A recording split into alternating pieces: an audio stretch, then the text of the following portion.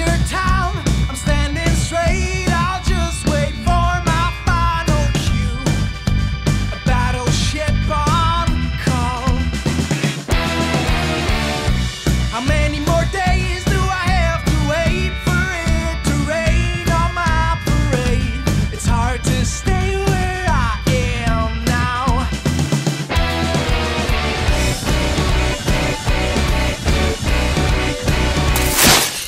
Welcome everyone to the greatest matches of Warrior Wrestling. Based on votes by fans, insiders, and wrestlers themselves, these are the best matches we've seen so far. Number 40 in our countdown comes to us from the Warrior Wrestling Stadium Series Night 2. We've been proud to host many scramble matches over the years here at Warrior Wrestling, and this one might take the cake for craziest. Enjoy.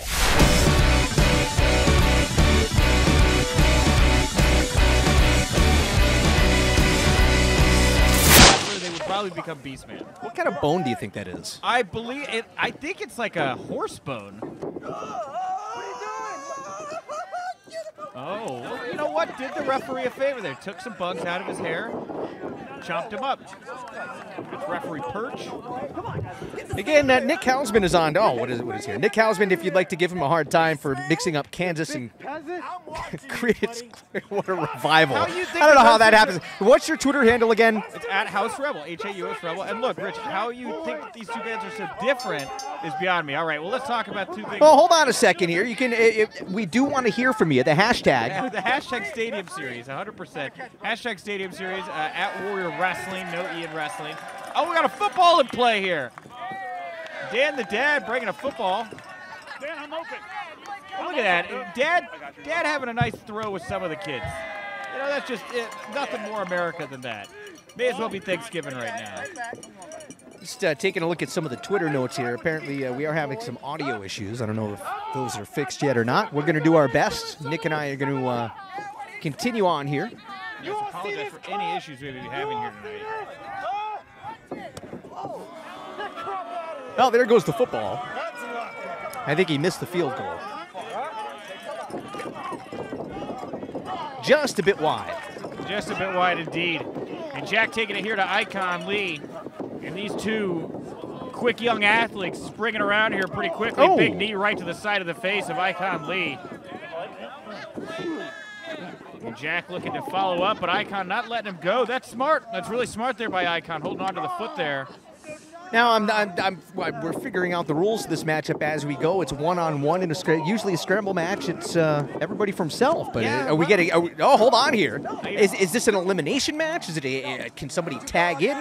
We have not been told officially. I believe this is first to a pinfall or submission is how the scramble rules have traditionally worked here at Warrior Wrestling. Referee discretion, of course, as always. Oh, Icon boy, yeah. right on the side of his head there. That was ugly. That was very bad. That's an easy way to break your neck. Oh! Dan the Dad not even hesitating. You know, you'd think for a dad he'd want to stop, check on him. I gotta tell you what, Dan the Dad from the side there looks an awful lot like a young Tony Schiavone. I could see that, you know. And I think How do we know that's not Schiavone's son? we don't know that. I think that for sure with Dan the Dad, he's using tough love here tonight. Look, son, take off your backwards cap. It's meant to be worn appropriately from the front. Maybe get some hair that's a normal hair color. Oh, and no, get this. The young punk doesn't want to listen to Dad. Oh, come on, girl. It's Danny Moe.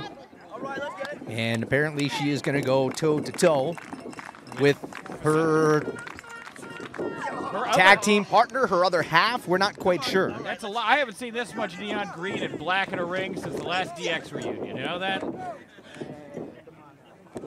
Kind of looks like the, hold on here. Cover.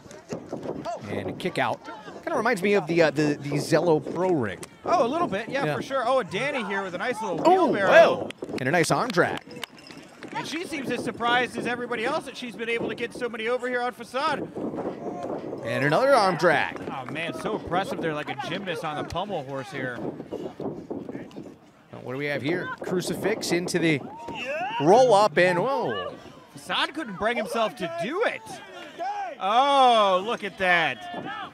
I'm going to assume there are a couple after that. Well, I would hope so. And look, it shows weakness is what it shows here. Look. No, it doesn't show weakness. Oh, hold on here. Dad's trying to settle things down. Well, he's like, what's going on here? Are you two together? I think he's saying, I thought that was your sister. What are you doing kissing your sister? Oh, they're kissing. Oh! So, all right, so they're definitely not related as far as we know, especially after that. We hope not. Dad's going to take away Facade's keys, is what he's going to do. He's not going to let him go to the Led Zeppelin concert this weekend. Oh, the Beastman grabbing Dad by the throat and oh. Man, wow, your windpipe, your trachea there. You know, it's interesting. He grabbed him so hard by the throat that even though his hand slipped off, there was so much momentum that Dan the Dad had, he just had to go with it. He had to. Well, Dan the Dad's a smart guy like that. Well, it's not even that. That just shows you the strength of the Beastman. Yeah, well, strength of the Beastman, 100%, but what's Dan the Dad going to do? Try to fight him? Make it worse? And Facade there with a beautiful handstand on that top turnbuckle. Tremendous core strength, huh? Very interesting offense there. As he looked like he was trying to get over Beastman. He did barely. And now he's getting funky. Missile drop kick connected right in the midsection of the Beastman. Love that kip up there from Facade.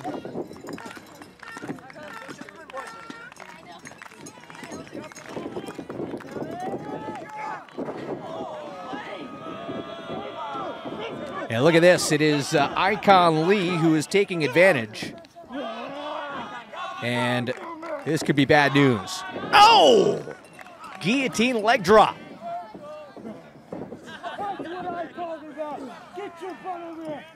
Icon Lee shouting orders. Icon Lee, you know, speaking about, oh, hold on here. Look out for Dan the Dad. Suicide time! Oh, no! And he caught his foot on the second rope and nearly impaled himself on the turf. One more time. Dan the Dad caught. And there, Beastman, like nothing, like grabbing a feather out of the air, tossing Dan the Dad back into the ring. You see Jack Griffin here stalking around now, beating Beastman into the ring. And Jack, with a huge risk, he's all the way up top. And beautiful execution there from Jack Griffin. And the crowd here at Chicago Heights is really lighting up. You hear the what are they? Zuzavella. Zuzavella? No, I'm sorry. Vuvuzela. Vuvuzelas? Yes. Filling the... Hold on here. Wait a minute. Heads up. And Facade. Air traffic control. Oh, look out. Step up. And the senton. Incredible. Scramble matchup, our second matchup of the night here at Warrior Wrestling, the Stadium Series. Action all over the place. Danny Moe just took down, I'm going to call him Caprice Coleman Jr. Icon Lee. Yeah. Yes, that's the one. Yes. He looks an awful lot like Caprice Coleman. He does got them spooky eyes, though. Yeah, you know? And the hairdo as well. And here we go, arguably the two fastest men in the match here. Dueling in the center of the ring. Facade up and wow. Oh! Check out that cutter, Rich. Planted him and slowly going into the cover. Griffin able to kick out. Man, I'll tell you what, that was something else, but Facade took an awful long time to get into the pinfall attempt, and now Dan the Dad throwing the right hands, the fist connecting with the chin. Look out for Danny Moe. Dan the Dad using the boxing skills he picked up in his garage. Danny Moe's looking for an opening. Trying to help out her significant other. Well, she better get in there soon. Oh, no! Well, it barely phased her. And the crowd here in Chicago Heights can't believe what they've just seen. Facade, oh! Like Gumby bending around here. I'm going to tell you what, Facade's lucky that he kicked his better half in the shoulder, not right in the face. She doesn't look too happy, though, and oh! Could be a long car ride home tonight. That was a big crane kick right to the side of the skull. They might be taking separate cars home tonight. And she is feeling that energy. Dani right now. Springs off the second rope. Oh, I have never seen a Canadian destroyer quite like that, Rich. Dan the Dad able to break it up. Dan the Dad is upset. He must have found out that somebody touched the temperature, the thermostat in the room. Don't do that with Dan the Dad around. Don't leave the refrigerator door open. I'm not paid to cool the outer doors. Oh, no! Rope-assisted DDT. Dan the Dad must have perfected that move in shop class. Oh, boy. As he drilled her. Oh, no. Oh! Swinging Uranagi of sorts. And I felt that like that 4.6 earthquake. Oh, my God. Oh, no! Wow! Wow, there's cannonballs, and then there's that. I think he might have broken Griffin's neck. Look at him. Griffin is in pieces. He's in shambles. Somebody needs to check on him. That was an Otto Vaughn's cannonball ×5. And what is Icon Lee thinking here? Step into the big man. Beastman does not seem to want to have to trifle with the much smaller Icon Lee, but he just ate a mouthful of foot. Uh-oh. Hold on here. The Beastman. Oh, no! Oh, boy! Why did he cover him? That could have been it. It very well could have. I'm also very, very surprised. But he's a Beastman. Does he know strategy? I think he just knows to hurt. Yeah, he just goes and does things. Yeah. He just goes and hits people. I mean, does he even know that he's supposed to try to win? I think he's 50,000 years behind us evolutionary-wise. I don't think he knows what's going on. Oh, boy. Heads up here. Oh! Big kick. Beastman there working cohesively with Facade. Very impressive, very surprised. And Facade now looking for an advantage. A couple of forearm smashes. I don't even think those are affecting the Beastman at all. Facade, I don't know what he's thinking here, trying to lift up those legs, trying to plant the Beastman. Oh, no, wait a minute. I think he was trying wait a minute. I see what's going on here. Wait a minute here. This is why he was going after the legs, Rich. He couldn't even fathom what could be on the way. I don't know that the ropes are going to be able to hold this guy up here. They need to get him down. Facade with a running uppercut. We need this ring for the rest of the show. What if they break it, Rich? Oh, oh, boy. Oh, no. Whoa! Oh, damn! Wow. That was an ill-advised move there, and look out for the Beastman. He is going to the top rope. This could be bad news. Good night, Facade. Whoa. Leaping seated senton. That's going to be all, right? Yes! Wow, the Beastman, the big man, the big win.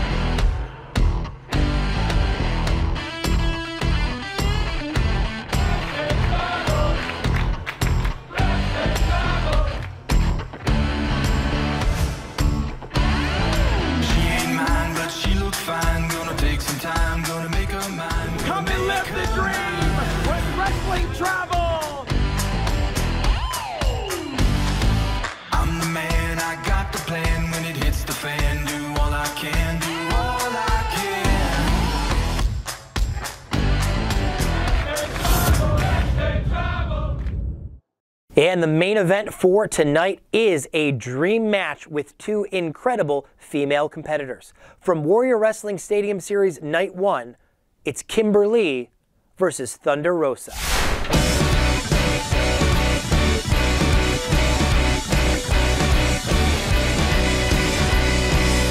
So the title will not be on the line in this matchup. That is. No, it's just a reminder, I think, to her competition in Kimber that she is one of the top women in the world today of professional wrestling.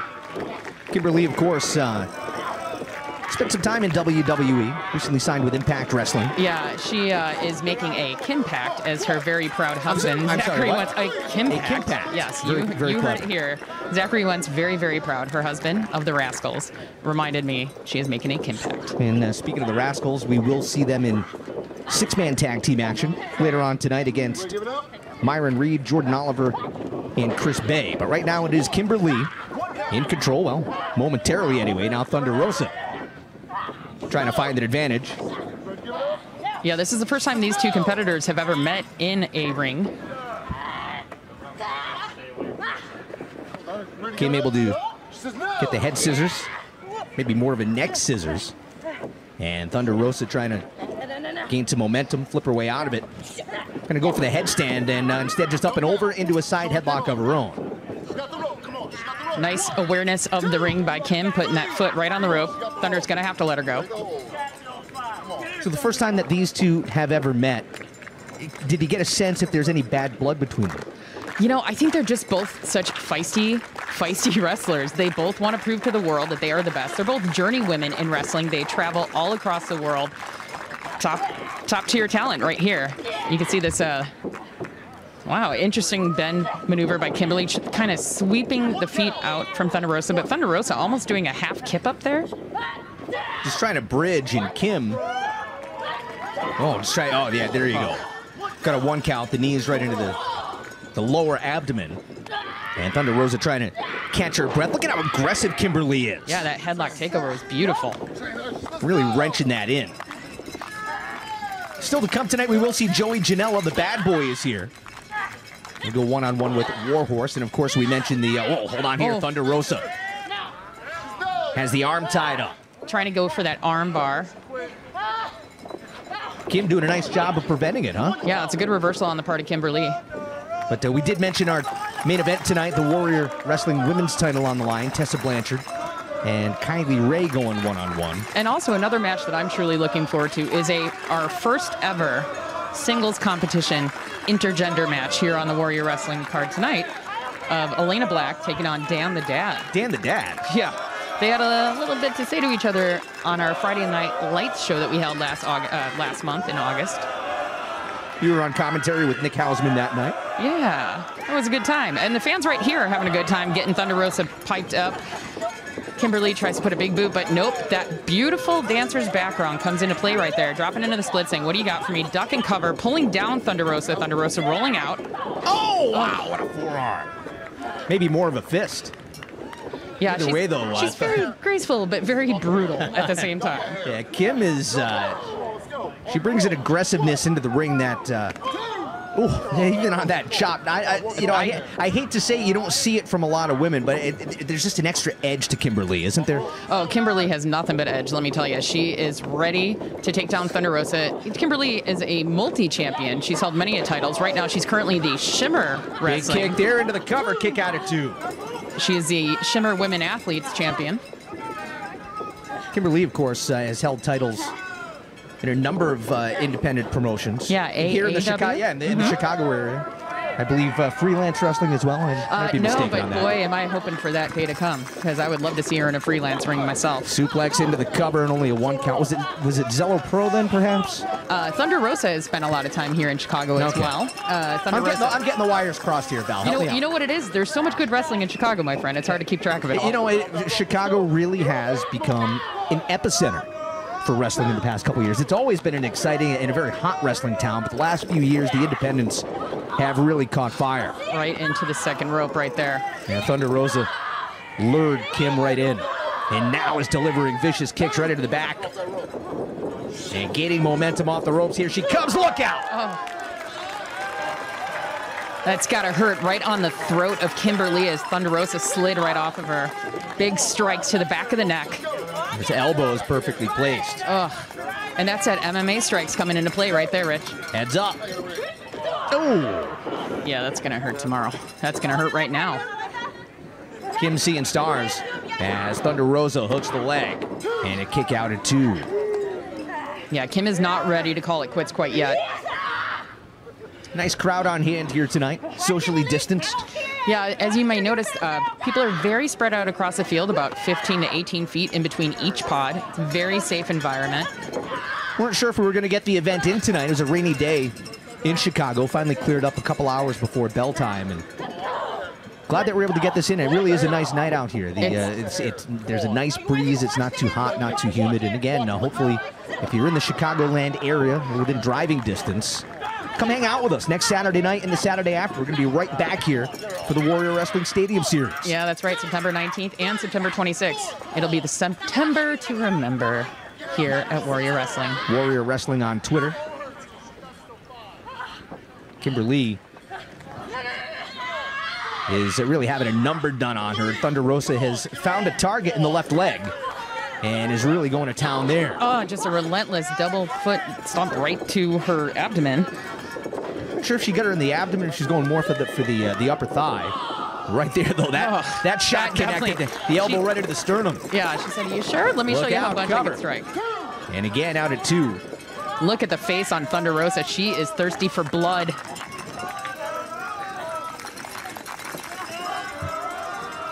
Kim just trying to figure out which way to turn here at this point. Oh! And driving the knee right into the canvas. We've said it many, many times that that's not soft. Those are just wooden boards that are under there. Very thin mat. It is not a fun time. You bounce your knee or an elbow or whatever, you're going to feel that. It's like hitting a softball with a metal bat on a cold day. Just rattles right through you. Oh, and another kick. Yeah, more strikes. And what is she doing here? She's trying to wrap her. Wow, even with the flexibility of Kimber Lee, that has got to be brutal. Yeah, that's going to stretch the ligaments and the tendons out. And, yeah. Thunder, she's got a little bit of a mouth on her, too, huh? Meta for a reason. Yeah, I'll tell you what. There's the toughness of Kim. She doesn't have a lot in the tank. She's... Oh, wow! Oh, the crown jewel of wrestling, proving it right there. You can see the look on her face, just trying to will herself to lay those chops in, gets a 2 count. And now has Thunder Rosa tied up. Oh, beautiful maneuvers by Kim. Thunder Rosa trying to pump herself up, trying to get the crowd into it. Kimber Lee just waiting for Thunder Rosa to submit. I don't know that Thunder Rosa is using her leverage to get a 2 count. Kim had to be wary of that, but look at how she has the legs grapevine around the midsection. Trying to squeeze the life out of Thunder Rosa. Additional strikes to the back of the head and neck. Again, Kim, though, worn down from that earlier assault by Thunder Rosa. Look at this here. Oh, man. Oh, the agony. And look at Rosa has her shoulders up. That's very smart ring awareness. A lot of times you'll see a maneuver such as that and coming up on their shoulders. Yeah, the opponent, they run the risk of pinning themselves. Now look at that, stretching again the knees, the tendons of the left leg, and while Kimber Lee is just screaming in agony. Just torquing her lower back. The lower back, and look at the angle on the knee. And Kim able to finally reach out, grab the bottom rope. Thunder Rosa going to use all of that 5 count. Why wouldn't you? Yeah. Thunder Rosa is determined to take down Kimber Lee. Kim trying to find a way out. Not sure how much she's going to be able to get to a vertical base. I mean, Thunder Rosa has done a number on the left her knee, leg. on the groin, on her thighs. Very, very smart strikes from Kim right here, trying to take down Thunder Rosa any way she can. Thunder Rosa duck and cover. Oh! Boom. Missed with the first kick, but not the second. And Kim is trying to scream herself back into this matchup. Just trying to feel it. Anything you can do, Rich. You just got to say amped up. Wow! 2 count only on the German suplex. Close. German suplex trying to stay in that bridge, but no, Thunder Rosa kicking out. I like how Kim did not release on the German suplex. Just held that right in. Got the 2 count. You can see her trying to get some feeling back in the left leg. That's hobbling her. Trying to find her way to the corner just to get a little bit of reprieve.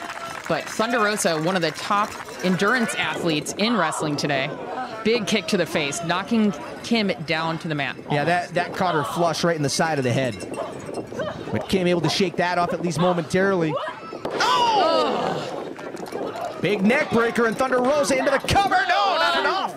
I thought that might have done it, Val. Yeah, I was looking for that 3 from the ref, but look at even Thunder Rosa is saying, no, ref, you got to learn how to count.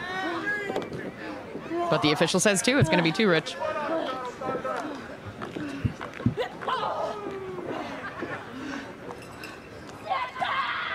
A battle of will now at this point in the matchup. Yeah, and what a bout we are witnessing. You know, I gotta say, every match on this card is a dream match. But for me personally, watching these 2 women go toe-to-toe, it's just perfection right here. Thunder Rosa, again, the NWA Women's World Champion. And Kimber Lee, of course, the Shimmer World Champion. Oh!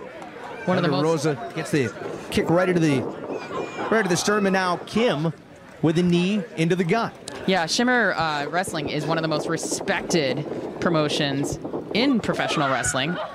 Oh! Spinning backbreaker, didn't get all of it, but enough. And a kick out of 2 by Thunder Rosa. Kim nearly put her away. If she would have been able to spin Rosa around just a little bit further, just a hair further. Yep. But you know, I know it's not very humid, but there is a lot of moisture in the air. I gotta wonder, did that come into play in that very moment? It looked to me like Rosa just kind of slipped. Just slightly. Yeah, Kim had her and just couldn't really maintain that grip, but instead now is going to go for... Yeah, she's going up top, Rich. Oh, man, is she going to give us a swanton? This could be it here. Oh, beautiful. Oh, Oh, Rosa gets the knees up. On the counter, the Swanton bomb, a single leg drop kick. Rosa again. Another single leg drop kick. Could this do it? Uh-oh. Oh, wow. Oh, plants her. Cover. Oh, with the Thunder Driver.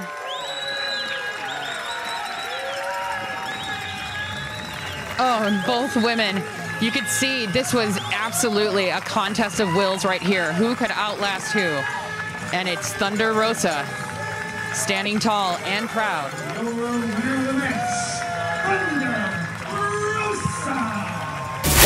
Welcome back to Warrior Wrestling's greatest matches. If you're a Warrior fan or you've been to our shows, you know that we value and love to showcase Lucha Libre action. Well, that was on display at Warrior Wrestling 7 for this incredible 5-man Lucha Scramble.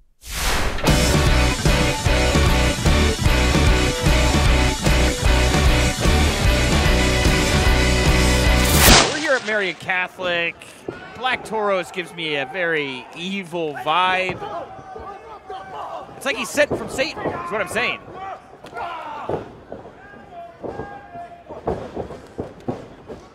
That's Horus with a big drop kick.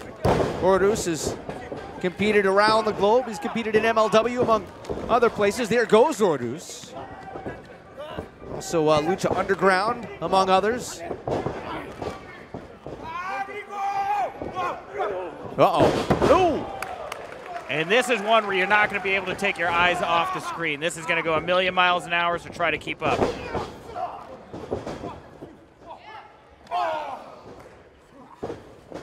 That is Aero Star there. And he is moving quick. No look tornado from the top. Head scissor takedown, and now Black Taurus. Whoa. Whoa! Black Taurus giving Gringo Loco a run for that base god moniker. Horus. Ooh. That kick was a little low. Yeah, it was. I thought the same thing. Yeah. I hope Mrs. Aero Star is not going to be upset. I hope Aerostar's wearing a cup. Hey, you would hope. You would hope. He's an athlete. It's usually not part of the standard wrestling gear, though, is it? I wear one all the time, though. Oh, I'm sure you do. You never know. Oh, yeah, you in all the matches you've been in. You never know. I'm 1-0, by the way. That's a real thing. Michael Cole's 1-0, too. Well, you know what? We have a lot in common. Horus winding up. Oh, you heard the pop on that kick. And look out for Black Taurus. Oh, my God, what a headbutt. Scariest thing on the planet. He could impale you with one of those horns. Oh, my God. Oh! On his feet. Horus. Oh! If Bam Bam Bigelow was a satanic bull, it would be Black Taurus.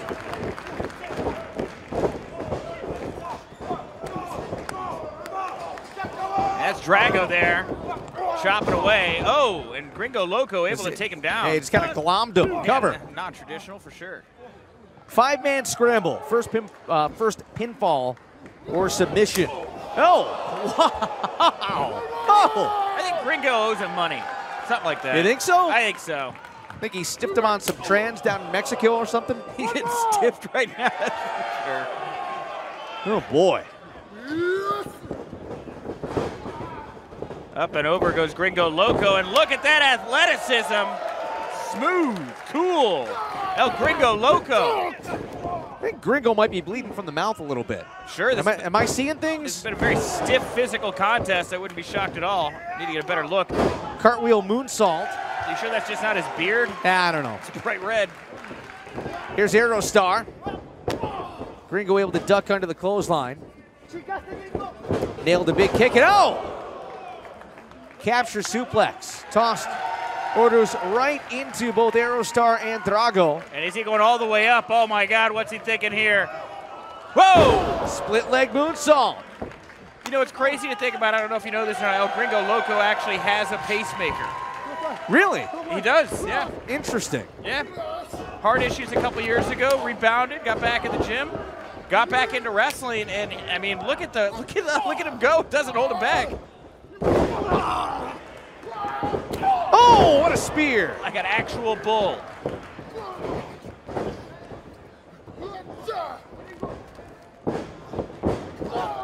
Oh, wow. Pop-up Samoan drop. It's really not fair how powerful Black Taurus is.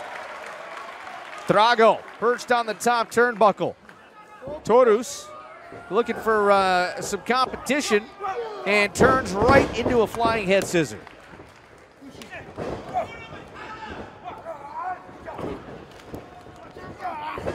And now, very quick on his feet as Black Taurus as he's going toe-to-toe Oh! here. Some of the best luchadors on the planet.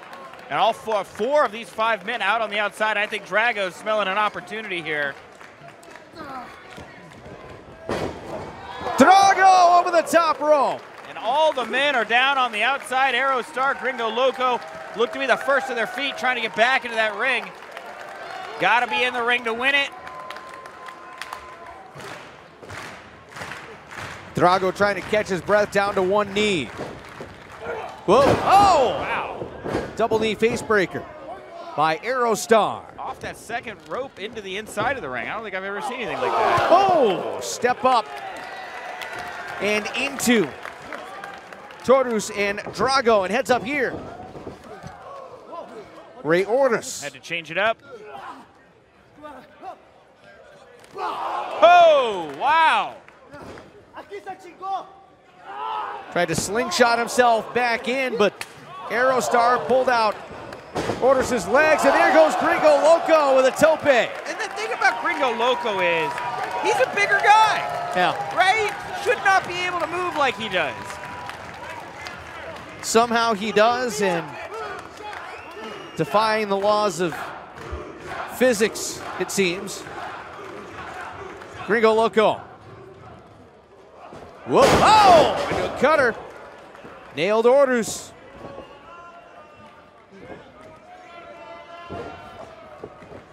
Oh! Leg hooked, and Black Taurus just ran and stepped on the back of Gringo Loco. That broke up the pin. 5-man scramble. First pinfall, first submission. It'll determine the winner. You know, I usually tell look out here, look out here. Look out, oh my God. Oh! Gigantic backbreaker. Leg hooked, and there's Aero Star, who just punted the bull in the back, and Yeah. Usually I would say grab the bull by the horns, but don't do that, and definitely don't spit in the bull's face. Wow. Yeah, no kidding. Aero Star was a very diverse offense here tonight, doing a lot of things I don't think I've ever seen before. Drago there to break it up. Yeah, that springboard off the ropes from his shins was fascinating. You think that those spikes up and down Drago's back give him an unfair advantage? I would think so. Like a bunch of little knives. So we have a bull and a dinosaur apparently in the match. Dragon. A dragon, yes. Dragon and a bull. Oh God! Horus lining up. Drago got kicked right in the side of the skull. And you've had the chance to call a variety of Horus matches in MLW, I believe. Yeah, and for sure. I think of El Hijo de LA Park when I think of how he was trained by Rey Mysterio. Usually a nod to your mentor when you debut to keep their name like that. Ooh! Drago down to the floor. Now it is Gringo Loco and Horus. Two guys who have competed. Oh, what a DDT! Against each other in MLW. And I feel something in the air right now. I think. Oh! Horus! Oh, and Black Taurus running in for the pin! Nearly put it away. Horus dove over the ring post to the outside. Taurus nearly stole it. He did. That bull saw red.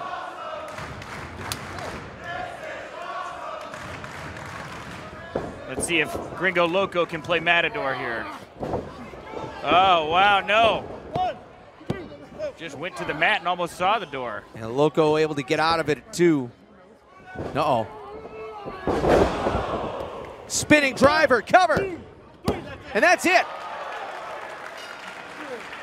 And I'd like to say, I'd tell you I was surprised, but look at this freak, this disgusting, dangerous, dark, demented, demonic Black Taurus.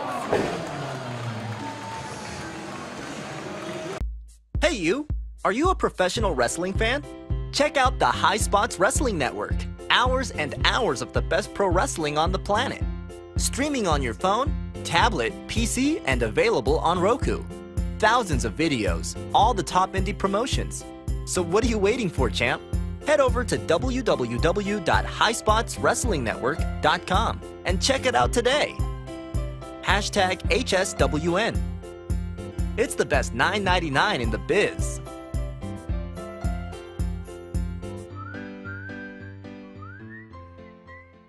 In addition to stars whose names are known around the globe, Warrior Wrestling also likes to give a platform to stars who are going to take wrestling by storm tomorrow. Those up-and-coming, independent, rising wrestling stars. In this next match, Lee Moriarty and Trey Lamar show why the future belongs to them.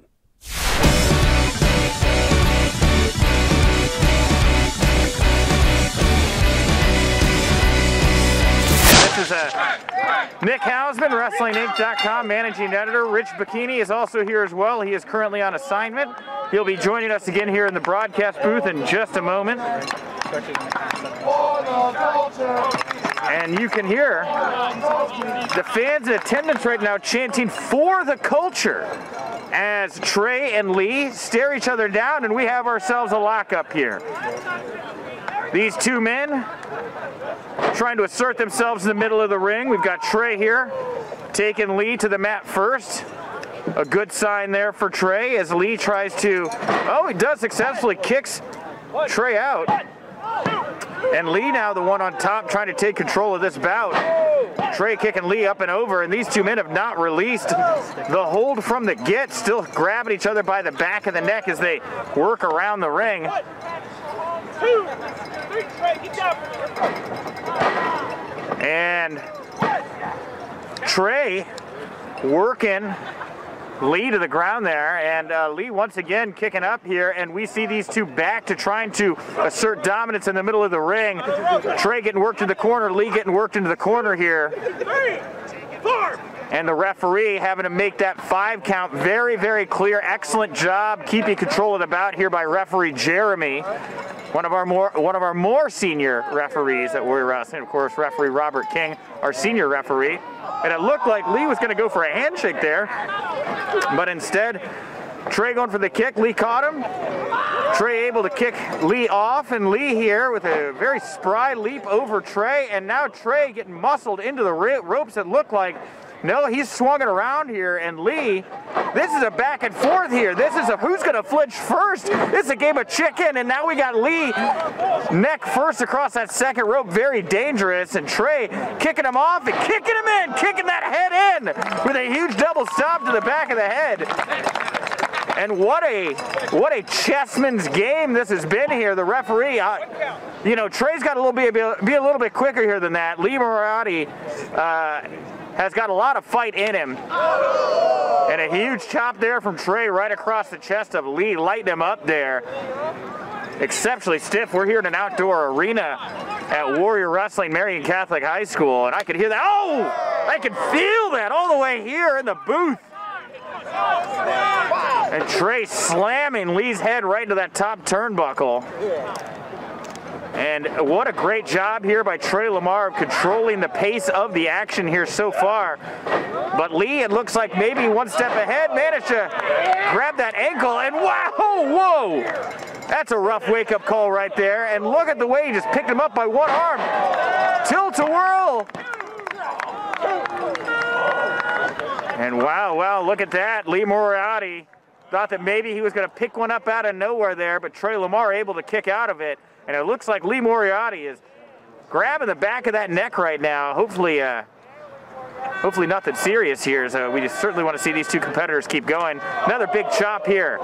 This time from Lee onto Trey. A great way to cut off a brief amount of oxygen.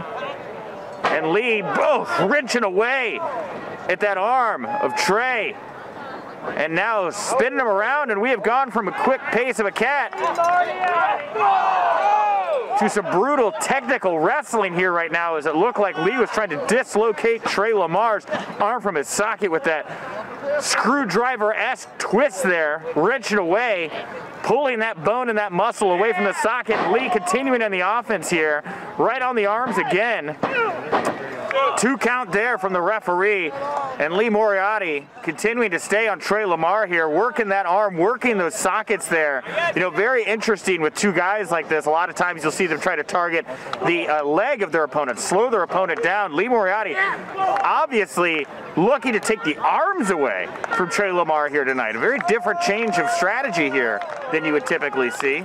And now Lee looking to continue here with some kind of suplex type maneuver, it would appear. And oh, he draped him up over that top rope. And if I'm Trey Lamar, I'm fighting as hard as I can to make sure Lee Moriarty doesn't do whatever he's got in mind. And look at that. In, out, over, through. Trey Lamar now to the top. What's he got in mind? Oh, it looks like he was going for a kick. Look, got a piece of him there. And Lee was instead able to duck out of the way, go for that pinfall. And this thing has been a mile a minute here, folks. We promised you lightning fast action when it came to these 2 men, and they are absolutely delivering on it here for these wonderful Warrior Wrestling fans. Again, here we're at Marian Catholic High School, Chicago Heights, Illinois. It is 55 degrees. The sky is clear. The fans are hot, even though the temperature may be dropping. And Lee Moriarty continuing to wrench away at Trey Lamar's arm here. You got to start to feel those tendons snap.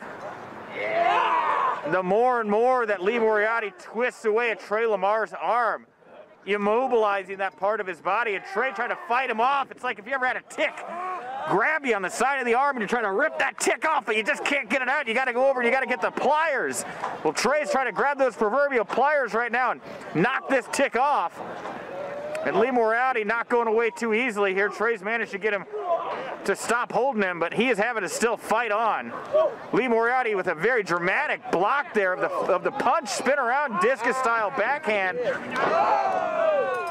And Lee Moriarty did not seem to be one step ahead of Trey Lamar there. And again, Lee firing back, toe to toe, move for move. These 2 men have each other so well scouted.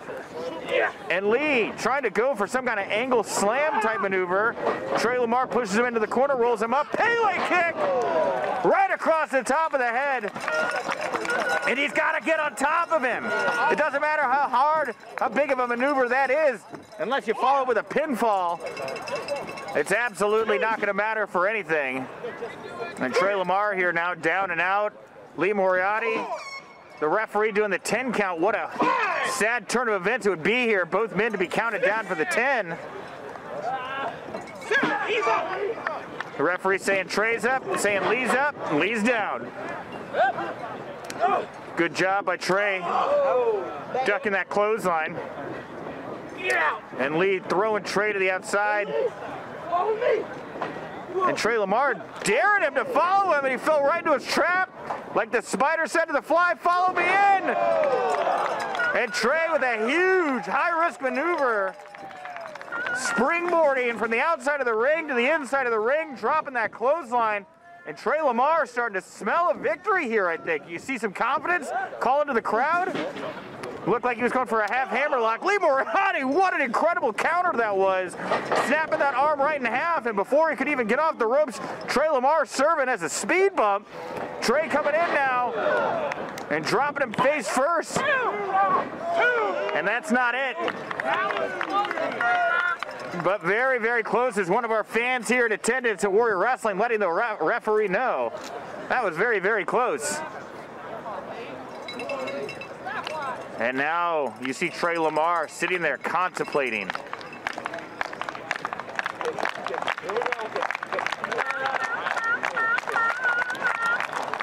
And Trey pulling in. Lee Moriarty with that side headlock. Lee Moriarty once again breaking the hold with a unique kick. Tries to send Trey to the corner, but instead gets turned around. Went for that chop block. Lee was able to separate his legs, or Trey was able to separate his legs. Double underhook. And Lee Moriarty thought he had him right there. Not enough. And the fans here in attendance really starting to light up right now, wondering which direction the wind's going to go next. Who's going to take control of this big, important bout here at Warrior Wrestling?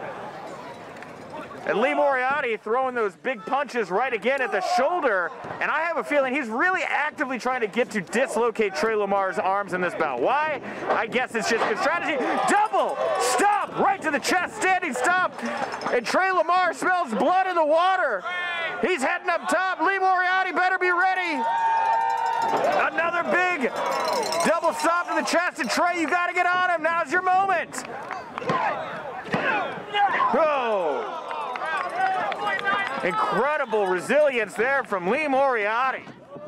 But I can't say I'm surprised. Trey Lamar, for all of the incredible action he's been able to string together here tonight, unable to quickly get on top of his opponent and put this match away. Now, Lee Moriarty laying there in the middle of the ring, wondering what the heck is going on and what am I going to have to do? Where am I? And as he's taking those thoughts in, he's feeling his arms get pulled up behind his back by Trey Lamar. And Lee Moriarty managed to spin out of it, but dance with the stars all you like. It's not going to do you any good. Trey Lamar double underhook spinning. Move combination. And again, not enough. Why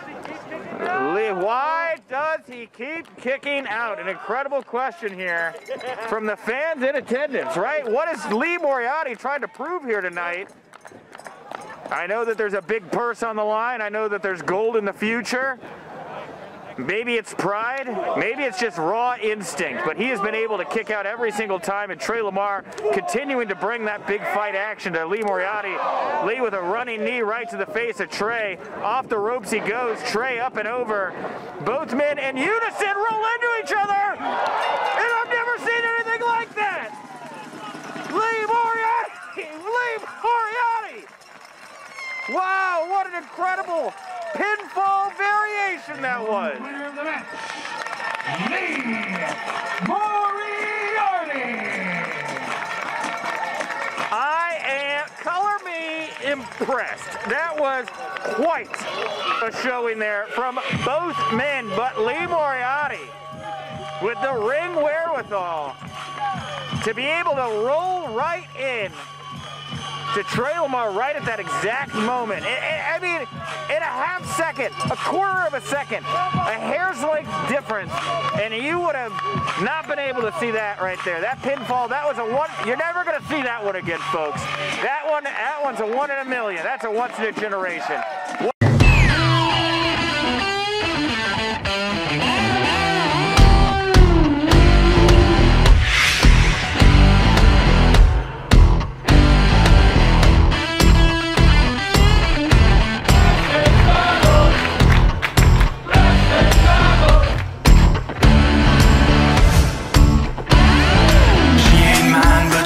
Fine, gonna take some time, gonna make her mind. Come and live the dream with wrestling travel.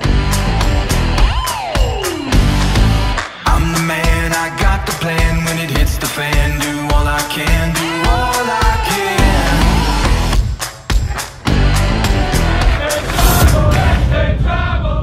can. We close this episode out with a classic Warrior Wrestling women's title defense. The champion, Kylie Ray, defends the title at Warrior Wrestling Stadium Series Night 3 against Madison Rayne in Madison's final independent wrestling match. It was an incredible match and an incredibly emotional night. Check it out.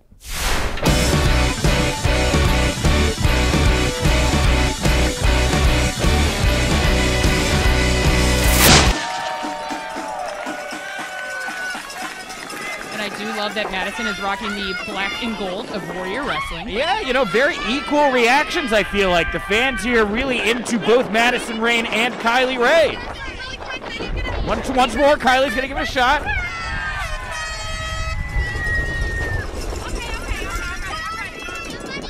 Is Madison going to try one more time? Does she care?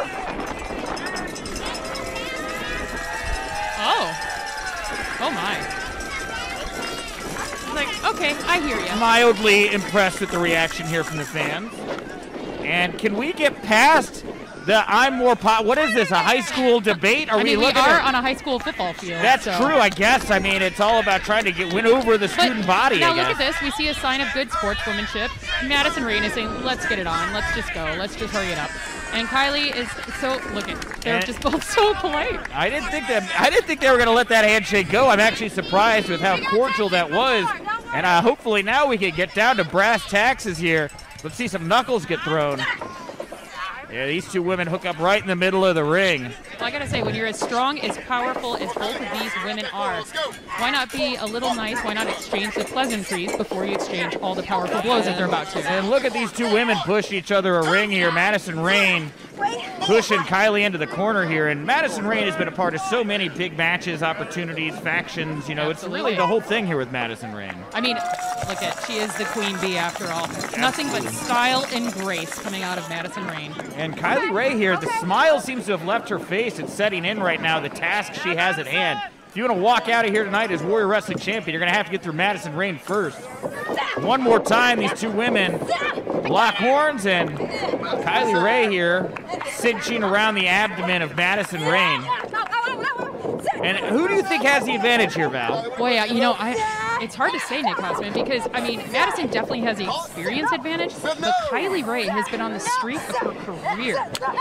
And the last time we saw Madison Rayne was during the War of Attrition match, for the Warrior Wrestling Women's Championship title. That's right, not her first dance here at the Warrior Wrestling. She is a little bit familiar, but that match, if I'm not mistaken, was indoors, was it not? Yes, yeah. it was. It was in our gymnasium. Whole different kit and caboodle here tonight as we've got the wind flying around. You can see Kylie Ray pressed cheek up against that mat there as Madison Rayne wrenching away at that arm behind her back. I think Madison Rayne is just trying to check out her engagement ring, perhaps. Oh, yeah, 100%. Kylie Ray, congratulations. Yeah, Kylie Ray. Isaias Velasquez. And we saw Isaias here earlier tonight.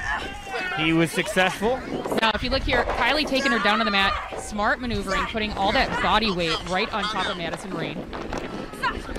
And, yeah, you know, Kylie Ray here looking to get through Madison Rayne. Again, it would be horrible to see Madison Rayne take this title, possibly to Impact or elsewhere, just put it up on her shelf, whatever she wants to do. But the women's division here at Warrior Wrestling is very fertile at the moment, is it not, Val? No, absolutely. I mean, very strong, as I said, powerful women wrestling here at Warrior. I mean, shoot, last weekend we saw Kimberly. Pinfall attempt here by Kylie Ray. Tried to end it early.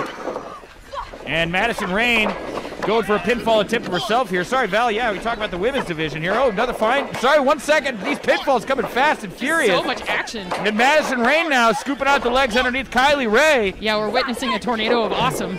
And like an arm drag there, and Kylie Ray cinching in.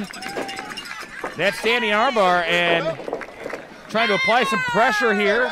Getting on top of Madison Rayne. But anyway, you were saying about the women's division, Val. Well, you know, last weekend we saw Jordynne Grace taking on Kimberly. The weekend before we saw Kimberly again taking on Thunder Rosa. There is a lot of top talent coming through the Warrior Wrestling doors. Oh, yeah, man. And Jordynne Grace, Kimberly, what a hard-hitting bout that was last show. And this is actually, you know, the grand finale for women's action at Warrior Wrestling. Only one more match to go. Star power to the max here. Madison Rayne and Kylie Ray. Kylie Ray eating a big mouthful of turnbuckle there as Madison Rayne able to get a quick shot in, grabs her by the hair and slams her face first into the corner. And yeah, the pressure here on Kylie Ray. Wow, big clothesline there from Madison Rayne. Pinfall attack, but yeah, there's a lot of pressure here. Well, yeah, I mean, this is her first title defense. Another pinfall attempt. We're going to see if that win over Tessa Blanchard on our last the time that they faced each other, on Stadium Series Night 1, if that wasn't a fluke. I don't think it was. I know that Kylie Ray is a very strong wrestler, but this is her first title defense, and she's going to crack under the pressure against a veteran like Madison Rayne. Great point bringing it up there, winning this belt from Tessa Blanchard, arguably. I mean, I can't say the top female competitor in the world because she did lose to Kylie Ray, but certainly one of the top 5 out there, as is Madison Rayne. And look at Madison Rayne here, throwing these knees right into the face of Kylie Ray, trying to maybe pop an eye socket or something like that. Definitely trying to crack that smile right there. And a nice running clothesline for Madison Rayne, going for another pinfall. We've seen about a dozen attempts here both these women not trying to really let this match go on too long, Val. No, it seemed at first as though they were going to let it breathe and kind of let the fans soak it all in, but no, now they're getting down to business. Well, again, I think for Madison Rayne, you know, she put it out there, kind of like Babe Ruth calling his shot, saying this is going to be my last independent wrestling match ever. You don't want to go out on your back, am I right? No, absolutely not. And if anybody can take the title off of Kylie, I think we're looking at her. Imagine Madison Rayne bringing that gold back to the beautiful people. Oh. And Kylie Ray here wrenching that arm, tossing Madison Rayne across the ring. And Madison able to get that foot up, and now she's perched nicely there on that second rope. Beautiful blockbuster on Kylie Ray. Kylie just writhing in pain on the mat. So I don't have long hair, Val. Just having a bunch of hair, having that big braid. Oh, wait, 1 second. Another near pinfall. Again, they're coming fast and furious, but Kylie's got all that hair bunched up in the back there with that ribbon. Does that help when you fall down to have all that hair back there? I mean, honestly, I feel like that bow powers her soul. So, oh, okay. Yeah. Like the urn of the Undertaker. Absolutely. This is her superpower, if you will. Sure. Well, Kylie Ray here. No, and the bow remains in her hair. Kylie Ray. Well, she can't lose the bow. No. That's her soul. Well, she's crawling to the ring. And Kylie Ray here, yeah, she is desperately pawing around. I don't know if she's trying to get in the ring away from Madison Rayne. I don't think that she knows what she's trying to do right now, but Madison Rayne staying on the attack. Yeah, that's the thing, though. Madison knows exactly what she needs to do to take down Kylie Ray. Kylie Ray getting thrown up there onto the ring apron, and Madison Rayne pulling her back off. I love toying with her here right now. And again, this is the veteran experience. She's just messing with Kylie Ray. Mocking Kylie Ray. I mean, the fans here in Chicago, you know, she came out in that Chicago Cubs jersey. What was that, a wolf in sheep's clothing? And she fooling us? She's a diehard Go Cubs goer. Well, the fans here in attendance, I think they wanted to like Madison Rayne, but I think their attitudes are turning right now, and Madison Rayne clawing away at the face of Kylie Ray, ripping at those eyes, the nose, the mouth. You know, Madison Rayne really obsessed with her looks, you know, the beautiful people thing. Really an ultimate sign of disrespect. They're trying to mangle the appearance of Kylie Ray, you know? Well, I really think the fact that she's focusing so much on the smile of Kylie Ray and just destroying it, if that doesn't speak volumes, I don't know what does. Joker-esque. And Madison Rayne trying to steal a poster away from one of these fans. A little back and forth here. Wow. And she's taking all these posters that are supporting Kylie Ray. This is 15 years of a career on the independents. Boiling over right now. And Kylie tried to get the poster back. Wait, Kylie's the one that tore it? Well, Kylie, it was like a wishbone type thing. Madison had it. Kylie pulled it away. Madison didn't let go. I can guarantee that Kylie Ray never wished to tear a fan's poster. And Kylie Ray here.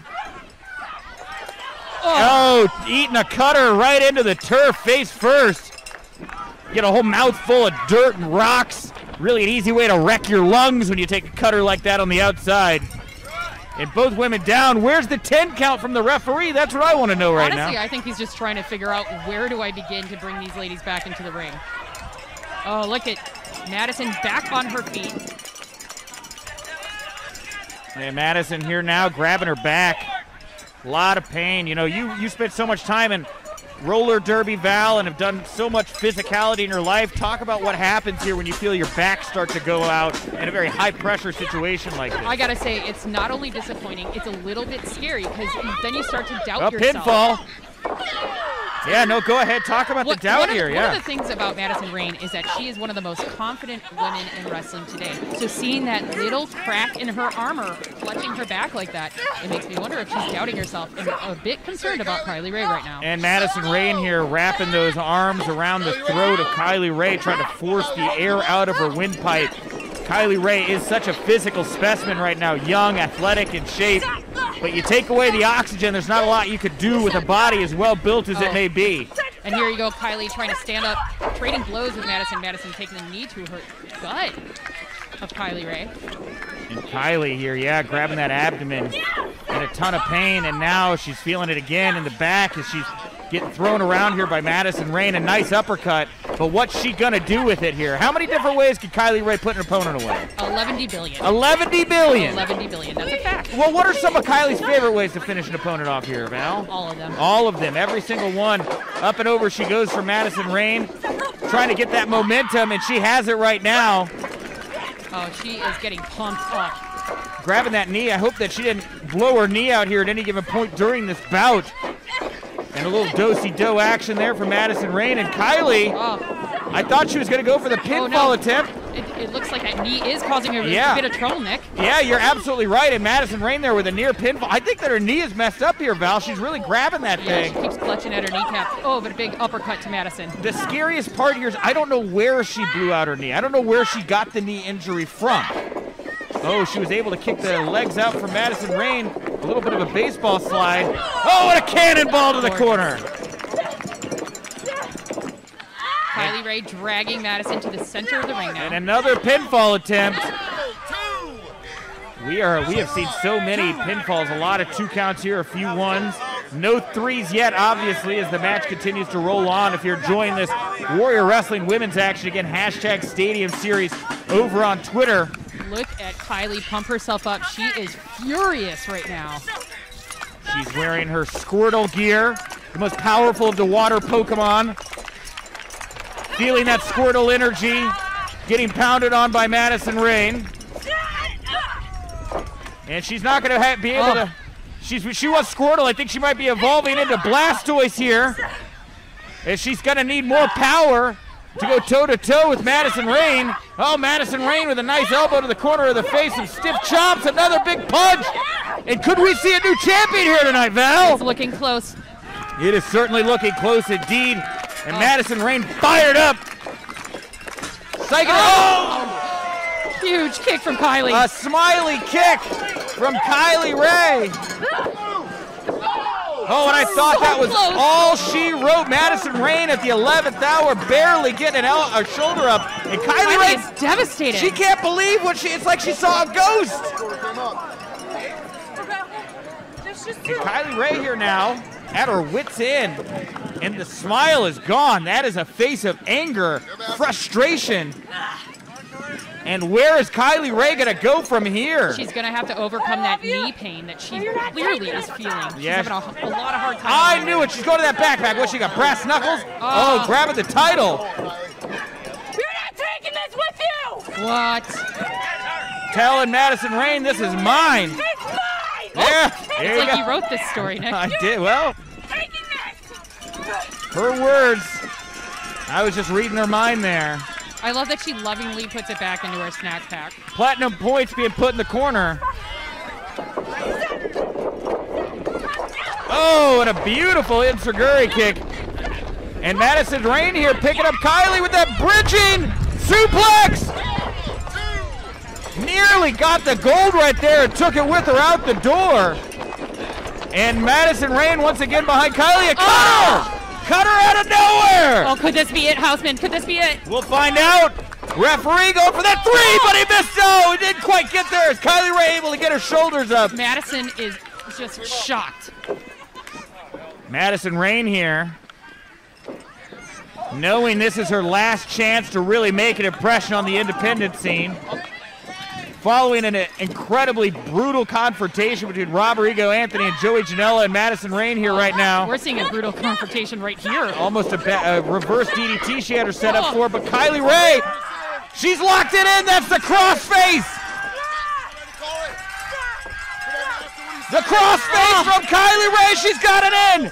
She's pulling back on Madison Rayne's face, and Madison Rayne rolls it over. Oh, Kylie keeps it in, and she's putting Madison very close to the ropes right there. Can she get her feet to the ropes? I don't think Kylie Rae sees Madison and how close she is to those ropes. And the referee giving the 5 count, telling Kylie. Her foot is on the rope right there, yeah. He's telling Kylie, you got to break this hold. You got her too close to the ropes. And again, that savvy veteran wherewithal. Just brilliant. Knowing she's right there. Brilliance in the ring, my friend. Yes, 100%. And Kylie Rae here now. Questioning what that last move, she's playing some 3D chess in her mind here. You can tell you've got Madison where you want her. She's obviously discombobulated. As she makes her way to her feet, another big super kick from Kylie Rae. Oh, is she going to be able to finish her? And Madison Rayne, I can't believe she hasn't fallen to the ground using those ring ropes for support. 15 years of ring ropes, Nick. 15 years of touring the indies. She is not ready to give up. No, she's not. And Kylie Rae here trying to make some eye contact. And it's almost like Kylie doesn't want to do it. Yeah, She's crushing herself. Oh, I'm sorry, I love you from Kylie Ray. Shades of Shawn Michaels, Ric Flair. And Kylie Ray puts away Madison Rayne. And Val Capone picks up and sprints to announce the winner. And what an incredible confrontation between two legends of women's wrestling, Kylie Ray and Madison Rayne.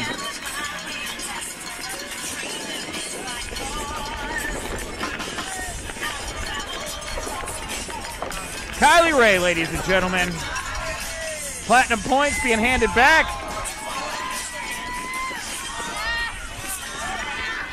And still your Warrior Wrestling Women's Champion,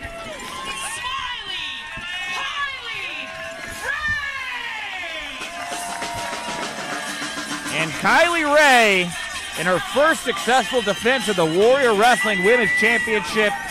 And we have just seen history as Madison Rayne is no longer a part of the independent wrestling scene. What a 15-year span of independent wrestling matches, and now she is relegated only to television and pay-per-view.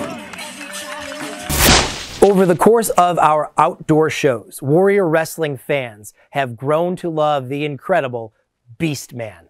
So when a spot opened up at the Stadium Series Night 3 to face the man-beast Rhino, well, there was only one person to call. This is Rhino versus Beastman from the Warrior Wrestling Stadium Series.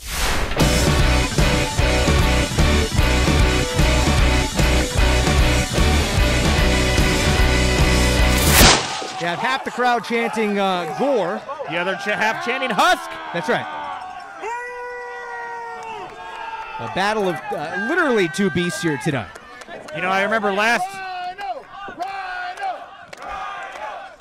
And certainly it is Rhino, the master of the Gore, with the decided advantage of the Warrior Wrestling faithful on hand tonight. Again, a record crowd for the Stadium Series, close to 500 in attendance. I believe 437 is the official paid number. The ref's just going to let this guy keep his bone at ringside? Who's going to... Number one, who's going to want to carry that thing to the back? Well, apparently that person. Who is that? I think the Beastman just warned that person. Oh, yeah. Do not touch the bone. Don't touch the bone. Leave my bone alone. And look, Rhino, a big dude. One of the biggest. And Beastman here looks twice the size.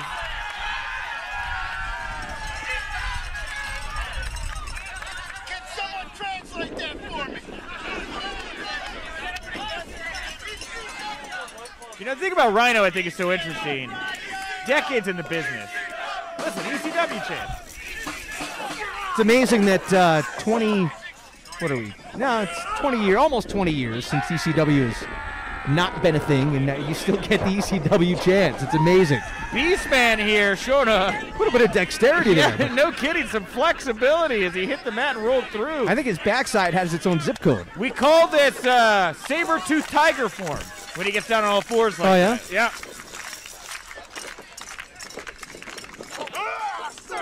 These two giants lock it up. I mean, you're right. You look at Rhino compared to most people, and you say, "Man, Rhino's a really big guy." But I mean, he looks like his little. It looks like Beastman's little brother in there, doesn't he? I was very impressed there with Rhino, a little sidestep, able to have. I think Beastman use his own weight and energy to throw himself to the corner, and Rhino, he's taking a step out. He's getting his wits about him. I don't think he's ready for the old Beastman here. You think he knew what he signed up for tonight? I don't think he did. This was a last. This was a last-minute match put together. What are they yelling here, Nick? Husk! Husk! Why would they be yelling Husk? Well, that's what Husk. That's what the Beastman says here to get himself all jacked up. He goes Husk. Oh yeah! Kind of tearing a page out of the book of Bruiser Brody, huh? Oh, and look at a Beastman here. That's how you break a hold. No, I don't know what anybody was expecting, if they were expecting differently. I'll tell you what, Rhino is lucky that he has that brace on his arm. Rhino jacking him. Is that tape or whatever he has on there? That prevented the the claws from really sinking into the skin. Well, you got to think Rhino's tangoed with some of those dangerous men in all of pro wrestling. I think he knows how to protect his wrist from something like that. Oh, that is effective. I love it here. Little eye poke, and the Beastman swinging wildly at. Whoa! Referee's gonna be heads up. It's poor referee Jeremy. Referee Jeremy had to drop the stunner on all 3 members of the Rascal last show. Rhino ran into a. Beastman challenged him. Do it again. It's like a Union Pacific diesel engine running right into a Union Pacific big boy. No thanks, you're not going anywhere. I was about to say, Beastman yelling at a veteran like that. Well, I love Rhino dishing it out, breaking the toes. I don't think Beastman really knows any better. Whoa! That finally sent the big guy outside. And look out, Rhino. He's not going to go flying. No, okay. And Beastman he's going to chase the Beastman. Beastman nearly took out a couple fans ringside there. Oh, and Rhino taking a chair, a lawn chair. The referee saying, no, we have rules here at Warrior Wrestling. The fans not caring for that one bit. Oh, look at this. Little turnabout is fair play after being poked in the eyes earlier on. The Beastman tried to tear out the left eyeball and now raking the back. How disgusting and dirty do you think those fingernails are? You think he bathes on a regular basis, the Beastman? No, he doesn't. Of course, I told you. It smells like garbage. Face first into that drum goes Rhino. And the beat rolls on here, I suppose, as the Beastman. That's some dedication, bringing your own snare drum to a wrestling event. And the Beastman here, I think getting to live out some fantasies, getting a man like Rhino in the ring, and you're getting to toss him around. Referee trying to get them back in the ring. Do you think Beastman even understands what rules are? That's a good question. I don't think he does. That didn't even phase him. Got his head bounced off the apron and... Big old husk punch right to the side of the head. Uh-oh, wait a minute now. You got to be careful here with that. See we saw this go bad for Moose earlier. Oh, similar outcome. Well, he caught him that time. Yeah. I was going to say, you see those hooks that kind of come off the end of the ring post there. That can be a very dangerous situation. You see somebody lose an eye, perhaps. Yeah, and interesting for the fans that wonder what are those hooks there. If you flip those posts around, you can actually drop the ring.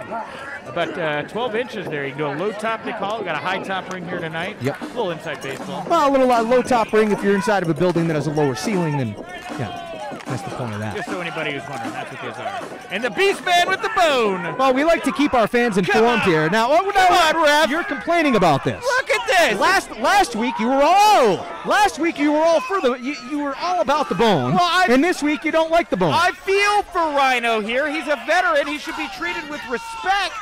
And now he's got this guy using a bone. He smells like a dump truck, you know? 400 pounds or so. Right into your gut. Rhino has to be gasping for breath right now as the Beastman again with a right hand. And the Beastman here now circling Rhino. Is he biting the top of the head? It looks like he is. More bites. What did he just spit out? I think he spit out some eye juice that sucked out of Rhino's face. Are you sure it wasn't garbage juice that he spit out? Could have been. I don't know. He was rooting around in a dumpster before the show. That much I did see. Rhino off the ropes. Oh, man. And Rhino just collapsed there. I have never seen Rhino manhandled like this. Covered. Beastman to put it away. And Rhino gets the shoulder up at 2. Oh, look at this. And a desperate savage. Beastman ripping away at the throat of Rhino. Again, gasping for breath, the veteran who possibly may have met his match here tonight. And look at that, grabbing that nerve right in the shoulder. Beastman using that second hand to press his thumb and his index finger even tighter around that nerve ending in the shoulder there of Rhino. And you can see Rhino wincing in pain, a big man like a little child here. You feel it going up and down your spine. You start to feel a migraine in your head. You start to lose feeling in your fingertips. Your legs start to go soft. Rhino's got to make a move here while he's still got some control of his faculties. I'm surprised that he still has any control of his faculties at all, that he's on his own 2 feet. And Beastman was making a lunge there at Rhino, who thankfully was able to get out of the way. Oh my God. Less successful that time. That's got to be enough. You know, I want to compare a guy like Beastman to a Well, hold on a second here. You are not surprised that Rhino just got the shoulder up? Oh, go! And now a seated senton right under the sternum? Is this enough? Leg is hooked, and again Rhino able to kick out. What an interesting maneuver. It's like a standing bonsai drop. He put the put across the chest to Rhino. You know, I was gonna say I want to compare him to a Bam Bam Bigelow, but he's almost Yokozuna-esque. He's so big. Exactly with that. I think I called seated senton, bonsai, whatever it is. Are we gonna get a chair now? How about a backside in the throat? What's this referee gonna do, Jeremy? Nothing is what he's gonna do. And I'm guessing here the referee is going to let this one go. Oh, no. Beastman, he's been known to do some high flying. Uh-oh. Oh, right in the gabagool! Right in the gabagool! Oh! What did you call it? Oh, the gabagool! Oh, yes. Oh, a little of the gabagool! Oh, my gosh. Now, why is it that a disqualification? Oh, you know, Rich, I mean, why was Rhino not disqualified for using that chair on the Beastman? The Beastman brought Explain this to me. The Beastman brought the chair. Yes, but Rhino used it on the Beastman. He should be disqualified for such an illegal maneuver. The transitive powers of a DQ, my friend. And now both these men, having felt a little worse for the wear here. That barely phased the Beastman. Rhino going to try again. Momentum off the ropes, another clothesline. And Rhino just so thick. Well, it's taking so much out of Rhino, and there's a low kick, slowing Rhino down. Into the buckles. Beastman. Don't let that man flatten you like a pancake, he Rhino. Ran into an uppercut, and now Rhino on the second rope. What's he got in mind? Flying clothesline. Into the cover to put it away. Rhino for the win here tonight at Chicago on a power out of 2. Never seen a rhino fly. Saw an elephant fly one time. That's the movie Fantasia. Kind of like Fantasia. You should, never mind. I won't say it. The fans want the gore. And I think Rhino wants the gore. I was going to ask you, seen an elephant fly. You Here sure we that, go! You didn't see that in a movie? You sure you didn't? Uh-oh. Come on, Dumbo. And here we go, the Husk Bomb! Otto Vaughn's Cannonball. Good night, Rhino. Beastman going to put it away here. No! And Beastman here, you know, really coming out of nowhere. We've seen him in the Stadium Stampede. Remember that? When we saw the scramble? Indeed. We saw him last week. And some more action, but this is the highest profile singles match that Beastman has seen to date here in Warrior Wrestling. If you think about the... Now, wait a minute here. Look at Beastman wants to put this away. He is way too big to be the up there. 400-pounder to the top rope. I don't think the ring can take this. Here he comes! Oh, nobody home! Big booty Husk drop. Didn't play off. Rhino setting him up. Door! Cover! Get on him! Leg hooked! Is it enough? That's it!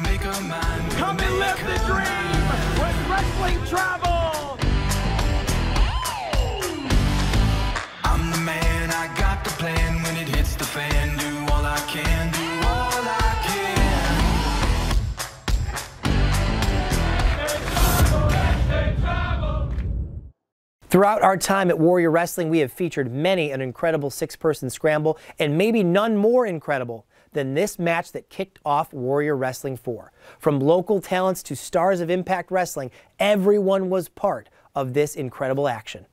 This is a six-person scramble from Warrior Wrestling 4.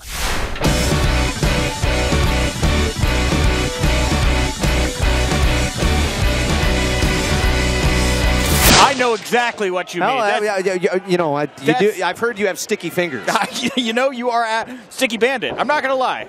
And here we go, looking like if it's not bolted down, don't trust Nick Hausman, ladies and gentlemen. Well, Andrew Everett tried to stick his hands. Because he thinks he's Andre the Giant, or the son of Andre the Giant. Yeah, I mean, he's trying to hear, but he's certainly making no friends. He's found himself in a compromising situation here, surrounded by everyone else in the match. And he's paying the price here. You know, you go up, you try to choke every man in the match, don't be surprised. And Andre the Giant style. Whoa. Oh. Very quickly, everybody else continues to target Andrew Everett. Now, scramble matchup. Nick, how does this work? Oh, my God! Scramble matchup. It is the first man to win a pinfall or submission. There's no tags. Everyone's in this thing from get up to go.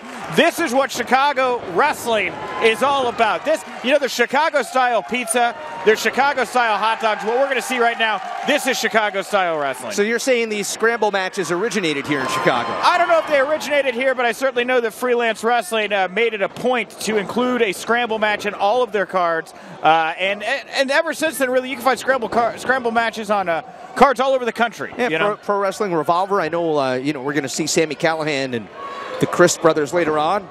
Well, Ohio versus everyone. Pro Wrestling Revolver always has those. They have a scramble champion, as a matter of fact. The wonderful thing about a scramble match here, especially in a city like Chicago that is just flooded with so much great talent, right here, Isaiah Velasquez, Bryce Benjamin, trading blows right here in the ring. These two are two of the quickest, most powerful athletes that Chicago's ever seen. Scramble matches give you a chance to get to taste all the flavors, all the varieties of wrestlers here in Chicago.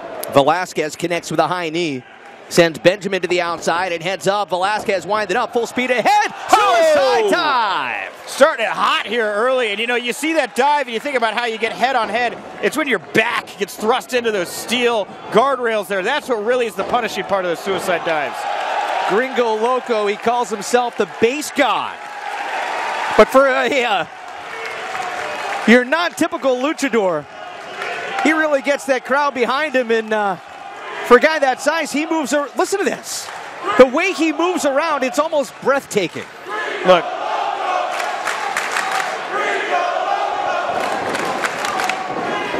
I thought I'd let the fans have a second to chime in there, Rich, before I got back here with you. But absolutely, you know, the fans here in Chicago, they know Gringo Loco. He is he's a local export here, and you know, not just out of Chicago, now getting to be known nationwide. Wait a minute, Swan winding up. Look at these two go. Gringo Loco. Oh! Swan sends him flying with the head scissors. Yeah, now Gringo Loco here, get that national exposure on MLW. Rich Swann getting that national exposure on Impact Wrestling. I mean, this is really two crowd fan favorites here. And Gringo Loco one step ahead here.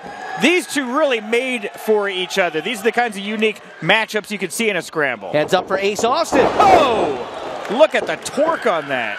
Connects on a double single leg drop kick, if that makes sense. I don't know if I've ever seen anything like that, Rich.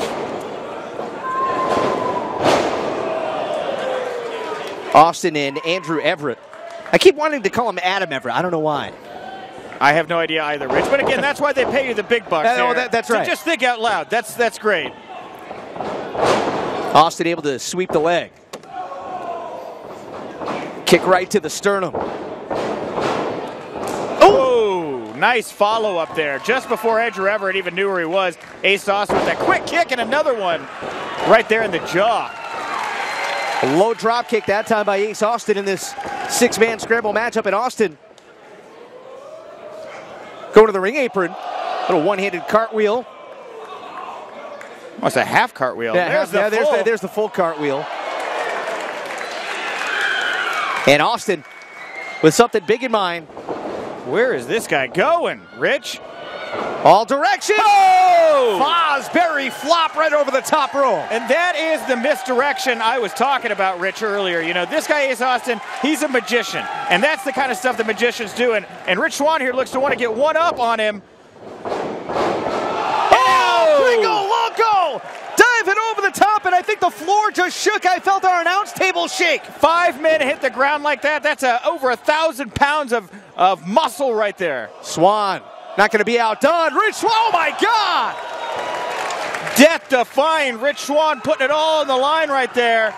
And that's what you got to do. When you got this many competitors here, when you got this many opponents in a match, Rich, you got to take big risks, for big rewards. If you want to come out on top and look right now, one of the men who was able to sneak away from that attack, Andrew Everett. Oh, wait a minute. Everett. Off the top rope. Beautiful. Springboard moonsault to the outside. Took out everyone. So graceful. Especially for a guy that's 7'4". You know, he would have you believe that, wouldn't he, Rich? Yeah, well. Yes, incredible that a man of that size, that stature, able to execute on a moonsault like that. And now all the men on the outside. Oh, we got Isaias Velasquez here. Looks to be the first to his feet. Rolling in Ace Austin here. And these two are going to get close up and personal. Isaias Velasquez looking to do something dangerous here. Austin meets him. Now, I say these two are going to get close up. Did you know that Chicago-style magic is close-up magic? That's what I think of when I look at Ace Austin here. Somebody's like street magic. Yeah, basically, yeah, busking. That was invented here in Chicago, and I'm not surprised to see Ace Austin here. Well, wait, what's going on? These bodies are stacking up. Swan and Austin. Now here comes Gringo, Loco, and Bryce Benjamin. This never ends well for anyone. You know, and when you see these guys start to pile up like this, everybody here just trying to get an extra inch in. And what is happening? Now let's see, double electric chair. And oh my God. Oh my God.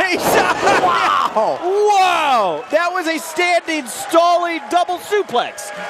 Is that correct? Yes. Did I get that one right? Sure. Wow.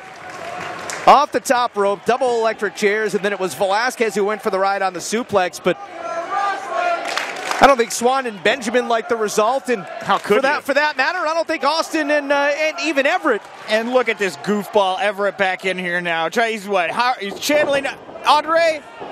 I guess so. There's one choke slam. Gringo Loco climbing the ropes. He's hulking. I'd say he's hulking up, but he's Andreing up. Everett with another choke slam.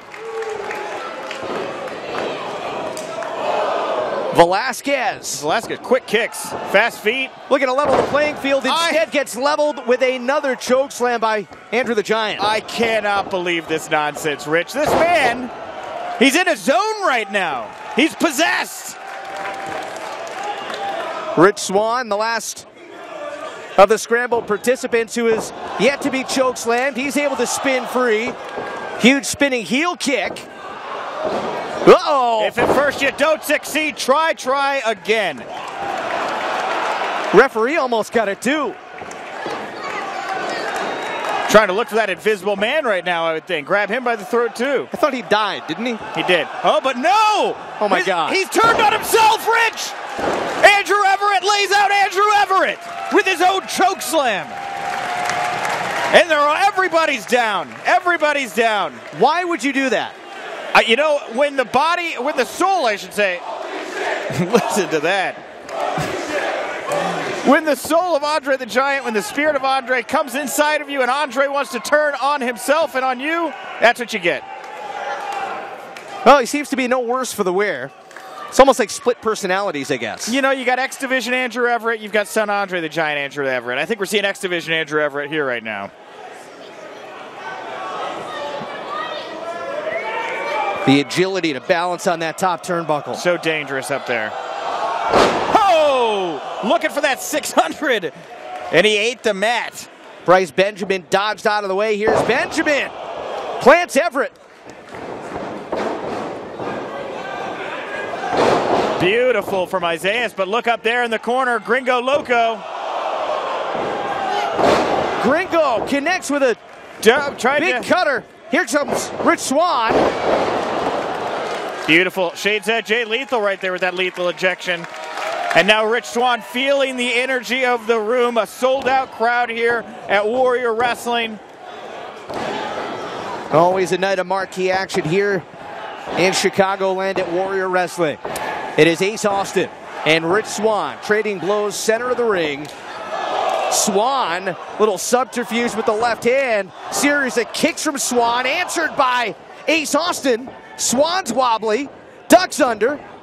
Oh! I'd say miscommunication, but I think they miscommunicated with themselves on that one. Full speed ahead. Oh! Austin with the fold. The running blockbuster, that's it. Incredible.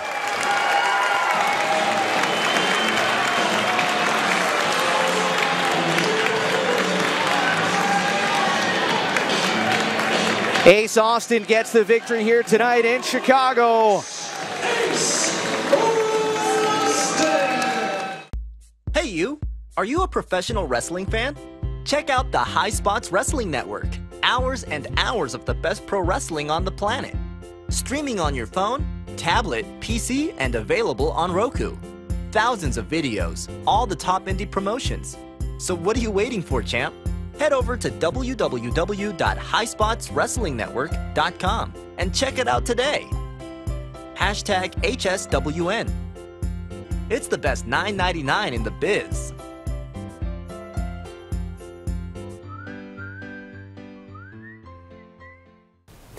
Austin Aries, Eddie Edwards, both incredible veterans of the professional wrestling scene. They clashed one more time at Warrior Wrestling 3.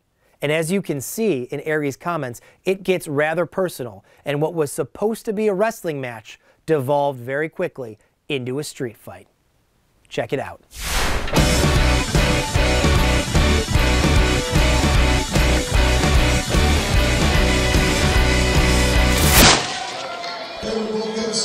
Oh. I actually use this one.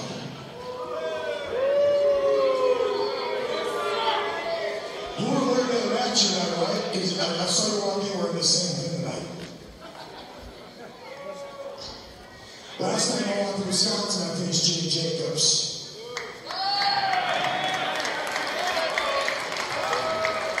Jimmy Jacobs is a writer for Impact Wrestling. That's what that match had the last time. I'm not talking about wrestling. And I know you have a big pay-per-view match tomorrow. Not that big.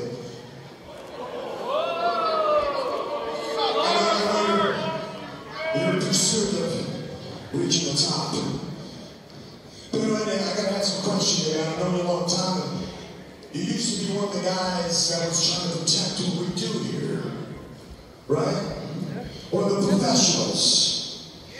Right? But now you're letting guys get over at your expense, right?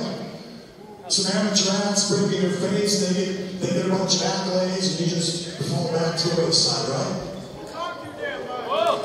Well, if you want to come over and stop and talking, you're more than welcome to. But you can still hear out there.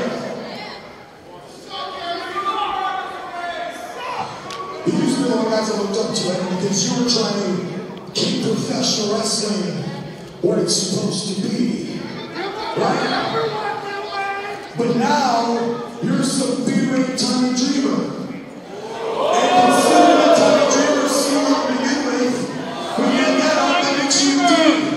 So that's some Scott Steiner man from the other man out there, because I'm real smart. So quite frankly, it's a deal, man. Wrestling you tonight, frankly, trust me, he's not back there. There weren't enough donuts for him to be here. Wrestling you tonight, it's beneath me. It ain't worth my time, but more importantly, I think about your future. Because what if you missed that big pay-per-view tomorrow? What if you got hurt here tonight and you couldn't show up? I mean, who would they find to replace you? Sure as hell it wouldn't be me. So I'll tell you what. Watch your look back, call it more Tommy, explain what happened, and save yourself the embarrassment. Because you know right now, I'm not really something to play around with because I play by my rules. Ospreay, you play by your rules. Imagine that. Hey, look how far it's gotten you, Austin. Look how far it's gotten you. You used to look up to me? Won't even go there. I won't even go there. I won't even go. You know what? I like that you don't want to wrestle. It's beneath you. That's right. You know what? I don't want to wrestle either. I don't want to wrestle either, guys. I'm sorry. I don't want to wrestle here tonight. But Austin, I do want to fight. So now if you're as big of a man as you say you are, as you think you are, what do you say? Fight me, Austin! Fight me!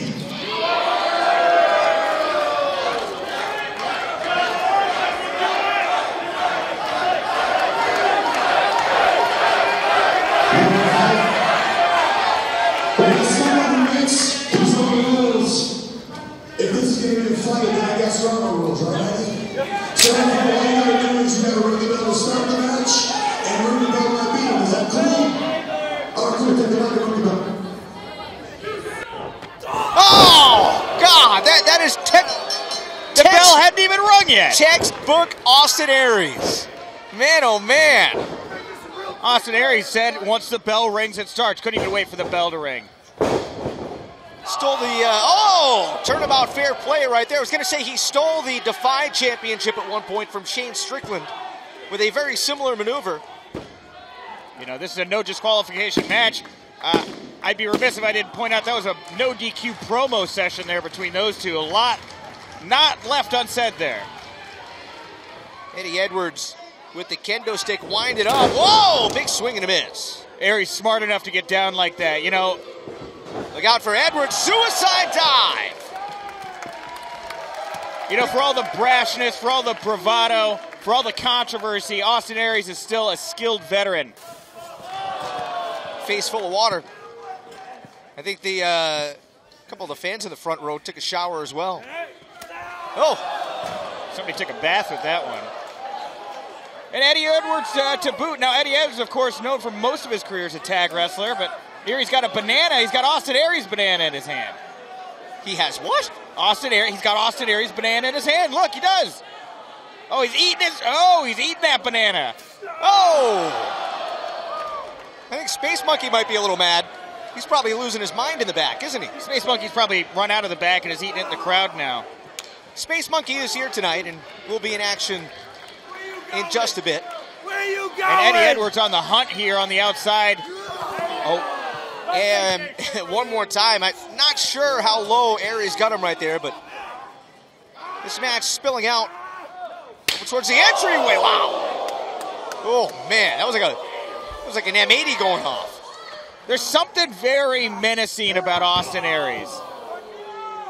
Well, you were saying earlier how there's something menacing about Eddie Edwards, too, how like a switch flipped at one point after taking that bat off the head. I was going to make the point earlier, how many times have you seen athletes whose lives were dramatically changed for the worse, personality-wise, after a concussion? Guys that just can't keep their thoughts together. They can't keep their emotions in check. Is that what you're seeing? Oh, what you're seeing from Eddie Edwards? That's absolutely what I'm seeing from Eddie Edwards. You know, it's affected not just his in-ring ability, it's affected his marriage, his relationship with his wife has really run afoul. It's affected his friendships. Once very tight with Moose, those guys are going at it at a Falls Count Anywhere match tomorrow night at Impact's Homecoming. And Austin Aries here really rubbing salt in the wounds. I mean, you've got a guy here who's soft up top anyway mentally. Obviously can react there, but he's soft up top mentally, and you got Austin Aries coming at him with all these aggressive verbal tactics before the match, really trying to get into Eddie Edwards' head.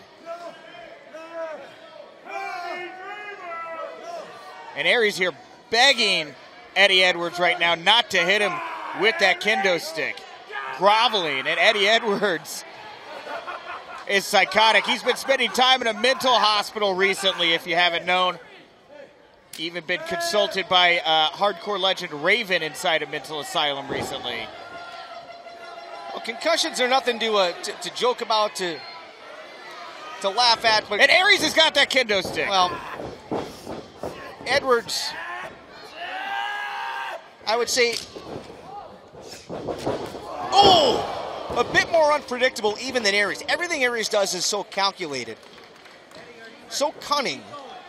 And you see Edwards with his hand over that left eye. That was the one he got the baseball bat in, correct? You're right. You are correct about that. And that really is the difference here wait for a second here. Aries, what has he got in mind? Oh, man, with the kendo stick. Aries, there's a method to his madness. I think with Edwards, it's just madness. I don't know that there is a method. It's just straight chaos. Oh! You know,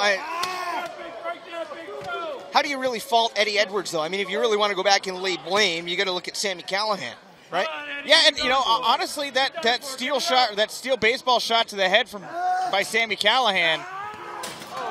Aries into the steel guardrail, and that popped up, and man, I hope everybody's all right in the front row. Yes, but for all of the damage that Sammy Callahan did, it really has resulted in a more vicious, more driven, more determined Eddie Edwards. You know, Eddie Edwards was known primarily as a tag team wrestler through most of the 2000s, into the 2000 teams.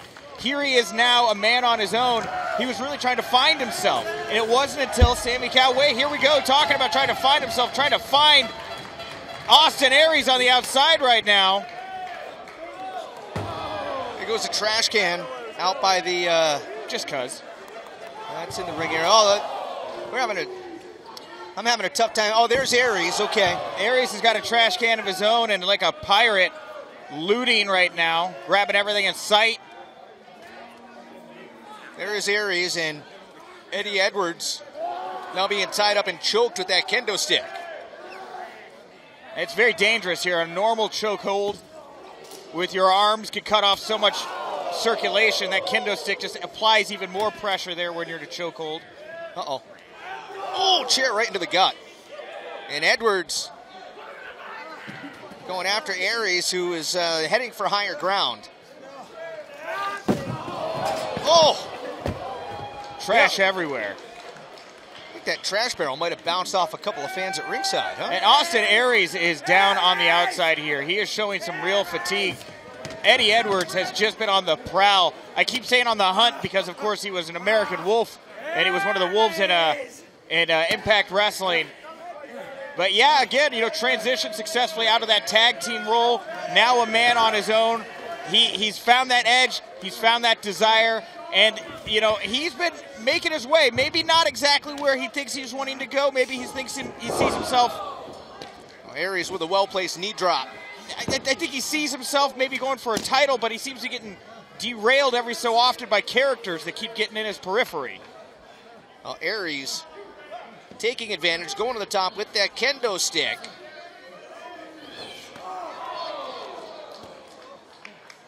Aries comes crashing down hard on that top turnbuckle. And we already know that sensitive area down there.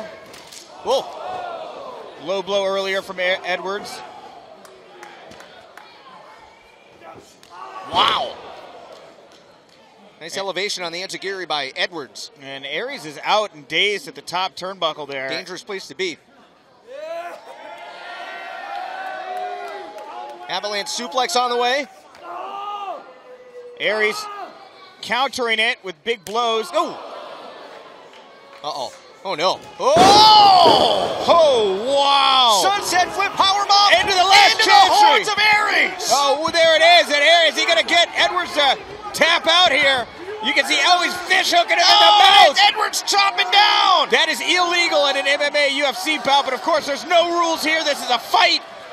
And Edwards is biting down on that finger. Aries got free with the discus 5-arm. And Edwards is down. And Aries finally starting to get control again. He doesn't want to lose that. He took a beating for so much of this match already.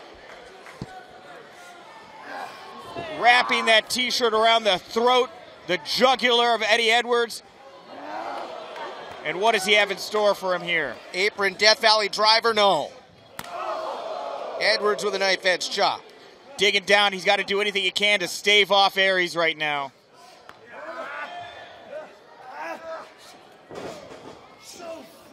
And a battle here as Aries is on the inside looking to bring Eddie in with him.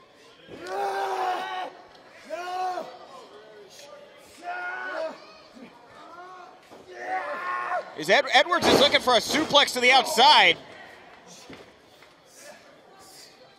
Oh! That'll give you neck problems. And Edwards now even further damaged. He reached under the ring. It looked like he grabbed something there as Aries is in the ring with his kendo stick. Ooh. Oh, right across the neck. That kendo shot to Eddie Edwards, and he's down again. Aries starting to feel his mojo coming back. Little Lesnar-styled shuffle there, mid-ring. Aries going to wind up. Oh, and Edwards meets him halfway. And look at that face. That is the face of a madman.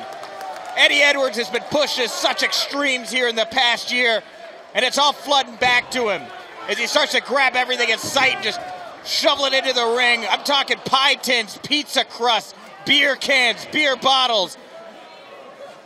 It's all in there. Another kendo stick, 2 kendo sticks. It's starting to come across like a Dr. Seuss book in here, the amount of things that Eddie Edwards has thrown into the ring at Austin Aries. That's pretty good there. All the things you'll find. All the things you'll find, and Eddie Edwards putting Austin Aries where a lot of people in Impact Wrestling Management think he should be, in the trash can, I think. Brutal blows here, one after another. Think about how loud that is inside that trash can. Oh, no kidding. In here, it sounds like thunder. I mean, Aries is only seeing the thunder. We're seeing hearing the thunder. We're seeing the lightning here crash down on top of him. And look at that, Austin Aries just giving him the finger shades of Bound for Glory. Oh, wow! That must have touched a nerve, I think, with Eddie Edwards.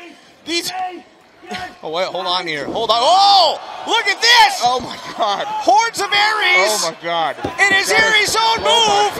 With a kendo stick, Aries busted open. He has no choice but to say, I quit! Oh, my goodness. Tapping out. Wow. Oh, my God. Oh, wow. Excuse my language. Wow. Wow.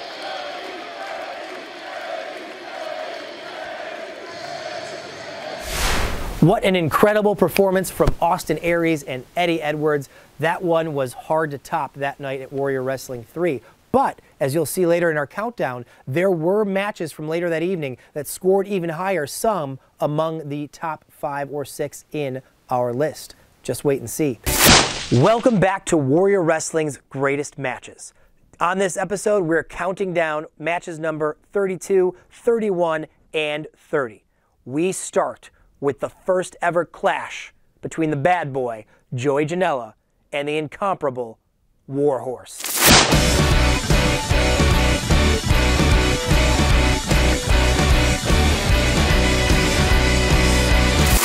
Can we point out that Joey Janela went and had 5 root canals done in the last 48 hours?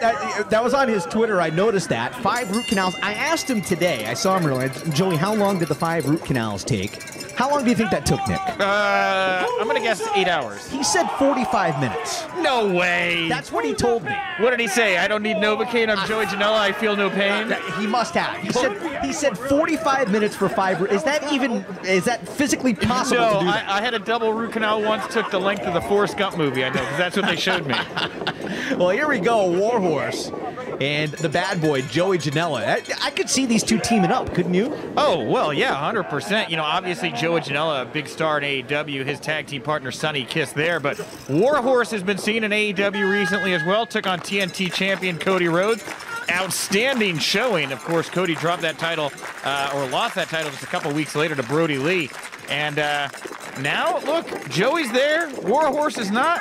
Warhorse, you know, Brody Lee, the new TNT champion, he has said that Indie Open Challenge that Cody had going, that's not happening anymore.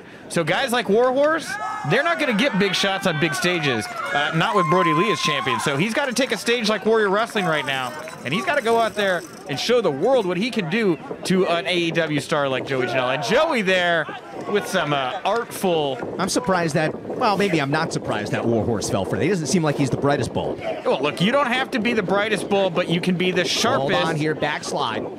You can be the sharpest tack, right? Le Magistral Cradle.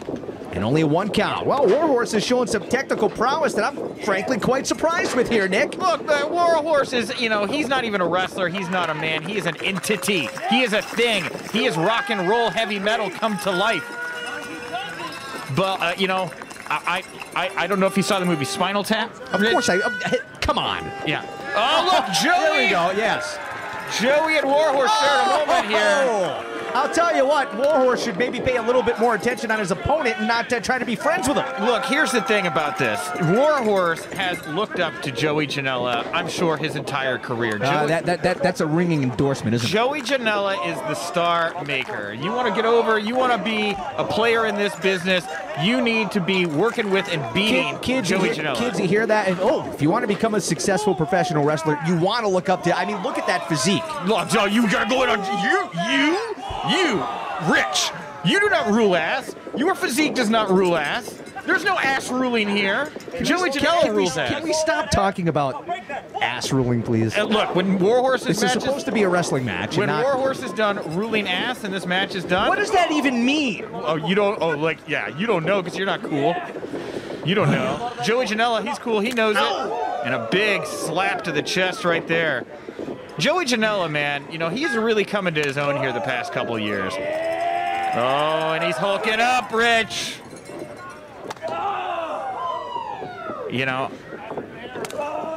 I've heard that. I'm just trying to see who has the better chop.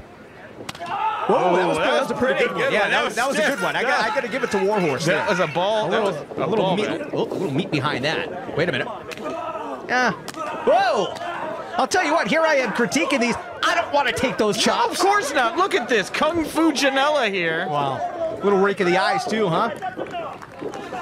And Warhorse here, he seems to be blinded. Maybe he just got some of the war paint in his eyes. Possibly. That's the danger of wrestling with paint on your face like that. You get sweaty, drips down in your eyes, and Janela here looking for a technical hold. Look at that. Old school, wrenching at the arm, trying to pull it out of its socket. And Joey Janela taunting the fans there, as Warhorse here, obviously the fan favorite, Midwest boy. Still to come tonight, we're going to see Alex Shelley in action. He's here tonight, set to go one-on-one with TJP. That match is scheduled.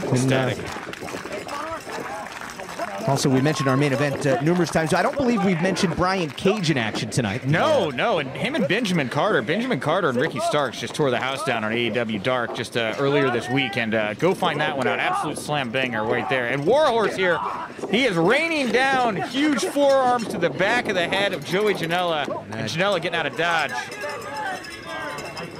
Seems just like him, doesn't it? Run into a little bit of trouble and hightail it out of there? Well, that's the thing. He's the bad boy, but he's the smart bad boy. He's the smart bad boy, right? I was going to say, I didn't think Warhorse even knew where Janela was, but heads up. Wow. I thought he was still trying to get the paint out of his eyes. Instead, that target was acquired. So dangerous, by the way, whenever they get outside that ring, that wet turf out there. Warhorse going up top. Dangerous. Oh! And drop kick stop, cover. And Janela out at 2. Joey Janela looked like a jack-in-the-box the way he popped up from that thing. Yeah, it certainly did. A little bit of a seizure. Warhorse in charge now. Sharpshooter on the way, perhaps. Looking to turn him here. Janela's going to have to try to keep his upper body. And Warhorse, he got spun. He's got it cinched in. And now look, I love Warhorse here, but that headbanging. This isn't the time for headbanging. He's banging his head, and he should be leaning backwards, sitting down as deeply as he can. Instead, he's allowing Janela to reach the bottom rope. And look at that, Janela, he did, and that pendulum type motion there, the on and off again nature of the way he was applying pressure. Got to keep that pressure consistent, Rich. You got to sink it in even further. Grabbing him by the hair. And Warhorse here could be looking for that top rope elbow drop that he is so prolifically known for. He could be going, I was going to say, maybe he's heading for that now. Wipes off his feet, and Janela laying prone. This would be a quick put away here if Warhorse is able to get rid of Joey Janela. Let's see if Warhorse can win this matchup. He might walk his way right into an AEW contract. Yeah, one would hope. This is the Warrior Wrestling. This is where stars are made. And Warhorse here now, he is out on top of that turnbuckle, kind of swaying back and forth in the beautiful 72-degree weather breeze here in Chicago Heights. Oh, heads up here. Hooks him. Look at the top. Oh, wow. Shoulders are down. Warhorse able to power out. A fisherman suplex that Mr. Perfect could be proud of. Yeah, right off the top rope. Well, and the way Warhorse came down as well, it wasn't more of a... He didn't come down flat on his back. It was almost a driver. Yeah. Like a brainbuster type. 100%. I noticed that as well. Yeah, I think that's really affected him. And heads up now. And he was looking for a big kick, wasn't able to get it. Instead, drops down, gets the heels right into Janela's chin, and a big double stop off the apron. That was lightning quick. He had to reposition himself so fast there, Rich.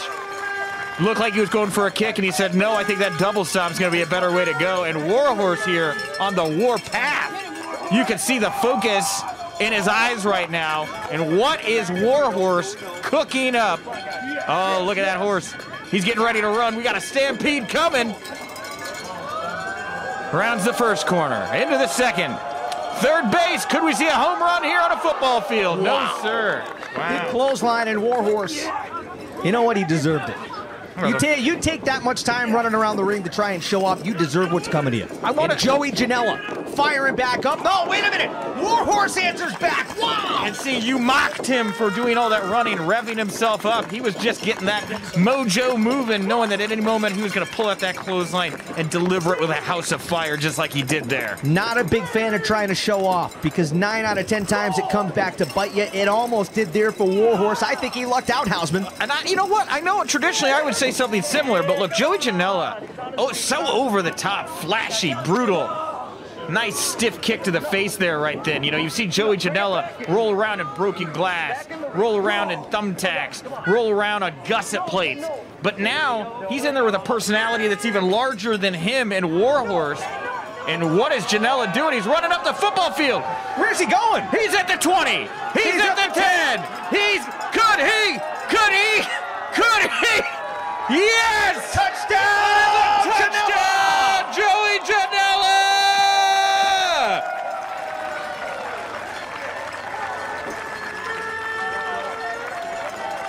Janela running back to the ring. I don't know if the referee started the count yet. A conquering hero moments ago. The fans were all over this guy. Has Warhorse even gotten up yet? No, of course not. There is. He's still down. And the referee's got to start that count. And Janela's like, tell that guy he's got 10 seconds. It is a 10 count here at Warrior Wrestling. And the referee already up to 3. Warhorse is going to have to scurry back to the ring. Is he going to make it? This is like a football combine. Can he do 30 and 5, Rich? And here comes the Warhorse. Oh, here he comes on the return to the 5, now to the 10. Oh, he's picking slowly up to the 15. Warhorse now to the 20, to the 30, and he's picking to the 40, to the 45, into the ring he goes, and he makes it. Oh, what a super kick by Janela. Out of nowhere. Gigantic super kick cover. Oh, and he kicked out. Warhorse. Warhorse kicked out. Oh, wow, Warhorse. The spirit of the Sex Pistols and, what? I don't know. Rock and roll. Rock and roll. Rock and roll. Janela can't believe it. Rock and roll. Surging through the look veins. on Janela's face is priceless. He cannot believe it.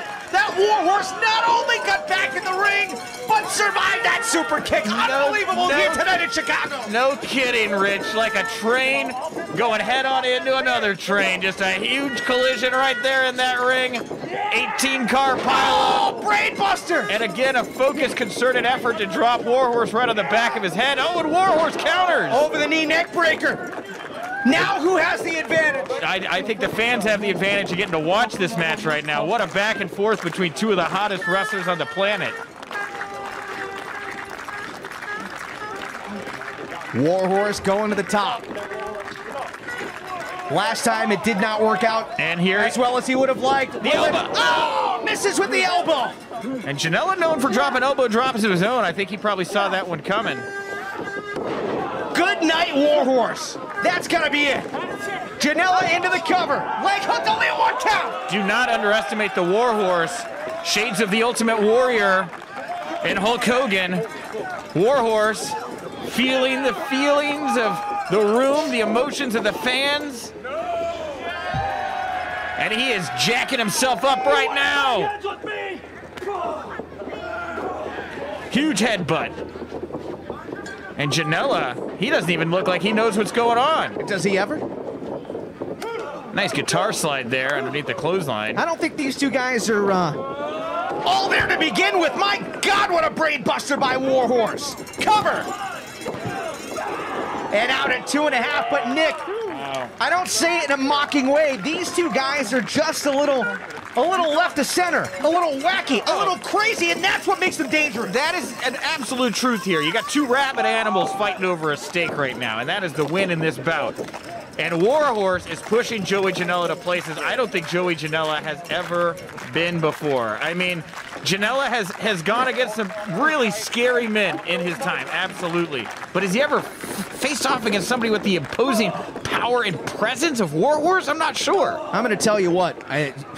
I may have underestimated Warhorse. I'll admit it. I did. I was not expecting this from this young man. No, I know, Rich. We were pre-gaming going over this bout, and I know that you had kind of counted Warhorse out. And I said, you got to understand something here, Rich. This guy's on another level. Mentally, he's someplace, he's in the outer space. Well, two space cadets for sure. Yeah. Battling it out right now, and I'll tell you what, I don't know who's going to get the better of this. And look, Warhorse picking up the pace when it comes to flurries of punches. Momentum off the ropes and another super kick. Janela's going to have to do more than super kicks. They haven't worked so far. And there it is, his patented package pile driver. That's going to be enough. Warhorse out at 2, and Janela is incredulous. Even I didn't see that one coming, Rich. I really thought that was all she wrote. Joey Janela, what's he going to do? I get scared when a guy like this becomes desperate. The look on his face says This it is all. a Catholic high school. Oh, and another super kick. That's going to do it now. Oh, unbelievable. What is Joey? Unbelievable. Joey, man. You know, maybe all that headbanging actually helps Warhorse because shots to the head, to the chin, to the face, they don't affect him. No, you're 100% right. You know, he seems to have weathered his skull. Like, I don't know if repeated hits have made the bone thicker. Well, that's what I'm saying. Maybe he's like a guitar player gets calloused fingers. Maybe Warhorse's like a big callous head. Exactly. Hold on here. And a quick roll up. Oh my God! What? Warhorse stealing it from Janela here tonight in Chicago. Oh my God! Oh, what an upset! That is huge! Wow! A gigantic upset tonight in Janela. He can't even look at him. He's beside himself right now.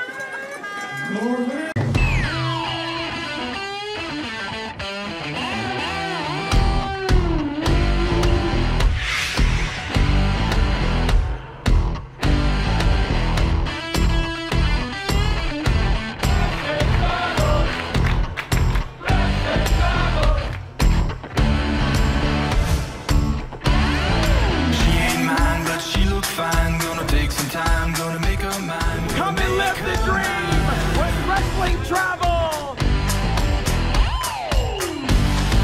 I'm the man, I got the plan. When it hits the fan, do all I can, do all I can.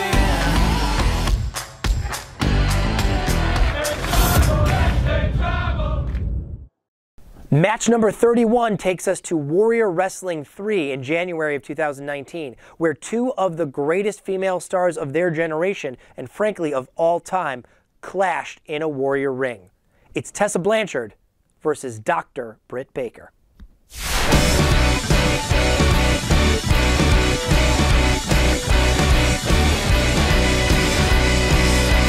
I'm excited for this. This is going to be, these are two of the top women professional wrestlers out there today. Britt Baker does not get enough recognition in my estimation. You're absolutely right about that, and both of these women are also seen hooking up at Allin. Of course, they were in the big women's fatal four-way match, which really set the stage for what I'm going to guess is the women's division as part of this new AEW promotion. Not that either of these women are necessarily involved with that.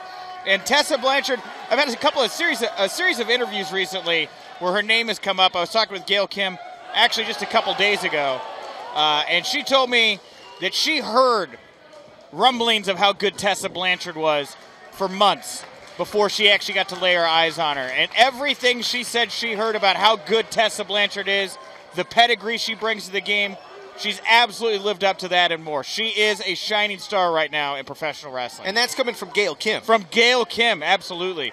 Another name I recently talked to where Tessa's name came up, Rich, the name David McLean. Does that name mean anything to you? David McLean was the founder of Glow, and he's also going to be bringing back Women of Wrestling on Access TV, working with Mark Cuban, and Tessa Blanchard is going to be a centerpiece of that. The founder of Glow, same thing. He said to me, I heard about Tessa Blanchard for months before I got to meet her. As soon as I sat down, I said, I got to make a deal with Impact Wrestling. I need this woman a part of Women of Wrestling. It is a hot time for wrestling. It's a hot time for free agents. Not that Tessa is, but she's in demand.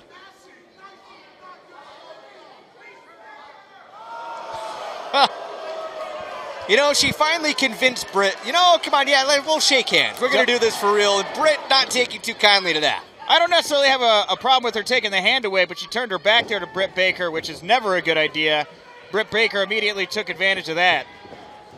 Kind of surprised that Tessa would do something so foolhardy like that to start the bout, but she's still got time ahead of her to knock the kinks out of her game.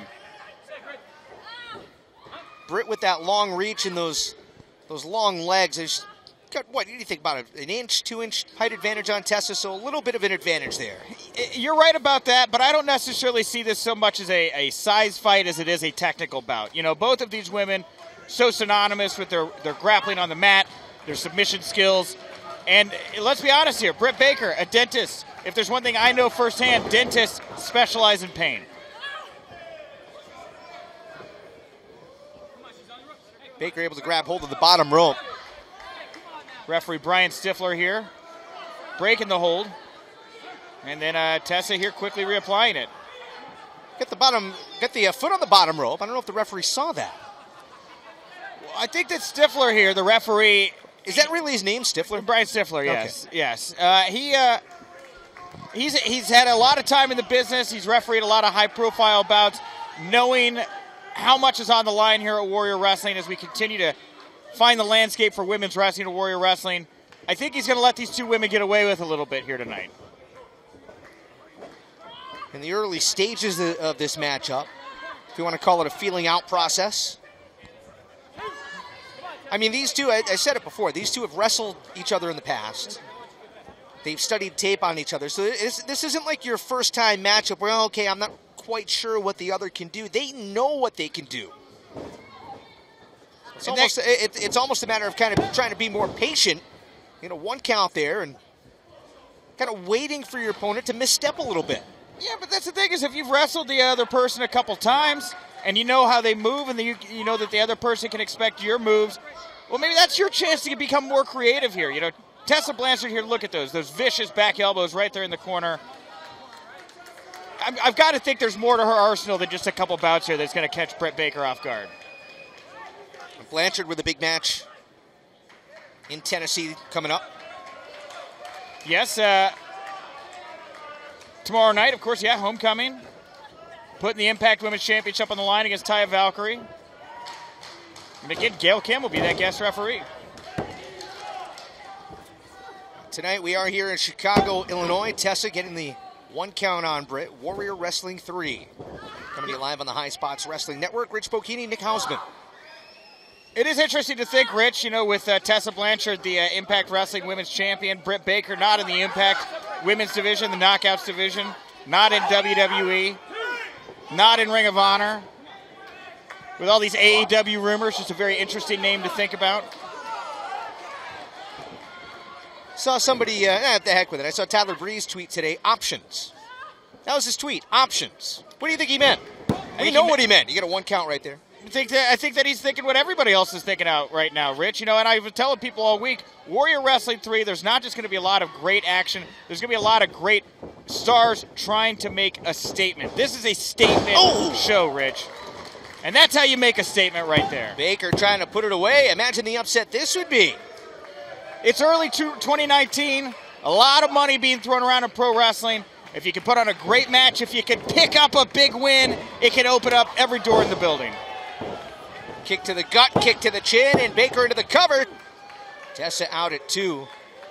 Now, we should note the title is not on the line in this matchup. No, it's not on the line. Of course, Tessa has to put that title on the line tomorrow night at Homecoming. But regardless if the belt's on the line or not, a win over the Impact Wrestling Knockouts champion is a big win. You don't need to walk out with the gold. You just need to walk out with... Come on! Look at that. And Brian Stifler put himself right. Referee Stifler put himself in right between these two women. And Tessa able to take advantage. Now, that was kind of... I got to give it to Tessa. I mean, that's bending the rules, but that was crafty on her part. Well, of course, Tessa has a pedigree here of notable rule breakers in the past, so... Well, it's an interesting... I've always thought it was kind of an interesting... I don't know, obviously Tully Blanchard's daughter, but grew up with Magnum TA. Magnum's her stepdad. So you think of the rivalry that those two have. Very interesting to think about what it would be like around the Thanksgiving table for sure. It's just more fascinating to me what she's been able to pick up just through osmosis over her lifetime from both her dad and her stepdad. It's crazy to think about. Oh! Double knees right into the jaw. And as the business has evolved, Rich, as much as she can learn from those great names, Tully, Magnum, you're not going to see Tully and Magnum doing something like that in the corner. I mean, she has really made a name for herself. She's picked up on the style. She's one step ahead, fast as a cat. You know, probably for a lot of the younger fans that are watching, they hear the names, you know, Magnum TA, Tully Blanchard, and maybe aren't familiar with them. You know, there it is. I hate to cut you off, but as I was saying earlier, these women are known for their submission and their groundwork. Right here, a very inventive submission move from Tessa Blanchard. Applying not just pressure to the knees here, but also the hips as she's starting to pry those legs in different directions. And look at her with that right leg there, keeping both ankles of Britt's completely in control. Britt's going to have to use her upper body to maneuver her way out of this if she can.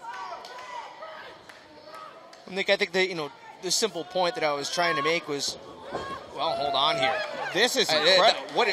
I don't even know what you call this. This is what I said, though, Rich. Look, you said these women know each other so well. I said, well, then you got to show up with something different. This is different, Rich. This is not high-flying, though we may see a bit of that here. Who knows? Well, just to close my thought, and you said it, Tessa has made her name on her own. You can say Magnum TA, Tully Blanchard all you want. Again, to some of the younger fans, they may not know who those two guys are, which you need to learn. But that said, I mean, Tessa is that good that she doesn't need to hitch her wagon to their names. She's got it all, the total package in every way. The looks, the charm, the charisma, the in-ring brutality, the grappling skills, the submission skills. Is she the improvisational skills? Look at this. We didn't get a good shot of it. I think that she was twisting or pulling the fingers apart, using the guardrail as almost like a fulcrum. It's almost very British wrestling inspired there. A lot of British wrestlers go for those knuckles and those fingers. And Tessa, of course, world traveled at this point, picking up tips from every corner of the planet.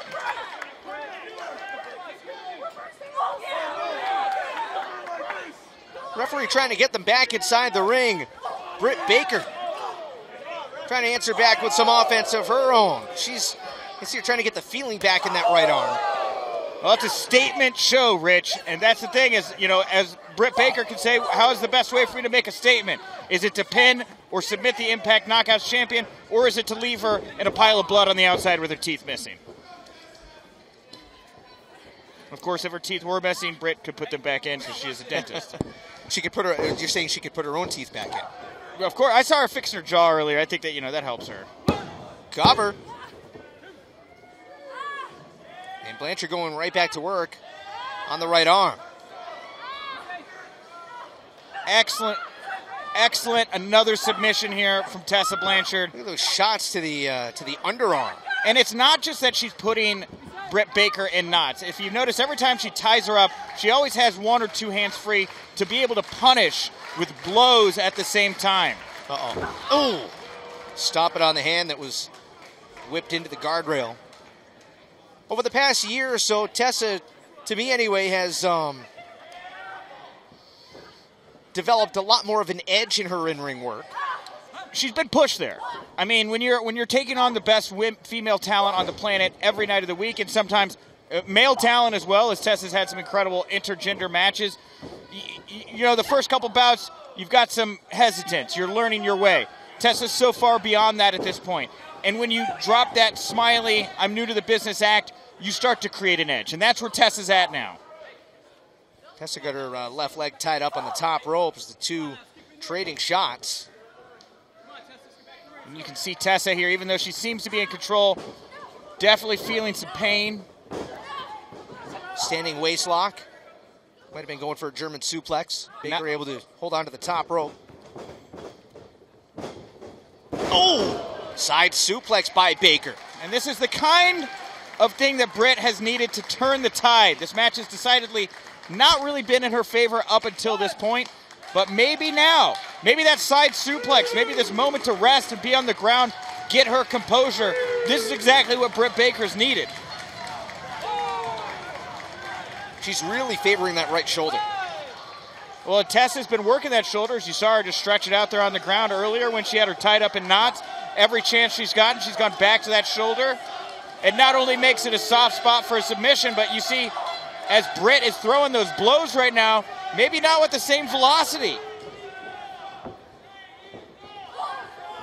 I was thinking that on the outside when she was chopping away at Tessa that maybe, you know, maybe there really wasn't as much behind those shots as she would like.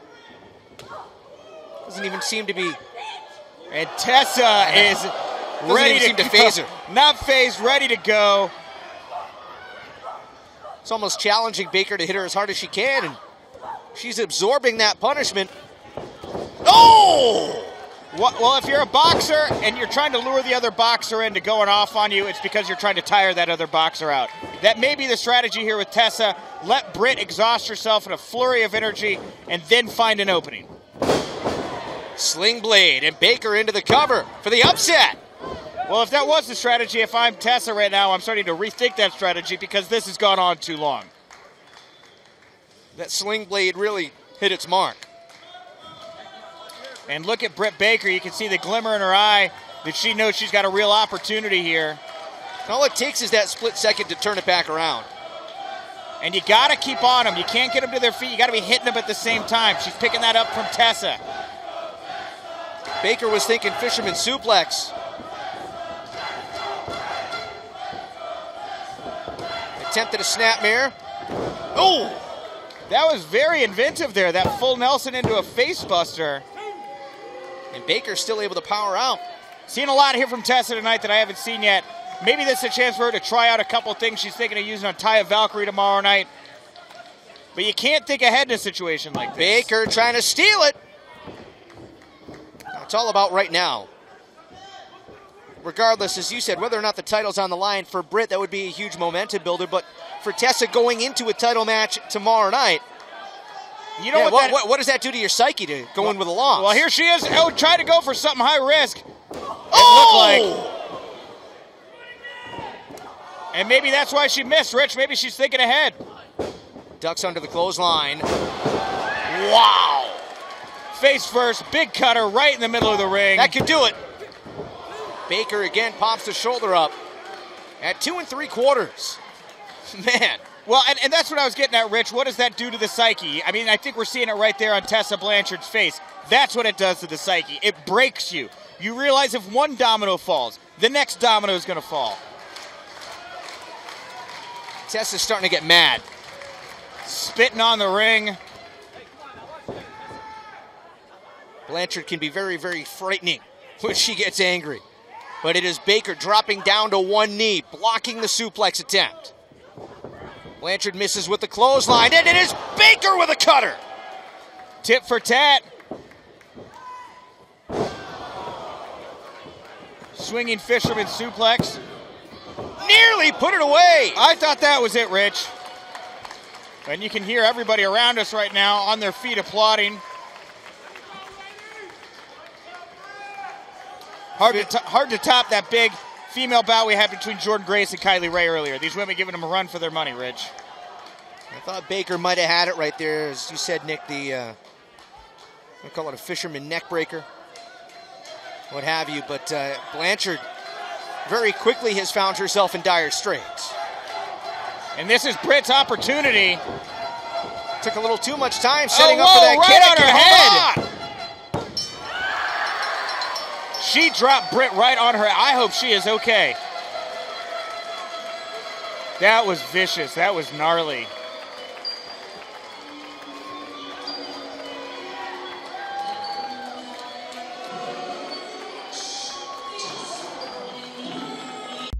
Hey you! Are you a professional wrestling fan? Check out the High Spots Wrestling Network.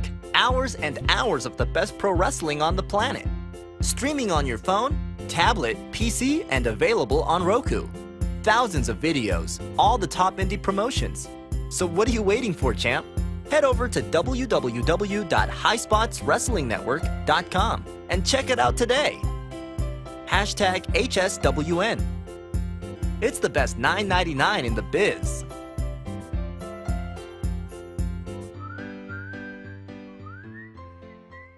Our next match and tonight's main event takes us once again to Warrior Wrestling 3. Pat Monix and Sam Adonis had been at odds with each other since brawling at Warrior Wrestling 2. And so the challenge was issued, both of them with Lucha experience. What if they each put together a 3-man Lucha team and they had a traditional 6-man Lucha match and they'd see who would win? Well, Monix chose Daga and Ultimo Dragon as his partners, while Sam Adonis chose Super Crazy and Dragon Lee. What ensued was some pretty crazy action.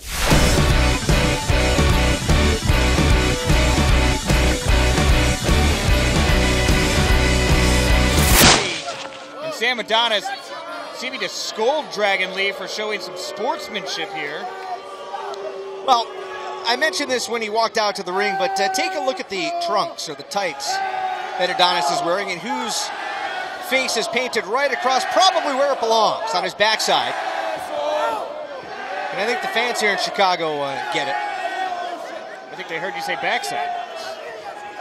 Hashtag to use on Twitter, Warrior Wrestling 3. Let us know where you're watching this one. We'll give you a shout out. Hey, let us know how everything looks and everything sounds, too. If there's anything that you, the astute watcher, viewer, listener at home. Looked like Super Crazy may have been trying to untie one of those top turnbuckles there in the corner. Look, you can see some of the rope hanging. Yeah. It's rope hanging out of the back of that turnbuckle. You know, Super Crazy, there's veteran in-ring prowess, and then there's Super Crazy. This is the guy who's seen and done it all. A Super Crazy guy, you know, obviously somebody who could fly around and has really had to adapt his in-ring style over the years to more of a brawling style.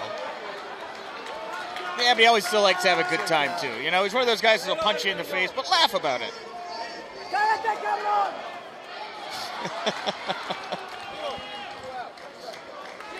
Super Crazy also briefly a part of the Mexicools in WWE.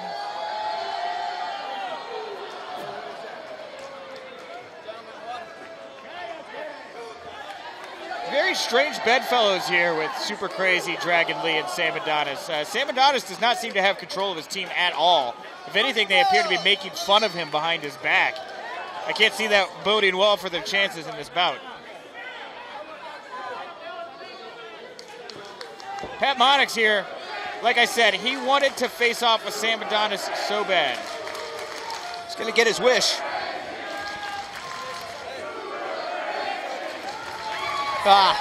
What's with the tag? No tag. You don't need a tag. Right. Just leave the ring. Yeah, just roll out.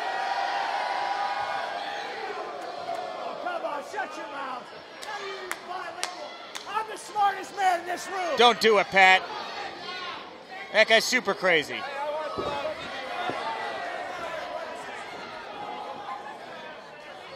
Let's get it on here. I think Dragon Lee's saying, I'm tired of all of the shenanigans that have been going on here. I want to wrestle. I came to Chicago to do just that, to be a warrior wrestling. I'd expect almost uncontrollable action in this one.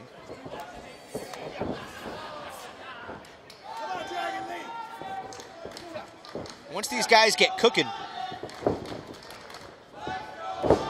man, it's really going to get hot in there, isn't it? Yeah, it is. It's going to get very hot in here with all this action going on. You know, and on top of that fractured sternum, I know that he's also dealing with a rotator cuff injury as Pat Monix here. So all those wrist locks, a move like that, it all hurts Pat Monix. He's fighting through that pain.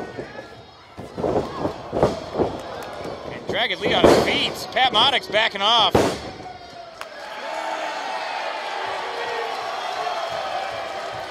Los Ingobernables. That's the sign, right? That's what you do. Los Ingobernables? That's the one? I still can't say it right. Ingobernables. I don't know. Dragon Lee, Rouge.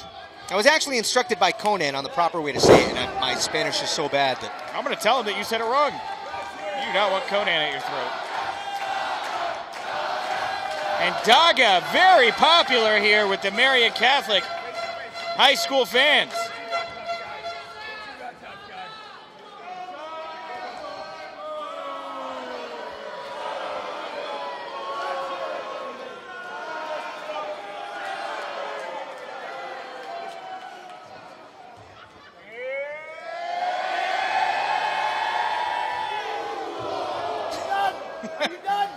Everybody's having a good time with that one. Let's do this, punk. Come on. Let's go. And don't be mistaken when you see Adonis go into a corner like that he's showboating. Yes. So you're saying he's not? Yeah, well, despite all of the showmanship, he does everything strategically. that wasn't him taking a moment to do that in the heat of battle. He saw a moment there to rub it in and then get back to it. Kind of like all the trash talk and the strutting around. It also allows an easy exit for one of your partners to come back in. Roll right over the top rope to the out.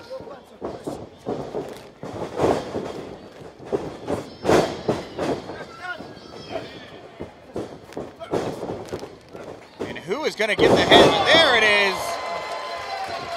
Daga.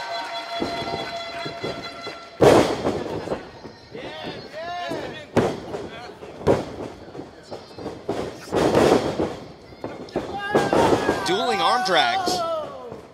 And Adonis is disoriented. And Dragon Lee helping out his team leader, adjusting his hair. Is that Adonis barking at Super Crazy? And Super Crazy hit him hard, a little hard in the hand there. Again, I'm a little confused by the tags. You don't need a tag. Again, once they get cooking.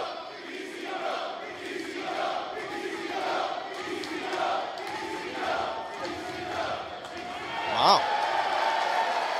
You know, that's actually one of the loudest EC dub chants I've heard in a while. Not many pop up anymore, but you see Super Crazy honing ECW with that shirt there. And very uncharacteristically, what is this Super Crazy doing? Well, that was a sign of respect, wasn't it? I guess. Super Crazy may have, he seems a little super silly here tonight. I think that's just a nod to the respect that Ultimo Dragon rightly deserves. I mean, two legends in the ring right now, Nick. It is 2019, and we are getting the pleasure of watching Ultimo Dragon and Super Crazy mix it up here in the Warrior Wrestling ring. A testament to the quality of entertainment you get here, the quality of wrestling. A highly anticipated night of action here. Same thing with the first Warrior Wrestling show and the second Warrior Wrestling show. Carrying on what has become a great tradition here in short order in Chicago. And listen to the crowd behind Ultimo Dragon.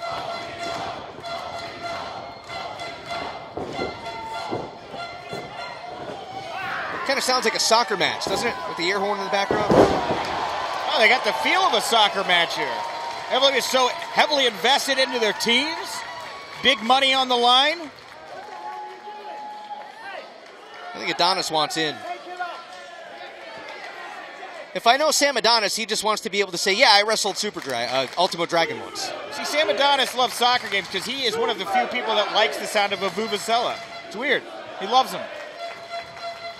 Shut the fuck up! Whoa! Super Crazy. Super crossing a line, I think, verbally there. Super Crazy losing his mind right now. The fun and games, the smile is gone. Something has clicked up top with Super Crazy, and he is off the chain. Size and power advantage over Ultimo Dragon. You know, you get in there with somebody that matches the skill set, that has a similar legacy. You start to realize where you are. Wow. Beautiful. And didn't release it. Hung on with his feet. Very difficult to do. Tremendous lower body strength. And look at Super Crazy there. All the blood rushing to his head, his face getting pink. Starting to get a little blue in the cheeks. And what's he thinking he's going to try to do here to Ultimo? Oh, called for the pin. Ultimo Dragon, can he do it again? And right back into it. That's something else. Yeah, come on now. Sam Adonis and Dragon Lee have seen enough. They're going to take it to the outside. Adonis sending Ultimo Dragon into the ring post, and this thing is starting to break down, Nick. Yeah, I know that it's once you fall out of the ring, another person can come in, but when everybody's outside the ring, who's the legal man? Is it a first two into the ring? Daga's in. Dragon Lee right behind him. I guess we got two legal men here now. The referee taking position, but Adonis, who does he have? Yeah, Ultimo Adonis, Dragon still. Yeah, he's still going after Ultimo Dragon on the outside, choking him out, but in the ring here right now. Dragon Lee with a near fall. Oh, he did. He picked up the pinfall. That was a 3 count. Dragon Lee picking up the pinfall for his team. It is 1-0 in favor of Team.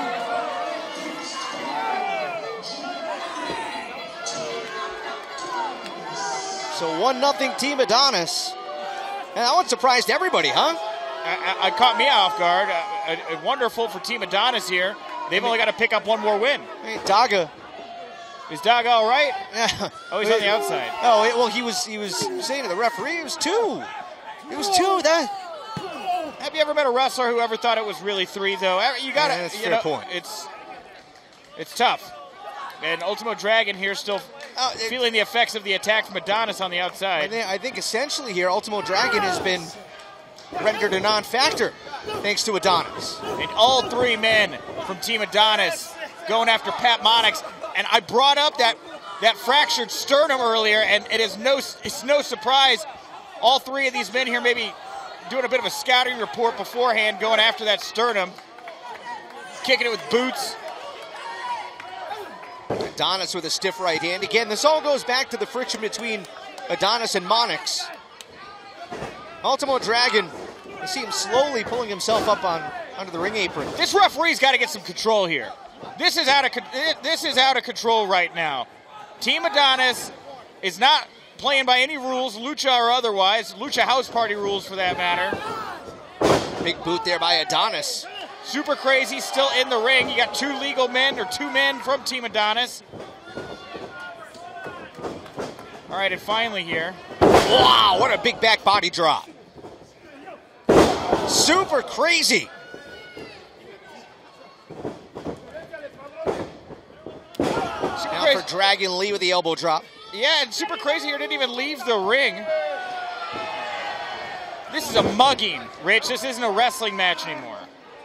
Monix trying to, I should say, Daga trying to make the tag.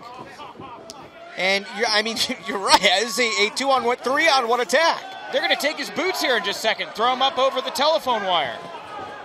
Ultimo Dragon knocked down. How can the referee be asking him if he's going to tap when he's got 2 men applying a submission move to him? If I'm the referee, I'd start pushing some people around. You got to do something right now. This is lawless. Here comes Monix. And again, he had quickly dumped down and quickly 3-on-1 attack. Targeting that sternum again, right there. You can see Monix there, curled up in a ball. Is this referee getting paid by these guys tonight? Like, did Adonis pay him off? Yeah, do we have Super Crooked the ref here? Oh man! Monix kicking him to the outside.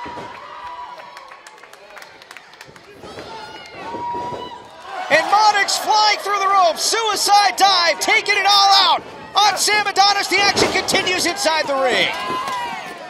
And Daga finally getting some momentum back here.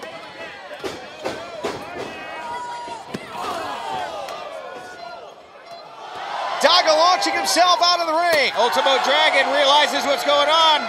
Somebody just got whacked with a chair. That's Monix swinging a chair at Adonis, and now Ultimo Dragon. It's Super Crazy. Well, if there's ever been a chance here for Dragon to pick up a fall for his team, it's right now. Lamahi strong cradle into the cover, and we are tied at 1. 1-1, Rich. And Pat Monix flinging Adonis to the ground.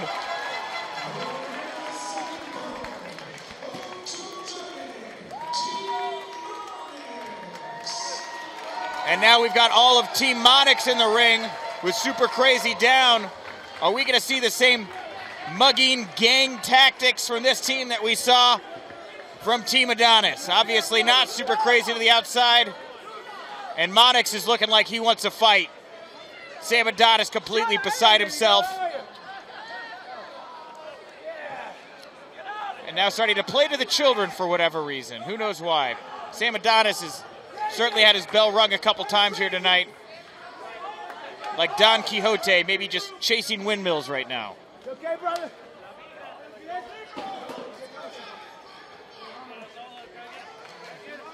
All right, Adonis. You know what? What is Super Crazy doing with that trash can lid? Looks like he's going to put some rough edges on it. Sending a signal. You know, when it's down to the final fall, you can't lose a yard. You can't lose period here.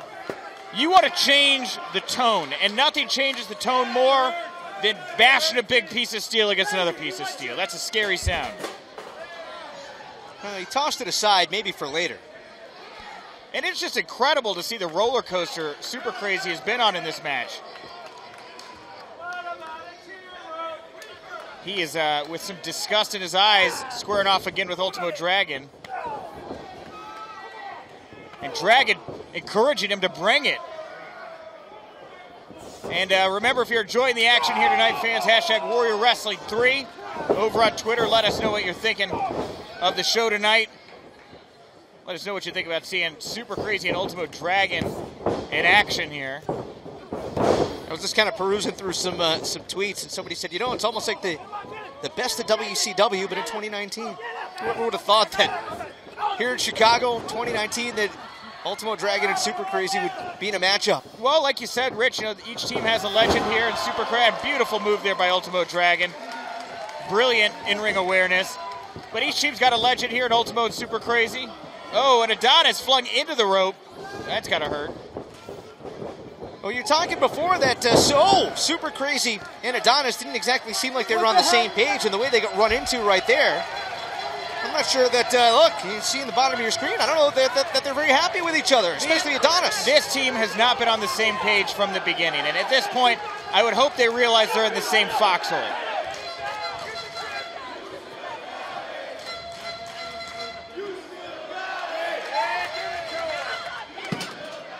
I think he was half thinking about clubbing Adonis with that chair. I also got the vibe he was going to club Adonis with that. I mean, but look, if you're going to work with a guy named Super Crazy, don't expect logic. Don't expect. Uh-oh.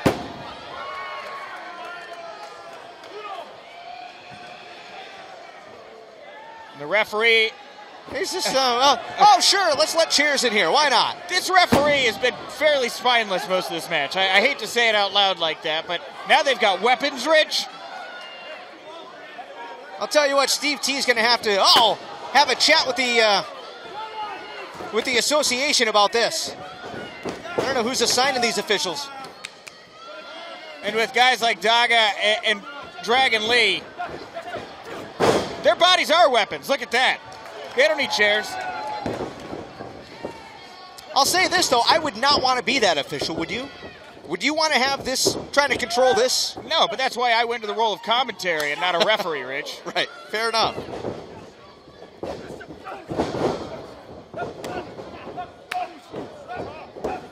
Kick high, Piece. Kick low, double stop. Wow! Piece by piece. Hooks the leg. Only a 1 count. And Dragon Lee is very visibly dazed. Daga is the one running the show right now.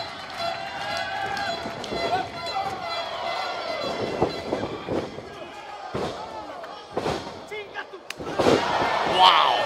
It's breathtaking, isn't it? So fast and so lethal. Only a 1 count. Daga is feeling it right now.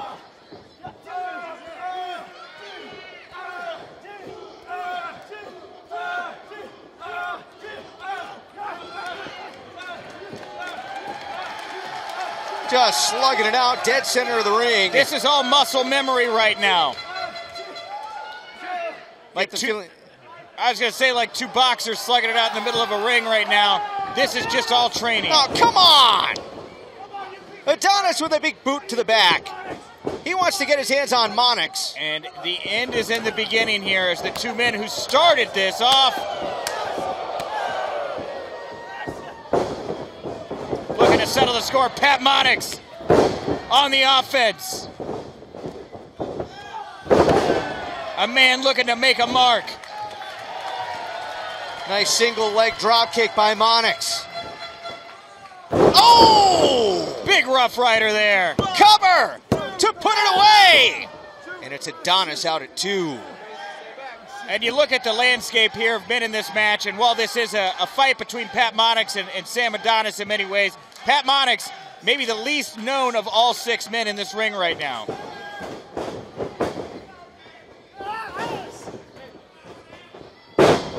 Adonis with the sunset flip. Monix out at 2.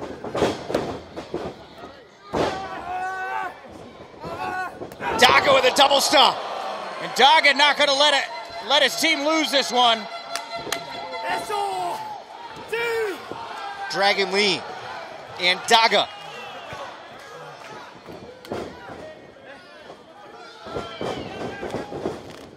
Reversal on the Irish whip.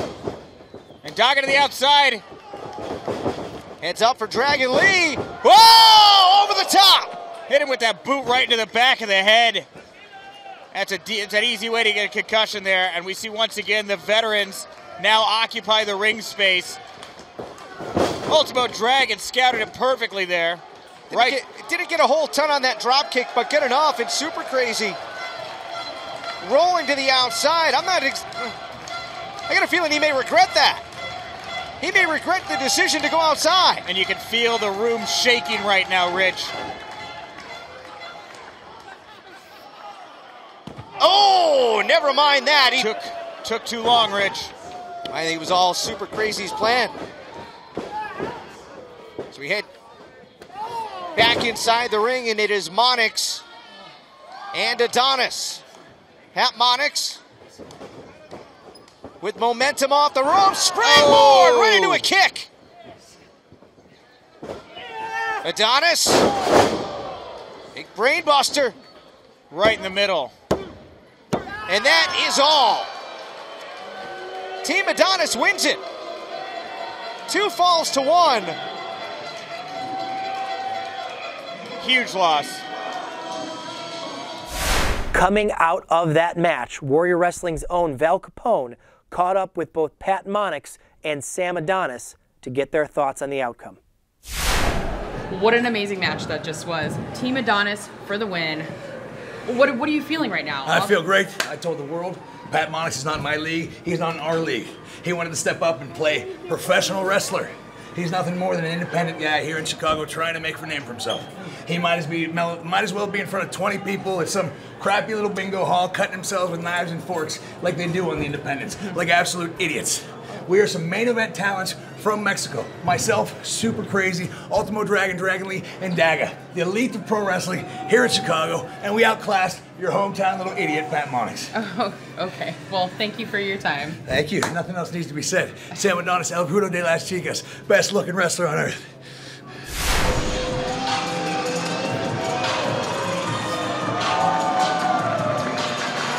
Right now. You want me to talk about it right now? You want me to come up to this camera and talk about Project MONIX and Phase Day? You know, day after day, phase after phase. No. I'm not even gonna say. I'm not even gonna. This whole thing, all of this whole me getting an opportunity in the big spotlight versus stars and rising up is the local indie guy who's gonna prove everyone wrong. That Pat Monix is dead. The next time you see me, the next time that you see me in a professional wrestling ring, it is not gonna be Pat Monix. It's not gonna be this guy. It's gonna be a whole new Project Monix. Welcome back to Warrior Wrestling's Greatest Matches. On this episode, we count down number 29, 28, and 27. And in a unique twist, they all come from the same show, Friday Night Lights, August of 2020. We start with 2 incredible up-and-comers, Isaias Velasquez versus Trey Lamar.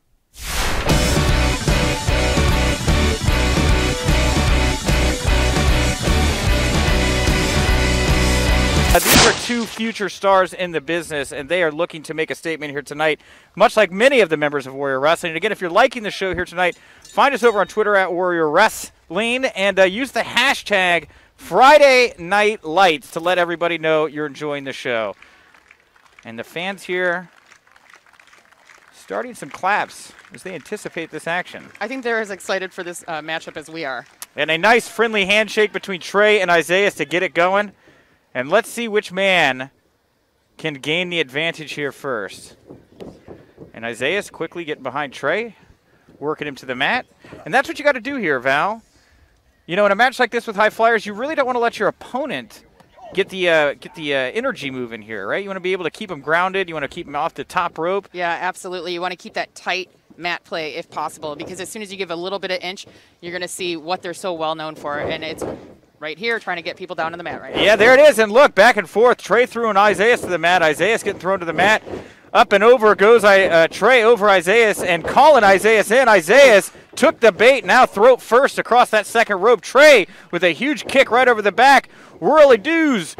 Isaiah's back into the middle with a big double drop kick to the back of the head, and Isaiah's feeling it right now, right out of the gate. Trey Lamar making that look easy, Val. Yeah, I mean, he's just right here, staying safe on that apron. But boom, oh, Isaiah. No, wow. That is a nice way to break a windpipe. And Isaiah's here getting some momentum, and we're going to see it. A suicide dive to the outside, taking down Trey. Taking him down to the turf. Down to the exactly. Yeah, this is turf warfare here tonight. You know? Isaiah's here, throwing Trey back into the ring. And you know what? This is the kind of great action that you're going to see here at Warrior Wrestling, because every athlete, just like Trey here, suicide dive for suicide dive, taking Isaiah's down. Just you know, trading blows, trading dives. Yeah, you know, every athlete here is looking to make that impression. They want to stand out. They want to show management here at Warrior Wrestling that I belong in that world title match. Not Robert, Ego, Anthony, and Frank the Clown. I mean, Brian Pillman Jr., a thoroughbred. He deserves top competition. Absolutely. And look at Trey Lamar here showing him what top competition is. Oh. Off the top, big cross body, going for that pinfall wisely here, trying to put this thing away early. And Isaiah Velasquez able to kick out. Yeah, Isaiah isn't having it. He needs a second to regain his composure, but I think Trey still has more up his sleeve. Yeah, well, and Trey Lamar fixing his knee pads there, maybe looking to throw some knees here pretty soon. Isaiah's able to catch that foot that Trey was throwing into a backslide cover. Only a 2 count there, and a huge kick right to the side of the head. That's like getting kicked in the face by a horse. Yeah, absolutely. But it also gives Isaiah a second to catch his breath as well. Yeah, and you know, with these two here, you know, you start to think, quick 2 count there from Isaiah's, anything to get a win. You know, you start to think with these guys right here, this high-flying, cruiserweight, luchador type style that these guys have. You know, does Warrior Wrestling have room for a secondary title? You know, I got to say, I would love to see it happen, to be honest with you. And this is the caliber of athlete that we have so often here at Warrior. I think it's very much deserved so. Yeah, and I mean, that's the kind of thing I'm thinking if I'm in Warrior Wrestling management right now. Watching these two go at it, they've got a very different style, stands out from the rest of the card. Isaiah was trying to keep control there on the mat, but Trey Lamar able to fight his way out, and a big knee there. Isaiah's the first one to throw a knee right to the gut of Trey. And again, Isaiah's going right for that pinfall. 2 count from referee Jake right there. And back to the action. Again, Isaiah's right back to the mat, working that neck. You know, if I'm in this bout, I'm thinking you want to take out a leg, you want to injure him in the knees. Isaiah's here ripping at that neck repeatedly. I don't know if he's trying to injure the windpipe, if he's trying to snap a vertebrae or something like that. I was going to say, it looks as though he's trying to work the back, because you might be able to stay in it with one leg or one arm, but if your back goes down, so do you. Yeah, 100%. And Isaiah's here losing control of Trey Lamar as Trey Lamar able to battle his way out. Off the ropes goes Trey, and Isaiah's looking for that knee again, but this time Trey rolled him up for a quick 2 count again. Tons of pinfall attempts so far here in this bout. Neither man really wanting this thing to go on much longer, I think. Big blows in the middle of the ring. Isaiah stutter step there for a second. Caught him. Oh, not that much. With that big elbow to the side of the face to Trey Lamar. Trey with a kick, kicking off the next punch of Isaiah, and Isaiah with a big chop to the chest, and he's back in the corner now.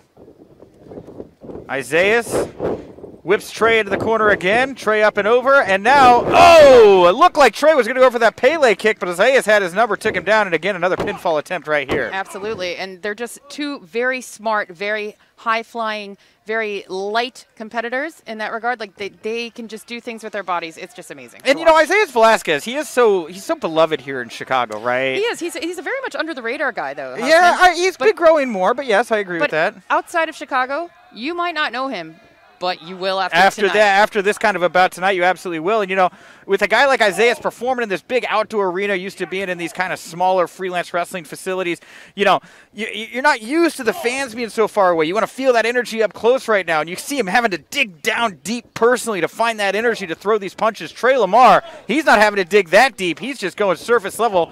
And now they're going into clotheslines. trying to force each other to the mat. A big kick from Trey. Isaias with a boot of his own right to the temple of Trey Lamar. And Trey here trying to work Isaias to the mat this time with a German suplex type roll up and a Pele kick right there to the back of Isaias' head. And that right there, look at Isaias' eyes right there. I don't even know if he can see anything. No, he's definitely dazed right now. And wow, look at that. Seemed to, at least for the moment there, outsmarted a little bit quicker than Trey Lamar. There it was. Yep. It was a matter of time before both these men just found themselves falling face first into each other. And now each of them having to figure out what is the next move that I'm going to make here. You know, and it's not just the title matches. It's not just Jeff Cobb and Brian Cage we got coming up here. We got this crazy match coming up here later tonight, Val Capone, called the Spartan Stadium Stampede Scramble. This thing has 8, 9, 10 different wrestlers in it. Matt Nix, Dan the Dad, Beastman, Elena Black, Corn Belt Cowboy. What the heck is a Nacho Clown? I can't wait to find out. I bet he's related to Frank the Clown. Oh, geez. Well, then maybe I don't want to find out. Yeah, well, anyway, that's going to be a wild, wacky time here we got later going on. And I should say brutal as well, as there's a lot you can use in here. But Trey Lamar from the outside looking to go in. Oh, big flying elbow drop right across the face of Isaias Velasquez. Isaias looking a little bit dazed here, Houseman. Yeah, he is, you know, and Isaias is really not used to taking this kind of punishment. Again, like, he's a big dog around here. And look at that. Trey was looking to go for a side suplex. Isaias able to get out of it. A big knee there from Trey right to the side of the head again for Isaias. And a huge double stomp right in the middle of the ring. Trey's got to get on top of him right now. So powerful. Yeah, and here we go. Oh, I thought it was going to be a 3. That was only a 2 there. And there's a reason why Isaias Velasquez is the 2-time champion of freelance wrestling. He is absolutely a workhorse. Yeah, 100%. He does not give up. You know, like we were saying earlier, he might be an under-the-radar guy, but he's definitely a go-to guy. Yeah, he is. He is somebody that has worked so well with so many performers, helped sharpen the blades of so many talents in the Chicago area. Absolutely. And with so much in-ring time, he knew exactly how to get out of that move there from Trey through a nice knife chop right across the chest. And Trey here trying to get control. Wow, spinning neck breaker right just near center of the ring. And Trey looking for that 3 count. A little cocky with that pin. Yeah, almost a little bit. Could have hooked that leg a little bit tighter. I mean, just rolling up on top. Oh, right brutal. there. Unnecessary from That's Trey almost Lamar. unfair. I feel like we got to talk to Warrior Wrestling Management. I don't know that you should be allowed to straight kick a man in the back of the head like that. And Trey Lamar here trying to take advantage of that now. Now, this guy's capable of anything off the top rope. Yeah, he absolutely is. But he's also taking a little bit of time. And here we go, Val. Wait 1 second. What does Trey have? Oh, look at that. Frog splash styled elbow drop right across the sternum of Isaias. And Isaias on the run now. I thought he was going to go all the way out. A little close to the rings there. A little close to the ropes there, I should say. Foot on the rope. Very, very, very good work by Isaias Velasquez, knowing exactly where he was in the ring. Yeah, ring awareness is a very big thing, Val. You know, especially the more time you spend in the ring, the more you know where you're at. And that's something true for Isaias. And look at Trey Lamar here. Really digging deep to figure out what he's going to have to do to put away Isaias Velasquez. And Isaias Velasquez here crawling up. Trey Lamar just letting him do it. Isaias in that corner, and I can see Trey charging like a bull. Isaias saw it coming. Knee to the face from Isaias to Trey. Trying to get a little bit of space between the two, but here you go, another knee right to the face. Absolutely right there. And look at that. Oh, looks like a cutter. Oh, wow! And he just grabbed him and drilled the back of his head right into the mat. Isaias with another reverse kick. And look, I've never seen a man fall like that. Trey Lamar. Oh, I thought that was it, Val. Yeah, it was so close. I mean, just the temerity of a guy like Trey Lamar to not give up and be able to get out of that. And look at that, Isaias Velasquez with his own top rope. Double foot stomp right to the chest. That's got to be all she wrote. Oh, so close, no, Trey Lamar. Trey does not want this match to end. So close, man. And you feel, you know, it's not boiling hot out here right now, but there's humidity in the air right now, Absolutely. Val. It's a Chicago August Friday night It is a Friday night. A light mist in the air, right? You see what I did there? Friday night light mist. Very beautiful. Yeah, nice wonderful. Work. You're such a wordsmith. Thank you very much. Yes. No, but I mean, wrestling in that kind of humidity right there. Yeah, you like that? Yeah, wrestling in that kind of humidity there. It takes out another good pinfall attempt there from Trey. And kicks front. That looked like it could have been a little low there from Isaias. Well, so sometimes you got to do what you got to do to get the job done. Isaiah's strung together 5 or 6 kicks right there. A double underhook pile driver to Trey Lamar right in the middle of the ring. And that is it. Look at that. The Chicago ace, Isaiah Velasquez. Hey you, are you a professional wrestling fan? Check out the High Spots Wrestling Network. Hours and hours. That's of it for this episode of the Warrior planet. Wrestling's Greatest Streaming Matches. on Thank your you phone, to High tablet, Spots and PC, Wrestling Travel for their available on sponsorship. Roku. We look forward to Thousands seeing of you videos, on the next all episode. the top indie promotions. So what are you waiting for, champ?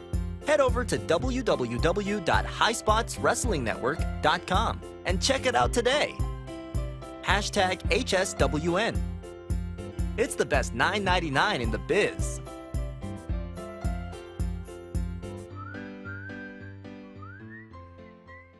The next match in our countdown also comes from Friday Night Lights, and this is a battle of giants. Warrior Wrestling staples go head-to-head. It's Sam Adonis versus Lance Archer.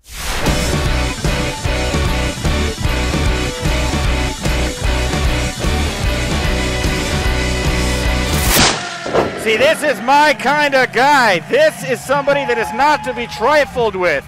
This is the Murder Hawk Monster, Lance Archer. For all these fans here that have wanted to see Sam Adonis get put in his place for running his mouth and acting like a jerk, thank goodness Warrior Wrestling Management had the wherewithal to put him in the ring with Lance Archer. I mean, I am a fan of Sam's in-ring work, but I understand why the fans are not so keen on him, so I'm kind of interested to see how perhaps the spine being ripped out of his would be entertaining to the fans. This is a very interesting matchup here. The two-man jaw jack in the middle of the ring. Big slap there right across the face from Sam Adonis. He just wants to get it started early. And we are getting it in there. They are laying these in big elbows right to the face. Wow. Lance Archer is just having a laugh at the reaction right now. He's welcoming Sam Adonis to hit him as hard as he can right now. What an absolute psychopath. And Sam Adonis throwing all his weight right up against Lance Archer, and he's not even able to move the guy. Another time, like a train on the tracks, and Lance Archer is the cow that derailed the train. I gotta say, I don't think I've seen this happen to Sam Adonis very often. That's what I'm saying, is Sam Adonis is a big dude. He's a big, strong bully. He may have bitten off more than he could chew here with Lance Archer, but look at that. Never mind, briefly there, Sam Adonis had the advantage. Now, Lance Archer, what a run this guy's on right now. Recently signed with AEW Wrestling, currently being managed by Jake the Snake Roberts. Oh, my goodness. Legend. Can't imagine. And look at that big blow right to the side of the head. Sam Adonis up against the ropes. Lance Archer, it looked like he was going to maybe expose himself there, but Sam Adonis tried to do that flip, and Lance reached right down and grabbed my throat. And now with is he going to try to do a pinning attempt this early? I thought that was a bit foolhardy. That's a risky game right there. And a bounce from Lance Archer. Just a brutal blow from the Murder Hawk Monster. Yeah, if you ever, here we go, wait, oh, I thought we were going to get an early pinfall attempt. Lance Archer was like, what do you think I'm doing? He's having way too much fun right now, I think. It's like a lion on top of a gazelle. What are you going to do, pull the lion off? You going to pin the gazelle, tell the lion he's done after 3? No, you can't do that. And Lance Archer now taking advantage of a downed Sam Adonis in the corner. And Sam is kind of laughing here. I don't know if it's the pain. I don't know if it's because he thinks he's getting in Lance's head. But I think he needs to take this seriously. Lance is laying some big blows in right there in that corner. And there is nowhere for Sam Adonis to escape to. Sam Adonis using all his might to throw, or Lance Archer using all his might to throw Sam Adonis into the corner. And Sam trying to keep Lance away from him, you know? Sam trying to get on the attack, a little bit of breathing room between the two. How do you do that, though? Every time you think you got it, and look at that. One arm behind the back, Lance spins him around. Huge! Kind of rock bottom-esque right into the mat there, bookend type maneuver. 2 count from Lance Archer onto Sam Adonis there. Yeah, referee Jeremy just reminding them, nope, that was only 2. Lance doesn't seem phased at all, though, to be honest with you. You know, and the thing about this, these guys right here, Lance Archer, Sam Adonis, they've mixed it up before with the Warrior Wrestling champion, Brian Pillman Jr. Both men have shown that they can hang with him. I'm sure much like we saw with Isaiah and Trey in the match before, these two men are looking to prove that they can step up into that area, especially Sam Adonis. Well, look, we're at 1 second. Sam, I think, thought that he was sending a signal to Lance, and Lance shooting it right back at him, saying, oh, look, desperation there from Sam Adonis trying to rake the eyes of Lance Archer. And the referee, thankfully, admonishing Sam, getting him off of him. And Sam up and high onto the ropes. What is he doing here? Tightrope block.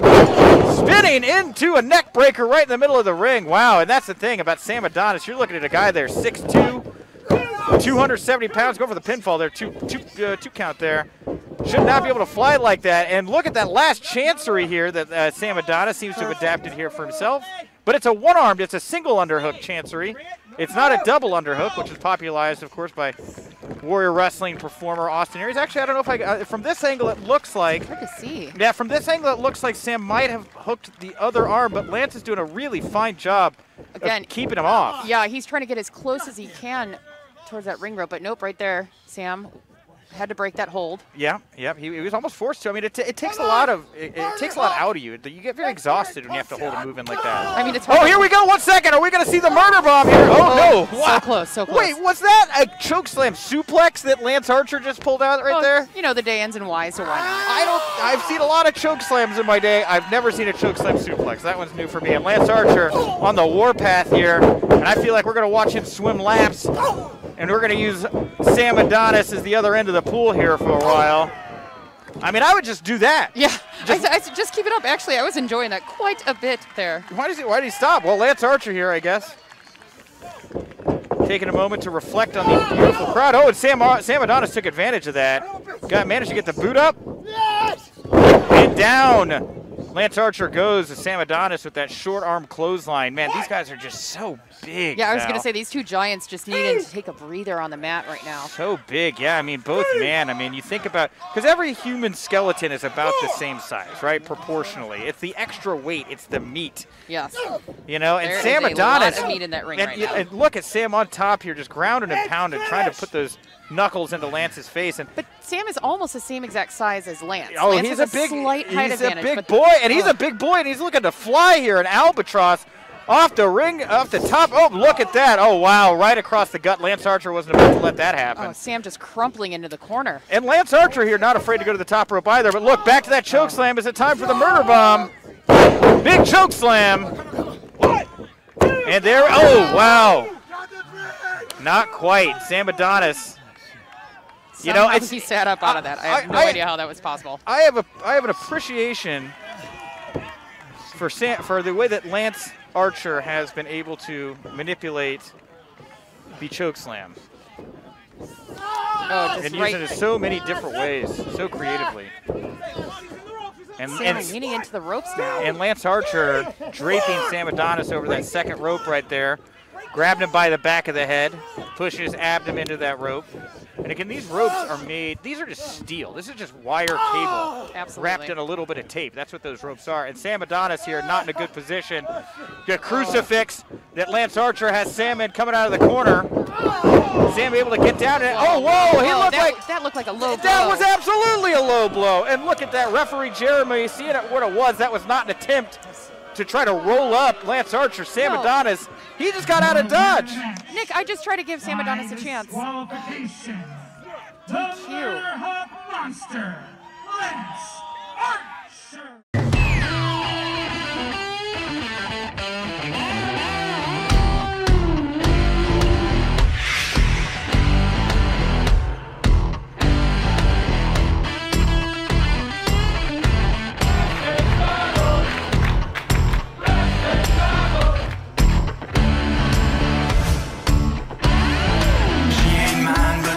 Fine, gonna take some time, gonna make her mind. Come and live the dream with wrestling travel. I'm the man, I got the plan. When it hits the fan, do all I can, do all I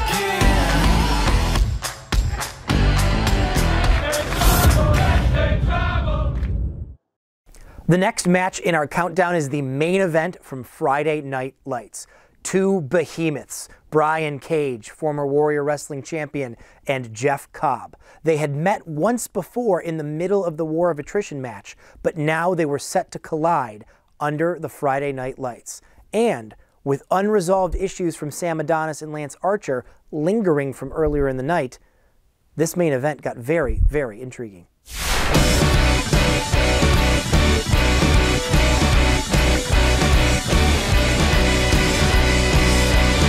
Here we go. One can hope. These two bulls lock horns right in the middle of the ring, and the war is afoot. We have Cobb muscling Cage into the corner. No small order here, of course.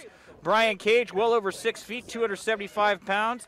You got Jeff Cobb hovering right around there at 6 feet. Again, another 275-plus pounder.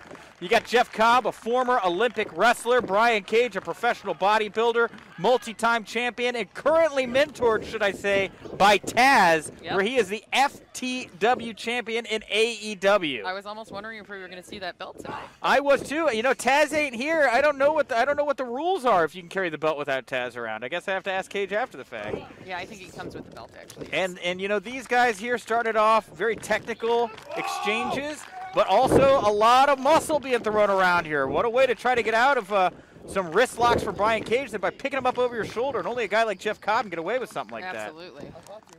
Cobb and Cage now circling the ring like a couple of sharks that see blood in the water, staring each other down, looking to put a bite into one another. Yeah, they're definitely savoring this moment because this is the time when they can view their opponent and say, all right, this is how I'm going to break him down. Can you imagine this match going to the top rope, a superplex just destroying this ring? I was going to say, I think the ring would collapse. And look at that quickness there from Cage as he snuck around to the backside of Cobb and was able to bring him down. And I don't know if I want to wrestle Jeff Cobb from the down position like that. And Cobb here working his way out and getting behind Cage and trying to grab him with a leg lock here, but Cage's legs are just like giant tree trunks. It's not so easy to take him down with a leg maneuver there. A big kick there from Cage to the sternum of Cobb. Cobb seemingly a little impressed, but doesn't want to give too much credit here to Brian Cage. No, again, he's just sizing him up, kind of assessing the situation, seeing what he's going to have to do to take down the machine. And Cage now, a little jaw jacking of his own. Again, this is a match, the drill claw, the finishing maneuver for Brian Cage, taking on the Tour of the Islands. Of course, Jeff Cobb's infamous finishing maneuver. Brian Cage, up and over in the corner here from Cobb, and Cobb rolling through. A big drop, a basement kick there from Brian Cage, laying out Cobb. Cobb checking for blood on his nose, and his lips, on his tongue. And Cage staying on the offense here. For as big as Cage is, it's incredible how much pride he takes in his athleticism and his quickness. And of course, it doesn't hurt to be able to have a baseball club for an arm that you can just slap into somebody's chest. And for as much as he can rely on his brawn, he also focuses on his brain. So he's slowly tearing down. Very smart guy. And these shoulder tackles into the corner, forcing the breaths out of Cobb, taking that cardio away from him, which makes it harder for him to do those big, powerful moves. Throwing him with all his force and might into that corner there as Cobb crumbles and he finds his way to the mat. And it means everything for Cage to get that Warrior Wrestling Championship back. I mean, he is the FTW champion right now, but he has not won all of his matches in AEW. You know, he was undefeated here in Warrior Wrestling when he took that title. Oh, wow! Look at that! Kung Fu style Cage! Kung Fu Cage! So light on his feet. No kidding. And for somebody of that size and that power? No, you know, and you talk about how smart Cage is. You know, this is a body that he has meticulously put together. He travels around with his own cooler filled with food. Yes. He buys a plane ticket for the cooler so that the cooler can sit next to him on the plane. And he eats 9 meals a day. 9 meals a day. Incredible. And he loves his Chicago pizza. Loves his Chicago. I mean, I wish I could eat a Chicago pizza and keep those abs, but that's just not happening. I don't know. He's made out of magic, I think. Yeah, a little bit of magic. All right, Jeff Cobb here finally starting to take control here away. A big headbutt there from Jeff Cobb to Brian Cage, and Cage now down. Also adjusting his knees. Cobb lifting Cage back up to his feet. A very calculated punch right between the eyes to the face of Cage. And Cage out a little bit on the ropes. Cobb here now trying to throw Cage around. Shoots him into the corner. Big clothesline as Cage is starting to feel the effects of the wear and tear that Cobb has already applied to him. And look at Cobb lifting Cage up off the ground. Goodness. And a pump handle fall away suplex from Jeff Cobb. No, he's applauding himself as he should. Yeah, well, the crowd's not. The crowd needs to have a little more respect for what Jeff Cobb's doing here right now. Jeff Cobb going for that pinfall there a little early. Brian Cage still got a lot of energy, and it is incredible to me seeing how active and measured Brian Cage's. I remember when he was first injured, and Cobb there running right into the corner, trying to take out the oxygen of Cage as well. But I'll never forget the match that Brian Cage had while he was injured in a steel cage against Wardlow and Austin Aries. For him to show up, perform like that, and come out on top was so impressive. Here he is again tonight, trying to find that wave of momentum. Inside out, drops Jeff Cobb right there in the middle of the ring, rolls him over. And could that be it? No, still a little early. Yeah, I was going to say it's still pretty early on. Jeff Cobb definitely has a lot of fight. These men are like weapons, Val. They are the weapons. They are weapons, mountains made of weapons, yes. Mountains made of weapons. Action figures right out of the package, absolutely. And two of the biggest men in the business, two of the most athletic. I see guys like this. I think about Bam Bam Bigelow. I think about a guy, wow, and again, like that bicycle kick there from Cage, being able to get his foot so far up high over his head, taking down Jeff Cobb. And Cobb now getting tossed to the ring apron area. Brian Cage followed him out there, and it looks like we're going to have a fight on the plank. No, Cage falling to the turf. Oh, he wants to bring him down to ground and pound right there. That was a very awkward fall there from Cage off of the ring apron to the ground. And Cobb eating the edge of the apron there, and Cage taking him around, wraps Cobb's arm around him, and what's he going to do here? Oh, he drops him with a side back suplex onto the ring apron. Right on his spine. Right on his spine. That's an easy way for you to really have your career like ended? A bulging disc. Yeah, absolutely. End your career 100%. It's very dangerous out there. And Cage now keeping control of Jeff Cobb. You do not want to let this guy get out from your grips. Cobb here trying to fire back with some big blows of his own. And Cage trips Cobb. Could we see a 619? What are we looking for here? Yeah. That is the biggest 619. What's 619 times 2? 1238. That's true too. Whatever you want to call it, he's too big to be doing that. And Brian Cage taking down Jeff Cobb with that 619 there. And Cobb certainly didn't see that one coming. I've never seen Brian Cage deliver a 619. That was incredible. And Cage here pulling Cobb up to his feet, and it looks like, is he going to go for that drill claw, or is this just going to be a side suplex? Well, it's not going to be anything because Cobb doesn't want to seem to, no, wait! Cage muscled him up! A stalling suplex! Stalling suplex. How incredible! With Jeff Cobb. No kidding, Brian Cage. Picking up a mountain. Brian Cage allowing Jeff Cobb to sit on his shoulder before finally dropping him to the mat. 30 seconds plus he had him up there right now. An incredible display of strength. And now Brian Cage telling the fans, let's get excited. Let's see something crazy. Oh, and they're doing the clap of the machine right now.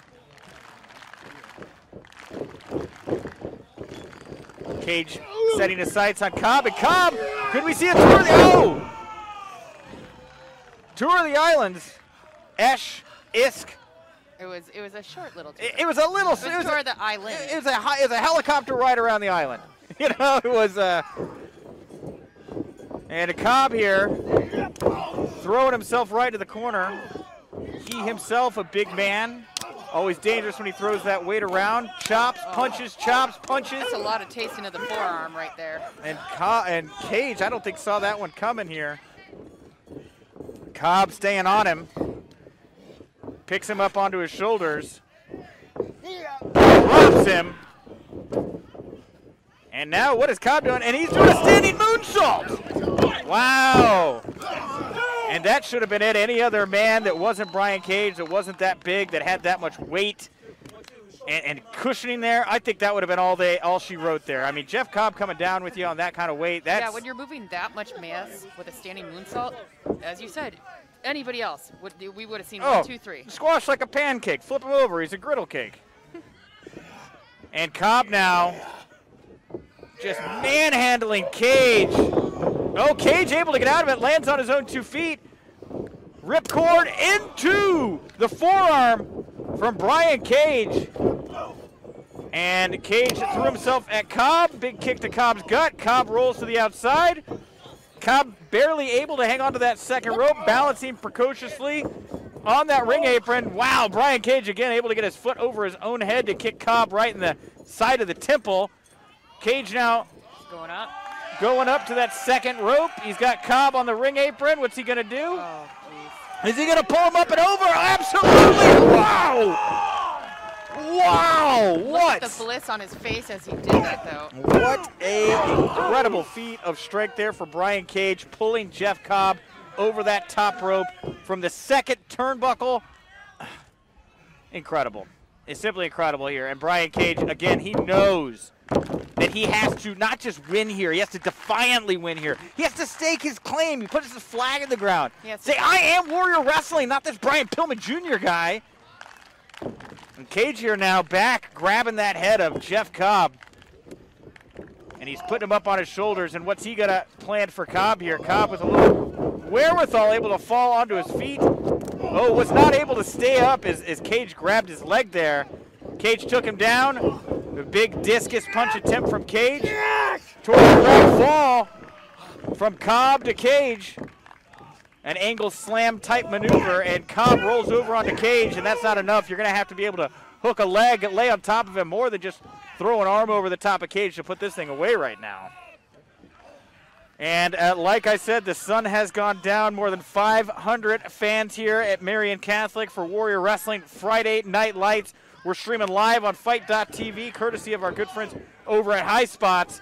And Cobb now sends Cage into the ropes, and he was going for a sidewalk slam. Cage rolls him over. Very nearly had him for the 3 count.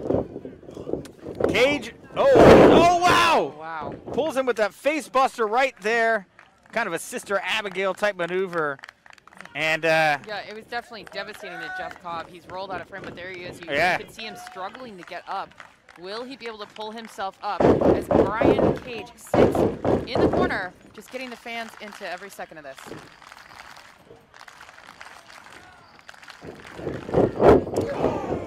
And Cage, using the energy of the fans, a big German suplex to Jeff Cobb, and Cobb stood right back up on his feet. He gets behind Cage, German suplex to Cage. He gets right back up on his feet. Cage and Cobb going at each other. Lariat attempt, lariat attempt. Moving, they hit each other head on. Oh, that collision. That collision right there, that is what 600 pounds of humanity looks like. And the tortured, writhing pain coursing through each man's body right now, having already pushed each other to the extremes. You know, it's one thing for these guys to go in there and work with the Rascals, work with that Alex Zane, you know, guys that are a little bit lighter than them they can throw around. But when you're that big and you got to come in, you got to work with another big guy that you're going to have to use all of your strength. You're going to have to dig down deep to do what you normally do against them. It adds to the difficulty. The difficulty factor goes up higher. And up and up and up. Now again, both men barely up to their feet. A shootout at the OK Corral here right now. Cage delivers a big punch. Cobb delivers a big punch. Cage with a huge uppercut. Cobb with a chop. And another one. And now he's having fun. There's a third chop. A spinning kick to the gut from Cage. Kicks him up. Super kick to the face of Jeff Cobb, courtesy of Brian Cage. And a discus attempt. Oh, Cobb with the super kick, showing his flexibility. Another discus lariat attempt. That time he was successful. And what is Sam Adonis doing here? Sam Adonis getting into the way. He's a big boot to Brian Cage. And he's attacking Jeff Cobb, and the referee calling for the bell. Here comes Lance Archer. Lance Archer making his way to the ring, running off Sam Adonis. Earlier, Sam Adonis low-blowed Lance Archer. He wants a piece of him still. Once again, and Lance Archer running off. Whoa. Sam Adonis, earlier tonight, you ruined your match with Lance Archer. And now you come out here and ruin our main event? Well, it looks like to me and everybody here that you want to pick a fight with Lance Archer, with Brian Cage, with Jeff Cobb. If that's what you want, Sam Adonis, then that's what you've got. Because this main event is going to continue as a fatal 4-way. Wow! Principal Steve! Just when we thought Friday Night Lights could not get better, here we have it. And it is now a fatal 4-way. Lance Archer and Sam Adonis being added to this bout. And look, these are the top contenders in Warrior Wrestling right now. These are, I mean, Sam Adonis, every show. Lance Archer, he has decimated, he's left a trail of bodies behind him. Jeff Cobb, Brian Cage, so much potential, so many big names here right now. Brian Cage has also been on every show, except he had to miss due to injury. Injury, yeah, absolutely. But he still came all the way here to be a part of Warrior Wrestling. Yeah, absolutely. And yeah, we've got now a fatal 4-way match as Sam Adonis finds himself surrounded here. Oh, that's not a position you ever want to be in. You do not want to be trapped in between Brian Cage and Jeff Cobb. By the way, now there's Lance Archer. And Lance Archer sending Adonis in the corner. And, you know, this is a fatal 4-way match, but it might be a triple threat here pretty soon if they just completely immobilize and dismember Sam Adonis, which seems to be something all three men are down to do. Yeah, they're pretty keen. But it is broken down now. Lance attacking Jeff Cobb. And the two big men of AEW, Lance Archer, managed by Jake the Snake Roberts, Brian Cage, managed by Taz. Two big, heavy hitters sitting in the middle of the ring, and Sam Adonis trying to pull a fast one here, pushing them into each other. A roll-up on Lance Archer, duck dive, and a Hurricane Rana from Brian Cage to Lance Archer. Cage firing back against Adonis, sending him over the top rope to the outside. Here comes a huge crossbody. I mean, a huge crossbody from Lance Archer. And Lance Archer calling for the murder bomb. Is he going to be able to hit it on the FTW champion, former Warrior Wrestling champion? And no. Sam Adonis pulling Lance Archer out of the ring. And Jeff Cobb stalking Adonis. Adonis and Archer down. Brian Cage looks to be building some speed as he shoots over the top rope, cannonball style, to take out all three men. That's a whole lot of Cage. And the fans in attendance right now going absolutely wild for what they just saw.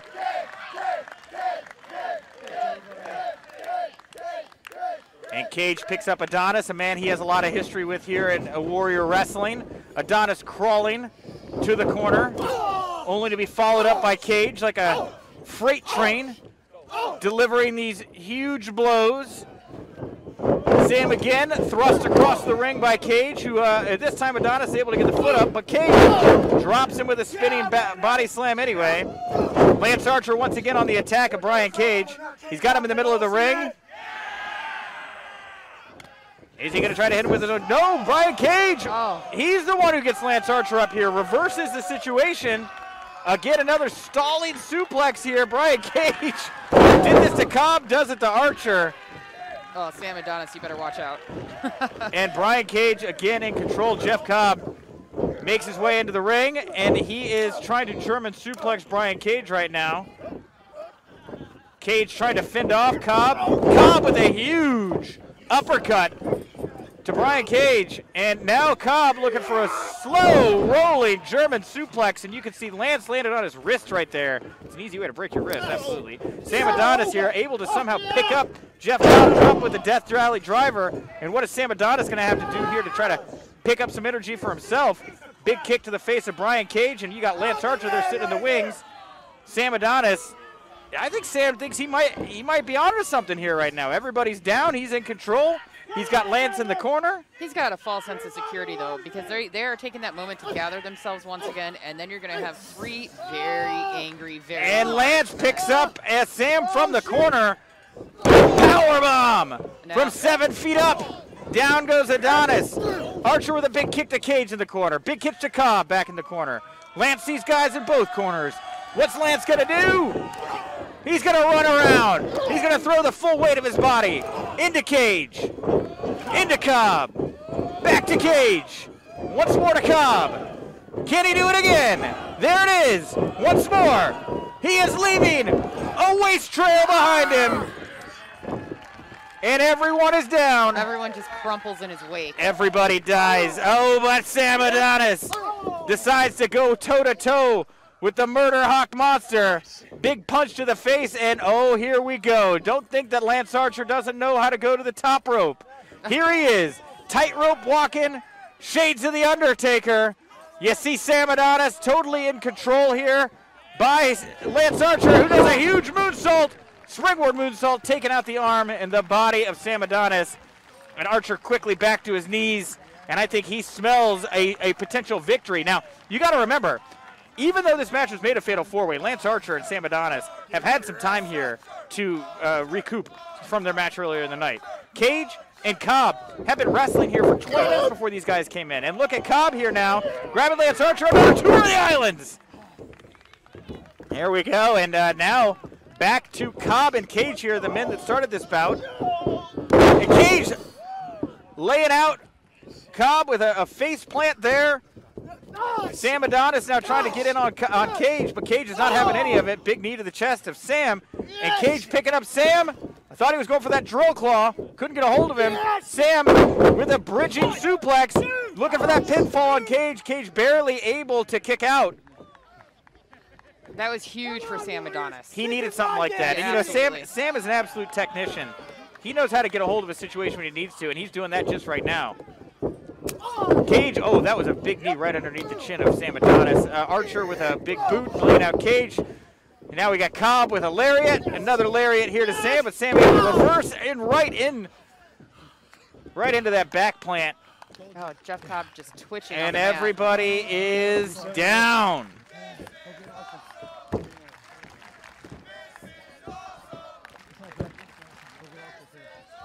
And the fans in attendance here letting the wrestlers know that they think the work they're doing is awesome. Yeah, and they are not wrong. They're not wrong, but look, I don't know that Sam wants to have a "this is awesome" chant. He wants to have a "you're a winner" moment, you know? I don't think he cares if it's a chant. Archer driving Adonis into the corner. Huge overhand chops. Takes him to the top.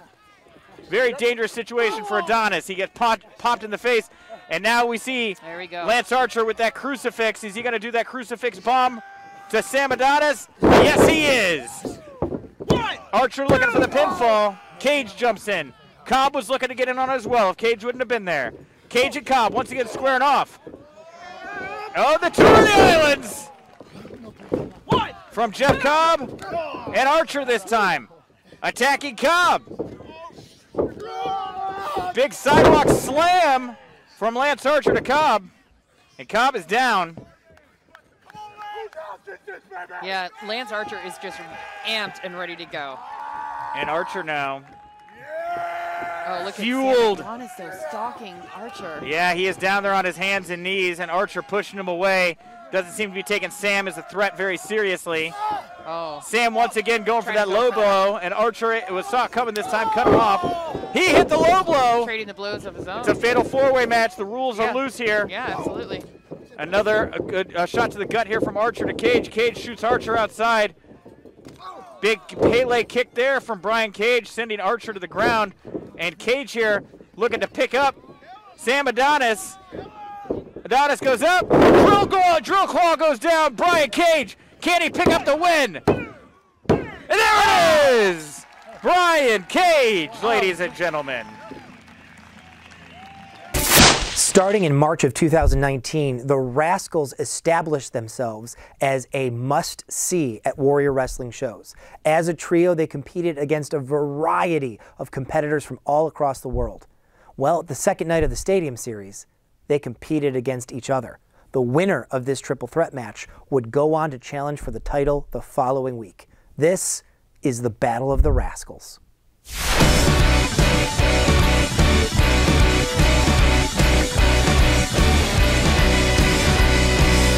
Beautiful night. Pro wrestling out here on the football field in Chicagoland, and we wrap up the Stadium Series 1 week from tonight right here. WarriorWrestling.net is where you can get your tickets, and you know, we are expecting some warmer weather next week, aren't we? We are, yes, indeed. And look, you know, I'm looking at the gear these guys are wearing to the ring here. It looks like Zach Wentz. Is he wearing jeans? Right? We got Trey Miguel here. He's wearing Zubaz shorts. Well, hang on here. You know what I've just noticed is that you have Miguel and Wentz, both in black, both in jeans, and it is Desmond Xavier with the white and the green on. Is he the odd man out? Is that what that signifies? Yes, I think that is what it signifies here, you know. It looks like Trey is... It looks like Desmond, I should say, is showing up to be a little bit different here tonight. And Trey Miguel Spinning up, Zach over the top. And now it's Desmond going for the pinfall here. Well, you saw them all fist bump. They all kind of shook hands before this matchup. If you've ever seen one of those viral videos where a dog fights its reflection in a mirror, it might look a lot like this match. Double kick to the temples. And both Wentz and Miguel, oh no, they collided, but instead turned their attention to Desmond, who gets super kicked, and now rolling under the bottom rope, it is Wentz and Miguel one-on-one. And don't forget, Rich. Oh, big kick right there. Yeah, big enziguri connected flush. But don't forget, Rich, this match is for everything. The winner of this match is the new #1 contender for the Warrior Wrestling Championship. They will take on either Brian Pillman Jr. or Warhorse at the next Warrior Wrestling Stadium Series show. Wow, German suplex folded over into the cover, and Xavier there to break it up. Double stop missed. And Desmond able to get some chops into the neck of Zachary Wentz, and what a agility there to land on his feet after that spin. Oh, what a drop kick. You heard that connect. Man, shades of the Von Erichs there. Just a beautiful drop kick there from Desmond Xavier. Now, for those of you watching at home, how do we tell who's who in this matchup? Because Wentz and Miguel are almost indistinguishable, aren't they? They are. They're looking similar tonight, but you know what? I'm telling by the gear. I'm telling a little bit by the moves. Each man moves a little bit differently. Trey Miguel here with some quick shots to the face. And he, you know... Oh, wow, spinning enziguri. It's tough to even talk about the psychology of this bout, Rich. I mean, the psychology is don't stop moving. Yeah, pretty much. You know, I've talked a lot about sharks tonight, but similarly, if you stop moving, you die in a bout like this. So it's Trey Miguel who has the, I suppose, the pink on the back of his shirt, the shorter hair. Oh, and that's Zachary Wentz who just kicked his teammate right in the head. Man, that's brutal. And again, these guys know everything about each other. Wentz misses off the apron. Blocked by Xavier. Caught. No, and a kick right into the gut. Oh, man, you said Desmond flying there, but Desmond stayed on his knees. Couple big punches there between friends. Oh, wow, and that's a double headbutt. And Look what out. is Trey Miguel doing? Miguel corkscrewing with the moonsault off the second buckle. #1 contendership on the line in this matchup here tonight in Chicago. Both men down on the outside, and the referee yelling at Trey Miguel here right now. Trey Miguel getting his wits about him. Now, we talked about before here at Warrior Wrestling, it's not the first time that these three have had to battle against each other. Trey Miguel looks like he's saying something to the referee right now. Something happened. I hope he didn't split his pants or something like that. Yeah, who knows? What did he say? He said he knows he's got to win. He doesn't want to fight his friends, Rich, but he's got to. It's all on the line here. Miguel going to the top. Trying to dial in the coordinates on Wentz, who charges forward. Miguel, Matrix-like. Yeah. Oh, right into a sleeper. Trey Miguel truly made a rubber. And Wentz putting all of his weight and pressure up on the back. Trey Miguel. He's reaching out, trying to get to the ropes, and Wentz is going to have to break that hold. Or will he? Xavier from the second buckle. Up and over. Oh, wow, look at this. Double sleeper. Oh, man, and we have a sleeper. No, wait a minute, the referee. That can't be okay. That can't be okay. The referee broke the sleepers.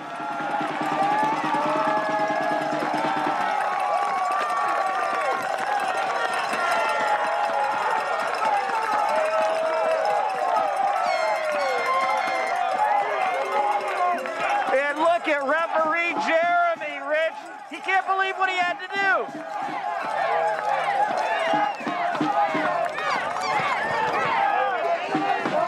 Well, the fans certainly enjoyed that here tonight at Warrior Wrestling. You know, I've seen some goofy things over the years, but you almost think in a situation like that, you wonder if they even realized who they were grabbing hold of. It all happened so quickly.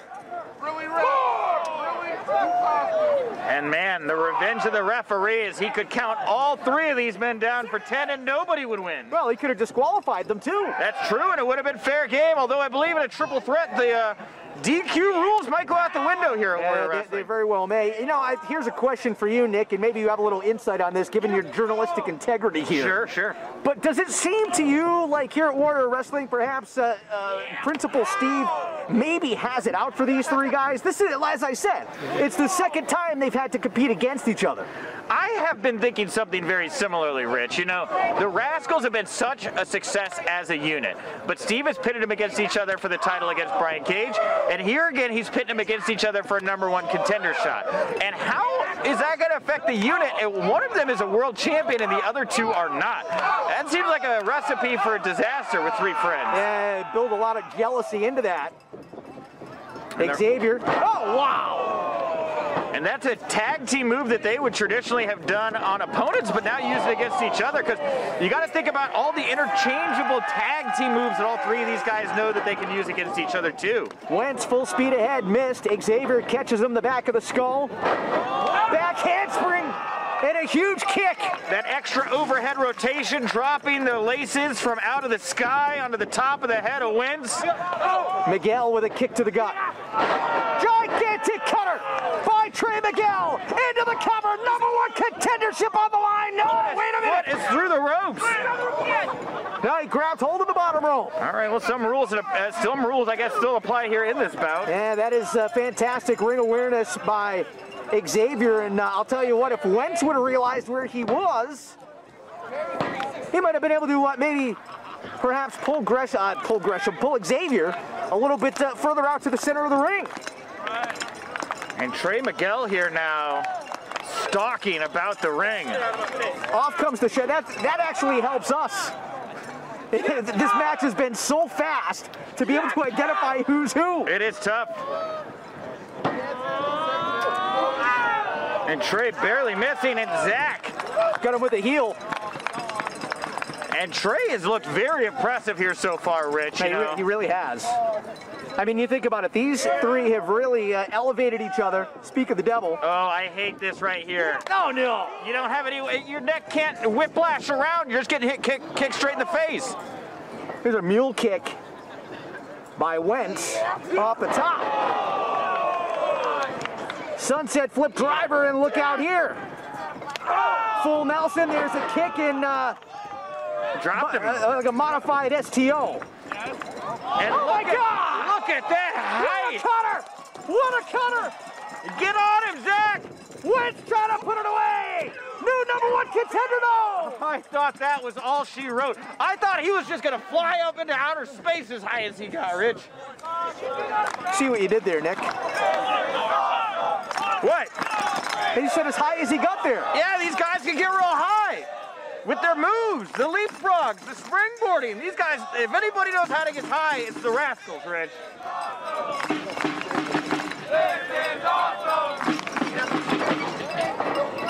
Who's going to gain the advantage? Who will find the extra momentum to tilt the table? And once again, and become the new #1 contender to the Warrior Wrestling Championship. And teamwork here. Double 619, 1238. Yeah, that's some quick math on the fly there, Hausman. Good for you. I'm good with small numbers. Desmond Xavier grabbing hold of.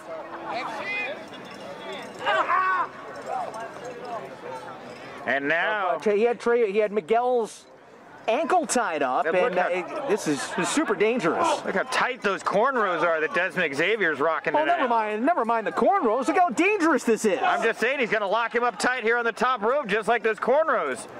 Oh, no! Oh, my God! Off the top! Desmond Xavier! Low dive to the outside! Like a cat. He just knew where to run, Rich. I'm going to tell you what.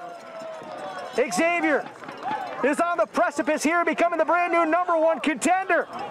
Perched off the top rope, here he comes! Oh! Cascading down, cover! Leg hooked! No! I picked Desmond Xavier tonight, Rich. He's my pick. I was so ready to rub it in your face and say, I knew it, I knew it, I knew it, but there, that wasn't enough. You know, you hate to be critical, but if Xavier would have gone for the cover right away, this match would have been over with. Instead, he wanted to make sure that the man on the outside, Zachary Wentz, wasn't able to come charging into the ring. Yeah. I think it cost him, though, Nick. You know, it's just too much here, you know, between all between having an extra opponent in the ring, having those opponents be your friends, having a golden opportunity on the line. I mean, so much going through your head here in a match like this, Rich.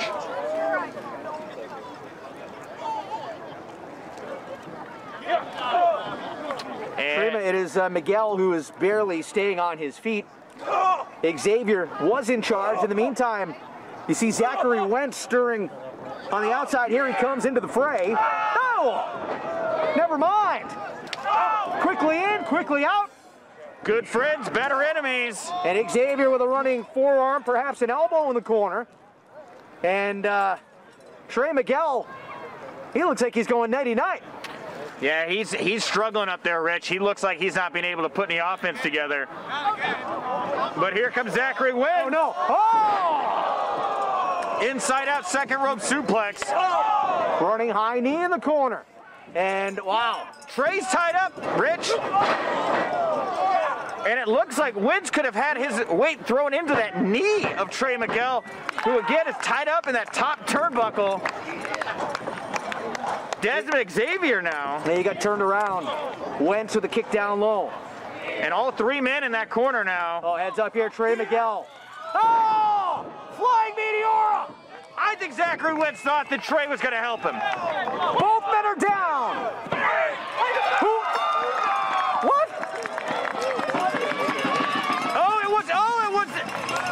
It was Trey Miguel. He had his arm over both men. Zachary Wentz kicked out. Desmond didn't. Trey Miguel's your winner.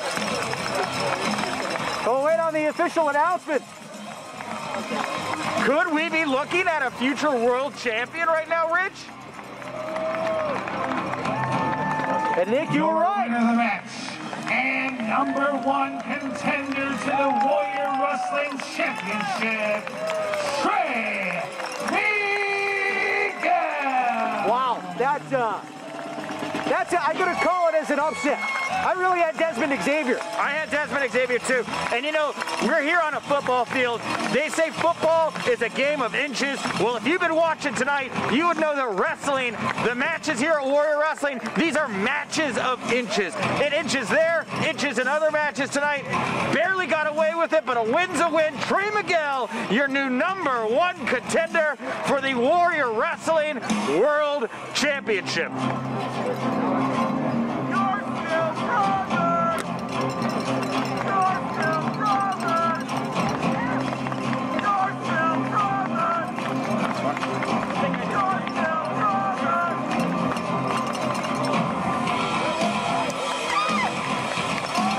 Let's hear it for all three of them. The Rascals!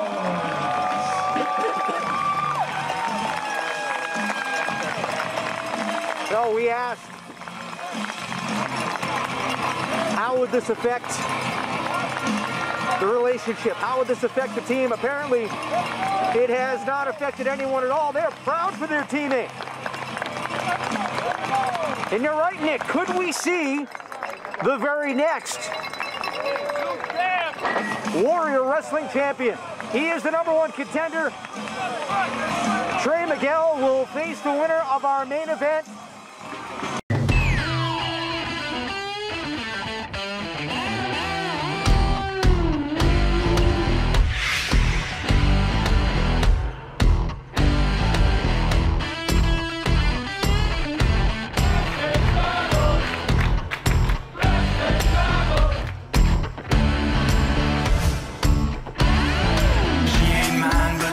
Fine, gonna take some time, gonna make her mine. Come and live the dream!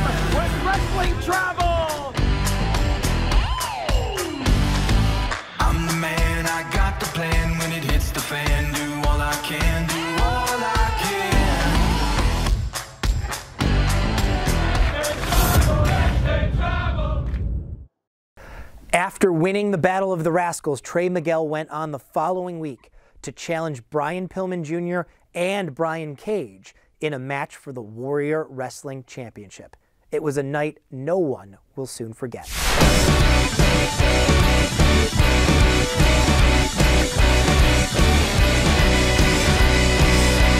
Brian Cage could not compete, could not defend the Warrior Wrestling Championship. He handpicked Brian Pillman Jr. to take his place in that War of Attrition matchup.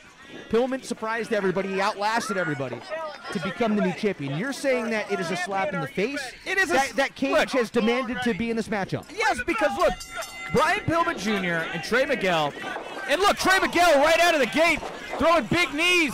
Wow. Brian Cage throwing Trey. Oh, what a big kick by Cage. I'm just saying, Brian Pillman Jr. and Trey Miguel have only had a week to prepare for this fight here tonight. A week, Rich. A week is usually not enough time. Oh, big kick there for Brian Pillman Jr.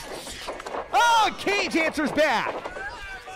Release German suplex. And you're telling me that on 18 hours notice, Brian Cage says, I want in the main event? Well, that's why not? fair? He was told whenever he wants a chance to compete for the title again, it's his. All he has to do is say it. Well, be a man. Be respectful. Name the time, name the place.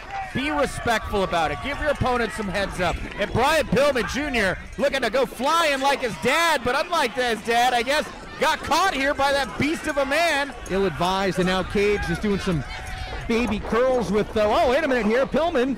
That might have been a bit of a low kick. Oh, man, like taking a ball back to the side of a barn.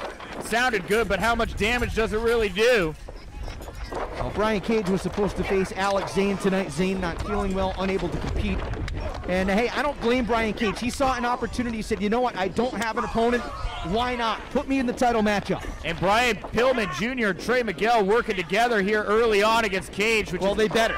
Yeah, and look, Cage here, the strength of two men. And synchronized drop kicks there for Brian Pillman Jr. to Trey Miguel. Like Norton and Gibson. A little Rock and Roll Express ode there. Maybe Eaton and Lane. Trey Miguel up and over Brian Pillman Jr. with a low kick to the knee. Yeah, man, that's the wrong way a knee's supposed to bend. Hurricane Rana there, and a twist around the neck there from Trey Miguel. Hurts just to watch, Rich. You know, luckily for Pillman, I don't believe that Trey has laces exposed on his boot. And there's a leaping enziguri there, takes out Brian Cage. Keep him out of the ring. If he's not in the ring, he can't win the match. Keep this between you and Brian. Stick to your game plan. This is the match you prep for, Trey. Yeah, you see Miguel has those kick pads. Oh, big power slam by Pillman to put it away. And almost British Bulldog-esque there a little bit. Yeah. Maybe a little Road Warrior Animal as well. Oh, man, rest in peace, rest in power, I should say, to Animal here. Sadly passed away earlier this week. And Pillman leaping off the ring. Oh, right on the edge. Yeah, the small of Pillman's back went into the edge of the ring, and there's Trey Miguel diving through the ropes, caught. And look at the hang time on the suplex. Wow, like a dart being thrown at a dartboard and plucked out of the air by a bear. Brian Cage grabbed him, waved him around like he just don't care, and he dropped him right on that turf.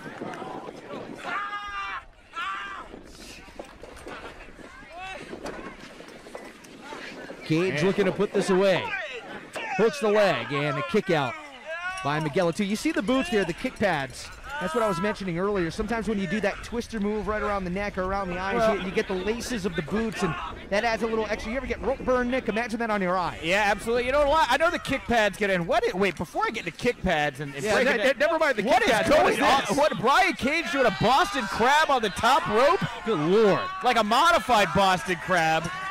What do you do in that situation? I think you just pray. I think you say, I am at a religious institution right now. Please don't let this be my last day on earth. I think that's what you say. A kick by Pillman is caught. Cage sweeps the leg, and what's he going for? Sharpshooter, maybe? Indian deathlock, I think, or some kind of Indian. What is this here? Got the legs tied up. And yeah, he may be going for an Indian deathlock, or maybe not. He lost his balance. And diving Meteora. Saw Miguel off the top rope cover. And Pillman dives on him to break it up. And he got high up on him. Really made it easier for him to drag Brian Cage to the mat there. And Brian Cage here trying to shake off the cobwebs at the moment. And And this is a great time for me to talk about those kick pads, because I know the kick pads can get a bad rap in pro wrestling, but you think about boxing, right? They say in boxing, it's a more brutal sport when you wear the boxing gloves. Oh, wow, what a nasty kick. Because your hands are protected, right? So you can throw your hands much faster. I think the same can be said with those fancy feet of Trey Miguel. Oh, what a kick by Pillman! Plucked out of the air! Gigantic super kick by the Warrior Wrestling Champion! And that's why he's the champ! And he's chopping down Brian Cage, or doing his best to do so. Wrenching the arm, and now Cage able to reverse. But Pillman with a double axe handle takes down the former champion, now spilling Trey Miguel. Oh, and he's got Trey upside down. Brian Cage missed. Oh! Both men at once, a 2-for-1 special. BOGO, whatever you want to call it. I'm a champion tonight! And Brian Pillman Jr., knowing that he's on the ride of a lifetime right now, missed that chance at some offense on Trey Miguel. Main event here tonight, Chicago Heights, Illinois, Warrior Wrestling Stadium Series 3. Trey Miguel, double stomp to the high back. Rolling Pillman over. Hooks the leg for the title. Pillman out of 2.5. Brian Cage trying to shake off the cobwebs in the meantime. Hashtag is Stadium Series, Warrior Wrestling at warriorwrestling.net. The third and final Stadium Series show. And thank you so much for joining us on Fight TV. To all the fans that have been out, if you're maybe watching the replay of this and you attended, thanks so much. And if you didn't, good possibility that when the weather gets a little bit warmer again, maybe springtime, if things are still as they are, we may be back out here on the football field again, say come April or May. Trey Miguel here, using his hand as a hammer and trying to nail Pillman as much as he can, but right across that upper back. Michinoku driver. Cover. And Cage is there to break him up. Might have done more damage to Miguel there, diving in to break it up. Pillman, that leg hook driver now, wait a minute, fireman's carry. Pillman able to slide free. The champ and the former champ exchanging blows here at the center of the ring. Pump handle. And Brian Cage. Oh, planting Pillman. Inside out, Falcon's Aero. Is enough? Pillman got his toe on the bottom rope and got the shoulder up anyway. Is it just me, or has Brian Cage lost a little of his mojo in pro wrestling without that Warrior Wrestling Championship? Yeah, he may have. Very well may have. Seems like he's searching for something. He's maybe lost, like you said, a little bit of that confidence, a little bit of that extra snap in his step. Oh, and look at that, the power slide Prince, Trey Miguel. Cover for the title, no. Kick out at 2. Popping in and out there. I wonder if we'll see that power slide Canadian Destroyer at some point in this match. What was that, a power slide rebound cutter? Something like that. Yeah, that was innovative. You're the professional, Rich. Well, I mean, you do MLW. Am I doing this right? I'm not sure. Well, I don't know that I do it right, but anyway. Title matchup here tonight. Trey Miguel going up top. Anything's Two possible. challengers. Trey Miguel, Brian Cage, the challengers. Brian Pillman Jr. is the champion. Our main event on a great night here in Chicago Heights. The wind has died down a little bit. The temperature's fantastic. The crowd is fired up. Looking for that discus forearm was Brian Cage, but Pillman Jr. knew what was coming. Look at this tandem. Oh, man. Yeah, too much man there. Too much muscle. Wasn't able to get him up. Maybe trying to do a little too much. Oh, man, discus clothesline. And I always feel bad when I see somebody land on the back of their head like that. And Big Brian Cage. Bomb, and is he going to go for one more? No, hold on. What's Miguel doing? Oh, managed to get a hold of him from the back. Almost like a poison rana. I want to remind everybody, Brian Pillman Jr., of course, has won his last 2 matches here at Warrior Wrestling using that jackhammer, a move made famous by Bill Goldberg that he is trying to be making his own now, is Brian Pillman Jr. Triple threat matchup. Whoever scores the pinfall becomes the champion. Will it be Pillman? Will it be Cage? Will it be Wentz? And now what happens here if everybody's counted out? I think Brian Pillman retains the title. Oh, of course he does, yeah. So if you're Pillman Jr. and you've been beat down too much, why not just stay down? That's always the obvious question. That's it. Well, you know, if the other 2 men get to their feet first and you're down, that leaves you in a very precocious situation. No. Or precarious situation. Yes. Precocious. Well, you gotta be heads up because never mind here. Wentz, double super kick. That is a lot of foot going to your face right there. Brian Cage got size 20-something boots. Brian Cage trying to set up Pillman Jr. He was able to slide free, and again, Pillman, oh, caught with a ripcord forearm. Pillman with a high knee. And Pillman going for that jackhammer. Oh, Cage didn't let him with that headbutt. Roundhouse kick, and now up in the fireman's carry. Brian Cage maybe looking to put things away with the F5, nails it, but look out! Diving meteor off the top! And what is Cage doing? He rolled right through. Another powerbomb perhaps onto Trey Miguel. Buckle ball! Oh, even worse, brutal! Another F5 on the way! This could be curtains! Well, wait a minute. Oh! Canadian Destroyer by... Oh, hold on here, Pillman.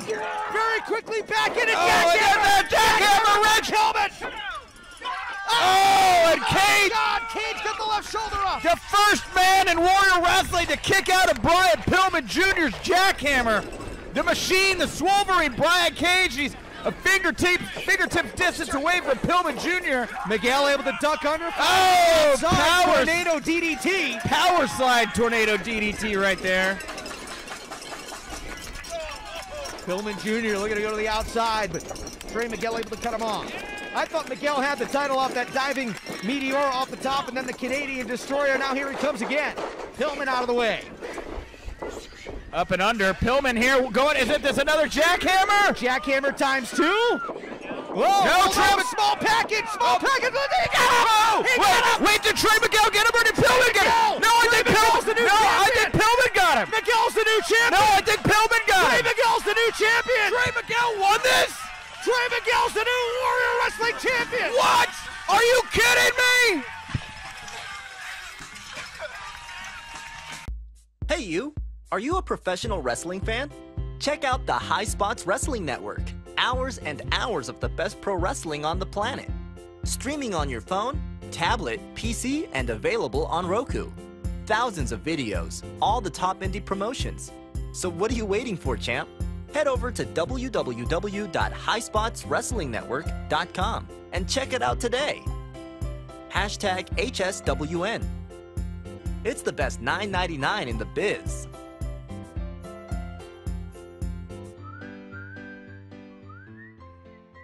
Lastly, in this episode, we have an entry not on the countdown. It is not a match. The one person in there particularly will be sure to tell you it was not a match. This was Frank the Clown's Hardcore Challenge, in which Frank put out the invite that he would fight anyone in the wrestling world. And it was answered by none other than his girlfriend's father, Mick Foley.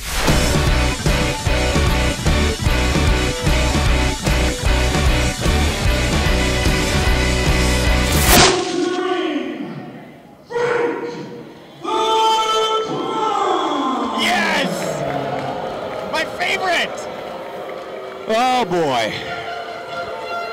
Oh.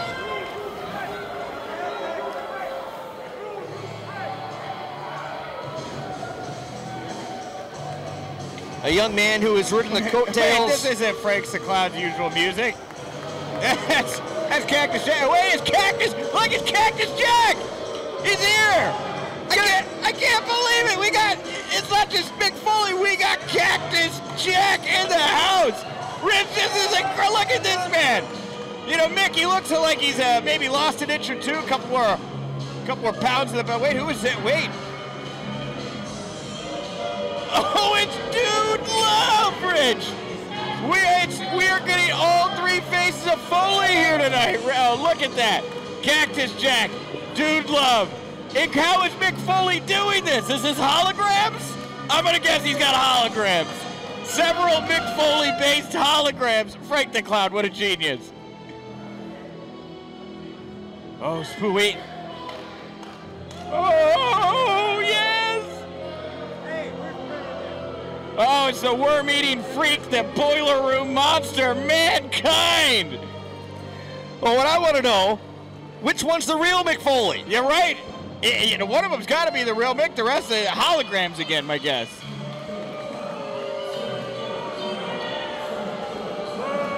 Is there anybody who's ever ridden the coattails of success and done so little with it than Frank the Clown? The Foley family should consider themselves lucky and privileged to have Frank the Clown come into their world. Look at Mick using. What do you mean? Look at Mick. It's not Mick Foley. Using Mick Foley. That's another one of his clowns that he got from Clown College. Frank the Clown is that he failed out of twice. I'm pretty sure that PWI just put out their top PWI 500, right? Yes. How Frank the Clown did not take the #1 spot is beyond me. This man is a. Don't tell me he's in there. I think if he's not 1, he's 0. He's above 1. He's a hyper sentient being sent here to make the world a professional. You're wrestling. Talking over my head. A what? A hyper sentient being. What does that mean? He's a space clown from outer space, Rich. You know, the Foley family, they were just struggling. The Foley family was struggling before they met Frank. Oh, I'm sure. Oh, yes, right. You know, Mick Foley had a so-so career. He had a pretty. So you mean to tell me this idiot, who was only famous because he went to WWE shows and sat on the hard camera side so people could see his stupid clown head, the Foley family, the Hall of Famer, look, needed him. Rich, look, that's what you're telling me. I'm not gonna argue with you because Frank the Clown did sit ringside there dressed as a clown, but you know what? In the world of sports entertainment, professional wrestling, a world of over-the-top characters, you know, who was catching everybody's eye? Oh, get out of here. Oh, The Undertaker. Oh, would you, John Cena. Would you stop? Dolph Ziggler. I'm looking and you want to talk about out-kicking your coverage. I'm saying my eyes were on Frank the Clown. Noelle Foley's eyes were on Frank the Clown. She pursued him. Mick Foley, he hates that fact. He hates to know that Noelle Foley pursued this real man that now Mick Foley has the privilege of, look at that coat. That coat has coattails. Mick Foley, welcome to grab them. Look at his pants. Yeah. What about his pants? The pants are well made. He's got his girlfriend, Mick's daughter, Noelle. Most men could ever even hope to have Noelle Foley. I bet you get those special ordered from Tommy Lahren. Oh yes, maybe, you know. Made in China. Fashionista. Yeah, you know, but look, Frank the Clown here, eliciting a response. The fans here in attendance pulsing like a heart. The beat is going on here right now. Oh, I can't wait. I gotta let Frank do his thing, Rich, and you're gonna enjoy it. You're gonna love it. Bring Mick Foley's old batter ass out here right now. Yeah, Frank! Saying it like it is. You ought to be ashamed of yourself. I am proud of myself. This is my friend.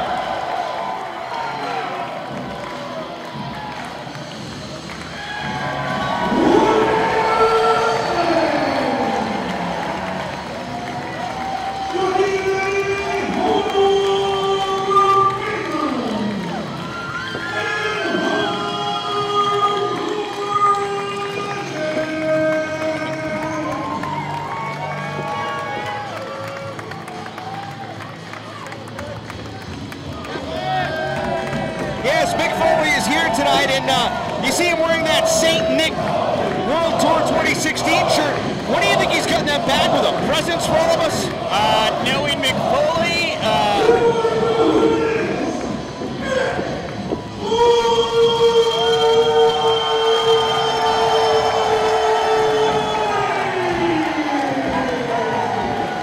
the hardcore legend. You know, knowing Mick Foley in that bag, you know, he may have gifts. Yeah, you're right. Gifts for Frank the Clown. Thank you for dating my daughter. Thank you for giving the Foley family purpose in life.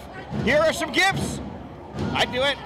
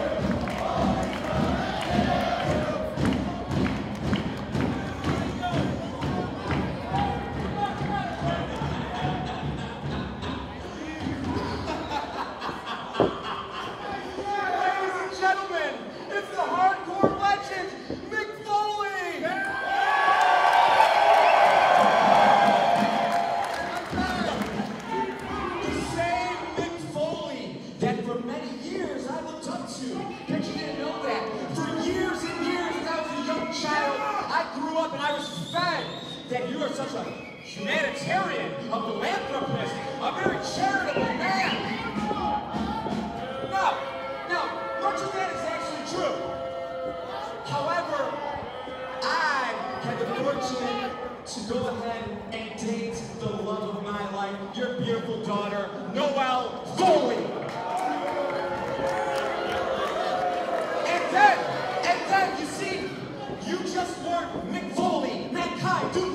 this jack anymore. You're just simply my girlfriend's father. Nothing more than my girlfriend's father. And for the last 5.5 years, I have been a part of your life. You've been a part of mine, unfortunately. And he has been nothing but a thorn in my side. Everywhere I go, he's texting the world, what's Frank doing? Where's Frank taking you now? You better get home at a good time. Every single thing, he has just embarrassed me.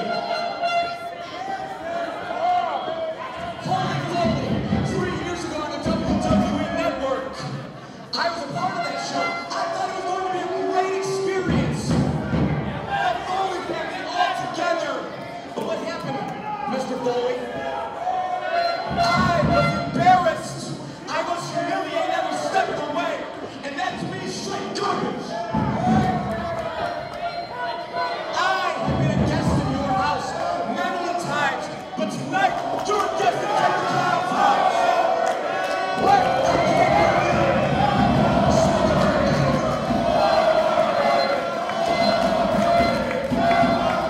In case you guys forgot, I am Mr. Warrior Wrestling, and this is my show. Now let me ask you something, Mr. Foley. You get this question a lot. How did it feel when you fell off the Hell in a Cell? And all that money you made is going straight to Frank the Clown. All of me, the Foley family fortune's gonna line my pockets.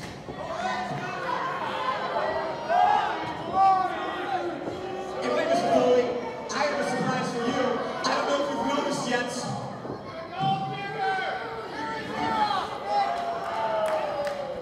Houseman, I don't know about you, but I'm the father of a 22-year-old daughter. Oh, that's nice. Yeah, Hey, this is the first time your daughter's been all over me. Oh, God. I understand how Mick Foley feels right now. He's probably like, I have not given this man enough love and respect. So guess what?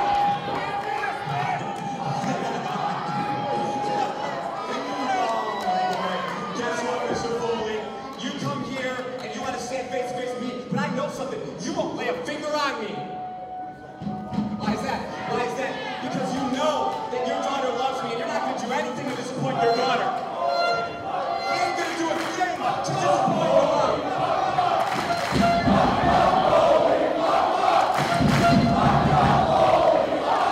This is a family show. We are inside high school. Use some manners.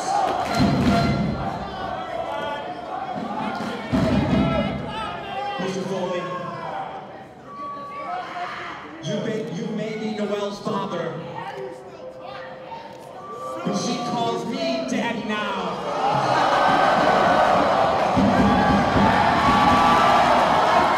What, you guys like that? Look at that! Turn around, Frank! Turn around! Frank, turn around! Frank!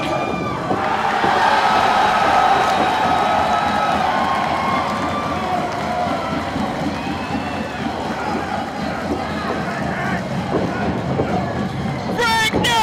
Frank! Kick out, reverse it! Use your MMA! Frank the Clown made the mistake of trying to predict the future. He calculated I would not injure him because of my love for my daughter. Frank was incorrect. While no one can accurately predict the future, I'm going to do a pretty good job. And I'm going to predict that after tonight, there will be no children in Frank's future. Uh-oh. Oh, boy. Is he getting his other daughter? What? Barbie? Oh, no! It's Clippy! It's the dogs! The dogs! Frank, no! Get out of there! There's a madman! This is worth the price of admission alone. Oh, he's got a big old chunk of Frank meat! Big! Maybe not anymore!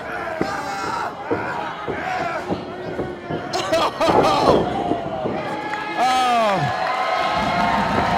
I wonder dogs to serve Thanksgiving turkey this year.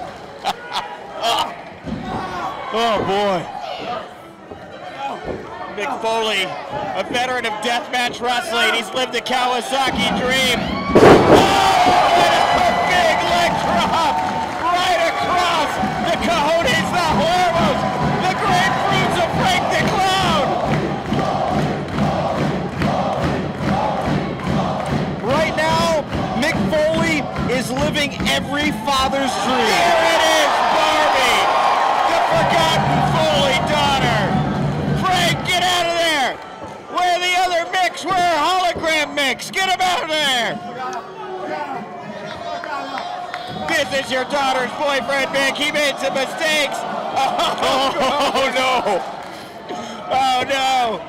I wonder if he learned this one from Terry. Oh no! Oh Frank, what are you doing?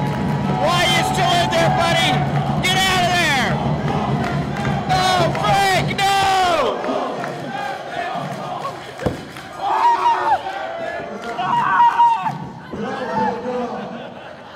She just loved him. We had family barbecues. Barbecue. Oh no! This has gone way too far. Look, Mickey said a couple bad things. I get it. You were upset. He's a clown. He's a jokester. He's gonna light this clown on fire! This is too far, Mick. This is way too far. You gotta step off the ledge. If you would step off that ledge, my friend, you could. Come on, Mick, no! He's your daughter's boyfriend here. This is a human being. Have some mercy, Mick. Let's try a new chant tonight. How about follow me with a light 'em up, Foley, light 'em up. Light 'em up, Foley, light 'em up. Light 'em up, Foley, light 'em up. Light 'em up, Foley, light 'em up. These fans are sick. Uh-oh. Good. Oh, no. Oh, there we go. Finally good. Wonderful. What do you mean finally good? Marion High School's top level. These are some of the toughest seniors at Marion Catholic High School. Varsity.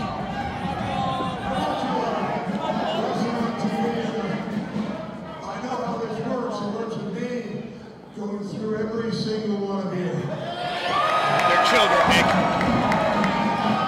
That's how I think I can do it. I'm so sure about you. These guys, no problem. But instead of having a confrontation with anyone but that clown, let me reason with you. You're not getting paid much, if anything at all, by Warrior Wrestling, right? Let's be honest, you guys weren't security guys. You're a student, which means you were a fan. You're still fans. I want you to think back to your youth or even to last night about all the times I gave you pleasure on your screen. And now I'm telling you, it would give me sincere pleasure to light that gentleman's genitalia on fire. Yes! Yes! Do it! No. This is wrong. We're going to have a little powwow. I told you they were the senior varsity level athletes. They're obviously not going to take this bait. They're not going to let this man light another man on fire. You animals!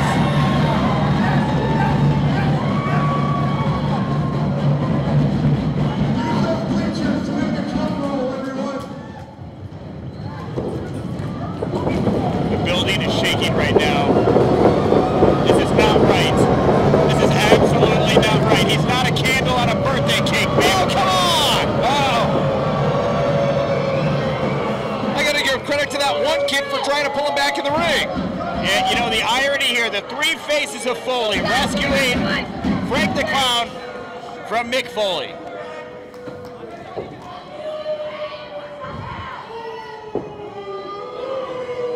I know, that was ultimately kind of unsatisfying, right?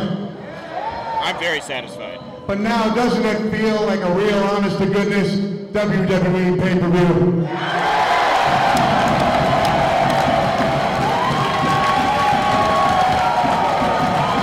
All right, that was pretty funny.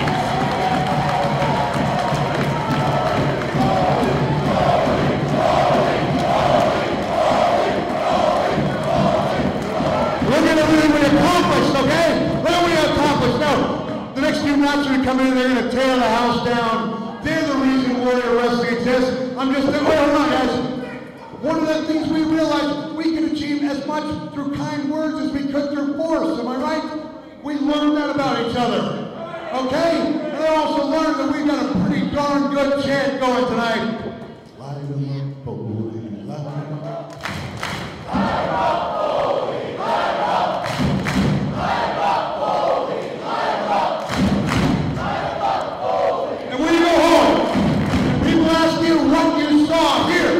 Right here in Chicago Heights, Illinois.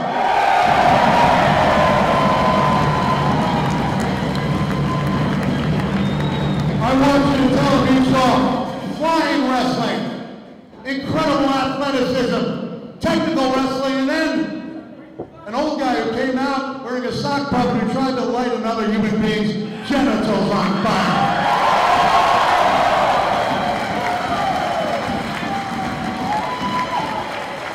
And then you can chant along to your television screen.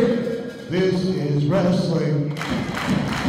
This is wrestling. This is wrestling. This is wrestling. Oh, great night, everyone. Nice having you here.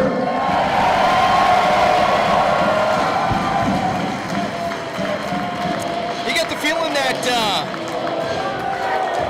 as the holidays approach, things might be a little awkward. Yeah, for Frank the Clown at the Foley household.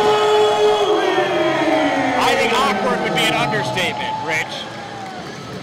Welcome back to Warrior Wrestling's Greatest Matches. Our next entry comes to us from Warrior Wrestling 6. This match kicked off the show, and for many, it stole the show. Here's Templario versus Soberano Jr.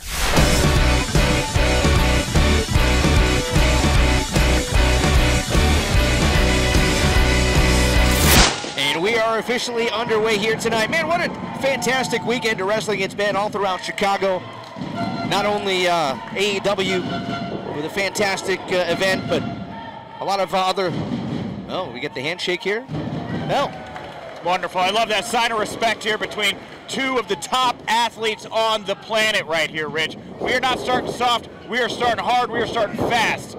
These are two performers that are not going to stop here. They're going to go full speed the entire way, Rich. A lot of high-flying, quick-paced, acrobatic action, no doubt. Soberano in the blue. It's still going here, Rich, you know. Templario in the black and gold. Quick pace here to start things off. Both going for drop kicks. And both back to their feet. So what do you do when you can't one-up your opponent? Well, you just got to keep going, Rich. You know, that's the beauty of Lucha Libre, right? Anything can happen here in a Lucha Libre match. High-flying spectacle, technical wrestling. And listen to those fans. They're already eating it up here tonight, Rich.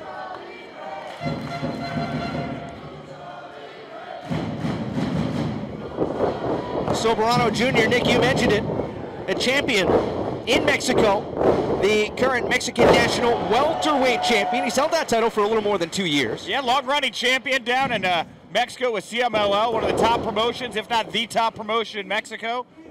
A little bit of a shortcut taken there by Wario as he kicked Soberano right in the gut. But Soberano quickly turning things around. You get a sense he's going to fly. Oh, absolutely. Here he goes. Oh, and look at the strength. Look at the strength of Templario here. Oh! And a big powerbomb right on the hardest part of the ring. You had to say it. I'm just saying, we got to get it going here early, Rich. Soberano Jr. You can see he's got that brace on the right shoulder. Yeah, a powerbomb like that does so much damage right across the top part of your back into your shoulders. Very easy to tear something when you see a move like that. Oh, when you're already injured to begin with. Oh, of course. Might need a back brace after that. I'm just so amazed here. Templario, you know, you think luchadors, you think high flying. You see a guy like this with that strength. Oh, throwing a grown man here. One of these, again, third generation top level athletes around like he's nothing, Rich. Templario into the cover. Soberano pops the shoulder up at 2. Templario known as a rudo in Mexico. I don't think I have to explain what a rudo is, do I? I think you should, Rich. I think for those at home that are why don't you do it uninformed, rudo. Oh, hold on. Soberano Jr. off the ropes. Caught. Templario. Oh, look at this. Nice reversal. Oh! Wow! To a code red! And that's the thing. In Lucha Libre, there's so many different moves, right? You can get caught any different which way, right? And knowing exactly where your opponent is at all times to be able to pull off incredible reversals like that, that's what makes this style so exciting. You can hear it now amongst this packed audience here in Chicago Heights. Yeah, fantastic crowd here tonight. And Soberano, momentum off the ropes. Oh, what a super kick. Templario going to the top. Very dangerous up there, Rich. Missile drop kick. And he's been in control largely the entire bout here, Rich. I mean, we had a little back and forth at the beginning, but this has been all Templario here ever since. Heads up, cartwheel plancha over the top. It has been probably about 80% Templario. You know, I see a move like that, I think back to guys like Bam Bam Bigelow, Vader, big men that knew how to throw around that kind of weight. And you know, right here, seeing a lot of the same kind of agility out of Templario here. So much more difficult to move like that when you're carrying so much more mass around all over your body. It pushes you even further to have to perform at this level. Soberano needs to find a way out of this predicament. Templario going to the top, maybe taking a little too much time, and Soberano able to split the wickets, and Templario, hope he doesn't have any plans tonight. Yeah, but that's what you need to do here, Rich, right? Again, I've been pointing out here how Templario's been in control. Soberano's got to get something together. Maybe a move that skirts what is right and wrong in pro wrestling right there, dropping them, splitting the wickets like you say. That's what you got to do. Wow! Huge. After the Gamangiri, hold on here, cover. Templario able to power out it to the Gamangiri, followed up by I don't want to say a dizzy Soberano, but you can tell that he's laboring.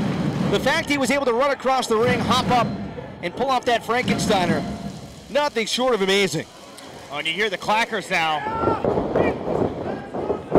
Missed with the clothesline, pop up, oh, wow, at the last second there, Rich able to torque his body, send him flying out of the ring. Look out, here comes Soberano. Whoa, Fosbury flop. I'd give that one an 8.9. You know, it's moves like that that have made him one of the most beloved luchadors down in Mexico at the moment.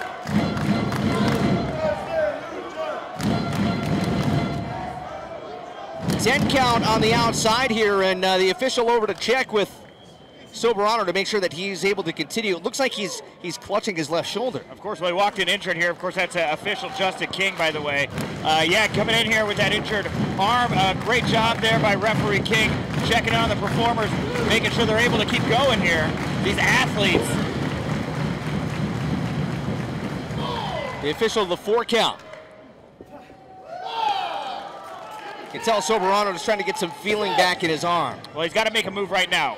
You know, Templario is such a big man. If he can get going again, he can start to find some momentum. It's like a train that goes off the tracks. You can't stop it. Templario trying to get back to a fighting position now. Soberano to the top rope. Whoa! Tornado off the top, cover, and a kick out at 2. What was that, 900, 1080, 14,000? Might as well call it Dorian. Right?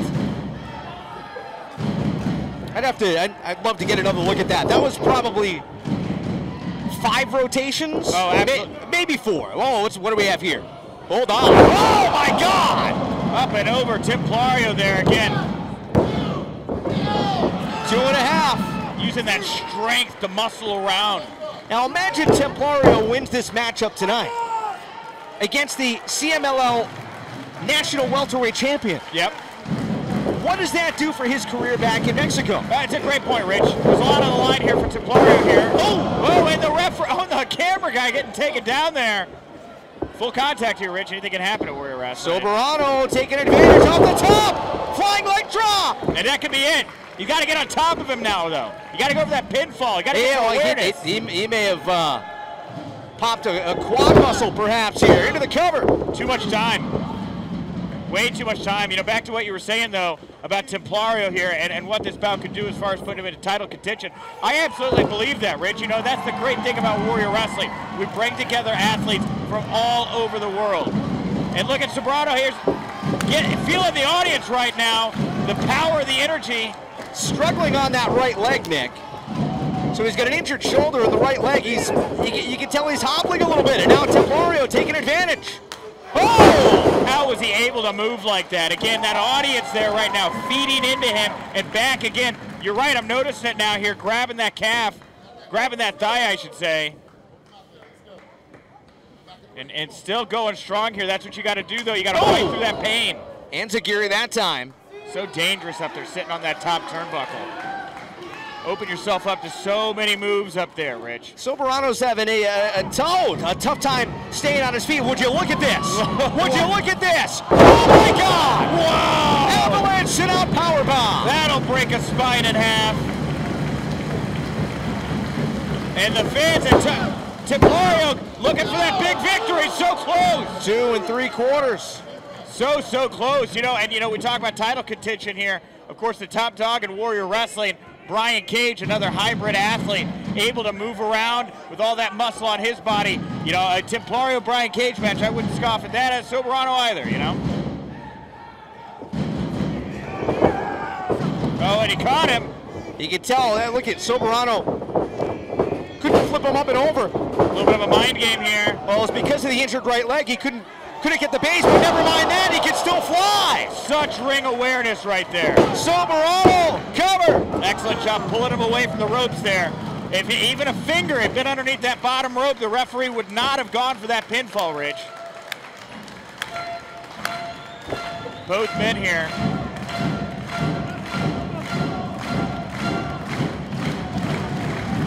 I'm impressed by Soberano continuing on the fight here. Justin King was just checking with him to make sure he can't continue. There's another powerbomb. Pop-up variety cover. Oh! Oh my God, that was close. How is this man continuing here? Soberano showing such fortitude, such resilience.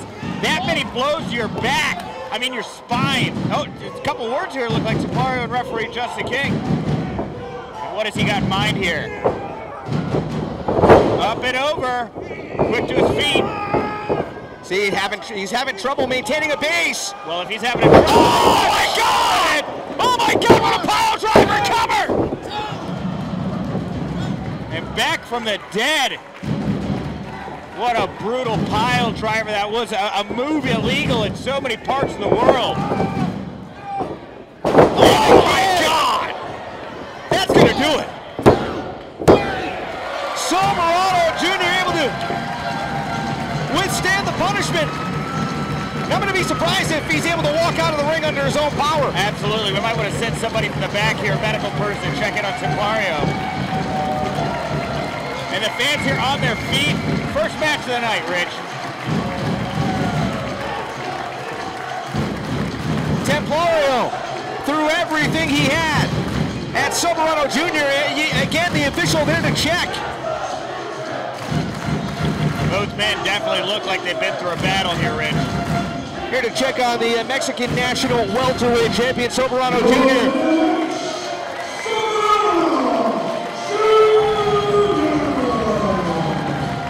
What a showing. Hey you, are you a professional wrestling fan? Check out the High Spots Wrestling Network. Hours and hours of the best pro wrestling on the planet. Streaming on your phone, tablet, PC, and available on Roku. Thousands of videos, all the top indie promotions. So what are you waiting for, champ? Head over to www.highspotswrestlingnetwork.com and check it out today. #HSWN. It's the best $9.99 in the biz.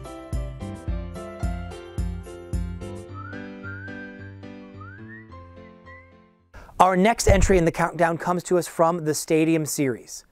It's David versus Goliath, speed versus power, incredible versus incredible. One of the rookies of the year of 2020, Ben Carter, makes his one-on-one Warrior debut against Mr. Warrior Wrestling, Brian Cage. It stole the show and blew people's minds, and shortly thereafter, Ben Carter was headed to WWE NXT UK. Check it out.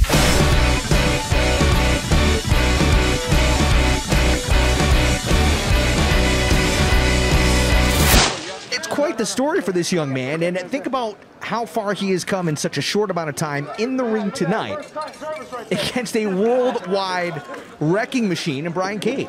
Yeah, Brian Cage, he is a monster, man, and now that he is under the tutelage of Taz and working alongside Ricky Starks, I mean, he is just in his own element right now. He has more resources, more opportunities at his fingertips than at any other point in his entire career.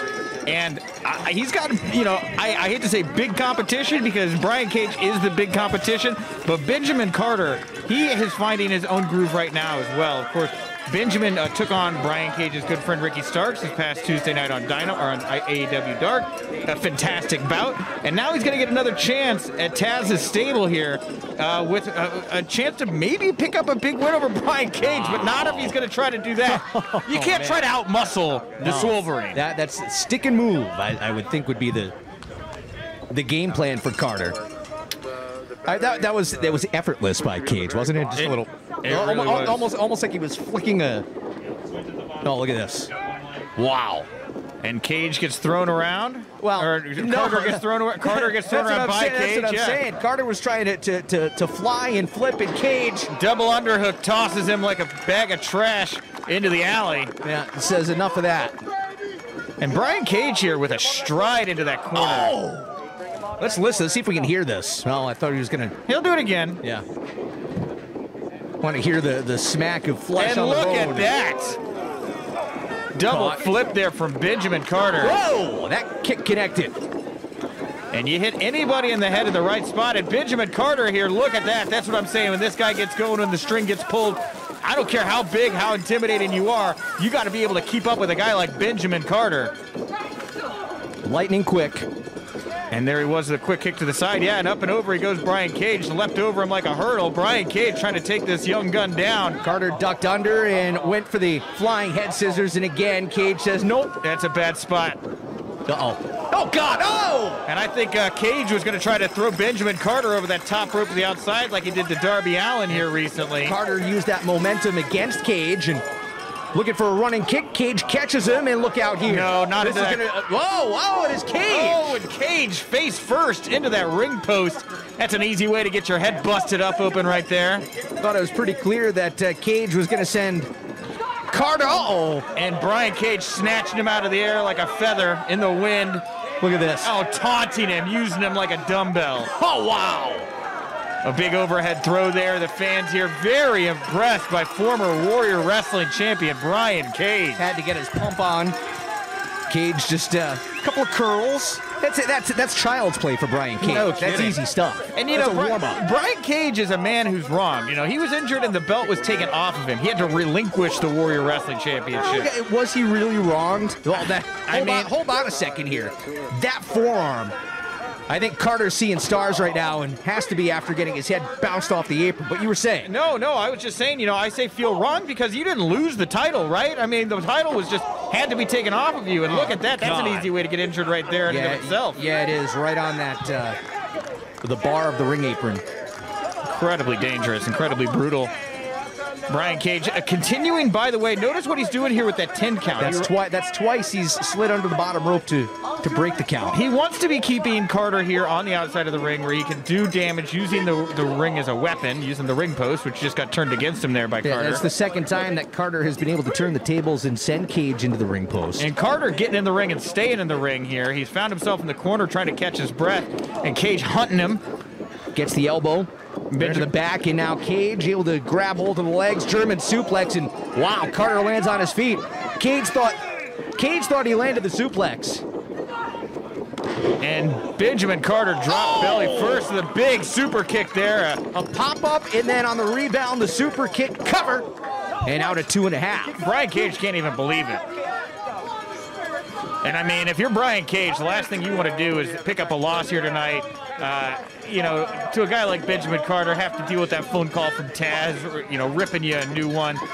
Again, it's not been a great night for AEW talent so far, as again, Joey Janela lost to Warhorse. Benjamin Carter could be in a very similar position here, and huge thrusts from Brian Cage right to the corner there, and he threw him like a softball. Just beeled him across the ring. Brian Cage also calling for a touchdown, just like fellow AEW superstar Joey Janela. That had to be the, you know, well, I suppose depending on the outcome of this matchup, but for sure, Warhorse getting that victory, the upset of the night, wouldn't you say? Oh, 100% the upset of the night. So upset of the night so far. I was thinking if Kevin Koo could pull one out over Tom Lawler. That's true too. But yeah. he wasn't able to. Tom Lawler was defiant here tonight, and Brian Cage, you know, launching German suplex. Carter, Carter could be done for. Cage going for the cover, a little close to the ropes. Carter able to kick out. I don't think he realized that he was as close to the ropes as he was. No, I don't think that Carter has any idea where he is right now, to be quite frank. And Carter here trying to get his wits about him, being stalked around that ring by Brian Cage right now. And another big punch right to the side of the face by Brian Cage. Fist of rage. Brian Cage now positioning Carter in the corner to do God knows what with. Huge clothesline, another one right across that throat of Benjamin Carter. Benjamin Carter out of it, losing oxygen, and a big ripcord clothesline right there out of the corner, and Benjamin Carter seeing birdies and stars. And he's trying to get out of the ring right now. And Brian Cage, that's probably the best bet for him, isn't it? Yeah, Brian Cage is just not going to let it happen. No, I don't think so either. And look at this very unique maneuver as Brian Cage standing on that second rope. Some kind of springboard suplex is what I think he's hoping for, but Benjamin Carter knew it was coming. Managed to get the legs up from underneath Cage, and Cage now like a seesaw dangling. He's tied up in the ropes. Benjamin Carter up top, double foot stomp right across the chest of Brian Cage. And Brian Cage now for the first time in the match on the defense. Running. You had it. Yeah, running shooting into the cover, but look out for Cage. Sorry, I'm so invested and into this one. I don't mean to step on your play-by-play toes, Rich, but... Oh, wow, look at that there. Cage just swinging Carter around, plants him. And a kick out by Carter, too. You know what, Nick? You can take this one. You're fired up. I'm so into it. I'm such a big fan of both of these men. I'm so excited to see Brian Cage and Benjamin Carter right here in the prime of their careers, breaking out, getting to tear the house down here right now. Just so much fun. I'm just lost in it right now, Rich. This is all you, man. Take it. No, you were fired up, Nick. I'm not gonna jump on you here, buddy. Take it. I didn't mean to step on any toes. Go ahead, man. Oh, it's just great. Look, he's like got a big sledgehammer for an arm. He's crashing it down in Benjamin Carter's chest. A real unwelcoming event there, I'm sure. And he's spinning. Oh, it's like the Olympics, and Benjamin Carter was able to take the pommel horse and throw it to the mat. Incredible. Wow. Wow, Rich Bikini. Could you say my name right, please? I've known you for how long? It's Bikini. Can we focus on what's going on? The referee is counting here. They need to get to their feet before 10. It's been a long time, hasn't it? Yeah, both these guys getting to their feet here. And Brian Cage, I think, thought that he was going to be able to get one more crushing blowout on Carter, but Carter responding with some beautiful drop kicks here at the moment. Discus clothesline from Cage, and Carter trying to pick him up. Brian Cage able to throw that forearm to the back, and look, that was very, very rough. That's like getting thrown into a brick wall. That's a severe case of whiplash, I think. Brian Cage here getting ready for something big. Like a nuclear missile in the silo getting set to launch. Destruction is imminent. And away he goes. Benjamin Carter able to get up and over. Oh, I think that Brian Cage he went right through the ropes there as his shoulder made contact with that ring apron. Is that the left arm that has bothered Brian Cage? It is the very same left arm. Look out! Oh my God! What a reckless dive there from Carter! But that's what you got to do here. You got to get reckless. One more time! Look out! Over the top! And My God! He landed right on top of his head. That was on point, Rich, right there. I'm just Nick is go ahead. No, I'm again. I know you're into it. Take it. Benjamin Carter going to the top rope here. We could see a major upset. We could have, but again, we've seen Brian Cage snatch him out of the ring air so many times. Whoa. He's able to do it again here. Up on his shoulders. What a display of strength, but Carter going for the upset. Has Cage down? No, attitude. On a serious note, it looked like Cage's lower back may have gone out a little bit when he caught Benjamin Carter there. Benjamin Carter taking advantage, planting him, and we're going to see how intact Brian Cage is right now. Is he going to be able to get out of the way of whatever Benjamin Carter has in mind? Frog splash. Cage out at 2. Oh, wow. I thought he was, the frog splash, great maneuver. I thought he was going to go a little bigger than that. I think he's going to have to if he wants to put away the Wolverine here tonight. And you hear the cowbells and the fans going crazy right now. Again, hashtag Stadium Series. If you're watching us and you want to tweet along at home at Warrior Wrestling. We've had a tremendous night, a fun night, a wild night. All right here in the open air. Chicago, Illinois, at this incredible stadium. Warrior Wrestling. Benjamin Carter about to springboard into the inside, but Brian Cage said, no, sir, you ain't coming in here. Again, he's going for that springboard second rope suplex.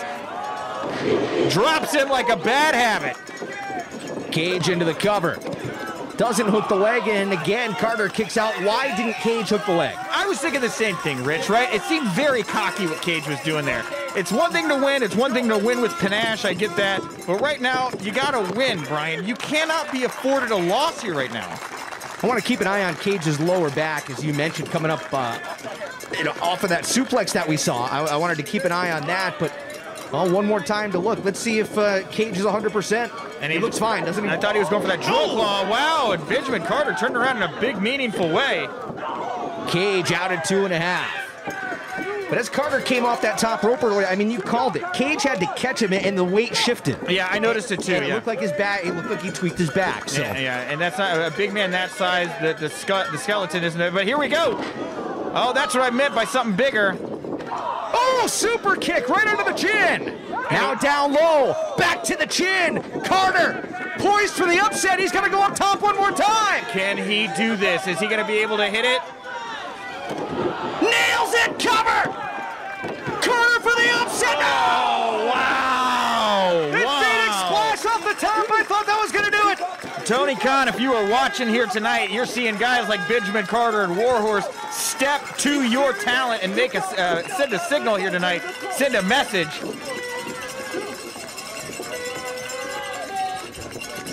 And Benjamin Carter here starting to really feel it. He knows that he's got a chance.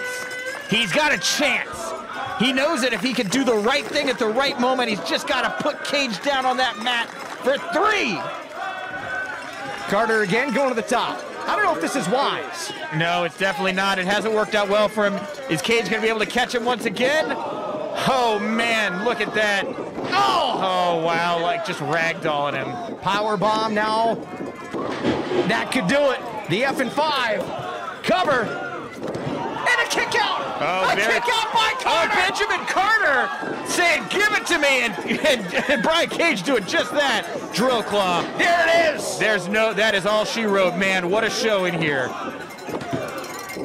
Oh, man, I was going to say if Carter kicks out of that, forget it. Benjamin Carter. Your winner of the match, Brian Cage.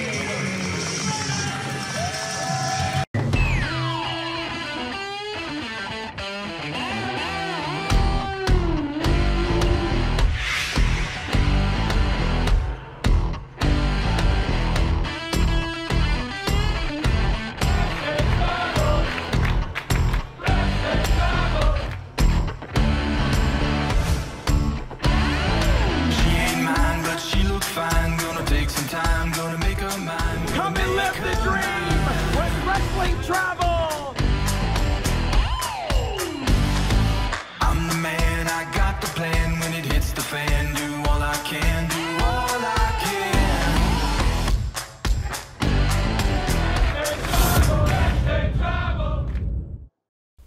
Our last match today is a blood feud.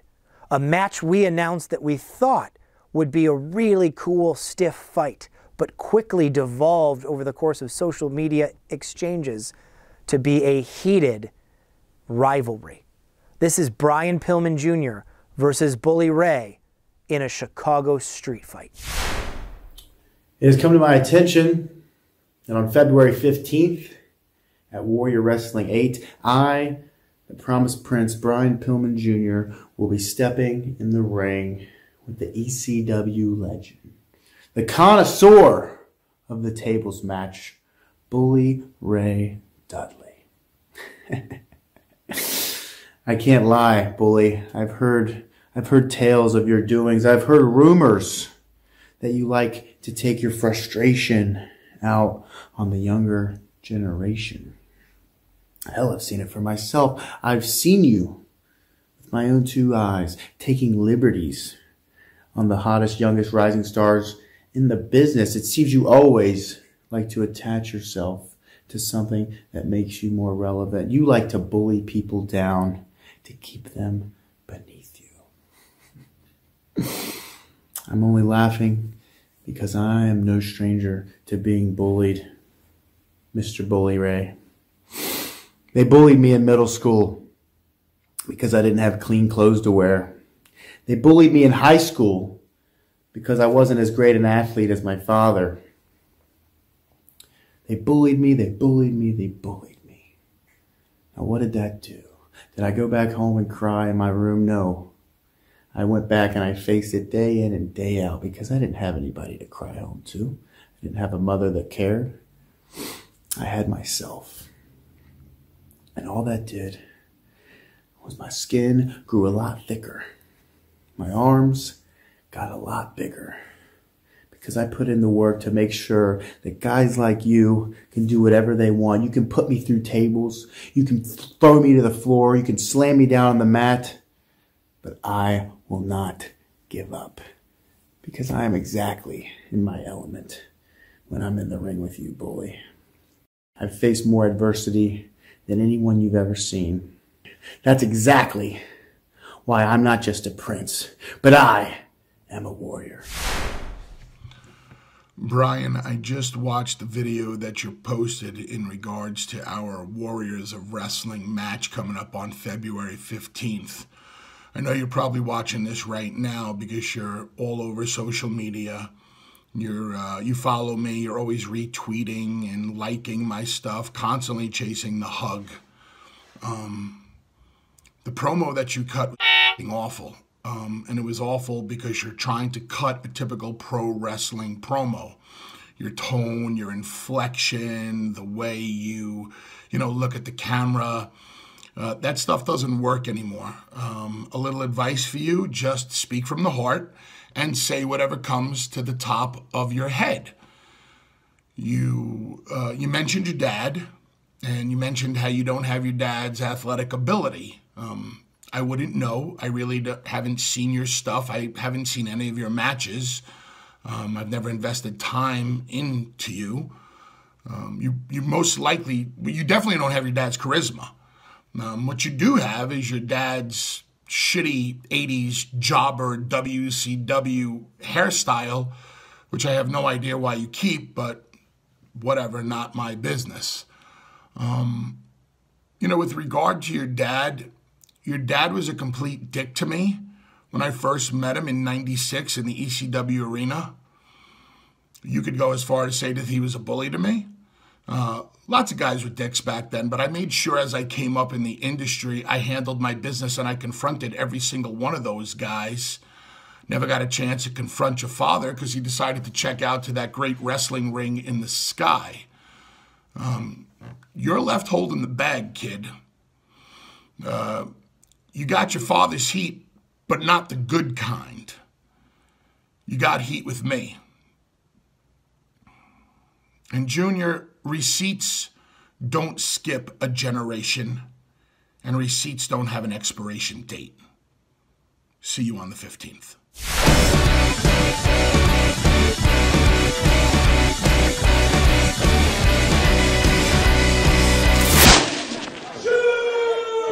I am not surprised to see this getting hot and heated right out of the gate. Somebody ring this bell. These men want to go at it. These bulls want to buck horns.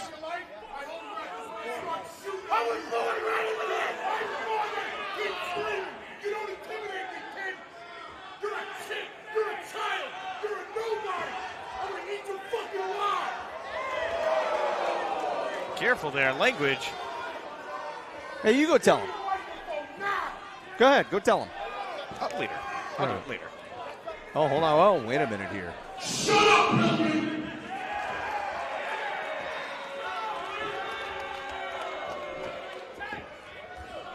Let me explain something to you. I didn't come here to wrestle you. When this match was first scheduled, when I got a phone call, they said, hey, will you wrestle Pillman Jr.? And I said, sure, no problem. Then you decided to go on social media and take the first shot for no good reason. This could have been a wrestling match. This could have been a respectful, good wrestling match. But now it's not gonna be. Okay? I'm known for things a lot more violent than just regular wrestling matches, especially in Chicago.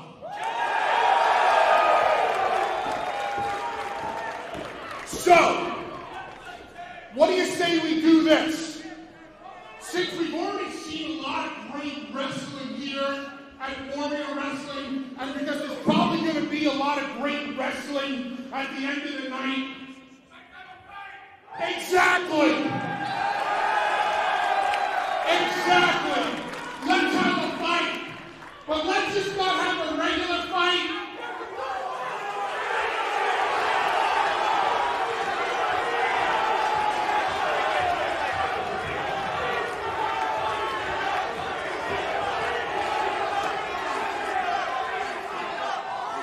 Let's not just have a regular fight! I wonder what kind of fight people in Chicago would want to see. I wonder what kind of fight people in Chicago would want to see. A scaffold match? Scaffold tables match? I wonder what kind of fight people in Chicago would want to see. What do you say we have ourselves a good old fashioned Chicago street fight? I believe the answer is yes. Pillman taking the fight immediately to Bully Ray. If I'm Pillman here, I'm nervous to accept this challenge here from Bully Ray. Bully Ray is a terrifying man.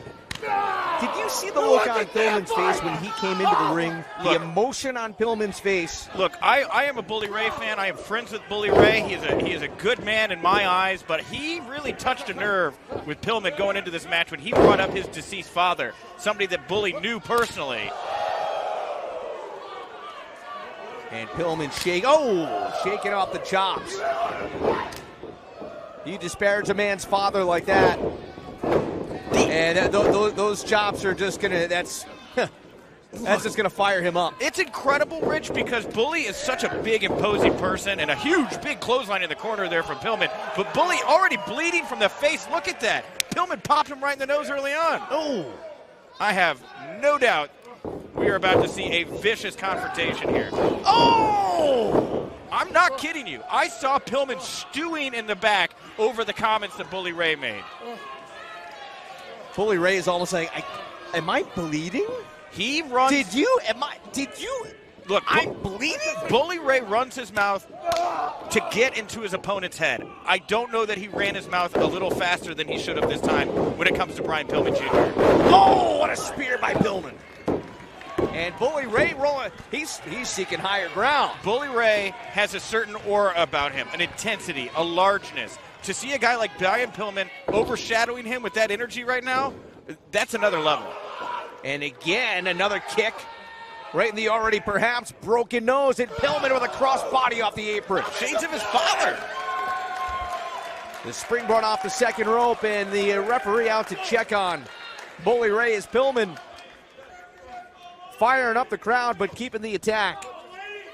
up on Bully Ray. And this is a Chicago street fight. There is no count out. Pillman is welcome to keep Bully Ray on the outside as long as he likes. Same goes for Bully Ray. It is all legal. It's all legal here, you know. And look at Bully's nose just busted open there. Uh-oh. And we got a broom. Ooh. Nice big shot to the back there from Bully. And with the experience factor there, obviously known for ECW. Uh-oh, look out.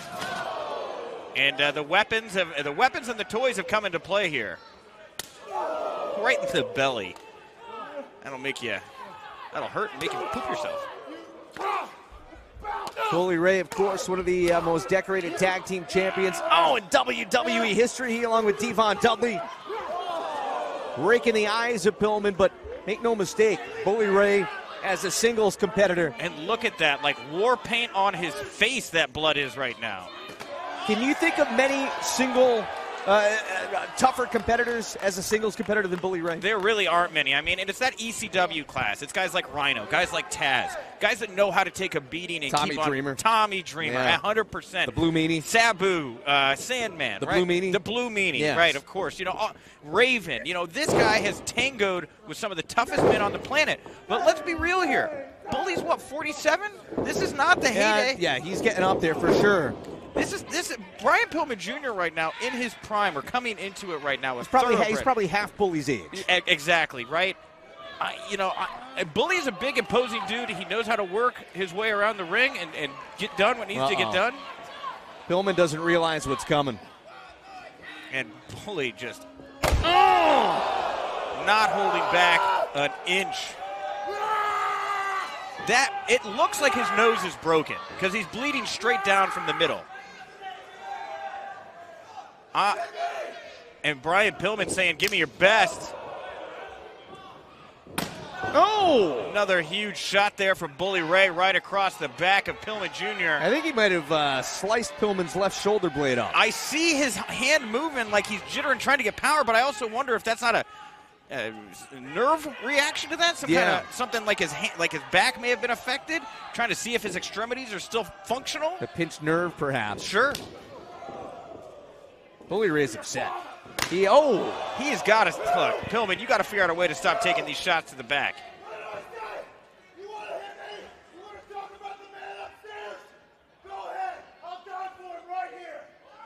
Wow.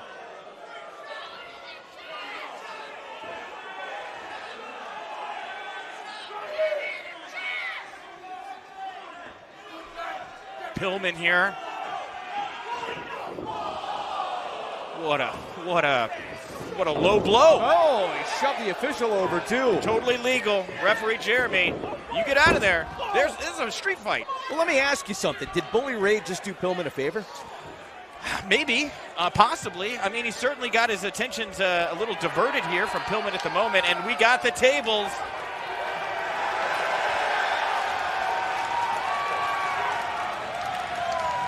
Bully Ray with his weapon of choice, synonymous with tables.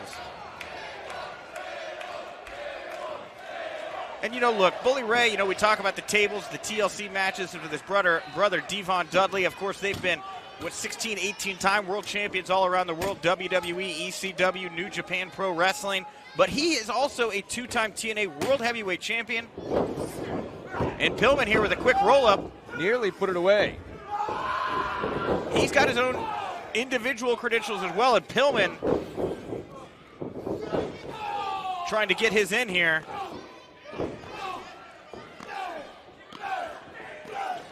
Pillman has added a lot of mass in the last year or so. Oh, 100%. It's because he's been working with Davey Boy.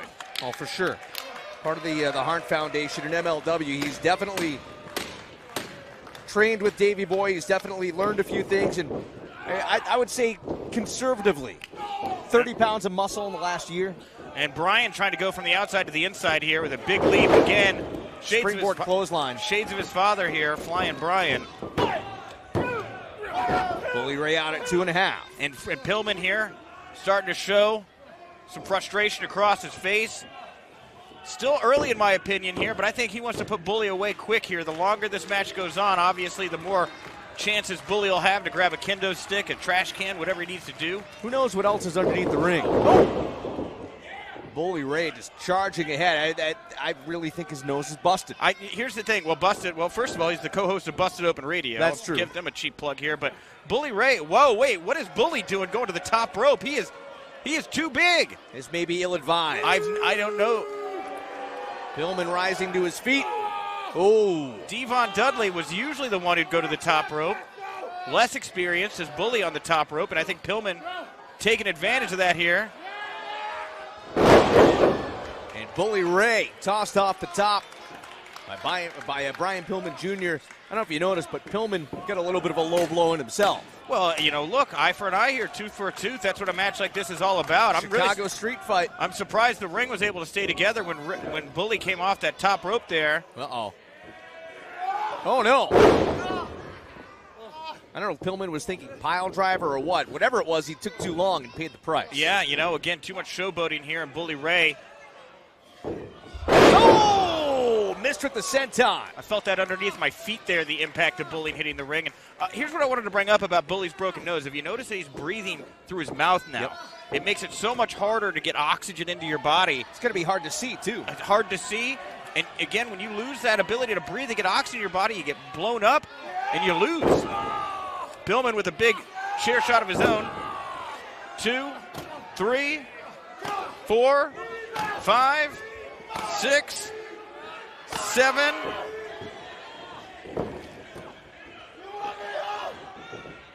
Uh-oh. Wow, strength by Pillman. Again, it's working with Davey Boy Smith Jr. I know it has been so helpful for Brian Pillman to have him as a mentor over the past year and a half, 2 years down at MLW.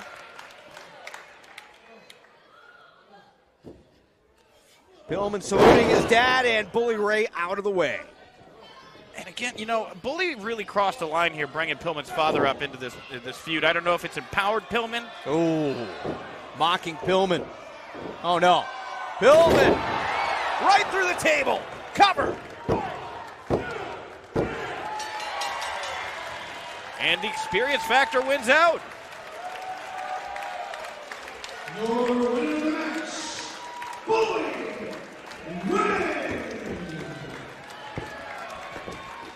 I'm not sure which side of the fence you fall on this. Did Pillman bite off more than he could chew by running his mouth to Bully Ray, and did Bully Ray teach Pillman a lesson? I think that Bully played the game he wanted to play, right? He got into Pillman's head.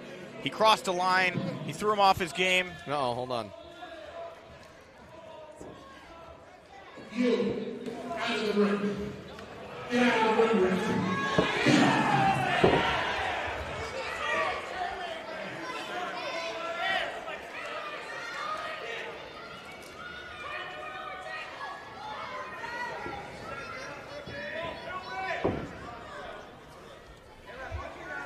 You got a long way to go. A long way to go before you're ever nearly as successful as your father. Nearly as successful as me. And everybody that has come before you. But you got guts.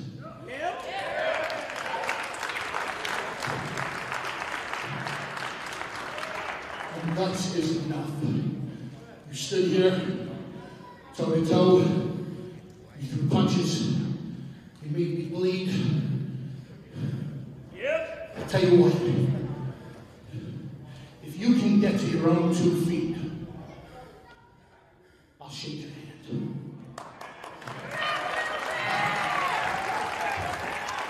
Wow, the hairs on my arms are standing up right now, Rich. Yeah. What an passion. Pillman trying to pull himself out of the table. I mean, it's. You think about the history. Look at that. Pillman bloodied. He's on his feet. Does he want the handshake, though? Yeah, he might not want it. If you were Pillman, would you spit in Bully Ray's face? I don't know, man. See, I don't want the handshake. Hard to put yourself in that guy's shoes right now, Rich. You hear that, God? He said, don't trust me. He lies! He does lie. He lies a lot. That's why he's a two-time Hall of Famer. That's why he's one half of the greatest tag team that's ever existed. That's why he's a two-time World Heavyweight Champion. That's why he has the Bully Ray Show. And that's why I'm going to shake your hand. Bully really making a case here for this handshake. And look, Brian Pillman accepting it. Welcome back to Warrior Wrestling's Greatest Matches. We've got two incredible matches to share today. The first comes to us as a clash between a future WWE NXT star and a future AEW star. It's DJZ versus Sammy Guevara, and we knew going into this show that it was likely the last time either of these gentlemen would be able to be with us. So we asked them how they wanted to go out, and the answer was against one another. The results were pretty spectacular. DJZ, Sammy Guevara.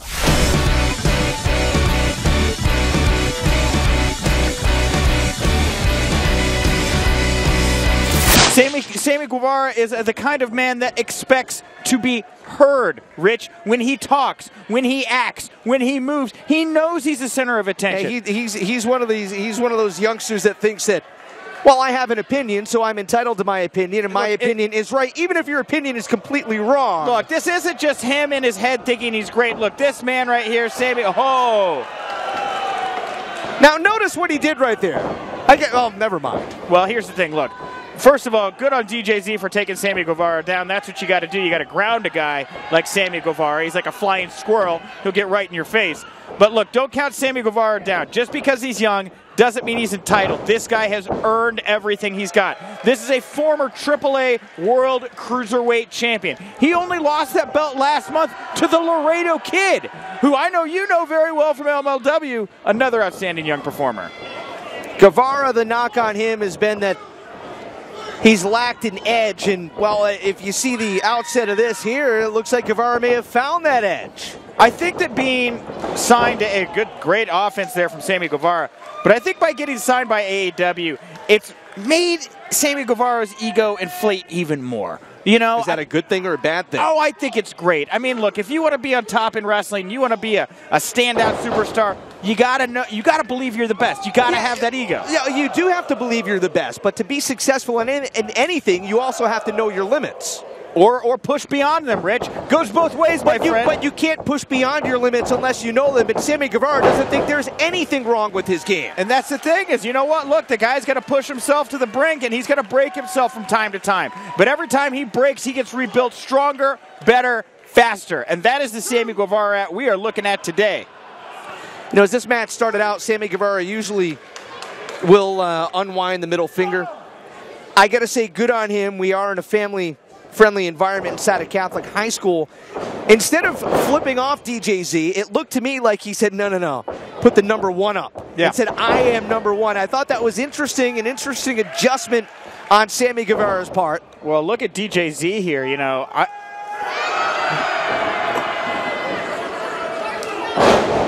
DJZ off the second turnbuckle with a back elbow. DJZ at a point now where it's all show, all go, all the time.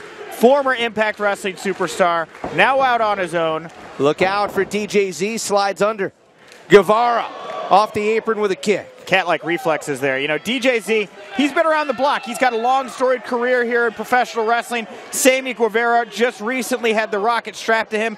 I would believe there's a little bit of jealousy there on the part of DJZ. I mean, I got to think that he's looking at a guy like Sammy Guevara and saying, why didn't it happen for me as quickly as it's happening for this guy? Well, DJZ, a guy who nearly died in a match in Mexico about 1.5 years ago, 2 years ago.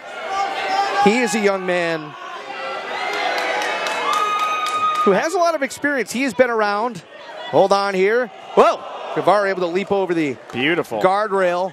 But DJZ with a full steam. I didn't even know he was there. He shot out the side of the screen. DJZ is thankful for every opportunity he gets to step in the ring. He is thankful for every day. He said that nearly dying in the ring changed his outlook on life, as you'd expect it would. Well, you look at all the other contemporaries had it. Oh, here we go. I'll give this a breath. Guevara flying in from out of nowhere. Very interested to see what was about to happen there, but you look at a lot of DJZ's Impact contemporaries, guys like AJ Styles, Samoa Joe, Bobby Roode, right now hitting the strides, the peaks of their career. I think DJZ says in the back of his head, this is a vibrant time for pro wrestling. I'm a commodity.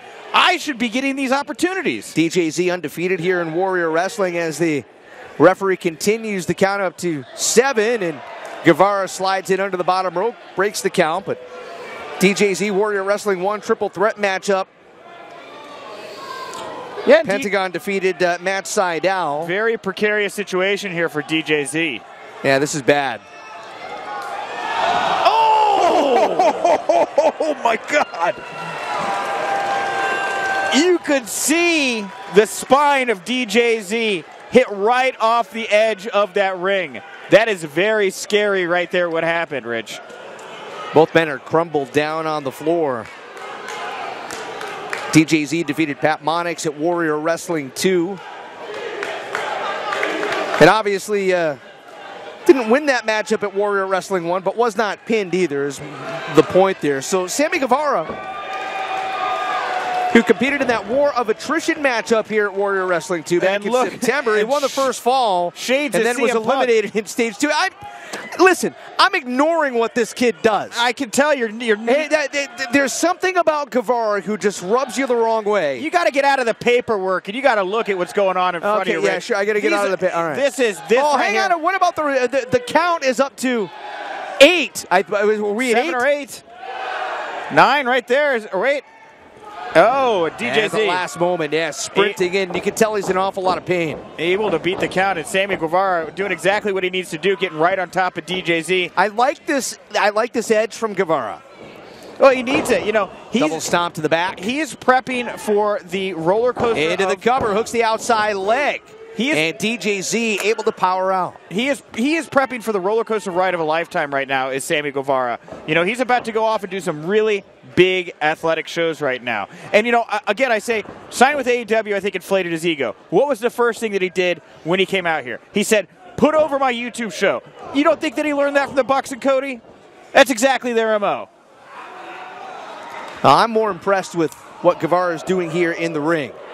Yes, he's entitled. Yes, he's arrogant. Well, hold on. DJZ may have caught him. Guevara and DJZ, they are going on a barrel roll. As fun as that looks, it takes everything out of you, Rich. Guevara out at 2. But this added edge, this added aggression by Guevara, in my estimation, has been the one thing that... Oh! Spanish fly! My goodness!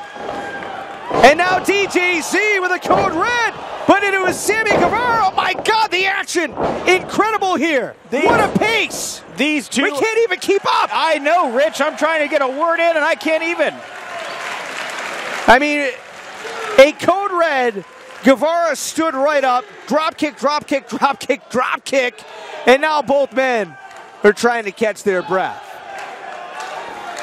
And you can hear the fans here at Warrior Wrestling clapping along, trying to build some energy. It definitely seems like DJZ, the fan favorite here tonight. Well, Chicago's own DJZ. Yeah, he lives right. He actually does not live too far from here. Lands on his feet. Catches Guevara in the chin. Sammy misses with an elbow. Misses again. Ducks under. Little crisscross. And a clothesline by DJZ. A little variation of the pounce there. You know, it could have gone for the spear if he'd have chose, but instead to go with a flying forearm. Back elbow into the chest. DJZ off the ropes with a moonsault. Cover to put Guevara away. And he powers out at 2. You know, as much as those moves flush the air out of your opponent there when you jump off the ropes with that moonsault landing on the abdomen of your opponent, it takes a lot out of you too. I mean, to control your body, to control that spin. I'm surprised that DJZ is so quickly resilient.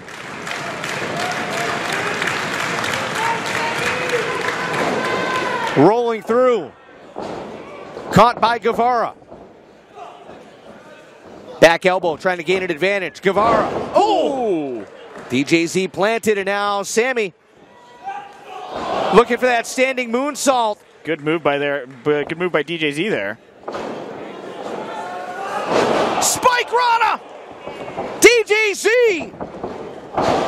Ooh, answered with a running knee by Guevara. Should have got right on him, Rich. Should have got right on him. Too much somersaults, too much moving around.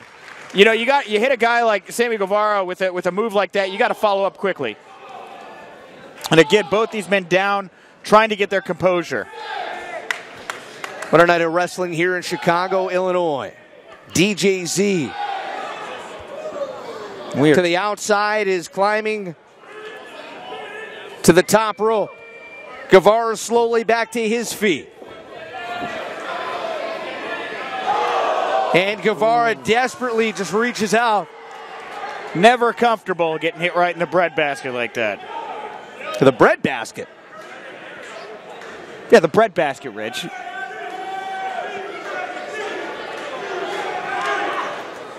Guevara trying to set up into the fireman's carry from the ropes. DJZ fighting it. An act of desperation here from DJZ. Elbows into the chin. Forearm smashes. What becomes difficult here when you get hit that many times in the face. Guevara able to land on his feet. DJZ up top. Oh my God, look at this. Spanish fly from the top rope. Guevara nailed it. All within a matter of seconds. Cover. Somehow DJZ got the left shoulder up at the last moment. And the fan. Guevara arguing with the official.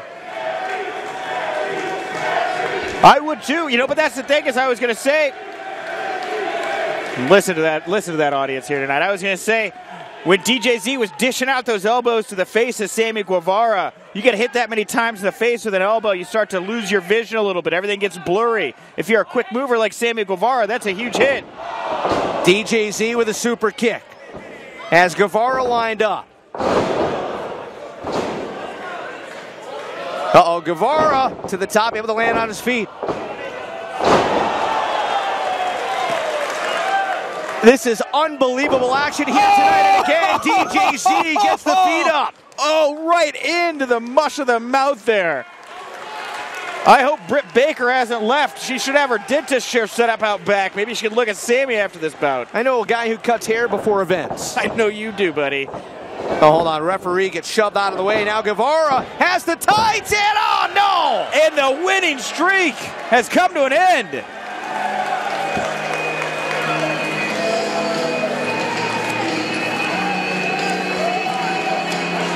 Yeah, Guevara gets the win, but that was cheap. Stole the victory over DJZ, grabbed the tights. Waiting for the official signal from the referee, and we'll finally go over to Guevara.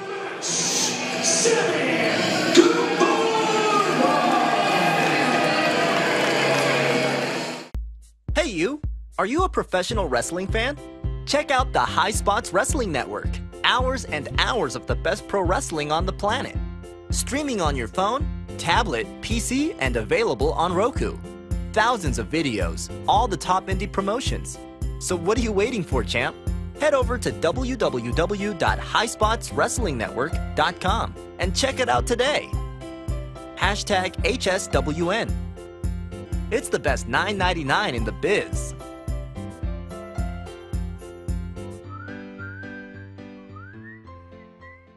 The next match on our countdown comes to us from Warrior Wrestling 4, and it is a fight that went all over the ring and all over ringside, and it got messy and it got heated. This is Sam Adonis versus L.A. Park.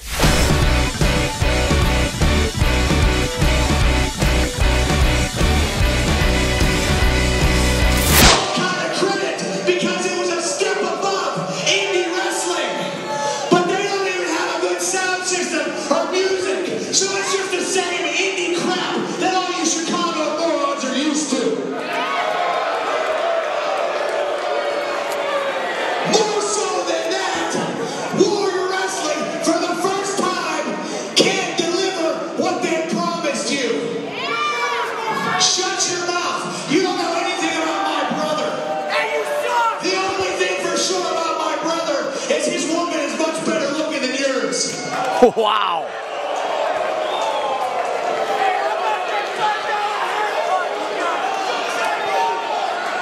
Of course, Excuse me, Sam Adonis, his brother, of course, Corey Graves. We'll leave that. Backstage, I was out there earlier selling autographs, and I know that your main man, the dancing skeleton, L.A. Park, is not here tonight. But since I'm a nice guy and I'm so handsome, I'm gonna give somebody an opportunity. I've been here in Warriors since day one, and I am the only man other than the heavyweight champion, Brian Cage, that remains undefeated since Warriors 1.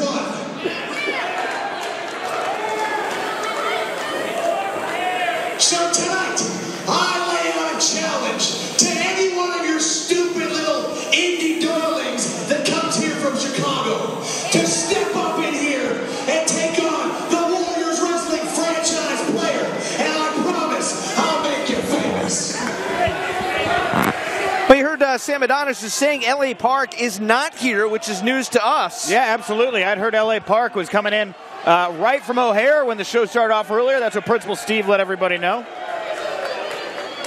And obviously with flight delays, sometimes obviously coming out of Mexico City, if there's weather here in Chicago, which there always seems to be, it always seems like O'Hare's backed up. But wait a minute, he is here.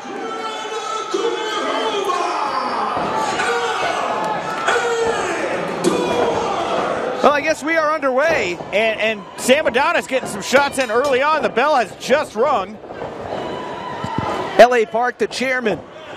And Sam Adonis, who is heading to Japan. Yes, very soon. He'd love to go into that with some momentum, Nick. Yes, absolutely. He's going to be competing in All Japan. What is some kind of carnival, right? The oldest heavyweight tournament in the world. Yeah, All Japan Championship Carnival. That's right. That's what it is.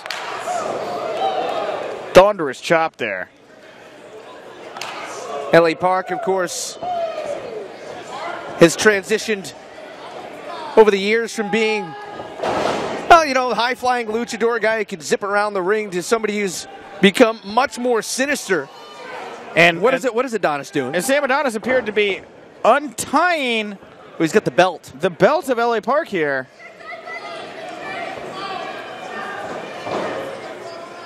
Oh! And that leather strap coming and crashing down across the broad back of L.A. Park.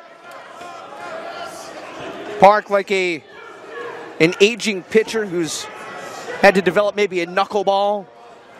You got to vary up your game when you get to this point in your career, Rich. Absolutely. You know, we just saw another big strike there with that leather strap from Sam Adonis. And into the railing he goes. Yeah, I just saw L.A. Park here in Chicago. I'm surprised he made it here. We were at intermission. We're asking around, hey, did L.A. Park make it? He was not here as we made our way back out to the broadcast position. He literally must have pulled up, run in, grabbed that chair, and headed to the ring. Yeah, I think you're right, because we didn't hear anything. We just saw him arrive in the ring, jump the barricade right there. And Sam Adonis here, even though he was caught off guard, still on the offense here. He's gotten that chair. This is a Lucha. Lucha rules match, which basically means no rules. That's the thing. My breath got taken away from me there.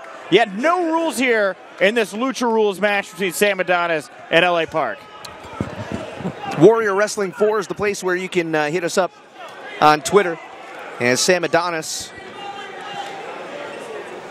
and L.A. Park battle here in Chicagoland. I was looking at Twitter earlier on. It said that the audio sounds great, except the color commentator keeps talking. Yeah, you should really stop talking, Rich. Obviously, you are the color commentator. Yeah, of course I am. Because I'm doing some play-by-play here tonight.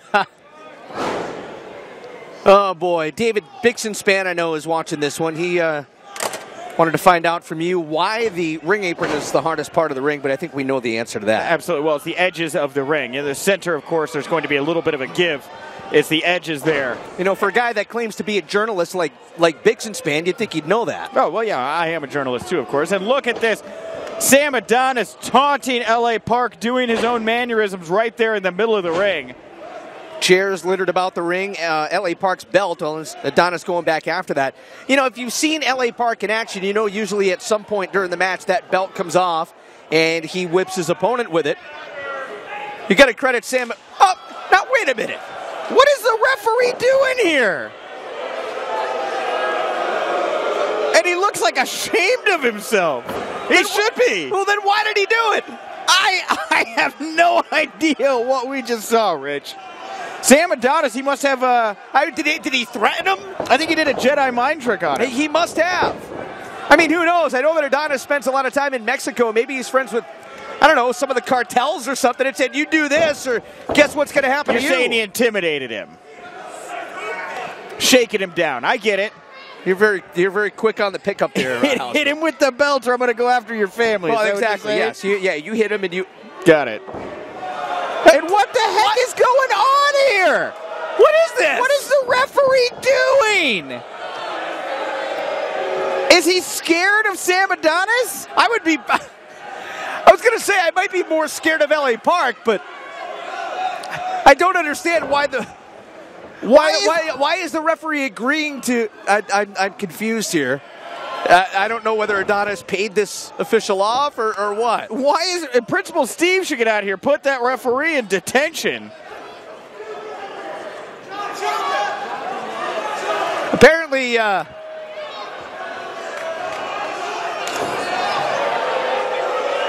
Apparently, Sam Adonis knows something about this official that we don't. What is this, Nick Patrick here? I don't know. Is this? I don't know. Maybe Adonis has some pictures. This is. Well, you know, serves him right. Get another ref out here. That one's down. Oh God. Oh, heads up. It's like a flying bus. Oh my God. Taking out the entire front row. I don't know if you could see the left side of your screen, the guardrail popped up, literally popped up in the air. The guardrail where LA Park just dove went into the crowd. The guardrail over on the left literally popped up in the air, and oh God. Yeah, and you can see right there, completely broken. These two men are manhandling that steel guardrails right there. And the chairman of the board, LA Park, picking up a chair here. Oh! Right across Adonis's back. I'm glad that guardrail didn't pop up and clip one of the fans. And LA Park now back in control of his leather strap.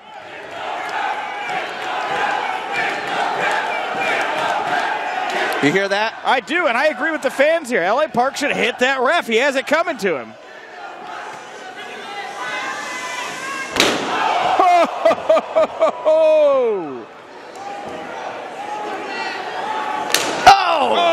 Oh, right across the chest. LA Park whipping whipping Sam Adonis like he's a thoroughbred in the Kentucky Derby. Yeah, he's just pounding away at him. Whipping him like a government mule, I think, is another good one, too.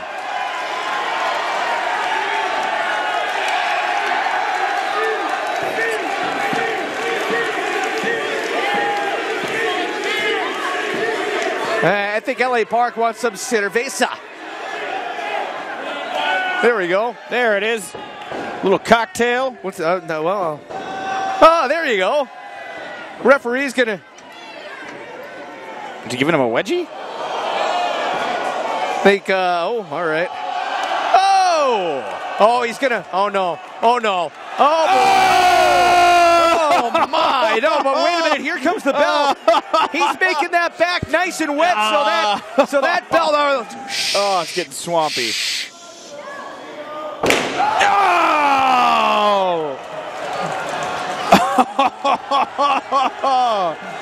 Oh, Caleb, the referee. I feel bad for you. I thought that was Brandon. Is it Brandon? I think it's Caleb. No. That's not Brandon Toll? Oh, it's Brandon. I apologize. Think of a different ref. Now, here comes Adonis from behind.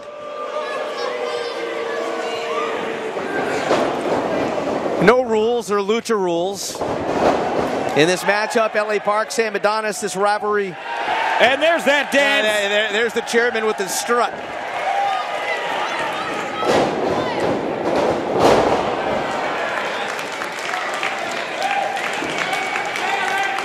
Known as one of the most violent brawlers in Mexico, LA Park crawling into the cover.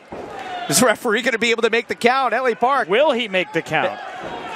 You'd think he would just want to get this over with.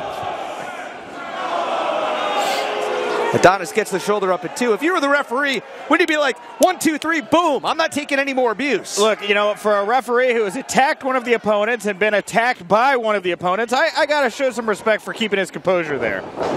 Adonis with a kick to the ample gut of LA Park, and oh, Michinoku driver. And that takes a lot out of you, especially with a guy the size of LA Park. And you got to wonder, too, what kind of shape LA Park is in. Cover. And pops out at 2. Now, I'm not questioning his conditioning or anything like that, but for a guy who literally just got off an airplane, rode in a car for an hour from O'Hare to where we are tonight, huge power slam. The rigors of the road, the airline travel, those things don't affect a guy like LA Park anymore. A guy with the kind of history. Here we go.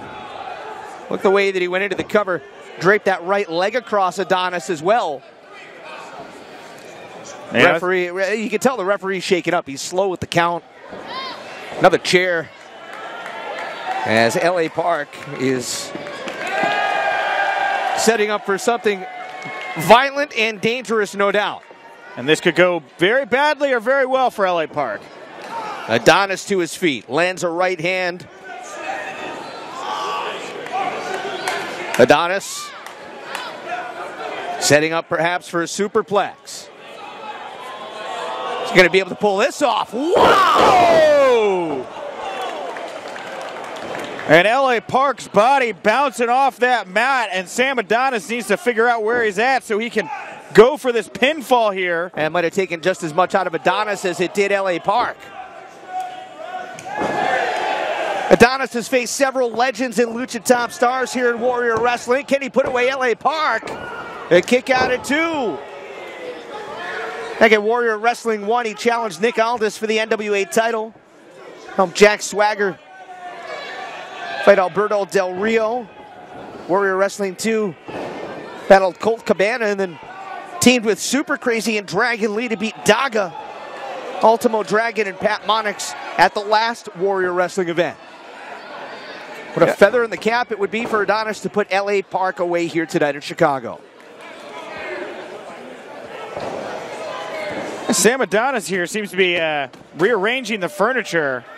I wonder what he has in mind here as he's setting these chairs up facing each other. LA Park does seem to be very out of it right now. Well, you sit on an airplane as long as he did today trying to get here. Oh, one chair down. Sam Adonis going back, fixing up his handiwork. He's going to try again.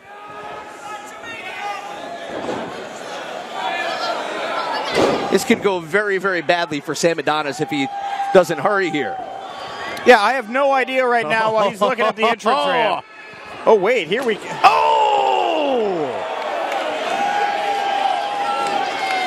And who was that? Never mind! Right through those chairs. LA Park puts it away.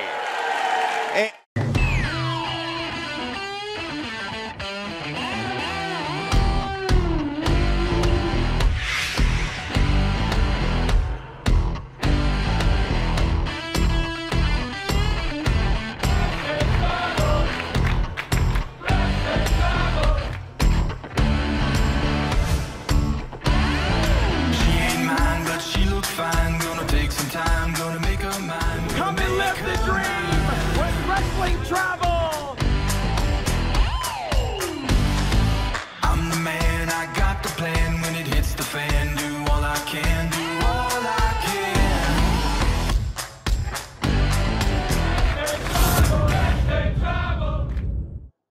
can. Welcome to this episode of Warrior Wrestling's Greatest Matches. Today's episode features just one match, but it was indeed an epic. From Warrior Wrestling 8 in February of 2020, this is the Women's War of Attrition match, in which Tessa Blanchard returned after just capturing the Impact World title to defend her Warrior Wrestling Women's title against 7 of the most fierce competitors on the planet.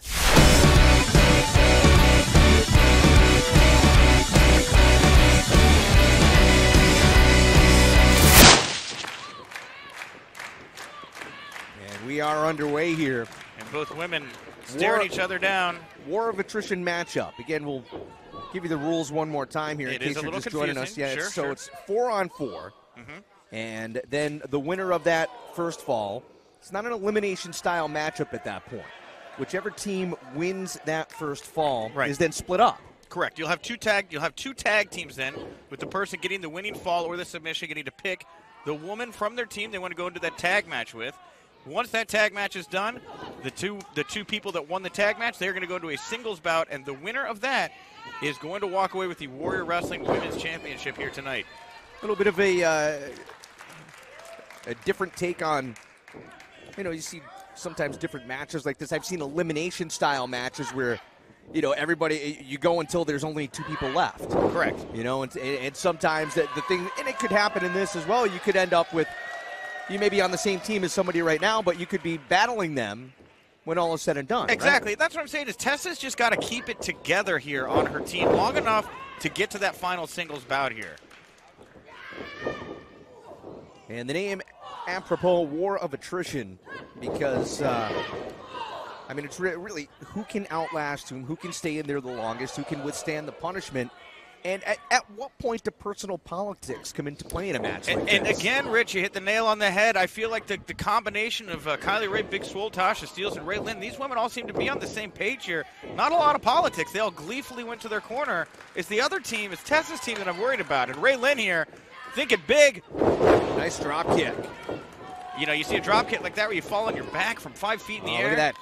Taya rolling to her corner, tags in Tessa Blanchard, who gets a mixed response from the fans here. Again, the Impact World Champion. Let's not say the Impact Women. She is the Impact World Champion. Yeah, but look, you'd be remiss if you ignore the headlines out there about Tessa. What do you mean? She's been accused of being a bully, right? She's been accused of working poorly with the other women, right? These are stories that remain backstage around the open now, and I'm not surprised to see a mixed reaction from the fans out there. Let me ask you this. You're a wrestling journalist. Sure.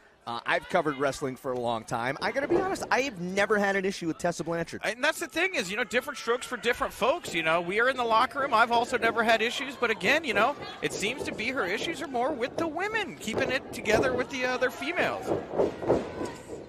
And Tasha Steelz here able to outwit the Impact Wrestling World Champion right now. Who's the biggest unknown for you in this matchup? Is it Tasha Steelz or is it Rayne? For me, it's Tasha Steelz. I'm more familiar with Rayne.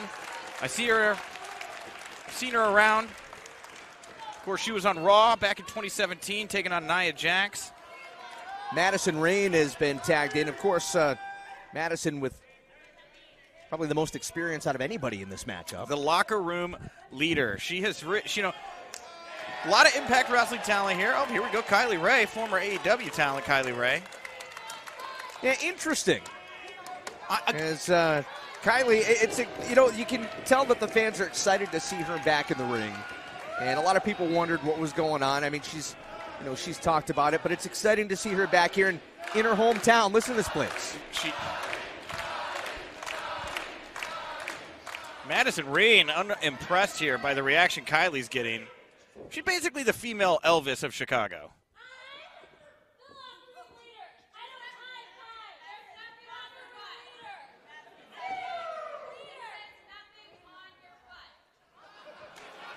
Oh, looks like Madison forgot to wear the right trunks. Rolled her up.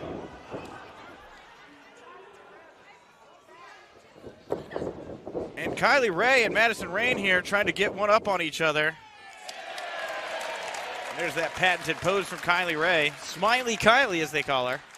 I'm glad to see that she's not lost her smile. No, of course not. Hard to break Kylie. Oh. And Madison Rayne, don't trust Madison Rayne. That handshake. I'm surprised that Kylie extended the hand. I really am. I figured that she was, As great of a performer, as great as an athlete that Kylie Ray is. What do you think? She's naive? She's a little naive. Yeah, she's young. You got somebody here like Madison Rayne, kind of in the same vein as Bully Ray. They've been around. Maybe you don't want to trust them. They see themselves as a locker room leader. You try. Well, what do you try? Oh, never mind. And look at that. Look at the crazy athleticism there of Kylie Ray. Britt doesn't appear to be too pleased about being tagged in. The doctor is in. And the crowd here, they're calling for Big Swole to get her hands on Britt Baker. And Swole wanting a piece of that action. Pretty interesting history for Big Swole. I've seen her compete on the Florida Independent Circuit. Got to know her a little bit, and she spent some time in the Air Force, which is pretty interesting stuff. Yeah, she was a fire truck mechanic. Amazing, isn't it? Do you know? I think about the mechanics like in Indiana Jones with the big wrenches.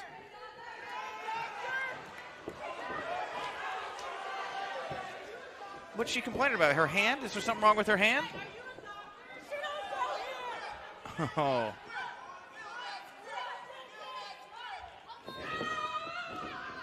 And look at that Big Swole tricking Britt Baker. And now bending her like the St. Louis Arch.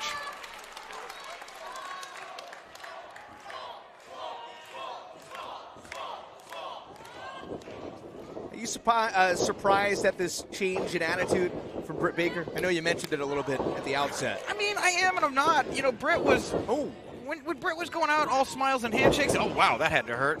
She's going to have to do a little self-dentistry later. Kick out at 2 as Swole went after the knee and then that flatliner. If you're Tessa Blanchard, you see a quick pin like that, I start to sweat a little bit. But, yeah. Oh, Taya Valkyrie. Was she tagged in? And Big Swole went down hard. Yeah, I didn't see the tag. Apparently the... Rayne got in there, but, yeah, Big Swole looks like she could really have hurt herself there.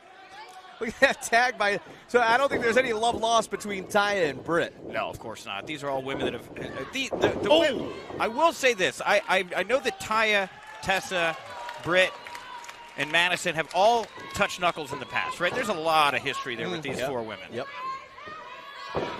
Madison and Tessa for sure in Impact, right? Well, and Taya Valkyrie... Again, it's like she was the longest reigning Knockouts champion. She really was proud of that title. Recently lost the belt. A little unhinged, in my opinion, looking to claim her top spot again. And a big kick right there in the corner. And just going after Rayne using the back of her neck like a rocking horse. Again, this is the War of Attrition matchup. The Warrior Wrestling Women's Championship is on the line, and now there is the Warrior Women's Wrestling Champion, Tessa Blanchard. And look at these 2 former Knockouts champions, Taya and Tessa, working together harmoniously to take down Rayne. Tessa's tough. She is super, super tough. She's super talented. You know what? If she's got an attitude, I'd say she's earned the right to have that attitude. Look, the daughter of Tully Blanchard. I'm not even talking about that. All that aside, Sure. I'm saying what she has done on her own. Never mind her family lineage, never mind Tully, never mind Magnum. What she has done on her own in the past couple years, I think she's earned the right to have an attitude. I think, there's definitely something to that, but the pedigree is all I'm saying here. The ability for her to operate on this level is because of where she came, Rich. And Madison Rayne just cannot stop talking trash. She just can't. And imagine that's the kind of person that if you're in the ring, you just can't wait to smack her. No kidding. Cover. Well, that's the thing is as we've seen several times tonight, get the ability to get into your opponent's head, throw them off their game. That has worked out time and time again here tonight.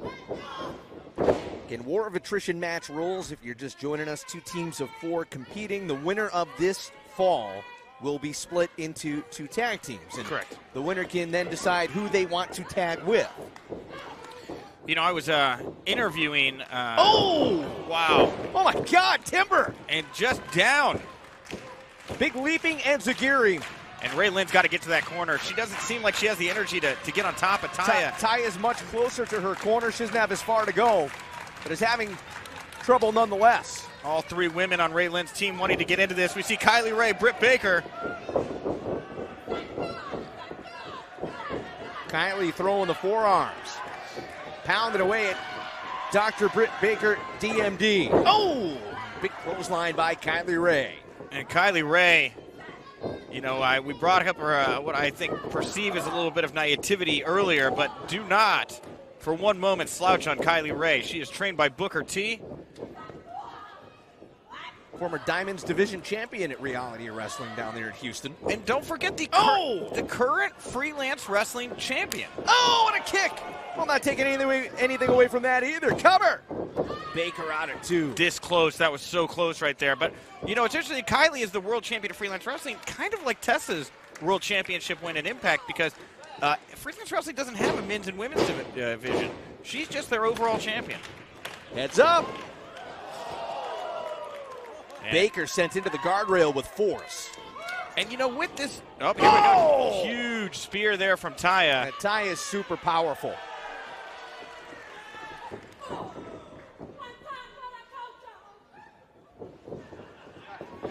Oh! I didn't pick up what she said, did you? Tough to hear. Tyler Steele. We got headphones on, though. And a cutter there for Madison Rayne. Here comes Big Swole.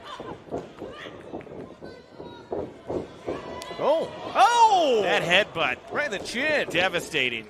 And Tessa Blanchard coming in here to pick up the scraps. Belling it back suplex. Big Swole rolling out. Kylie Ray dodges Blanchard. Big super kick. Taya Valkyrie with a drop kick, and now look out. Crossbody. Low crossbody. And Valkyrie quick to get out of the ring. And now we see Swole and Steels. The two women that I immediately noticed seem to get along the best on their team. Looks like they could be moving in tandem here.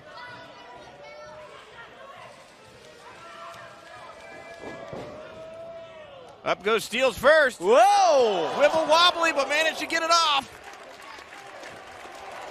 So dangerous when you go up top and you look to shoot to the outside like that. And listen to this place. Coming unglued for Big Swole. Heads up. Oh, and from behind, Madison Rayne. I don't know exactly what Swole was going for there, but Madison Rayne taking advantage of the moment. And Rayne now. How impressive would it be if Rayne was able to win this match tonight? And here comes the lockjaw. Britt Baker ripping back the arms. And the dentist is about to go to work.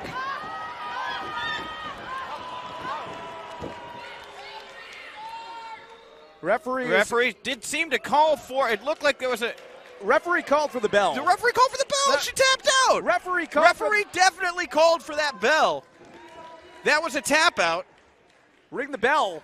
Or I guess the bell doesn't get rung until the end of the bout, Rich. I guess we're going to get a little clarification here on exactly what's happening. It looked to me. I thought she tapped out. It looked to me like Rayne had tapped out. Maybe we get a little clarification here. I think that her team has been eliminated. We're going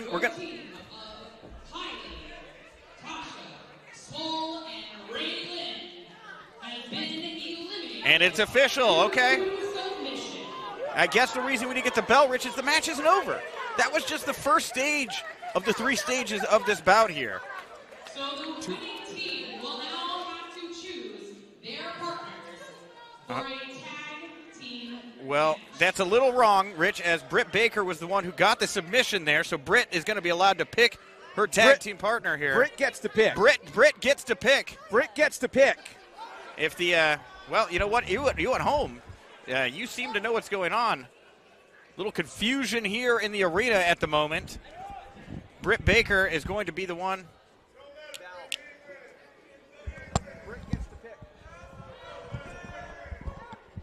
And now we see Britt Baker here weighing her options, and she's saying, I'm going with Madison Rayne. I'm going with the veteran here. I'm taking Madison. It's going to be me and Madison.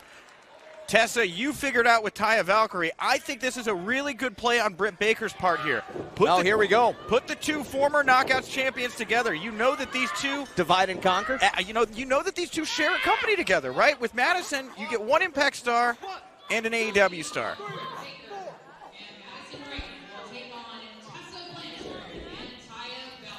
Taya Valkyrie, while she is the longest reigning Knockouts champion of all time, Madison Rayne, a former 5-time Knockouts champion here. So look, all the gold that the women have held in this match. And this is shades of Britt Baker. They're raking at the cheeks and the teeth. The referee needs to get his eyes back on Taya here. I can see Britt was sneaking in, trying to get in a move.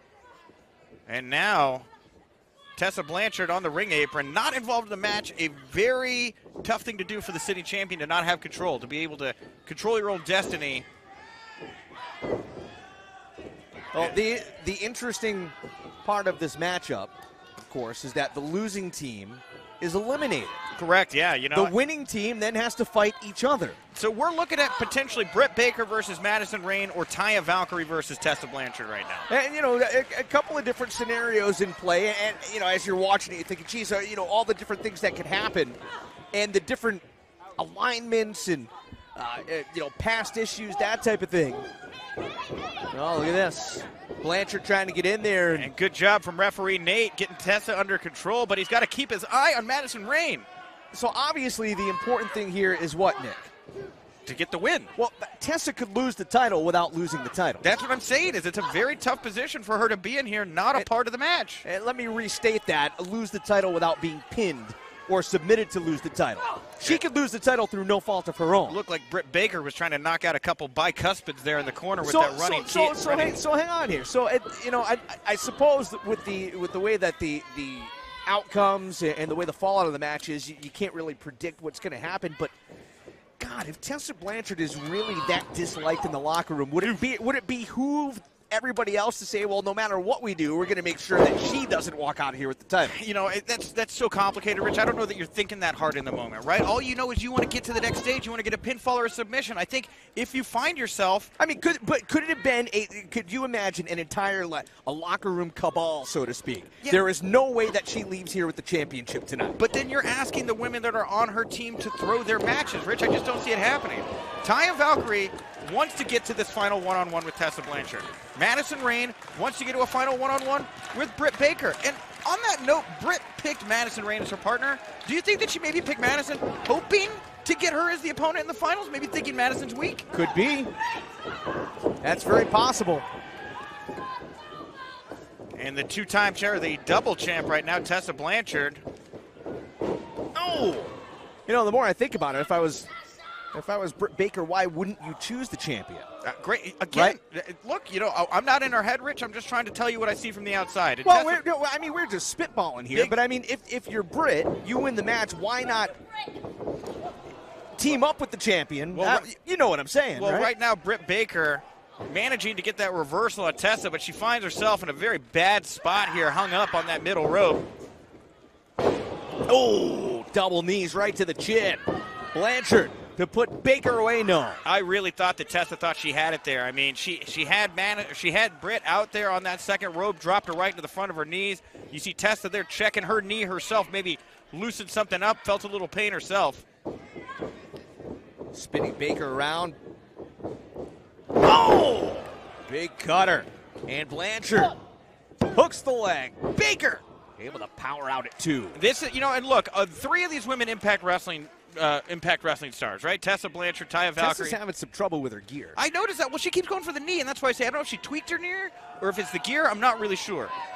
But go on. Sorry, I cut you off. Well, but 3 of these women are Impact Wrestling stars. Oh, wow, nice. Baker. The swinging neck breaker into the cover. That could be it. Blanchard out at 2 and heads up here. Another attempt at the lockjaw. Tessa Blanchard could lose the championship right here. She's trying to get her feet to the rope so she can break into a pinfall. And Britt has her in pretty good position here. Let's see if Tessa can get to the rope. She was able to. Okay, I'm surprised by that. I didn't think it was a given. Baker keeping that locked in as long as she could as well. Well, what I was getting at is you have 3 Impact women and 1 AEW woman in Britt Baker here. I feel like the pressure may be on Britt more to deliver here because she's going to have to go back as an individual to AEW and make her case for why she'd be in the title picture. Oh! Tessa's the current champion. Valkyrie, former champion. Madison Rayne, yeah, for sure. Such a pedigree. I think this is a must-win more for Britt than anybody else in this bout. Madison able to dodge a bullet right there, but not the second time. Big clothesline. And this could be it. And that is it. Madison Rayne. Britt Baker. Well, so the champion will compete in the final part of this matchup. Well, this is interesting. The winner of the War of Attrition match and Warrior Wrestling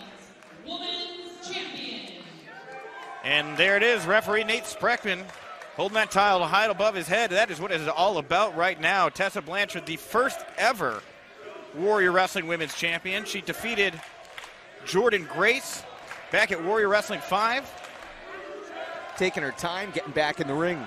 And why not? And you can hear several fans here chanting for a new champ. I think the fan favorite here is Taya Valkyrie. Ty is fired up. Blanchard is kind of like, all right, just trying to take it in. Well, she's on such a run right now, Tessa Blanchard is. The last thing she wants is a blemish on her record here. And like, you know, oh! We are underway, and Blanchard is on the run. Oh, maybe not. She was trying to lure Taya Valkyrie in. Interesting thing here about these two women. Taya Valkyrie, the longest reigning Knockouts champion, just lost the title. Tessa, brand new world champion, just won the title. A lot of discussion right now about whether Impact Wrestling even needs two different champions, a Knockouts or a women's champion.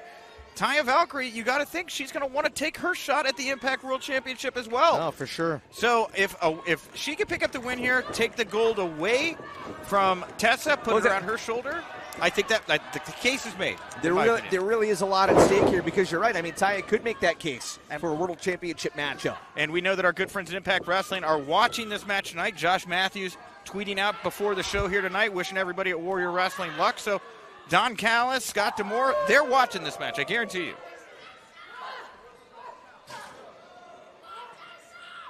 Oh! Huge chop. Brings up an interesting question as well when you talk about the Knockouts Championship. Oh, right into the ring post there. Tessa face first. I mean, are you saying that the Knockouts Championship has run its course, that it's not relevant anyway? Is that what you're saying? Well, like I said, I interviewed Jordynne Grace last week. She told me she doesn't care about the Knockouts term. It's just a title. She even said bluntly that she sees the Knockouts Championship as a secondary title in Impact Wrestling right now. Interesting. Yeah. A very different time for Impact Wrestling right now. Oh, wait a minute here. Look out. They are going out into the crowd. Taya Valkyrie taking Tessa Blanchard out. Well, if you're Taya Valkyrie, you can't. This countouts are in play in this matchup. She can't win the title out there. Well, I think the referee, Nate Spreckman, here giving the two women a little bit of leniency, understanding the gravity. Latitude, yeah. Given the gravity of what's going on right now. But how much latitude do you give somebody in a title match? You know, you want to deliver, Rich. This is a big match. You don't want anybody here leaving tonight unhappy. And the camera crew's having a difficult time here. I thought it was having a seizure. But here we go. We got a nice shot right now on Tessa and Taya out in the bleachers. And look at that. Shades of Charlotte and Sasha Banks as Tessa Blanchard wrapping Taya up in that handrail. Referee's trying to get them back at least towards the ring area. And now Tessa stomping like the... If you're Tessa, why not just get counted out? That's a great question. And you know what? I wonder if that's part of it here. Maybe. With referee Nate understanding that, you know, we got to let these women go here. I'm not going to let Tessa walk away with a cheap victory. Now they are headed back towards the ring. Yeah, that's always been my question. How much leniency? How liberal are you with that count? Come on, this is 2020, Rich. There's no rules. Well, we can agree to disagree about that. And Tessa Blanchard feeling that steel right across her back here right now. And you got to remember, we are now moving into about a half hour on this bout alone. Well, it's called War of Attrition for a reason. Uh-oh, look out here. One too many times. Taya went to throw Tessa into those guardrails. Tessa able to turn it around, and now... Oh, referee, I mean, you can see it banging on the ring apron. Get back in the ring. And just driving that boot right into the chin of Taya Valkyrie. I mean, if I'm Tessa, I'm staying out there as long as I can.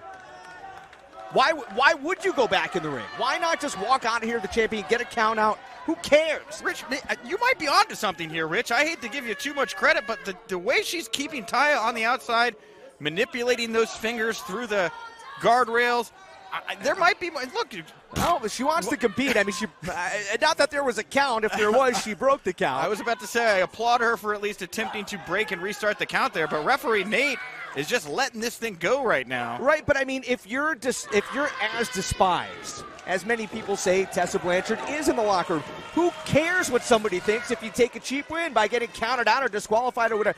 Honestly, why not? That's what I would do. Rich, the hell with it. You're onto something here, but now Taya looking to put this thing away as she's got Tessa back in the ring, and that's where this match needs to be won. You can't win it on the outside, Rich. No! Taya Valkyrie planted face first into the canvas. Tessa Blanchard is trying to catch her breath. And again, if you're enjoying this action, hashtag Warrior Wrestling 8 over on Twitter. Let us know what you think. They are chanting new champ here in Chicago. I think that the fans here are decidedly behind Taya Valkyrie.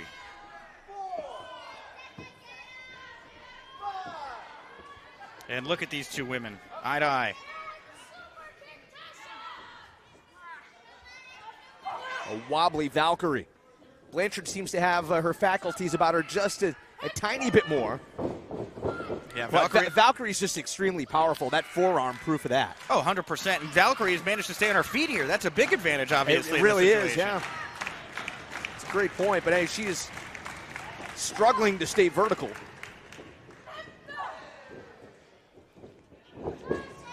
Oh, wow. Given everything they've got here, is it enough, though, Rich? Blanchard with a stiff right hand. You know, maybe Taya's just trying to let Tessa wear herself out. There's a boxer's mentality there. If you can just let your opponent put in the offense, you take the hits, allow them to wear down their cardio, Taya could win this thing with a roll-up. Oh, my God. Oh, Blanchard takes out the knee, double knees right to the back. Is that going to be enough? Cover, leg hooked. And a kick out at 2. And looked like Tessa said something like, I got you, just before that. Something, and again, fussing with the gear. You wonder if that's throwing her off a little bit. I don't know if it's the gear as much as underneath it. Is it her patella? Right? Is it the kneecap? Well, I feel like earlier on it was the left knee pad. And right there was the right knee pad. So I don't know. Maybe she did tweak a knee. Who knows? And look at this. Package pile driver on the way. Oh! That could do it. We could see a brand new champion right here. Oh! Blanchard out of the last second. The fans here in attendance. Valkyrie can't believe it. I think that they were all anticipating that was the end right there. What is Valkyrie going to have to do if she wants to be the Warrior Wrestling Women's Champion? We are going to find out right now.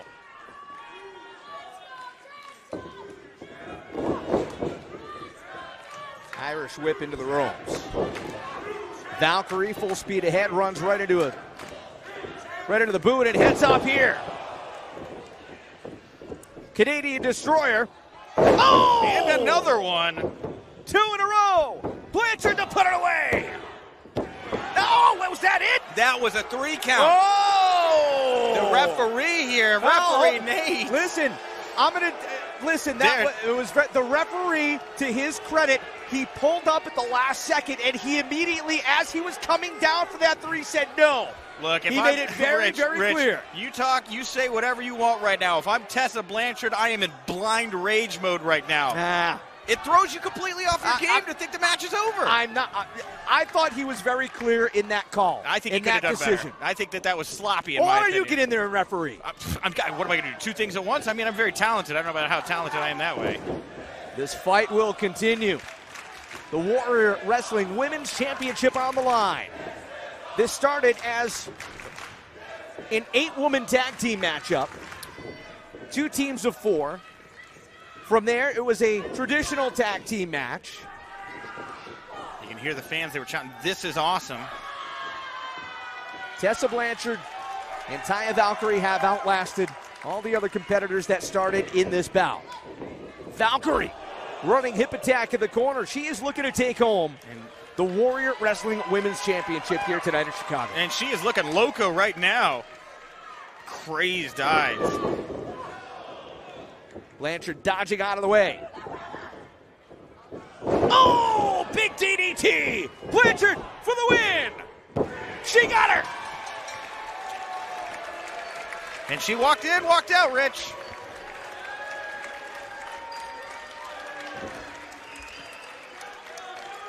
Fans here unhappy.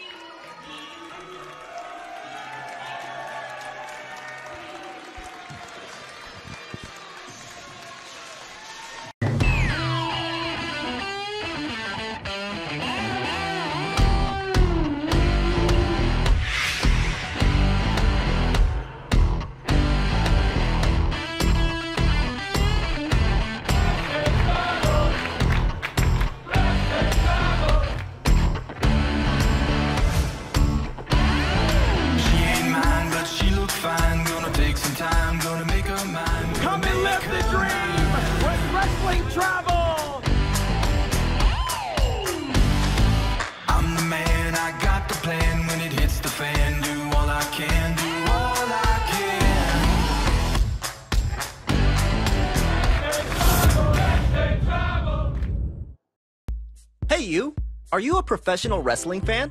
Check out the High Spots Wrestling Network. Hours and hours of the best pro wrestling on the planet. Streaming on your phone, tablet, PC, and available on Roku. Thousands of videos, all the top indie promotions. So what are you waiting for, champ? Head over to www.highspotswrestlingnetwork.com and check it out today. Hashtag HSWN. It's the best $9.99 in the biz.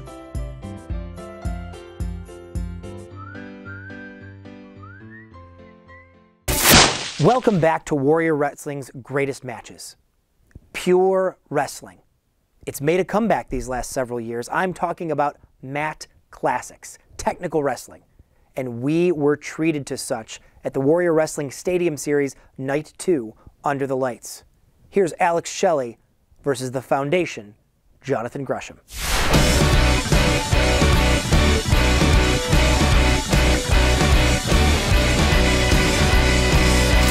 Perhaps Gresham, like a goaltender, a lot of times you hear goaltenders don't grow into their own until they hit their 30s. That could be the same type of thing for Gresham. I think that's absolutely right. You know, I think that Gresham, being a part of that blood sport crew has really done a lot for his confidence to show that he could tango and hang with guys on that level.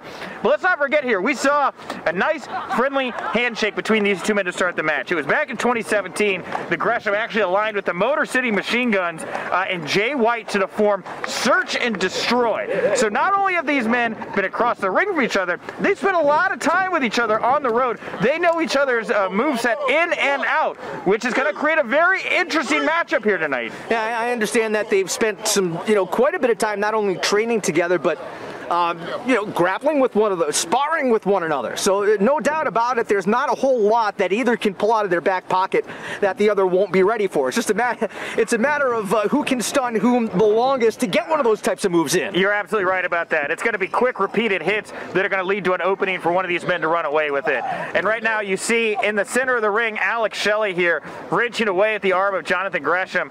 Of course, it was at the last show that we saw Alex Shelley in action shortly after that big storm that happened. He was taking on TJP, and the ring was wet, the ropes were wet. Alex Shelley, TJP, they still had to wrestle. They went out there, they went out and put on a technical classic because they were just unable to use large portions of the ring. I think a match like that may have surreptitiously prepared Alex Shelley, put him in a mindset where he's more ready for this bout with Jonathan Gresham. You're using those big words again. You're insulting our audience. What about the young kids who don't know what surreptitiously means? Oh, he accidentally prepared for the bout because of circumstances. Oh, I got you. Okay, good. Sorry, I didn't have to slow that one down for you there. I think that our audience is some of the smartest people in all of pro wrestling. I'm not putting our audience down. I'm just I'm trying to make sure that everybody knows what you're talking. You like to throw out those 10-cent words. It makes you feel good. Sounds to me like Rich called y'all out. I just want to say that on the record. All right, here we go. Right in the middle of the ring, Alex Shelley here cutting off the windpipe to Jonathan Gresham using the... Just because you want to use big words, you can't be clear, you can't be, speaking plain English to the people, doesn't mean that I have to sit here and put up with it. Well, look, my resolute disposition is something that is absolutely going to be something I'm standing by here tonight, Rich. And with that resoluteness, we watch Alex Shelley here trying to manipulate Jonathan Gresham. He's going to put the octopus in an octopus lock or a hold here. It looked like he was trying for it. No, Gresham able to block it, his signature move. And Alex Shelley once again trying to manipulate the joints of Jonathan Gresham over. And then, wow, look at these two vying for that top position, maybe looking for a pinfall. And Gresham here wrapping up the legs of Alex Shelley, wrenching away, twisting him up. And that is a huge amount of pain being applied to the knee and ankle. You get that toe hold on tight, and as you said, Shelley doing everything he can, and credit to him as well, the amount of pain that he's in, keeping his shoulders up off the mat. That's what it's all about, Rich. Keep your shoulders off the mat. Keep yourself in the game. That's what they say. Dick the Bruiser used to say that. No kidding, huh? All the time. Nick Hausman, full of history for us all here tonight. Warrior Wrestling. Happy to have you along. I'm Rich Bocchini. Val Capone was here with us earlier. She's going to be back later on for an exciting intergender tag team matchup. Next bout, Rich. Get take Conti's first independent matchup. I know she just signed with AEW, so perhaps for some of our fans, maybe the first real look they've gotten at her. Yep, and Luchasaurus, of course, will be her tag team partner here tonight. 1/3 of Jurassic Express over in AEW. And right now it is Gresham, who is, oh, wait a minute now. I thought Gresham had that in tight. Instead it's Shelley, who now has the leg tied up. And, oh, hold on, look at that. Float over. The legs and the arms tied up, and crucifix cover, 1 count. And the fans' attendance rewarding these two athletes with a big round of applause here. And again, these men know each other so well. It's going to be interesting to see. Nice crowd on hand tonight. Here on the Spartans football field, another handshake. A couple hundred fans on tap here tonight, and again, next week we will be right back here. We invite you to join us if you're in the Chicago area. WarriorWrestling.net is the place to get your tickets. The third and final Stadium Series matchup before things get really chilly here in Chicago, Nick. Yeah, it is. Oh, hold on here. Leg tied up. Again, Shelley putting the pressure on the ankle. He's got the toe tied up, and wow, what a counter there by Gresham. Floating over into the figure 4, Indian deathlock perhaps. And Jonathan Gresham here, I feel has a lot more on the line, Rich, as Gresham has been outspoken about his desire to bring back the Pure Championship to Ring of Honor. And of course, right now the Pure title tournament is going on over on ROH TV. Gresham advancing out of that opening round. And a lot of people pegging Gresham to walk away with the win in this tournament. Another nice counter there by Shelley. Yeah, no, 100%. You know, and Shelley here pushing Jonathan Gresham to his limits. Of course, Alex Shelley, no stranger to the world of Ring of Honor. He knows exactly what that Pure Championship means. And I don't think Gresham wants to lose right now to Alex Shelley while he's in the midst of his quest for that pure gold himself. And again, Alex Shelley wrenching away at that arm, floating over like a bumblebee, stinging like a bee as he throws Jonathan Gresham to the ground one more time. Nice snap to the mat, and Gresham down, feeling that writhing pain as Alex Shelley once again working on that arm. You talk about Shelley's history with the Ring of Honor and the Pure Championship that Gresham wants to bring back. I mean, really, Alex Shelley was there at the very beginning of Ring of Honor, all the way back in 2003. Yes, he was. And, you know, look at all of the things that Alex Shelley has done in his career. And Jonathan Gresham, a lot of years left to go. Near fall. There, yeah, nearly got him. Shelley again now with the leg tied up. And it looked like Jonathan Gresham went nose first right into that mat. Yeah, that's an easy way to bust that bridge your nose right in half. Knock a couple teeth out perhaps. Yeah, and you don't want that again. You know, these guys have to go back to work, right? They've got jobs at Ring of Honor and Impact Wrestling. Maybe a little bit of a shortcut there. Yeah, by Gresham. I don't know whether or not he grabbed Shelley by the shoulders or whether or not he got a handful of hair. Tough to tell from where we sit. Either way, down went Shelley, the double stop, and it is Gresham looking like he's in charge. Yeah, Gresham here, the real ring general at the moment, just very carefully picking his next spot. You know, and again, talking to Gresham, you know, one of the things I wanted to hear him talk about was the many times I've heard wrestlers have late tell me that Jonathan Gresham's a locker room leader, right? This is a guy that a lot of wrestlers are now looking up to. And one of the people he credited with that is Jay Lethal. Jay Lethal prepared him to be looked at like that, and while he doesn't necessarily see himself a locker room leader quite yet, he did credit Lethal for giving him a lot of those leadership skills and also for teaching him the ins and outs of the manipulation in the ring, saying how good Jay Lethal really is at this style, and people never give him credit. Of course, they're tag team champions in Ring of Honor now, and wow, look at that. Gresham falling to the mat to throw all of his weight into that hold, and now just piece by piece. Wow. He's got him by the arms. How do you even think of bending and twisting somebody like that? You know, you think of Stu Hart. You know, you think of the Hart family. How these guys just enjoy being down in the basement. Nah, let me get a hold of you around there. You just twist it back, and I think, well, hold on here. Shoulders are down in a 2 count. Yeah, you know, it is. It's Jonathan Gresham here. He's enjoying stretching out Alex Shelley. And we're not making fun of Stu Hart by any means. No, but not at if all. you've ever seen any old videos or you hear anybody talk about Stu Hart, That's exactly what he sounded like. Ah, let me get a hold of you there. You twist that arm back. And you know, much like Stu Hart, one other thing I talked to Jonathan about was how he is helping that next generation. He stepped up as the head coach of the ROH dojo, right? So this guy, not only is he wrestling, is he doing this, he's putting his all into it, he's taking these young wrestlers and for fun, stretching them out. He gets to try out these kind of moves on people all the time, Rich. This guy's arsenal is incredible. Gresham with the hammer lock. Shelley trying to find a way out, and Gresham has the answer for it. You know, Nick, I gotta ask you though, Gresham is a guy that I've heard about for a number of years, probably almost as long as I've been working in professional wrestling, some almost 9-10 years now. And we mentioned this earlier on, it seems like Gresham is just starting to come into his own, but he's been talked about as being one of the next big stars for so long. Hold on here, Gresham. And he landed on his feet, yeah. I wanted to ask you though, what do you think it has been that has kept Gresham from reaching that next level? It's all personality, right? You know, that guy could go in the ring, but no, very little show, right? Gresham really tried to personify that Dean Malenko Iceman type style, and you know, for a guy, as he would say, of his size, you got to do more to stand out. You know, it's not enough to just be an incredible in-ring performer anymore. So I think once he started to find who he was as a person, started to experiment with this octopus moniker, I think it gave him that confidence, and I think it made him feel like he belonged at the top of the card in pro wrestling. He's getting there, Rich. Hold on, wheelbarrow. Into the arm bar, now Shelley. Oh! Ooh, and I heard that snap, Rich. Yeah, I could have snapped the elbow right out of position, but whoa! Answered by Gresham. Oh! And both men thinking the same thing at the same time. That's not surprising, given their history. And a smattering of applause here from the fans in attendance. You know, you mentioned a guy like Dean Malenko. What a great comparison that is when you look at a guy like Gresham. As the referee continues to count here, somebody's going to have to get to their feet. Yeah, well, we'll see. Both trying to shake off the numbness in the arms.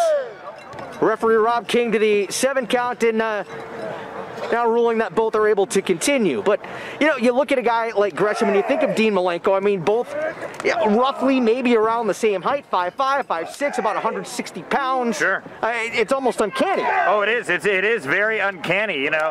And Dean Malenko was fortunate to, you know, be surrounded by flamboyant characters, you know, when he was in the Four Horsemen or when he was in the Radicals, right? Gresham, a man alone here. And look at these two just going at it in the middle of the ring right now. Oh, no. Oh, Shelley ratcheted that arm down. And a viciousness that we don't typically see from Alex Shelley. Man, that elbow bent the wrong way. And now following up here, tried to twist that around. What a counter by Gresham, and quickly countered even quicker by Shelley. These two are like oil and water. They just don't mix. Wow. That was a really inventive pinfall from Alex Shelley there. Yeah, as a matter of fact, from where we sit, it looked like he had Gresham face down, but instead he curled him up and had the shoulders down. Yeah. Look at this here. Very subtle. Wow. Now that is a pinning combo. That's something else. As he was pinning Gresham, did you notice he grabbed the leg like he was also going to go for a submission move? Yeah, absolutely. These guys are in another world right now. Now, what are you saying, oil and water? I'd say that these two are mixing quite well. Well, I just mean as soon as one tries to do something the other seems to slip away. Countered.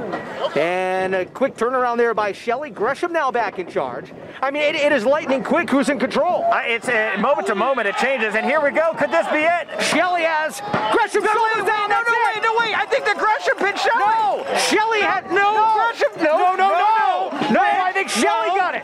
Shelley pinned him. No. Wait a minute. Hold on here. Let's wait for the official. That was Gresham. Gresham pinned him.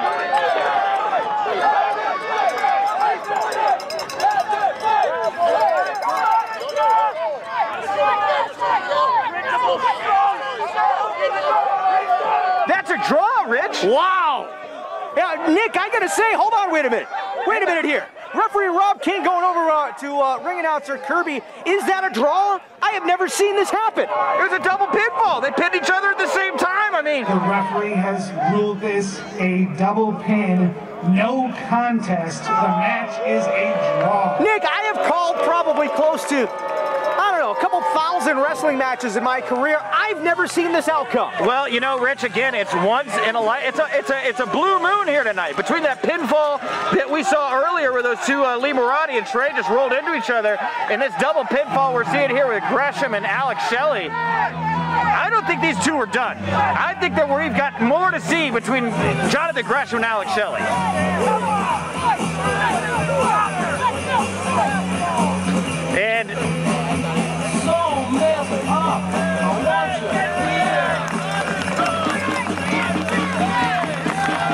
And there it is, a nice sign of respect between these two former Seek and Destroy partners. Jonathan Gresham trying to lift the arm of Alex Shelley to celebrate this moment, but Alex Shelley obviously still feeling the pain from the bout. Hey you, are you a professional wrestling fan? Check out the High Spots Wrestling Network.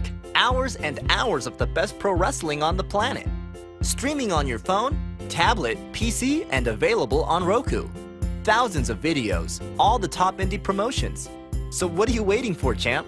Head over to www.highspotswrestlingnetwork.com and check it out today. Hashtag HSWN. It's the best $9.99 in the biz.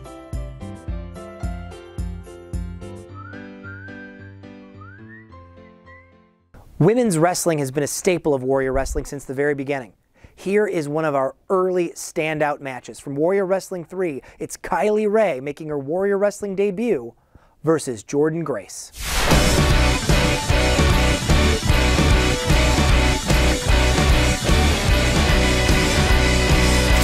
Well, there it is, the Progress Women's Championship. And I say progress, right? Because I want to say it correctly. Yeah, progress. Yeah, not that... I suppose it depends where you're at, but there's a great debate, isn't there?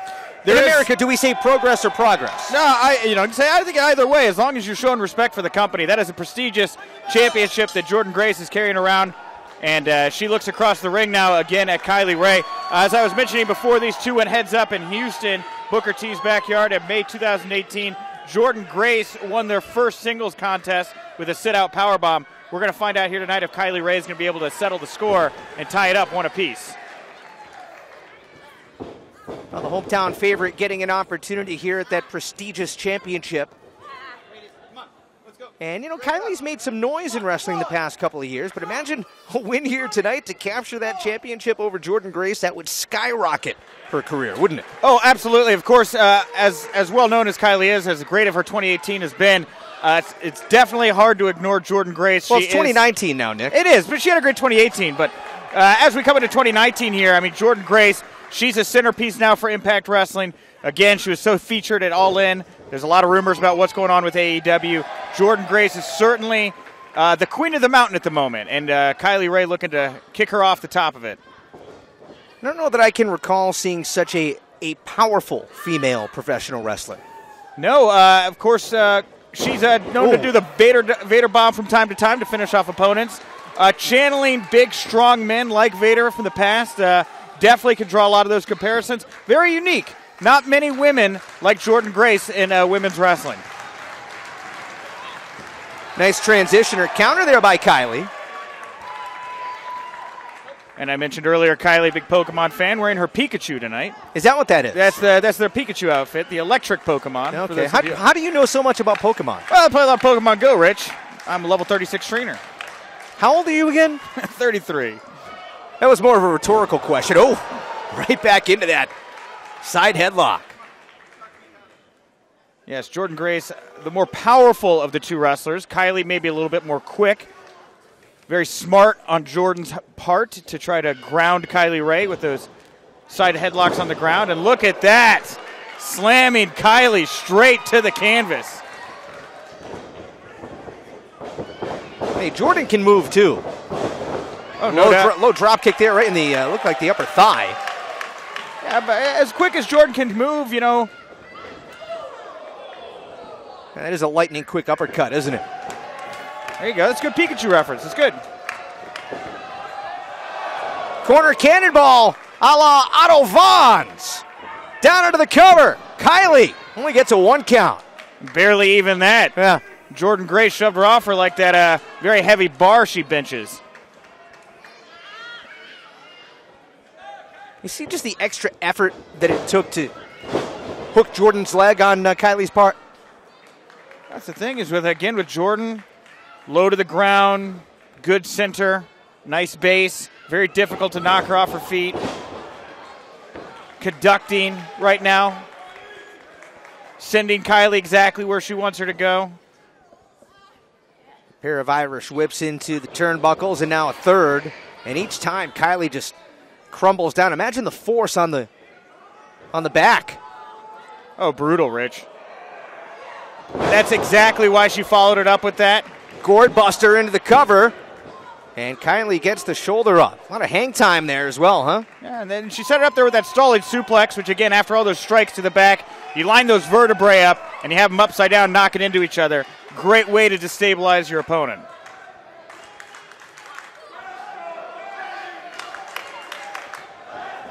Kylie going to try and draw off the energy of the fans here in her hometown of Chicago.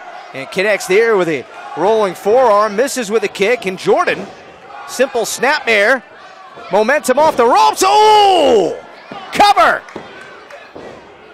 Not enough to put Kylie away, but that was like a low clothesline into a cradle. It was like a train running into a couch, Rich. It was brutal, right?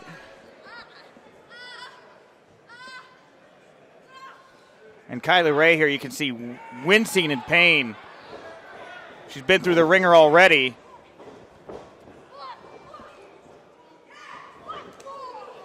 Runs right into an elbow. You want to be quick with Jordynne, but you don't want to be too quick. Again, there's Kylie with that quick European uppercut. And Jordynne clutching her neck over there. Maybe got hit in the throat directly. And again, going after the back. Uh-oh. Jordynne Grace getting inventive. Wow! Oh, my goodness! Snap German suplex from the corner. Out of nowhere. Just one step ahead of Jordynne Grace at that time, Rich. You know, these two are doing so many reversals, like a cat and mouse game here. I feel like it's at any given point, somebody's tail's going to get caught and the other's going to eat the other.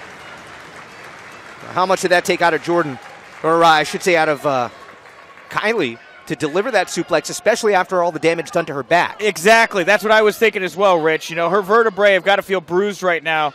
And to move Jordynne Grace around like that, it's got to take as much out of her as it did Jordynne.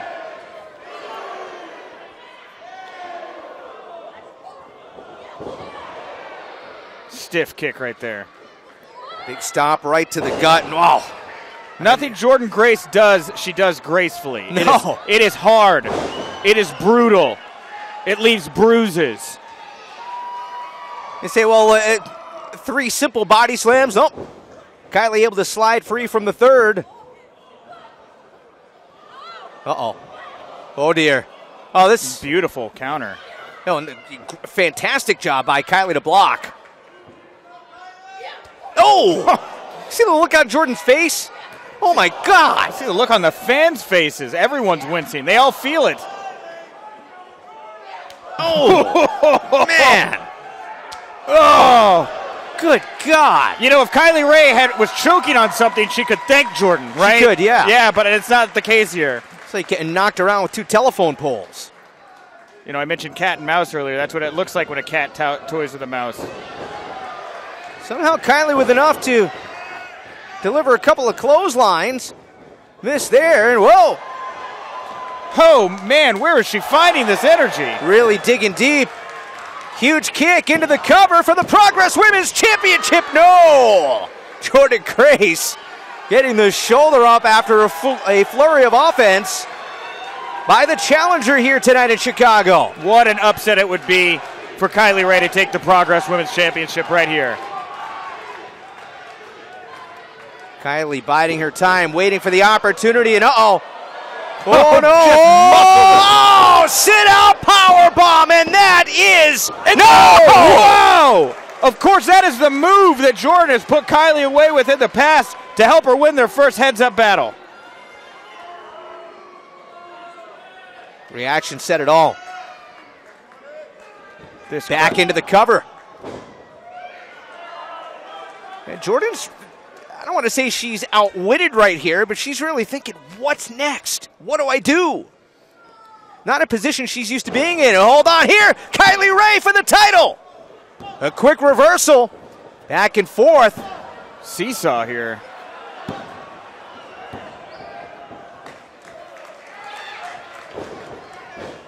Kylie able to duck under, huge super kick! Knocked her right in the jaw. Russian leg sweep into the crossface! And Jordynne Grace is in trouble, ladies and gentlemen. Kylie Ray with the Progress World Women's Championship. This is on the line right here. Jordynne's got to get to those ropes. She's got to get to those ropes, or she's got to reverse. She's got to roll her over.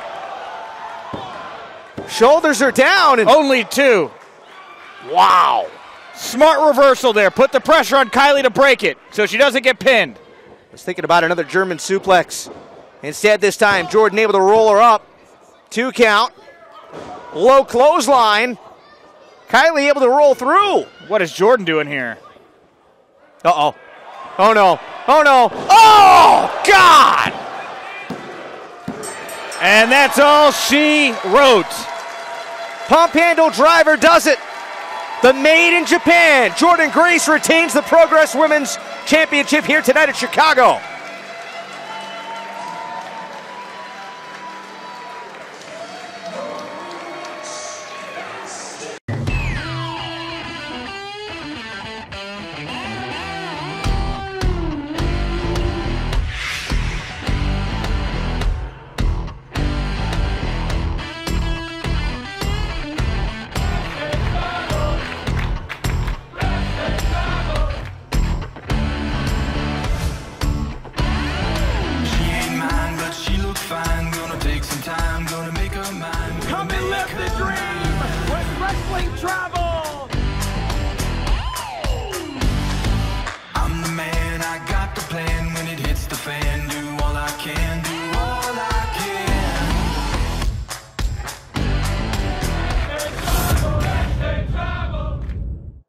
For our next match, we go all the way back to Warrior Wrestling 1 and the match that stole the show that night.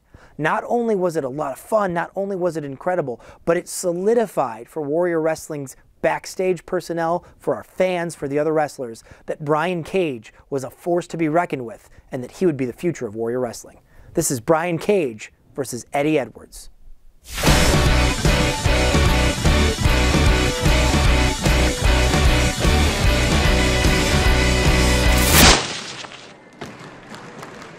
Brian Cage, tremendous strength, and he said a freak of nature. I mean, all you gotta do is look at it. Oh, absolutely. I was talking to him earlier today about his diet. He's one of these guys that he goes on the road, he has to bring the big cooler pack with him. Yeah, he's got to have his own stuff everywhere. That's right. You know, the meal prep and eating multiple times a day. Yeah. Well, you got to maintain that body. You got to eat several times a day. You got to keep feeding that beast if you're going to keep a physique like that. I said to him, isn't that a pain lugging that thing around everywhere? He said, hey, you know, people come up to me and they say, I want to look like you. Well, this is part of it. You know, I think that Eddie Edwards may have the advantage here. You know, as we were saying, Brian Cage didn't know who his opponent was going to be until a few days ago. Eddie Edwards is, of course, known he's going to be facing Brian Cage. He's had a chance to prepare. He's had a chance to strategize. Brian Cage is being thrown Eddie Edwards here relatively last minute, and this is a guy you need some time to get ready for. Eddie Edwards, 6 foot, about 214. As bulldozed right there by Cage. A 34-year-old out of Boston, Massachusetts. Eddie Edwards, you heard it, former Impact champion. Cage sends Edwards for the ride, puts on the brakes. And now Cage dumped to the outside. Cage trying to get back in, slipped a little bit there, gave Eddie Edwards an opening. Excellent job keeping his eye on Brian Cage at all times. Oh, back first, right there onto that ring apron. Hardest part of the ring. Real bad for your spine. Eddie Edwards, former two-time Ring of Honor Tag Team Champ, along with Davey Richards. Might have just gotten his throat crushed after being dropped across the top of the guardrail there. And now a knife edge chop by Brian Cage. They're like a frying pan chop. Every part of this guy is just gigantic. Those big hands coming across your chest there, that does a lot of damage. What I was trying to make with the championships is that Eddie Edwards is nobody to I guess, snooze on. He's held championships at probably everywhere but WWE. Absolutely, yeah. a former Impact World Champion. I mean, this is a guy who knows how to go to the top. Hold on here, trying to put away Brian Cage. Can he get a quick one? No. Like I was saying, Eddie Edwards is a guy who knows how to get to the top of the mountain. He knows what it is to be the man inside of a promotion, as he was in Impact Wrestling there. And that gives him a little bit of a psychological advantage over a guy like Brian Cage, who is working to get to that point in his career right now.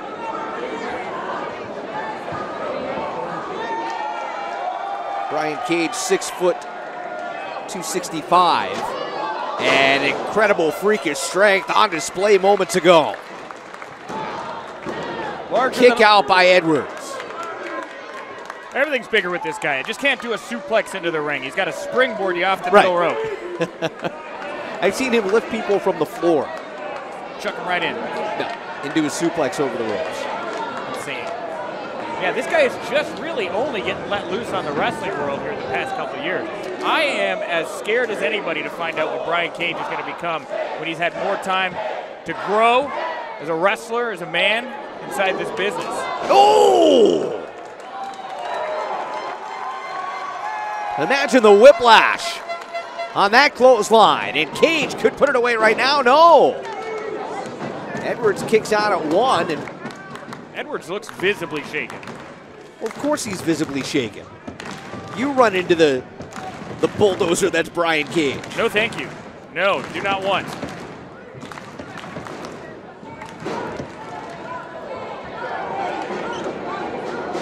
Oh, was that a tooth that went flying? I also saw that. Something shot off into the crowd there. I really hope that was a stick of gum. Covered. And Edwards again out at 1. And a lot of times guys are chewing gum, or they'll have a cough drop or something in the ring, and you take one of those back elbows. From where we sit, we can't tell what is it a tooth? Is it a chiclet? What is it? Could have been a tooth. I mean, you take a back elbow from a guy like Brian Cage. Don't be surprised if you lose a couple teeth. Cage going for the suplex. Edwards reverses. Nice go behind by Cage. A little bit of a one-upsmanship game here between the two. Boot to the gut, Brian Cage. What's this going to be? Oh, reversed beautifully by Edwards. That is so hard to do when you have a guy like Brian Cage just so ready to execute on a move, to feel the momentum's going against you, and at that right moment, be able to switch it around and throw him to the mat. Well done by Eddie Edwards right there. How resilient is Eddie Edwards? Like I said, Rich, this man got hit in the face with a baseball bat. Wait a minute. Brian Cage looking for the buckle bomb. No. Reversed by Edwards. And now Eddie winded up. Full steam ahead, suicide dive! Right into that guardrail on the outside, and these are steel guardrails. That is unforgiving right there. These aren't these big padded guardrails you got on the outside. This is raw. Brian Cage flat on his back. You know, we call this warrior wrestling, and it's because of the warriors that go out there like this. Guys like Brian Cage and Eddie Edwards putting it all on the line here. Again, this is the debut show. This is the place you come and you make your statement be known. Both men right here, I'm sure, would love to get a victory here on the debut.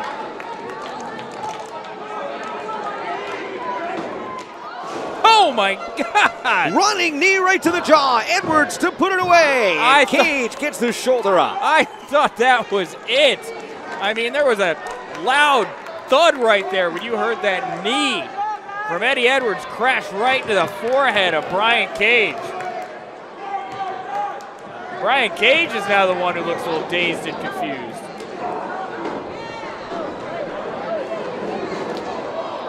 Big boot from Eddie Edwards.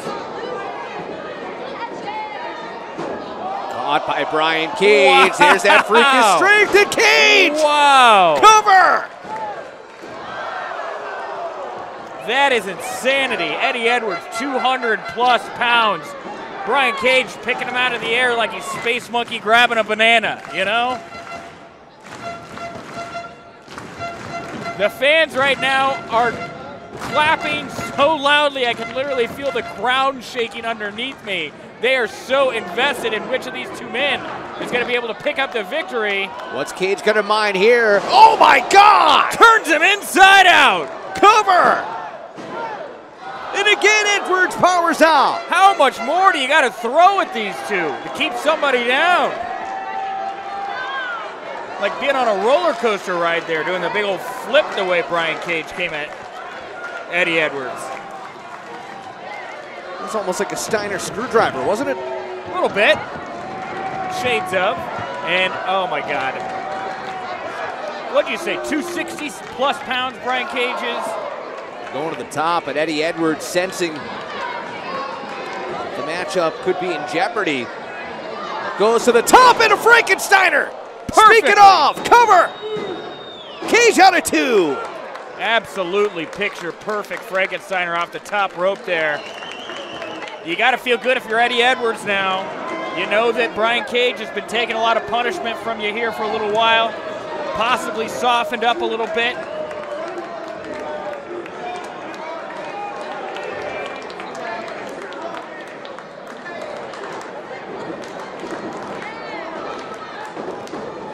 Cage will give her that short arm lariat.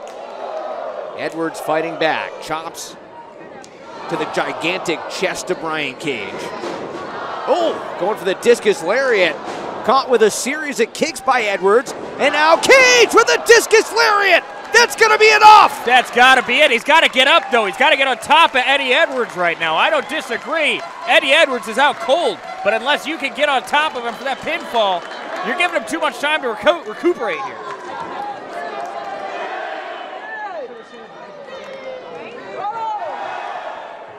I'm not even going to begin to guess where the count is right now. About halfway through at 5 count. Is it about 5? 6. Crowd's chanting one thing, referees chant on another number. Fans here at Warrior Wrestling, they kind of go to the beat of their own drum, Rich. Both men able to fight, so the match will continue. Just desperation here as these two men are trying to get to their feet.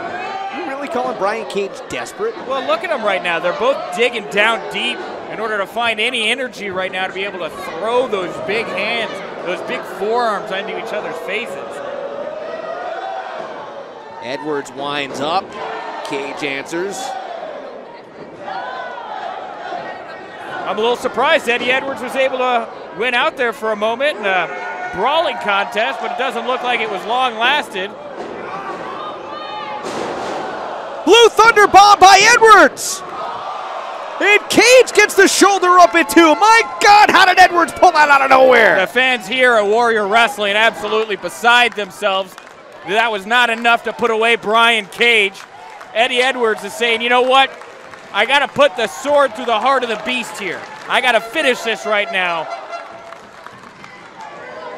Eddie Edwards. Like a wolf stalking his prey. Uh-oh, caught by Brian Cage, fireman's carry! F5! Plants him, cover! Cage for the win, and no! 2.5, Edwards somehow stays in it. Wow.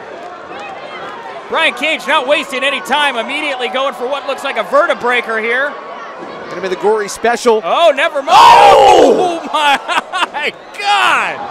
Wow! The way that Brian Cage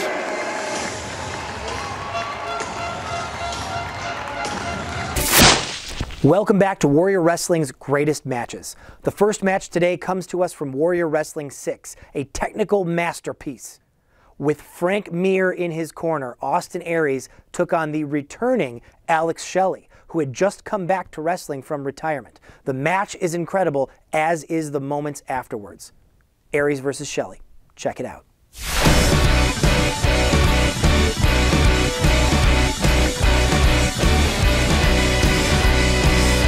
You know, again, it's been over a decade since these two shared single space and Ring of Honor.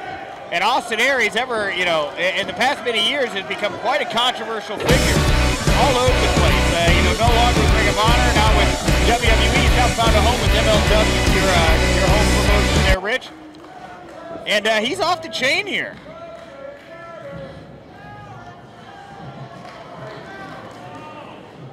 Looking for that code of honor here.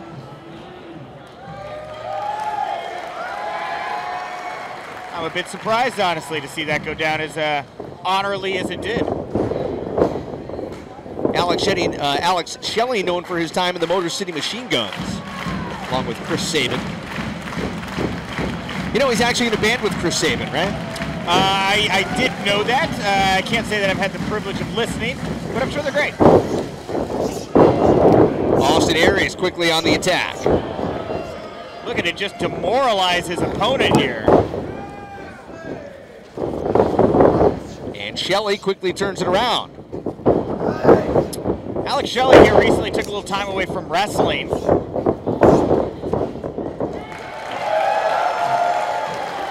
Took a little time away from wrestling to get familiar with his outside occupation in the medical field, but now that he is back in action, high aspirations. Of course, he's a singles competitor now in Ring of Honor. Like I said, recently got a world title opportunity, and it looks like that's going to be where his head is at the moment. He looks to be trying to break out. Oh, we hear the fans here picking sides.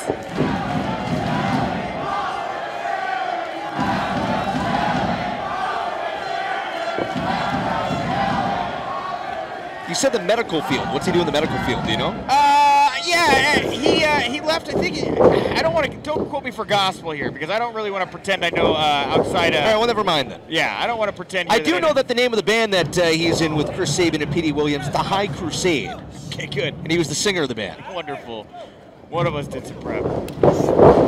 Irish whip. Aries up. Momentum off the ropes. Tucks the clothesline. Cartwheel. Arm drag takedown. Head scissor. Getting winded here just watching. Yeah, I mean, how do you keep up? It's lightning quick, finally, slowing it down, but wait here. Aries, oh, Shelley knew exactly what was coming and turns it into a cover. Only two. Backslide. Shelley for the win, and Aries out. And now, over to the horns of Aries. But Shelley quickly, squirming to the bottom rope. How amazing would it be for one of these men to pick up a victory so quickly here in this match, Rich? What a statement that would send. I mean, we've seen Aries in the world title picture here at Warrior Wrestling. He shared cage space with Wardlow and Brian Cage at Warrior Wrestling 5. Came up a little bit short here. I think he could get right back into that title contention if he were able to pick up a victory here over Alex Shelley. And Shelley here, why is he grabbing a chair? Oh, just to get back into the ring. Need a little step. No big deal. And what about the X Factor here, Rich? What is Frank Mir doing in Austin Aries' corner? It's a good question. You wonder what kind of tips he gave Aries ahead of this matchup. Best finish man in the game. Frank Mir put away more opponents than anyone else in UFC history. Former world champion, former UFC world champion, I should say. Whoa. And Shelley with some mind games here.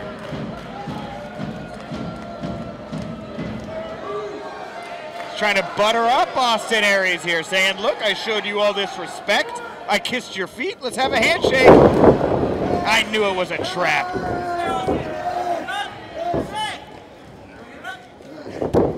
Aries able to fight free. And how about that? Austin Aries, he's usually the one to try to take a little advantage of the rules. Skirt the system a bit, if you were to, so to speak. But here was Alex Shelley turning the tables. He was the one doing a little bit of a shenanigans to try to get one over on Austin Aries. Now extending the hand again, and it is Aries who answers in kind. And Aries now, I don't think he's going to fall for that again. I think that the head games, the back and forth, I think that stuff is over here. I think Aries, he wants to get back to the physicality. And oh! Back elbow by Shelley. Connected right on target. Shelley playing to the crowd a whole lot here. We'll see if it pays off as he goes up to the top of the top rope. Double axe handle on the way down. He's doing the Macho Man. You know, and that's great. It's all for fun. Maybe that gives him a burst of energy to get the crowd behind him like that. Well, if you can't have fun, why do it? Well, you do it to win matches. You do it to take home the purse. You do it to put food on your family's table. To put food on your family? We're not going there, are we? On your family's table, Rich. Okay, fair enough. Put food on your family. What is this? Look at this. Shelley digging the fingernails. And again, Aries here been playing by the rules by the book. Alex Shelley, the one who's been skirting this match. And like a pinata, just got clubbed there. Once again, maybe there's candy inside Austin Aries. Kick him in the face enough. Maybe he's got to spit out some jawbreakers.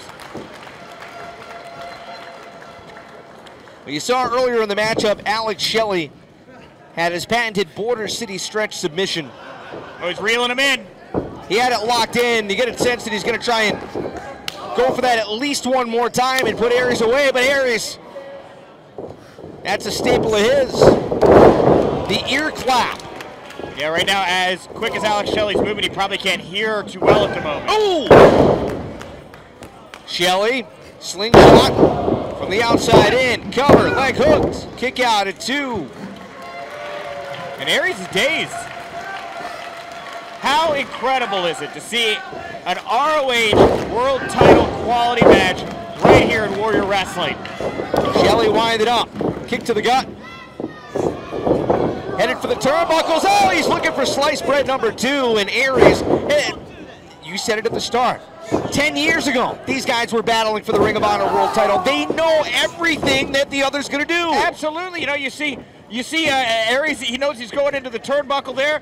A little shimmy of the shimmy shake of the waist.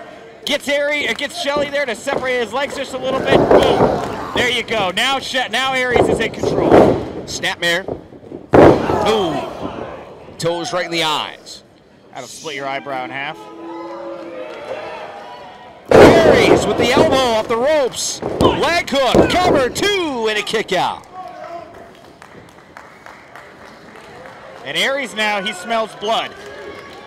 What's he gonna do with that? And again, I keep wondering about that X factor in the corner, Frank Mir. Holds the record for most fights, victories, and submissions in UFC heavyweight history, does Mir. Aries landing on the apron. Oh no. And we got a battle going here, back and forth. Aries looking for a suplex or brain buster off the apron. To the outside, that could be devastating, Rich. And now they're battling here like two pirates on a plank.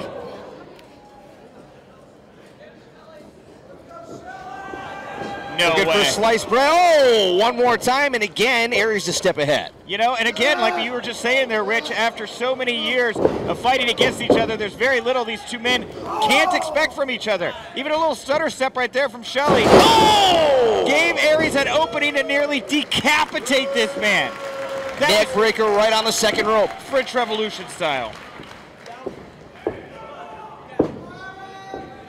Here comes Aries. So drop kick. Into the cover to put him away. 1, 2. Such a beautiful drop kick there, right on the chin of Shelley, too. And I like that, French Revolution style.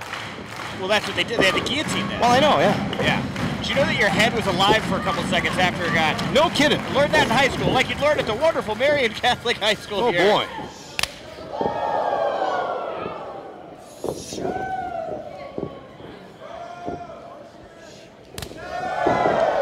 Big chops coming. Well, this is usually what happens when all else fails in a match, right? I think this is what happens when you just decide you want to prove your masculinity against your opponent. Well, nothing else has worked, right?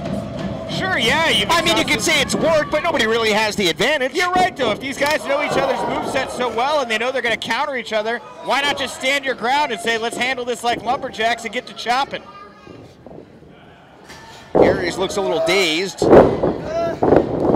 And again, looks like Shelley might be going for that Border City stretch, but able to roll through. Aries avoids the submission maneuver. Just drop. Watch his legs just fall out from under him there. That was rough to watch. Oh! Buster. Russian leg sweep. Oh! Aries swinging elbow into the sternum. Aries so known for combo movesets like that. And he hits you with one thing, you better be ready because something else is right on the way. And you know what? There's probably something right after that as well. Aries looking for the brain buster. Shelley able to land on his feet. Here he goes. Third time, and again, Aries able to counter, running drop kick. I'd stop going for it if I'm Shelley here. Find something else to put this man away with. Aries again for the brain buster, and again Shelley able to dodge the bullet. Super kick. Shelley again. And a third. That's got to do it. Somehow back to his feet, and now for a fourth time, number 2. Get the pin. 1, 2. Aries able to power out. Not enough, but this very well could be. Border City stretch. Shelley with it locked in, and look at him stomping away. And Aries who rolls him over, cover. 2 count. So tight. Thought he had him. Guillotine choke. And this right here, this would be French Revolution style. Let's see if he can put him away. Aries dropping down the choke almost into a DDT, and that is going to do it. Referee stopped the match. I don't even think Shelley was able to submit. Frank Mir would be proud. Shelley's out cold. And look at that, Frank Mir.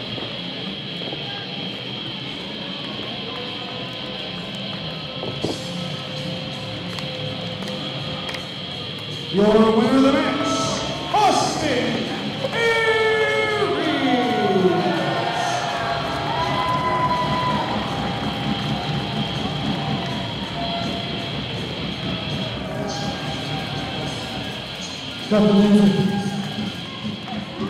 Hold on a second. That's cool.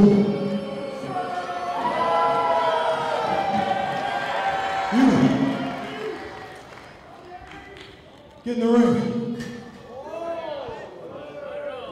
We're not done yet. Actually, no, we're just getting going.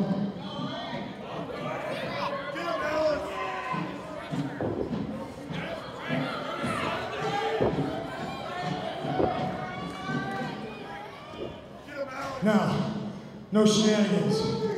Shake my hand. Alex.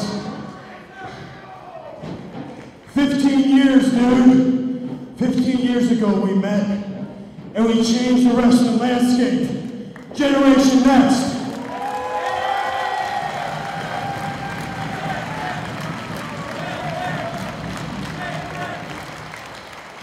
And now we're old and shit.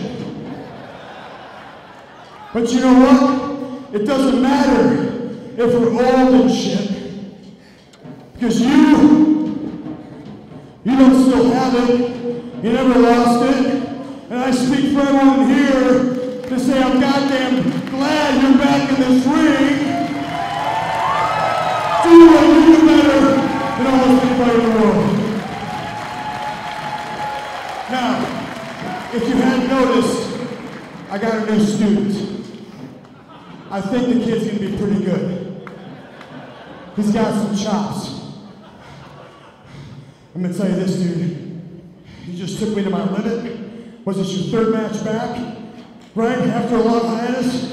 You took me to my limit? And I want you to know, all the bullshit aside, all the years, you ever need a partner, you ever need someone to have your back, we're here for you.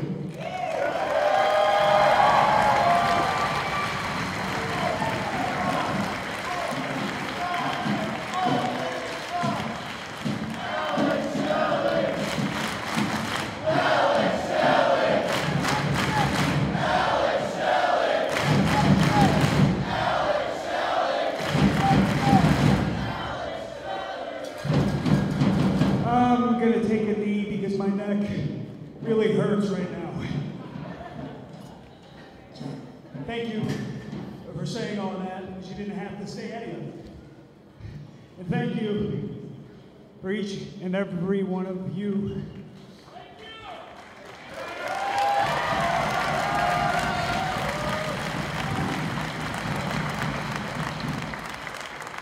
Because 1 year ago, I said, that's it. I said, I'm going to change the course of my life. And I realized that, quite honestly, pro wrestling is the most addictive drug known to man.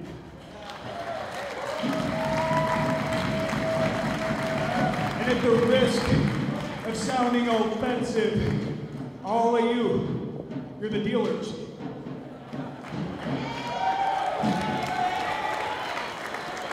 And before you jump to conclusions, before you take that personally, what I mean is, you supply the high. There is nothing like getting in front of a crowd like this against an opponent like that and wrestling.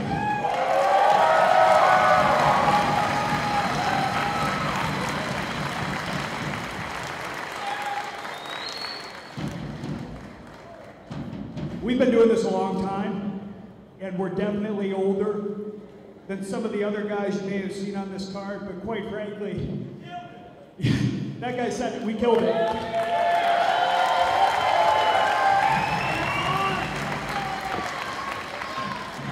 So I'll make you guys a promise, if you make me one, and that is I promise to not wrestle anymore when I can't do it to the standards that you put up on that pedestal. In return,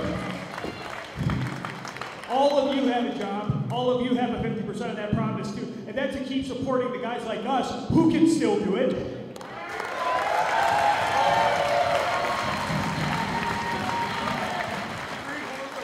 Yeah, man, because we ain't no honky-tonk man or something, you know? No offense to honky-tonk man. But you also have to support the next generation of wrestlers too, because if they don't have you, if they don't have this experience, if they don't have this opportunity, I don't care how old they are, they don't get better. So this is a symbiotic relationship. You raise the next generation just as much as we do. Thank you. I love you.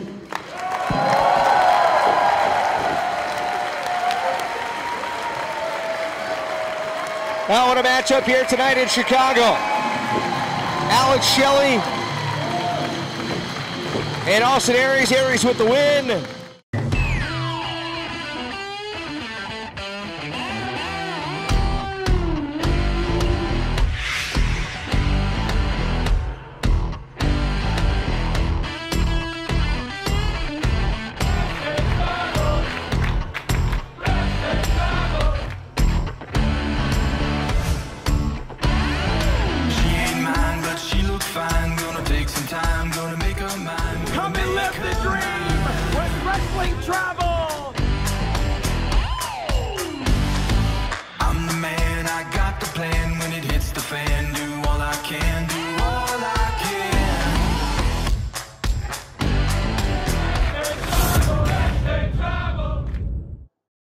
Our next match on the countdown was the main event to Warrior Wrestling 3. Bandito, at that time one of the hottest prospects in all of wrestling, had just come off months earlier main eventing All In. And here he came to challenge for the Warrior Wrestling title just before he signed with Ring of Honor. This is Bandito versus the Machine, Brian Cage.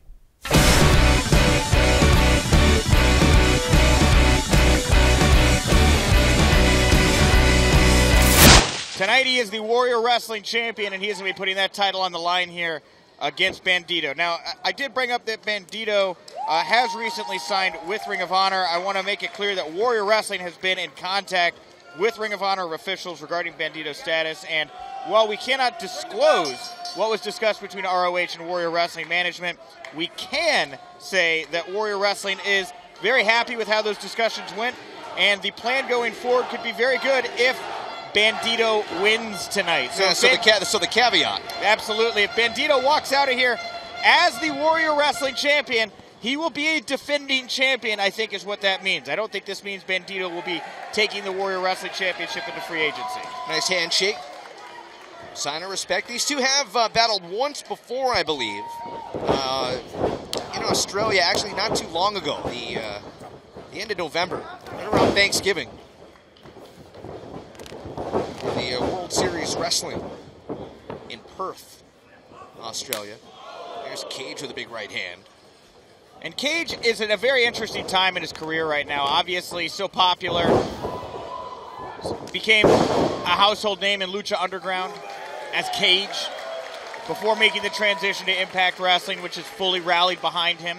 I asked him why he chose Impact Wrestling over all the other contracts I'm sure he's being offered right now, and he said it was just that.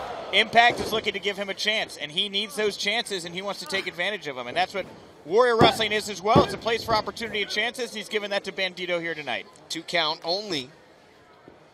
And Cage. And really, if you think about it, with Impact Wrestling rally around Brian Cage as they have, if Bandito is not able to win here tonight and take that Warrior Wrestling Championship with him, and he goes to Ring of Honor, we may not see these two interact for years to come. This could be the last time we see Brian Cage and Bandito in a ring together. That's a good point.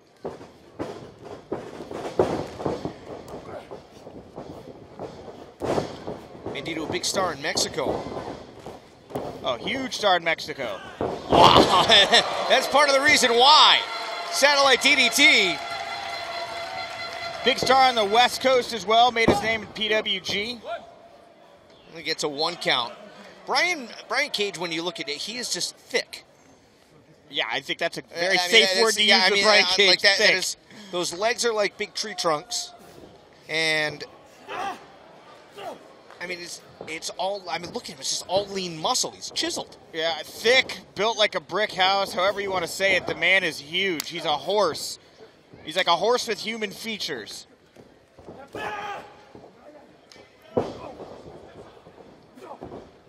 Heavy right hands, and the forearm smashes. And when a guy's that big, even a simple punch, a chop, a forearm, it all feels like a baseball bat. Uh-oh. Oh! A launching German suplex. Yeah, it's not just a German suplex. He's got to throw you across the ring a bit. Bandito out at 2. You see the way Bandito folded up, too, because he landed on the back of his head with his rear end, like, up in the air. So he was almost folded over onto himself. And, you know, Bandito a flyer here, so known for his versatility in the air. Brian Cage, also a flyer, a current X Division champion, of course. But you look at Brian Cage and you say he's a flyer? He's the X Division champion. First of all, when you talk to Cage, he's said in the past that he wanted to change the perception of the X Division and what the X Division is about and what an X Division champion can be. I think he's succeeded. I think he's succeeded and then some, you know. Oh! Man, oh man! Bandito almost launched out of the ring. Look at Cage, just out on one knee like, He's like, should I do it again? I'll do it again, why not? Do it again. Let's have some fun here. I mean, I've seen Bandito get air, but never quite like that before. Well, the fans want to see it again. Let's see if they're going to get it. Or can Bandito reverse? he cannot. That's insane. Just having fun with him now. A couple of squats. I'll loosen up. Yeah, no, but that's the thing, is Brian Cage needs to stay focused here. Hooks the leg. And Bandito's out at 2. That kind of stuff, that shows overconfidence to me.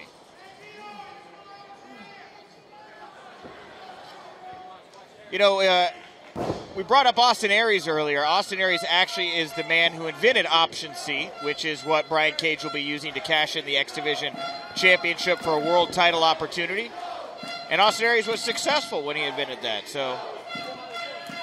He invented Option C. Option C, yes, he was the first man to say that he wanted to use the X Division, he wanted to cash it in, he wanted to drop the title in exchange for getting a world title opportunity. That was Austin Aries' idea. Interesting. Method to the mayhem with that guy. I think we said it during his match that even when it seems like it's not calculated, there's always thought that goes behind what Austin Aries does. And showing a little life here from Bandito. Yeah, finally. He's found his, second win. I was convinced that Cage was going to catch him. I mean, when you come off the ropes in a corkscrew like that, you just see him in the lights moving around and you get lost in it. It's like a piece of art. It's like that fly ball up in the lights and he comes down and, Whoa! Big jump over the top of the outside there. And Bandito, as he is mounting some offense here, you can still see him down trying to get his bearings together. I think he might just be figuring out where he is after those 2 big kicks to the air that he received from Brian Cage earlier.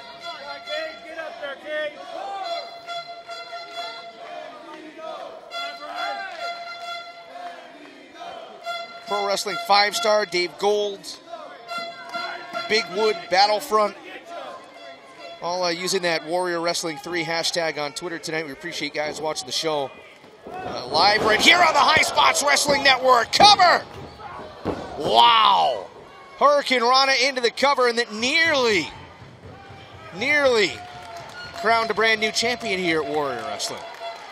And Bandito would be a great Warrior Wrestling champion. Brian Cage, of course, it'd be very surprising. This is his first defense of the title, having just won it at the last show in that War of Attrition match that we saw a bit of at intermission. What an event that was.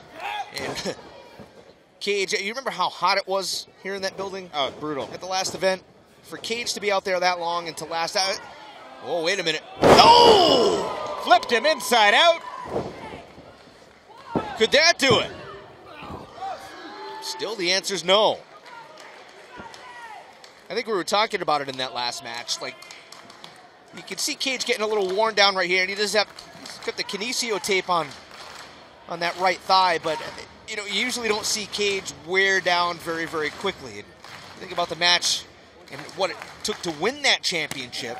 Just how gassed and exhausted he was afterwards. Oh, I think he was drinking water during the whole, I don't want to say a slow spot in the match, but there was a point when they both kind of took a break, didn't they? Yes, they had to rehydrate there towards the end of that bout. Oh, wow! Oh, my God! I've seen Alabama slams. And not quite like that. I've never seen someone the size of Alabama slam somebody, though. That's very different.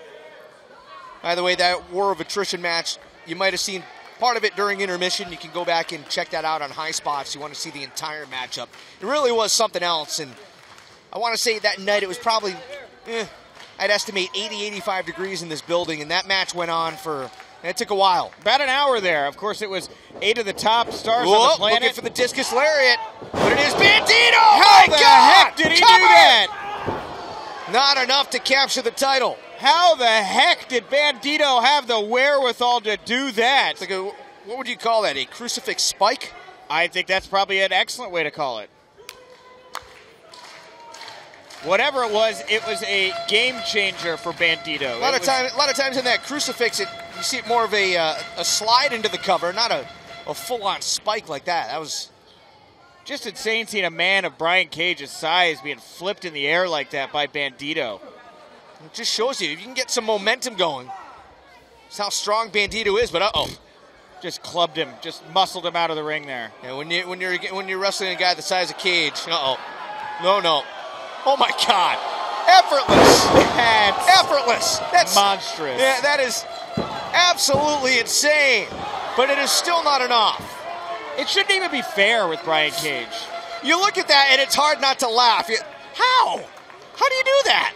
Not only do you need strength, you need balance. You just need straight up bravery to be able to fall at that height, knowing you're going to injure your opponent, but knowing you're putting your own body at risk as well. Deadlifting. I've actually seen Cage deadlift people from the floor up and over the ropes into a suplex. Look out here. That is insanity. Bandito able to land on his feet, connects with a kick.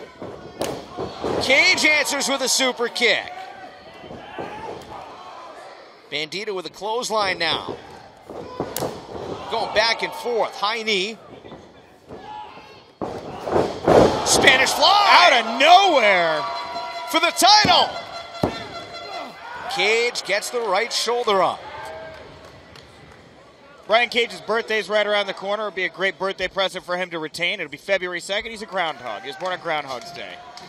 Also, I want to say what's up to Mel Santos. I don't know if she's watching tonight or not, but of course, Brian and Melissa, proud parents. I believe they just got married, too. I could be wrong on that, though. Yes, and expecting to have a child now, yes.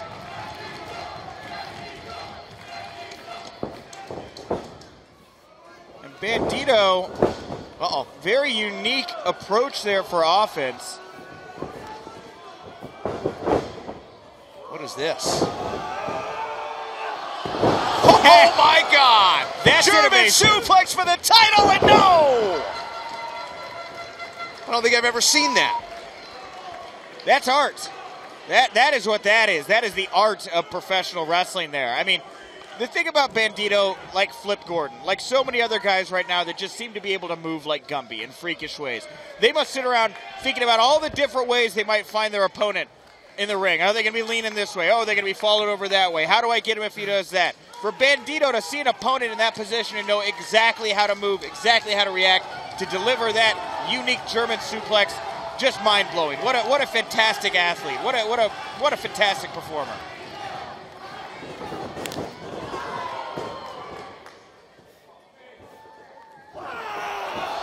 You gotta be kidding me. You took the words out of my mouth. Wow. Power slam by Bandito. But he's not done. He's got the Warrior Wrestling Championship in his sights. To the top rope. Here comes Bandito, but my God! Cage gets the legs up. Power bomb. Buckle bomb. Very dangerous. Uh-oh. Drill claw.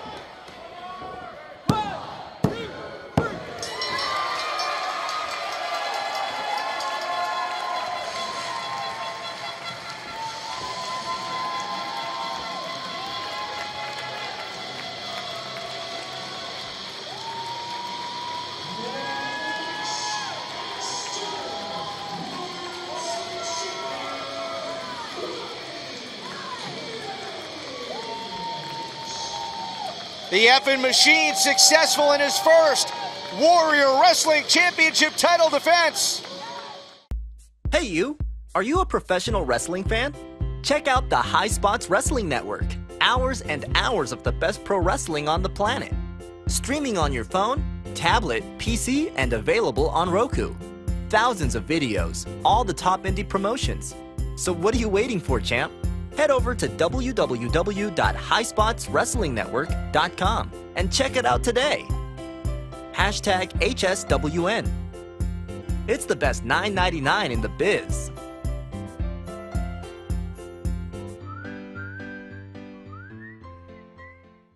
Our final match on today's countdown comes to us from Warrior Wrestling 6, and it is the first intergender wrestling match in Warrior history. The Lucha brothers, who had just come off an incredible ladder match with the Young Bucks at All Out, took on Daga and Tessa Blanchard. It was hard-hitting and action-packed.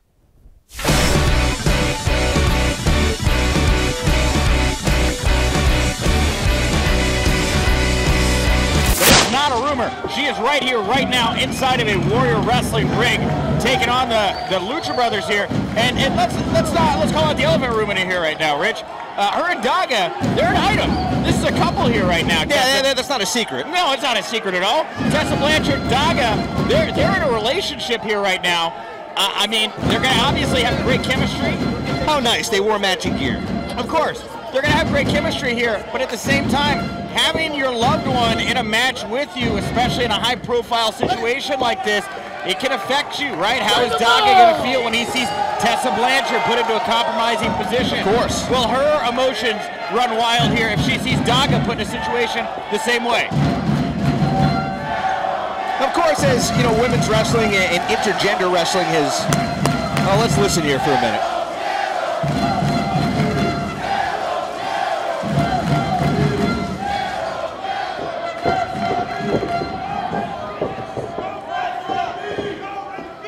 Literally feel the building shaking underneath my feet right now, Rich. That is Daga to the right, in the red and the black, and Pentagon Jr. in the blue. Both men give it a little shimmy here to get it going as they look each other over.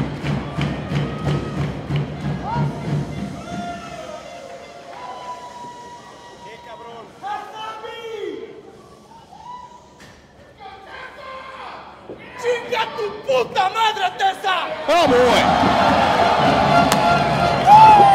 Now again, this is a family-friendly show. I don't know if it counts if you say something improper in a different language. Well, look at Daga, he just sat there and let him do it. What do you mean he let him do it? Yeah, Pentagon just walked right up to Tessa's face and insulted her like that. Well, no, you know why?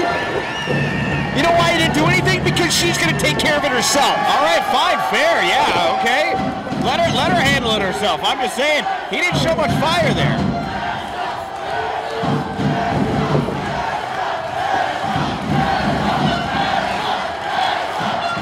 What do you say about fire? And look at the anger in her eyes. Pentagon playing games right now. This is how he loves to start off matches. All this, right? Here comes the glove, right? Listen, pinche Tessa!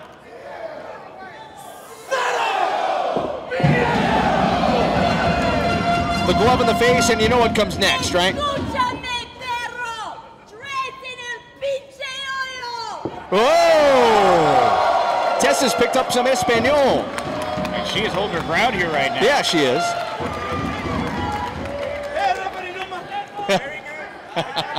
That look on her face is fantastic. You know, Tessa is not a stranger. All right, here we go. Let's just wait for it.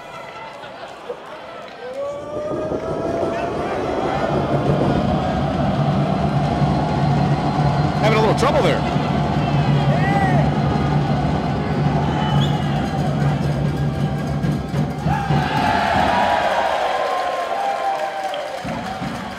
She is not amused.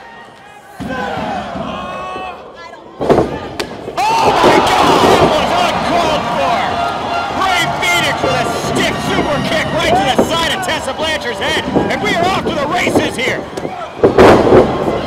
Phoenix answers. The dancing and the strutting has come to an end. Tessa answers now. Oh my God, runs right into another super kick.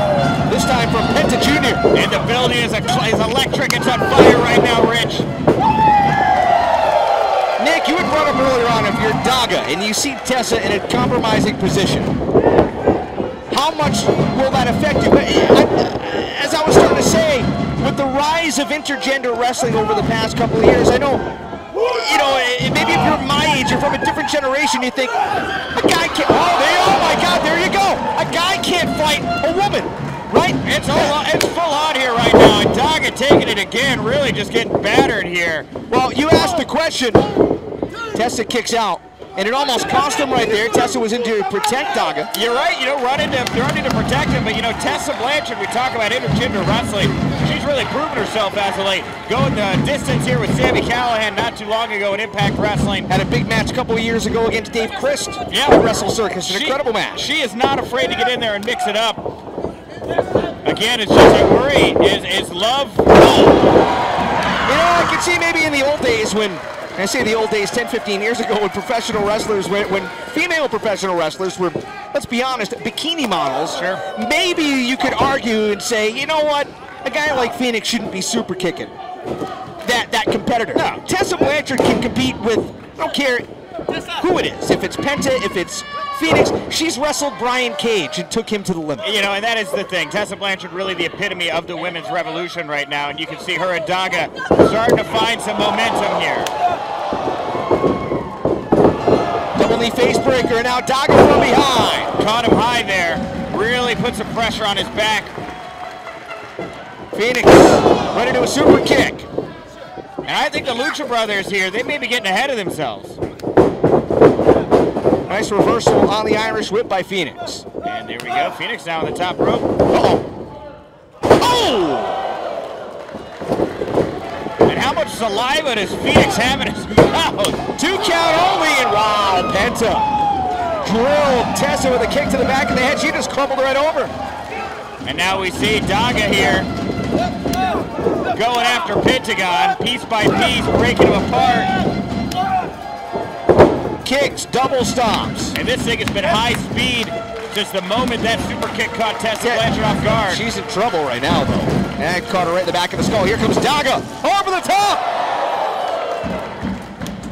And catching those moments there, Pentagon just got to his feet, taken back out, and now Tessa here, she's got to try to get something going with a Rey Fenix.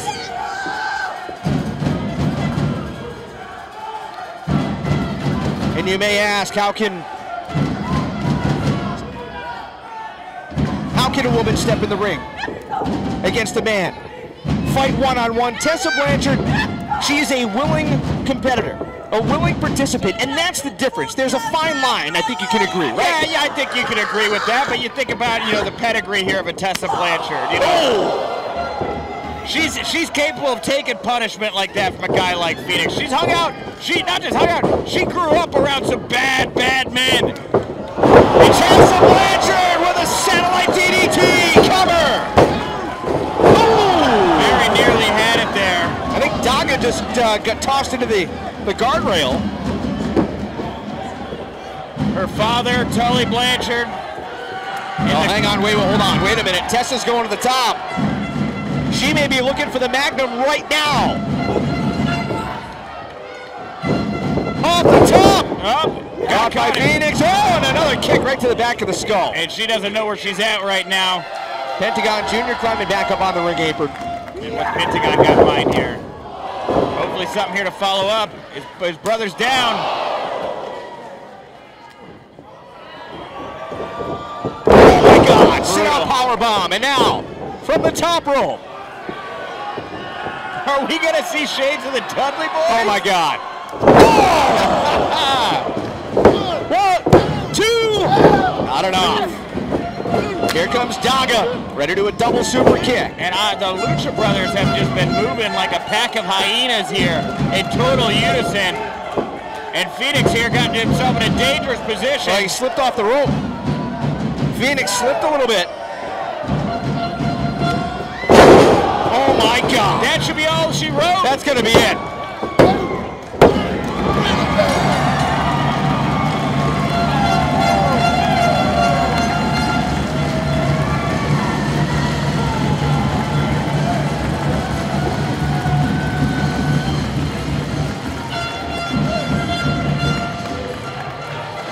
Pentagon driver, the Lanza off the top by Phoenix, and the Lucha brothers get the win tonight.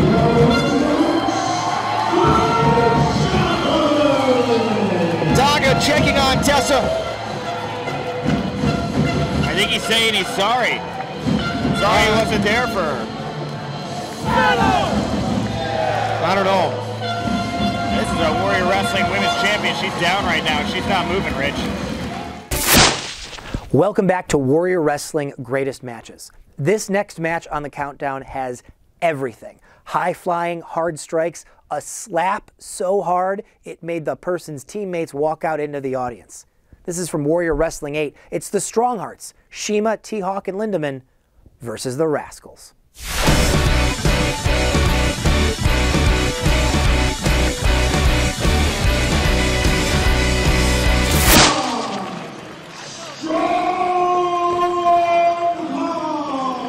Stronghearts making their debuts here tonight at Warrior Wrestling, and I'll tell you what, if you're not familiar with them, Shima, a former Toriumon graduate, trained under Ultimo Dragon. And listen to the fans know who they are, Nick. Take it in.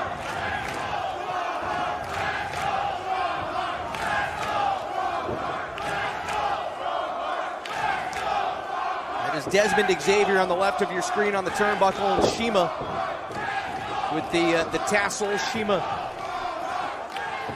was a star in Dragon Gate Wrestling, had a bit of a falling out there, has been one of the cornerstones of OWE, Oriental Wrestling Entertainment out of China. Well, yes, indeed, all these guys. I've been really impressed by El Lindemann, who is the smaller of the Stronghearts, and T-Hawk has been exciting as well. But Nick, I think that you're really going to enjoy, heads up here. I think you're going to enjoy watching the Stronghearts, especially Lindemann. He's what, 5'3", 100, I don't know, 40, 50 pounds or so, but he is jacked. And here we go, everybody just waging war in the middle of the ring. This is a Warrior Wrestling show, so that makes a lot of sense. Oh! Like a shotgun blast. And Lindemann winding up. Here it comes over the top. Taking out all three members of the Rascals, and we are game on here. We have started off hot in this big six-man tag. Now the Rascals here have become mainstays at Warrior Wrestling. This month taking on the Stronghearts. Last show took on Chaos, Will Ospreay, Amazing Red, Rocky Romero. And look at that. Desmond Xavier was dumped in under the ropes. Oh! Shima by there. Lindemann. Yeah, Shima there was taunting him.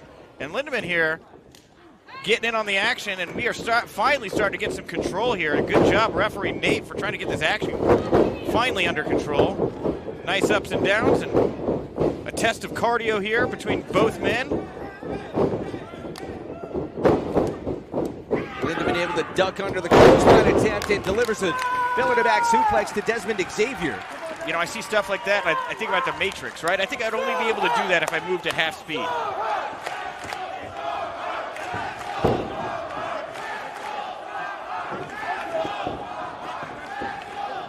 Lindemann makes the tag to Shima. And Shima here looking like he's going to jump in, and he does. A nice senton there to the inside. And last summer, I got to put over Shima and Christopher Daniels in AEW at Fyter Fest. Just absolutely tore the house down.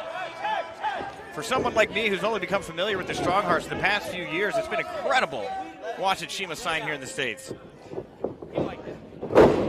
As I was saying earlier on, Shima, a perennial champion in Dragon Gate, and as OWE begins to grow, you know, and this isn't just a match. Shima has planted his flag there. Absolutely, and OWE really, I mean, like some of the stuff they do there is like Kung Fu Pro Wrestling. I've never seen anything like it. Tag made to T-Hawk. Well, the Hawk's gonna fly, it looks like, or at least fall. Xavier trying to get some feeling back in the left arm. And Lindemann with a kick from the outside. Referee trying to gain some control here. And the Strong Hearts taking advantage. That referee, Nate, you better keep an eye here on these Strong Hearts here.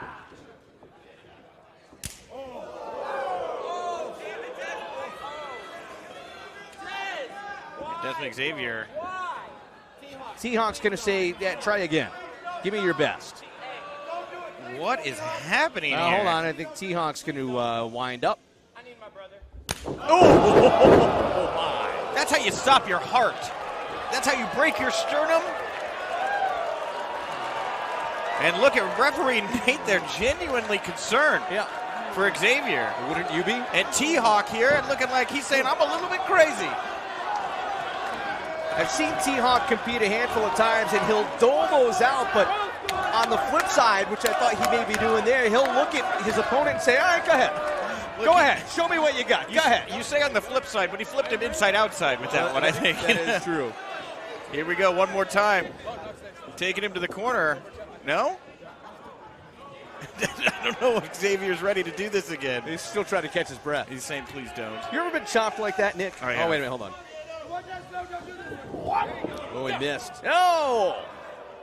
Oh, I think you just upset T-Hawk. Yes, I think so. I think he tried to poke him in the eye, and I'm not sure that it paid off. No, T-Hawk seems upset. You know, and there's more here to just 6 men that want to wrestle. We have Xavier and Wince, 2 members of the Rascals, also former members of Strong Hearts. These guys at one time were thick as thieves, now on opposite sides of the ring. Lindemann distracting the official as the other members of the Strong Hearts. And the Strong Hearts taking advantage with Desmond. Oh, hold on here. Shima is going to wind up. T-Hawk holding Desmond in place. Oh. Nice big chop. He wants Lindemann to get a lick in. Ooh. Another big chop.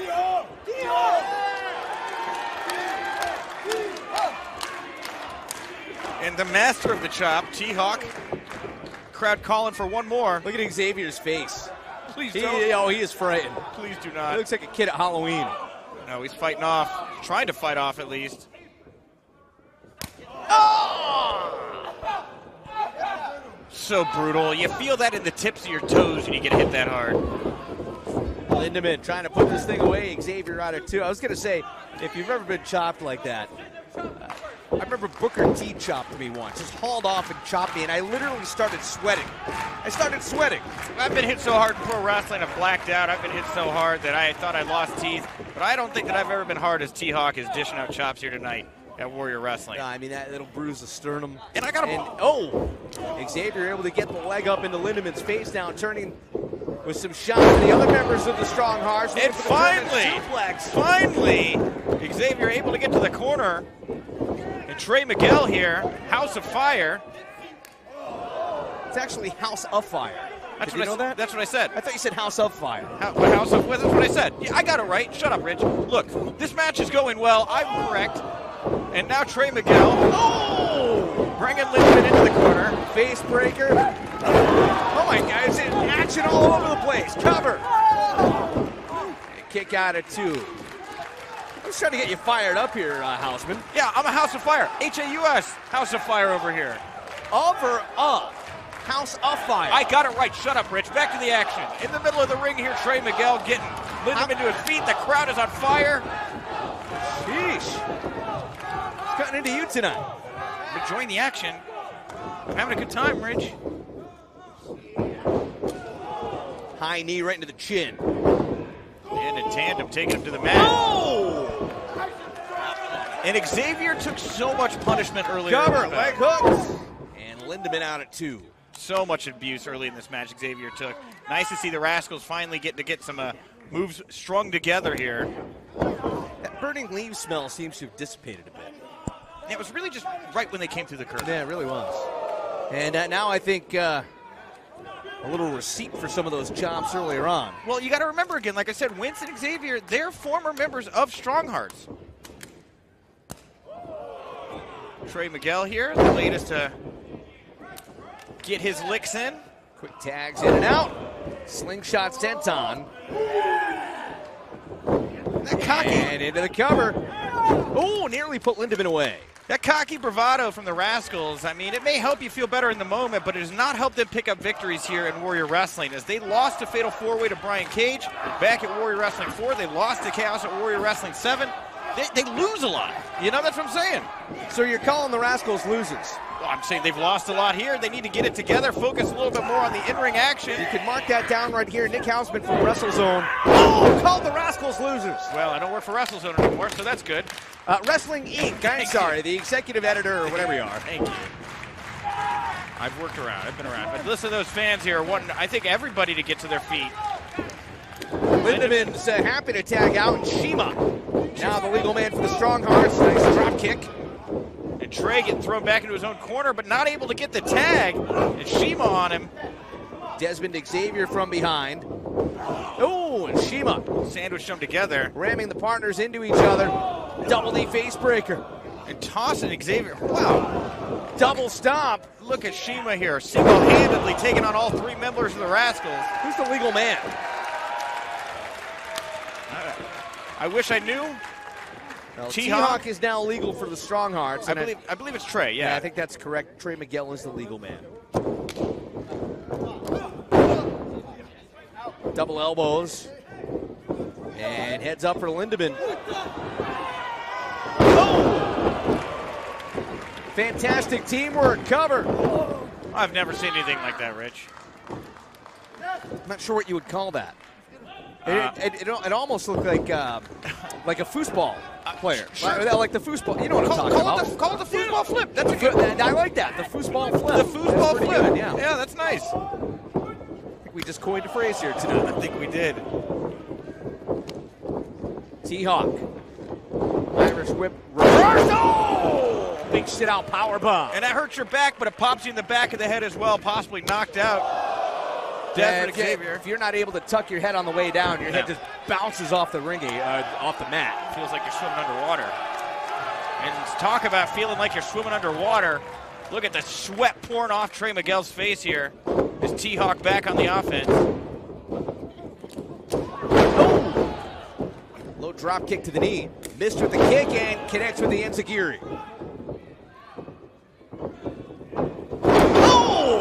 Now, whatever that was, I have no idea. That was impressive, and there go the Rascals, dive into the outside. That's a triple drop kick. I mean, I don't know what else to call it. Cover. Xavier nearly got the pinfall on T-Hawk. But it was like, wasn't there like a drop kick and a flip? Sure. Right, I don't even know what I just saw. Flipping triple drop kick, a foosball triple drop kick. I guess it was. That's one of the things I enjoy about watching the Rascals compete, is that they're really, really creative. And I will say this. Whether as a duo or a trio, I mean, they pull stuff off that is just almost, it's inconceivable. It's hard to believe that I really just see that. You know, I'll say this. Both these teams have done so much damage. You see Trey Miguel just laying it in there dead center of the ring, taking T-Hawk off his feet. It's hard to imagine who's going to win this bout. I've seen so much dished out on both sides.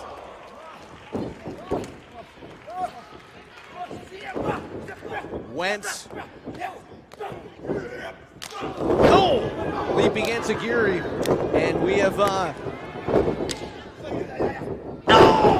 Double knees right to the back. Brutal. Shima really laying it in. And now Desmond Xavier. Oh! Holy crap! We have gotten to this, to the Lucha rules part of the matchup. And anything, look, the whole match is breaking down. I think that referee Nate needs to get some control here. Well, as long as it's 1 man in, 1 man out, we had that for half a second, but 2 men into the corner there. Lindemann and Desmond Xavier Desmond took the brunt of it. I believe T-Hawk and Trey are still the legal men here, and I think that they are now going at each other. Lindemann catching Miguel, tag made to Shima. Wow. Yeah, that's impressive. That's like a home run German suplex. Lindemann. Right on the top of that elbow, or the shoulder there.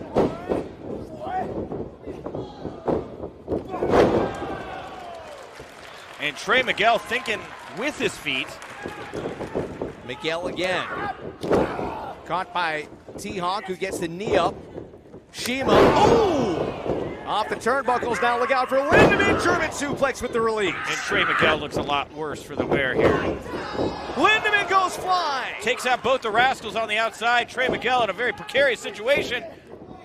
Up in the electric chair, T-Hawk. And what are the Strong Hearts thinking here? Lindemann, top turnbuckle. Oh! Now Shima going to the top.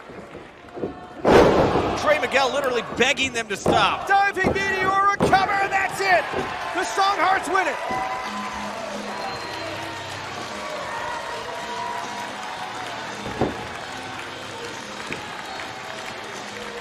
We're cooking now tonight, Nick. This is one of the best shows I've ever seen, Rich. Top to bottom, there has not been any bout that hasn't delivered so far.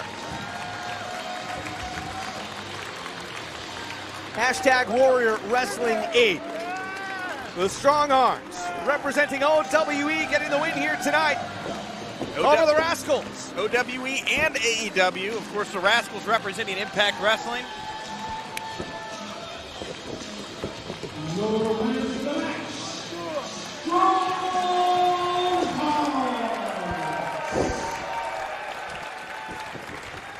Still to come, we have 2 War of Attrition matches.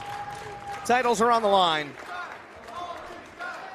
And we're going to see, is there going to be a sign of respect here between these two teams? We've seen that a couple times tonight already.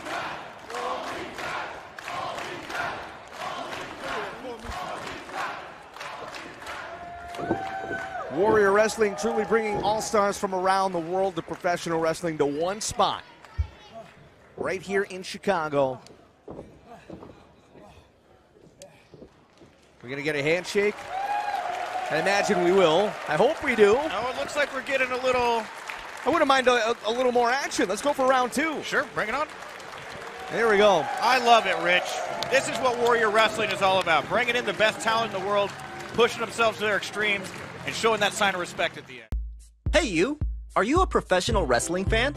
Check out the High Spots Wrestling Network. Hours and hours of the best pro wrestling on the planet. Streaming on your phone, tablet, PC, and available on Roku. Thousands of videos, all the top indie promotions. So what are you waiting for, champ? Head over to www.highspotswrestlingnetwork.com and check it out today. Hashtag HSWN. It's the best $9.99 in the biz.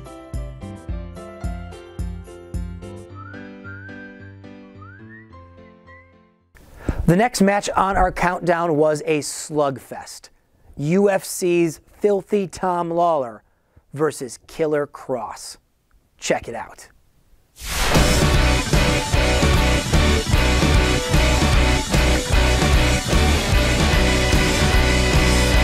Probably became most known to North American fans by his presence on Impact Wrestling. A lot of brutal, hellacious battles with top stars like Moose and Eddie Edwards, Brian Cage. But now he's a different man. He's off the leash here. He's doing his own thing. Again, recently took to the streets of Vegas, seeking out Jon Moxley. Took him on in a confrontation. Now looking to bigger and better things here. And what better way to get momentum going here for whatever's next in life than a victory over former UFC competitor, Filthy Tom Lawler. And former MLW World Heavyweight Champion. But you're right, Filthy Tom Lawler from his time in the UFC. A record of 10-6, 8 stoppages. 4 of them by way of submission. So Filthy Tom. Filthy Tom is cleaned up a little bit here. Nice new haircut. And shaved that beard off too.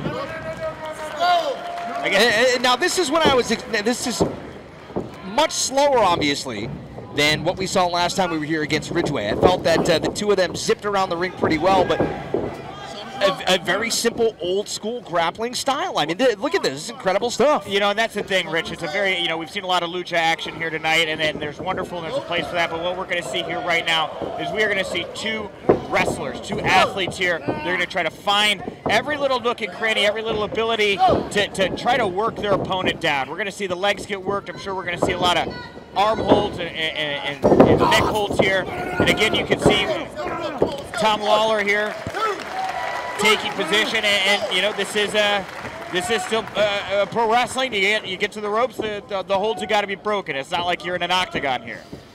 And what were you saying about about Killer Cross's match with Bloodsport? Bloodsport, yeah, he took on Davey Boy Smith Jr. in one of the most talked about matches coming out of WrestleMania weekend. Just a very physical, brutal confrontation there. Davey Boy Smith coming out on top. But of course, Davey Boy Smith, you know, one of the best pure athletes on the entire planet here. You know, but you get into a ring like that with a guy like Davey Boy Smith, you get pushed to your limits there, you come up just short, you come out on the other side a little bit better than you did the time before. Spinning heel kick by Filthy Tom. Taking a picture here of pro wrestling with that kick there from Filthy Tom. He's adapted quite well to the ring, hasn't he? Yeah, look, acting like another tactician here from the world of pro wrestling. Bret Hart looks like he's going for the sharpshooter right in the middle of the ring. Excellent position here. Legs cloverleafed. And Filthy Tom. And this is where you can see him look at that. The way he pushed back his ankle there so that the tips of his toes pressing right up against his chest. And slipped out. Yeah, well, that's the thing. I was half thinking that Tom was going to take the left knee and put it into the back to keep Killer Cross in place. And now Cross reaching out, trying to grab hold of the bottom rope. You know, I used to go to Texas. I used to go to the Houston Livestock Show and Rodeo down in Texas, and I've seen cattle tied up that way. You just went for the mutton busting. I do like a good mutton. Filthy Tom Lawler. Again out, extending the hand. A sign of respect here. Now, if I'm Cross, I'm questioning this. Tom Lawler wants to be such a good guy, not in the ring. There are no friends here. You just mentioned Davey Boy Smith Jr. Had a fantastic match recently in Major League Wrestling against Timothy Thatcher. I saw that. It's got a lot of praise. Yeah, I saw that match. That was a very. This is my style. I like watching two big, brutal men go in there and try to tie each other up in knots. And look at this right now. Filthy Tom Lawler throws some blows too. Good for him. Get it in there. This is how you're going to tenderize that meat, put him on the ground, and get him ready for the slaughter. Filthy Tom teaming up with the Von Erichs coming up in Dallas. Huge match. Their dad Kevin Von Erich coming in for that one. Yeah, we'll be ringside for that. Dallas, Texas on September the 7th against Contra Union. Right now it is Killer Cross and Filthy Tom Lawler. Killer Cross 6'4", 249. Big boy. And look at that big boy. Moving around like he's nothing, Rich. He's got a little bit of size on Lawler. About 2 inches or so, and I'm gonna give him about 35 pounds. And a big kick there from Killer Cross. Beautiful suplex, float over into the cover. Keeps hold of the arm and into the arm breaker. And another submission. You're gonna see a lot of that here.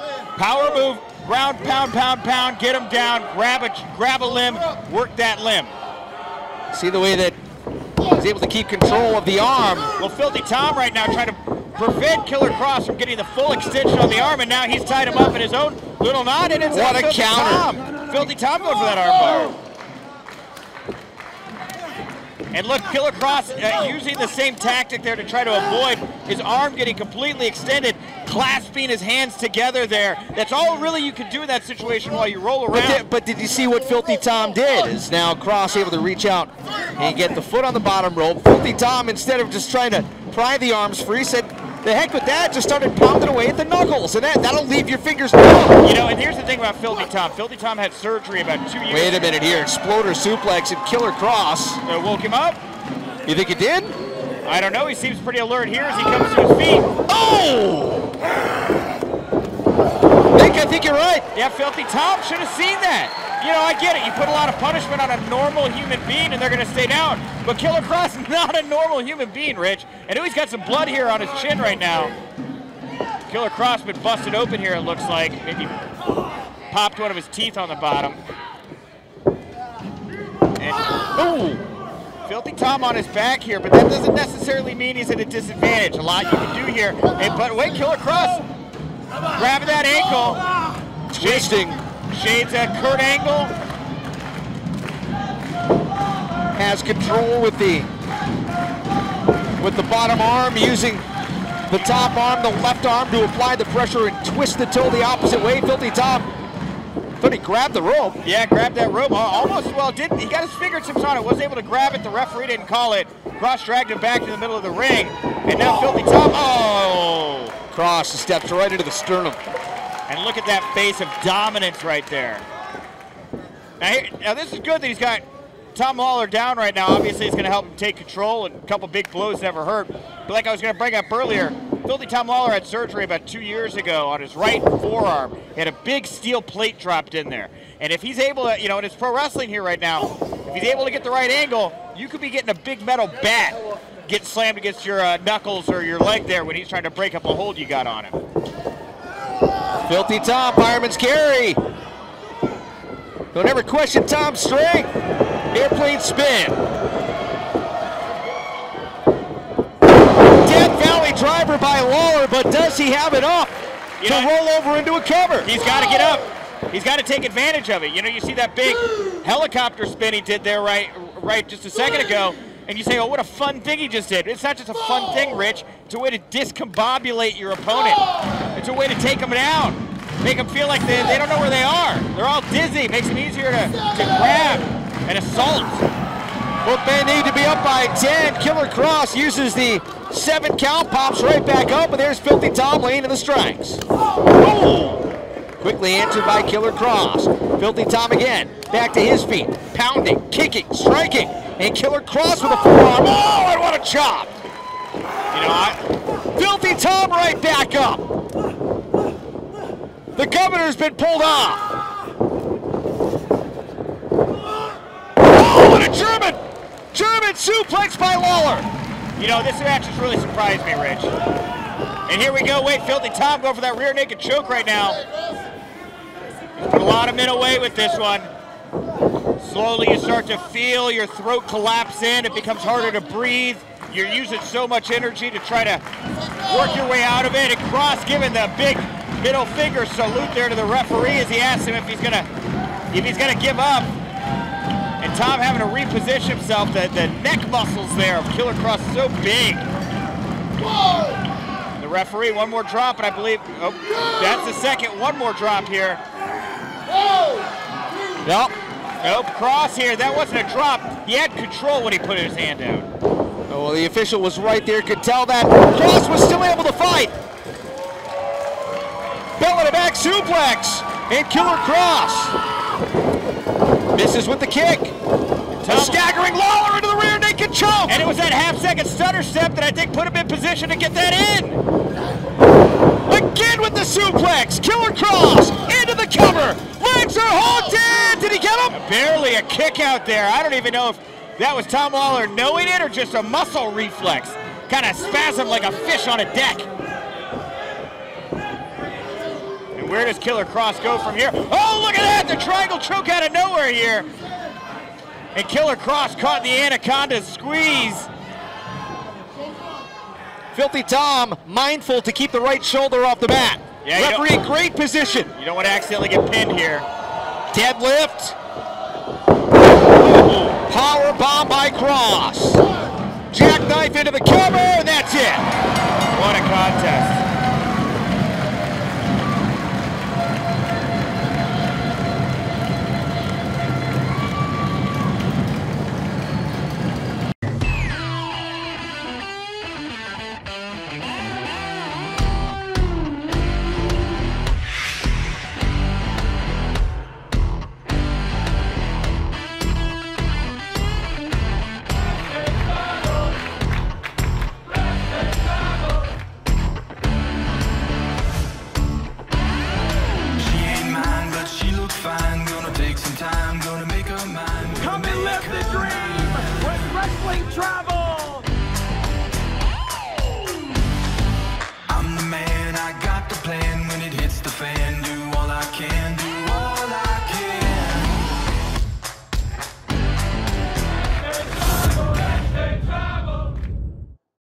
Our final match on today's countdown was a dream match. The first time ever anywhere.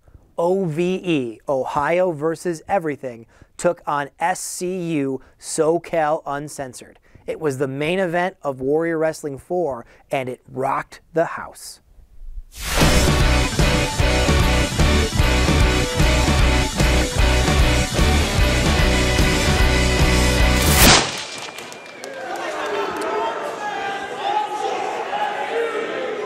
And Jake, yeah, I was just about to say, Jake Christ yeah. starting off for the Impact unit. And that is Frankie Kazarian starting things off for the SCU. SoCal Uncensored. Kazarian, you know he's a bass player, right? Yeah, he's a bass player for a, I wrote down the name of his band. Vex Temper. That is right, Vex Temper, the name of his band. I haven't heard them. Have you heard them? I've heard Kaz play bass before. He was on the Cruise of Jericho. I know he was jamming out with Papa Buck and Fozzy and all that. So I've heard Kaz play. I haven't had the chance to catch him live. But look at this, OVE. Yeah, Sami Callihan threw a chair into the ring. Scorpio Sky quickly disposes of it. This thing could get out of hand quick with these 6 guys out here. You know, especially with Sami Callihan. I mean, just chaos seems to follow him around. Look, I know that SCU is a veteran group of men here, but let's be real. You know, with the being the elite stuff at AEW, they're frolicking, fun, fancy-free, smoking cigars, going to the Super Bowl. I don't want to say they've gone soft, but you got to be able to be as hard as OVE. I mean, these are psycho killers, are OVE. Daniels and Kazarian have their own comic book line. Kazarian, also, you talk about, you know, all the different deals, different things he's part of it. Actually part of that cigar business with Cody Rhodes, American Rebel Cigars. Absolutely. Meanwhile, OVE has really made Dayton, Ohio their base of operations. Jake Christ actually owns a tire store there. He does? Dave Christ, Sami Callihan, they run Rockstar Pro, which is based in Dayton, Ohio. They've recently just opened their own bar and performance venue. So a lot of things going on, all surrounding professional wrestling, and you wonder sometimes with all these distractions going on, how do you focus on what it's really all about? And that's getting victories here in the squared circle in the ring. You know, and that's the thing. SCU arguably riding a huge wave of momentum here right now, but you cannot slouch on OVE. Jake Christ is taking a big risk here. Flying cross body into the cover. Jake Christ gets a 1 count. He's the definition of, I think, the modern hybrid wrestler. Jake or Dave? Jake Christ. Jake Christ here. Well, Dave Christ, also a great wrestler, but Jake Christ, you know, he had his first Ultimate X match at Impact's Homecoming. He's going to be having another Ultimate X match at United We Stand WrestleMania weekend. This guy knows how to get the job done under crazy circumstances. Beautiful drop kick connects. Scorpio Sky caught Christ right in the chin.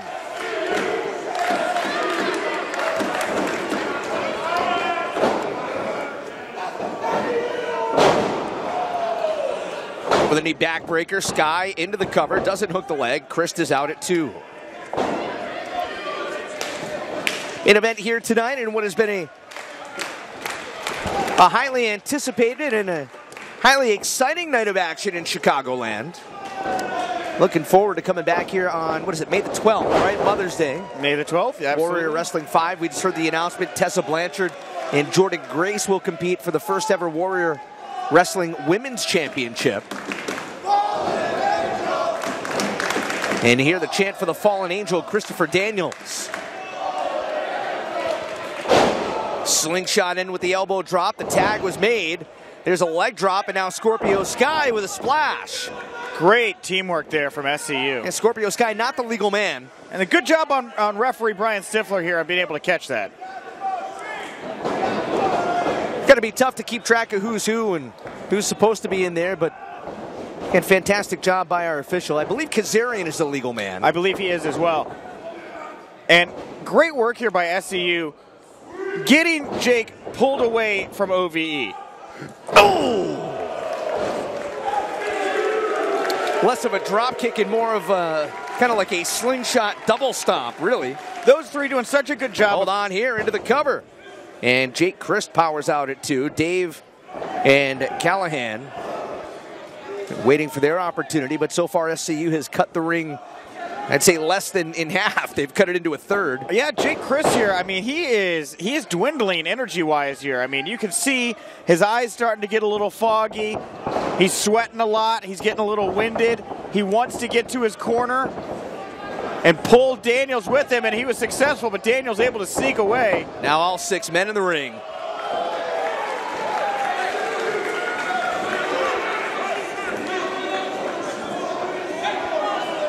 This could be a powder keg.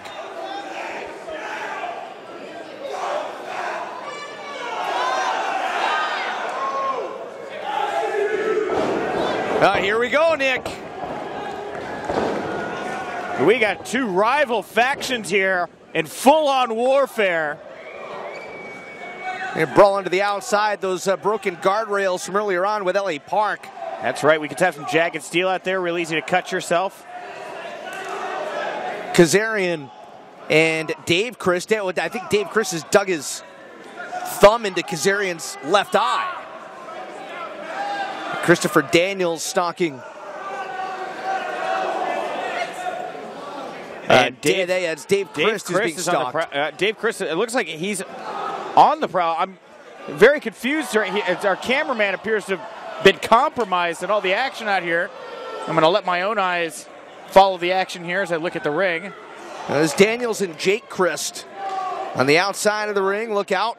Looks like Scorpio and Dave Chris. No, that's Jake Chris right there. That's getting a went after Daniels' left eye.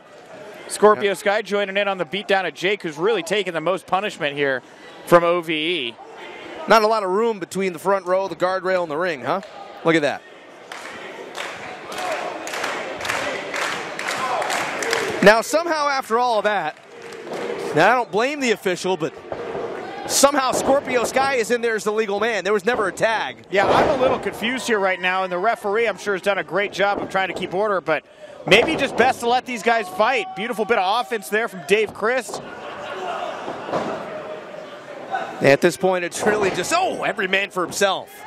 Legal, not legal, doesn't really matter, I suppose. You try keeping track of it and try keeping these guys in line. I mean, when you got these kinds of young lions in there, you got to let them fight. Sami Callihan with the suplex.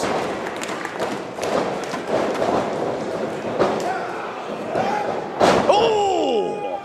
Christopher Daniels with the STO. I can just feel the back of my head popping off that mat. The fallen angel, Christopher Daniels, is promptly blinded by Callihan. Digging those thumbs, those fingernails on the dirt and grime. You've seen Sami Callihan. Oh! You know what a disgusting individual he is. And you know, look, we will not hear the end of it from Sammy if OVE is able to take down SCU tonight.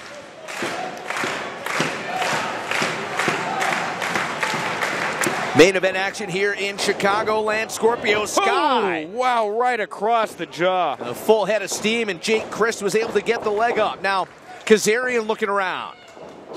Christ again. Sent up and over. Able to use the middle rope to get some leverage, but that only served to hurt him even more.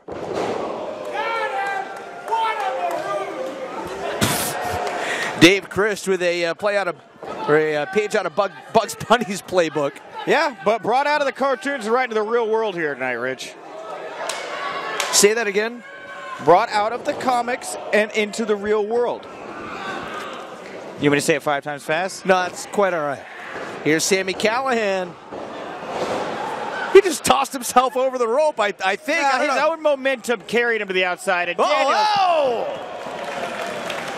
Daniels may have pushed down on that top rope as Callihan, like the Tasmanian devil, charged right at him. It is incredible to me how many different variations of the moonsault Christopher Daniels can hit. Every one of them beautiful. Jake Christ holding on to Daniels' leg, trying to... Wow, that created the distraction that he needed. Brain buster by Callihan. It prevented Daniels from getting back in the ring, and now Callihan dragging the lifeless fallen angel across the ring. And the sole of the boot right into the eyes. It is Dave Christ going to work. Daniels, who was blinded earlier by not only Callahan, but Christ as well by digging the thumb into his eyes. Christ did the same thing to Kazarian. It's a 2 count there. Daniels again. Powers out at 2, and Dave Christ, who's just abusing the fallen angel. Just very subtle things that Chris does, like the way that he places that he put you in a chin lock, but placing the thumb in such a way that it digs into your cheekbone or digs into your eye or maybe fish hooks your cheek a little bit. Well, that's the thing is OVE, it's not just that they're mean, it's not that they're dangerous, it's that they're smart. Maybe too smart for their own good. Technically sound with an edge, just like that. Case in point, perfect example, nothing more needs to be said. And as Scorpio Sky trying to let the official know what's going on, all that's doing is allowing OVE to run rampant on Christopher Daniels. And this is where Dave Christ is in his element. Dave Christ, I don't know if here, shoulders are down, and Daniels out at 2. And again, in that small triangular portion of the ring in that corner. Good. I mean, I'm glad to see OVE turning the tides here. I mean, they're tangoing with SCU here. They got to get on the same page here. They lost it earlier in the match, and now they're trying to get that momentum. Jake Christ here with a beautiful submission hold applied. And he, you know, of all of the screws that are loose in OVE, I think Jake might have the most loose. Something not right up top there with that guy. You think that there are more screws rattling around in his head than Sammy Callahan? See, but with Sammy's the captain though, right? He's got enough wherewithal to be able to keep this group in line. I don't think Jake has that. Tandem maneuver, wheelbarrow, cover, and well, Sammy Callahan, the legal man. Johnny on the spot, our official here tonight. You know, and good on him. You know, again, referee Brian Stifler here doing a great job of keeping an eye on who all is involved in this match. And right now, Sammy Callahan just trying to flush all the oxygen out of Christopher Daniels' body. And you can see with that wrist right underneath his chin there. Not a lot of daylight there, huh? No. It's very close to being a choke. Kind of pushing his Adam's apple a little further back in his throat. Daniels trying to find something that's untapped to fight back, but Callahan quickly snuffs that out. Jake Christ and Callahan again with a tandem maneuver. Running corner splash. Irish whip splash. Callahan and Christ. I think they're going to the well one too many times here. And Daniels has got to get to his corner. Uh-oh. Callahan up and over the top rope. Daniels not sure looking at the wrong corner. Yeah, he's not sure which way to turn. Can he get there? Callahan pulled Scorpio Sky. Dave Christ got, it looks like Kazarian. Cover. And Chris got Kazarian. And Sky was yanked off the ring apron by Callahan. And now Jake Christ with the chin lock applied. Variations by Chris is grinding Daniels down. He had that face lock and the wrist right on the bridge of the nose a little bit earlier on. Right here, very simple chin lock. Transition a bit more into a face lock now as Daniels back to a vertical base and just going to wildly fling. There's Dave Christ with a boot to the back. And quickly, whatever threat there may have been is neutralized by OVE. And Dave into the cover. Daniels again able to power out. He really needs to get to that corner. He was inches away from making a tag. But Dave Christ, Sammy Callahan, they knew exactly where to be and when to be there, and they pulled the other members of SCU right off the apron. And Sammy and Jake have both taken turns choking Christopher Daniels, getting the oxygen out of his body. Look at Dave Christ now here, just playing with Daniels, pounding him in the chest, trying to get the last few breaths out of his body. Daniels still digging deep. I mean, he's still got fight in him, but every time he starts battling back, OVE is there to answer. Now can he make the tag? He was looking around in the wrong corner earlier on. Yeah, you got Dave Chris going to SCU. Daniels was going to OVE. These guys got to get it turned around. Daniels able to make the tag, and here comes Scorpio Sky. House of Fire. Running clothesline, and Callahan. And Jake Christ paying the price.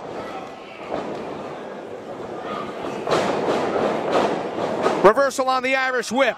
Double stop by Sky. Jake Christ able to catch the kick.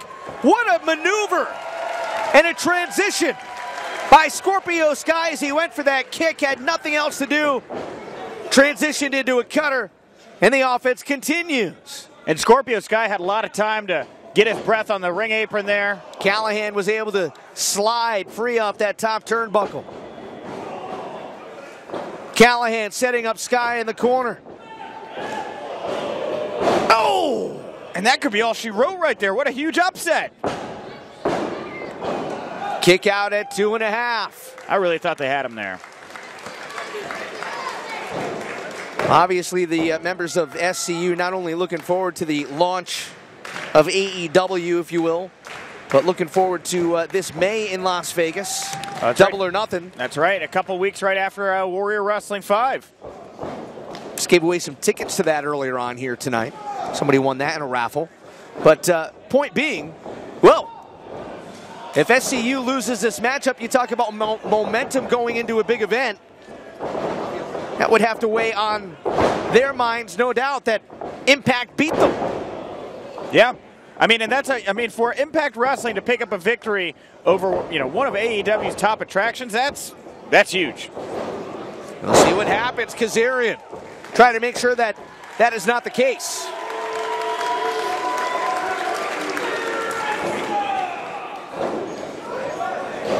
Dave Chris trying to hold on to the top rope, and again, trying to pin the non-legal man. Look at this, bridging Northern Lights. Heavy Metal Rebel. Yeah, powering out Dave Christ and Jake Christ. Scorpio Sky trying to catch his breath in his corner. And Frankie Kazarian really looking in the best shape of his career here right now. Just tagging right hands, the members of OVE. Shades of Brian Cage versus the Rascals right here. Triple big boot. Slows Kazarian down. Dave Christ with Kazarian up in the electric chair. Time to play a little chicken. Oh! Gigantic electric chair cutter.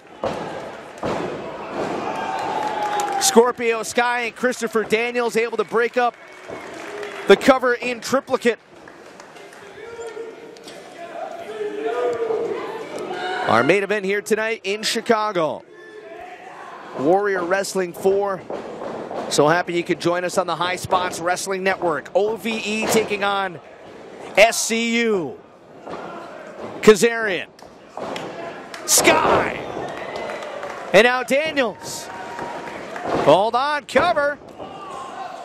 Callahan just barely able to snake his way in there. Thought for a second there Daniels was going to go to the top.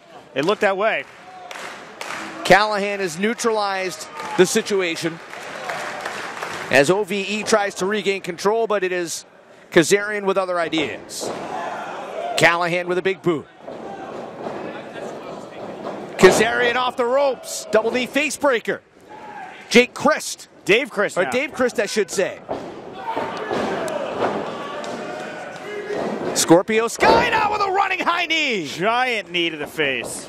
Callahan with another big boot. Here comes Daniels. Callahan misses. Daniels with an enziguri. And there's Jake Christ. Big super kick. Oh! Spinning heel kick. Oh, look out. Oh, God, the referee got hammered. The referee got hammered.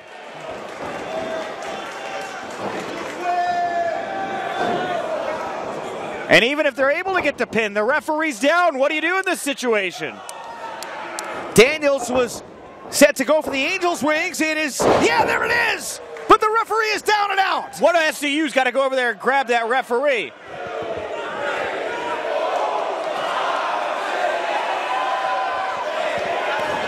And wait, that's Jessica Havoc. What's she doing back out here? She has no place being back out here. She has no place in the ring to begin with. She laid out Britt Baker and Kylie Ray earlier tonight. Choke bomb by Jessica Havoc. Squarely in the corner of OVE, and she is making her presence felt.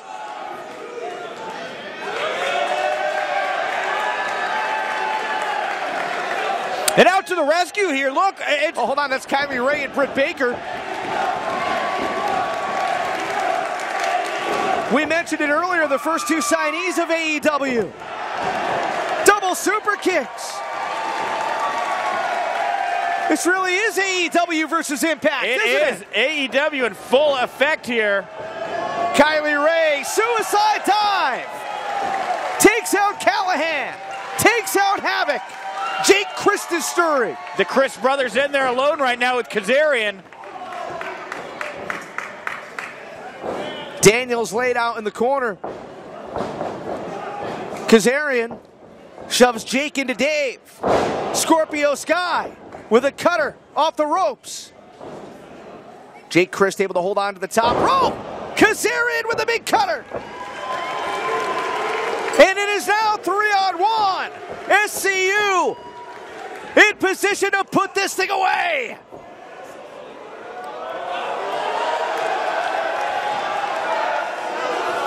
Oh! Beautiful. That's it. Team SCU wins it. Kazarian, Daniels, and Sky. Team AEW wins it, Rich. SCU stands tall.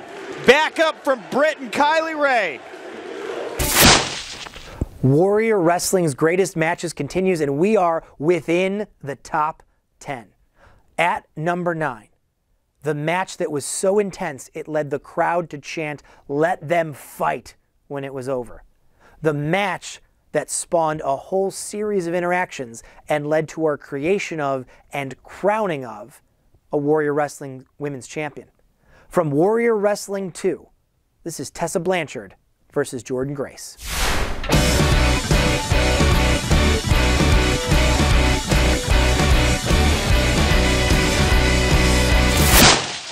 And there it is, the Black Label Pro Championship. For those that are not in the know, Black Label Pro is another huge professional wrestling company here in the Midwestern area. They're based out of Crown Point, Indiana. Most notably, Black Label Pro is probably known as the place for the rebirth of PCO. Quebecer Pierre reinvented himself at Black Label Pro and has since gone on to take over the country. Of course, Jordynne Grace also was an original at Black Label Pro. She beat Filthy Tom Lawler, former UFC competitor, current UFC competitor, for that Black Label Pro Championship. And of course, last night was seen in an over-the-budget battle royal at Allin with the potential to possibly become the Ring of Honor champion. I mean, Jordynne Grace is a fierce competitor right now in the world of women's professional wrestling. Trying to lock in the side headlock. Tessa Blanchard on the reversal. Tessa coming off another incredible battle last night at Allin. And wow. Yeah. Tessa being bent over the knee.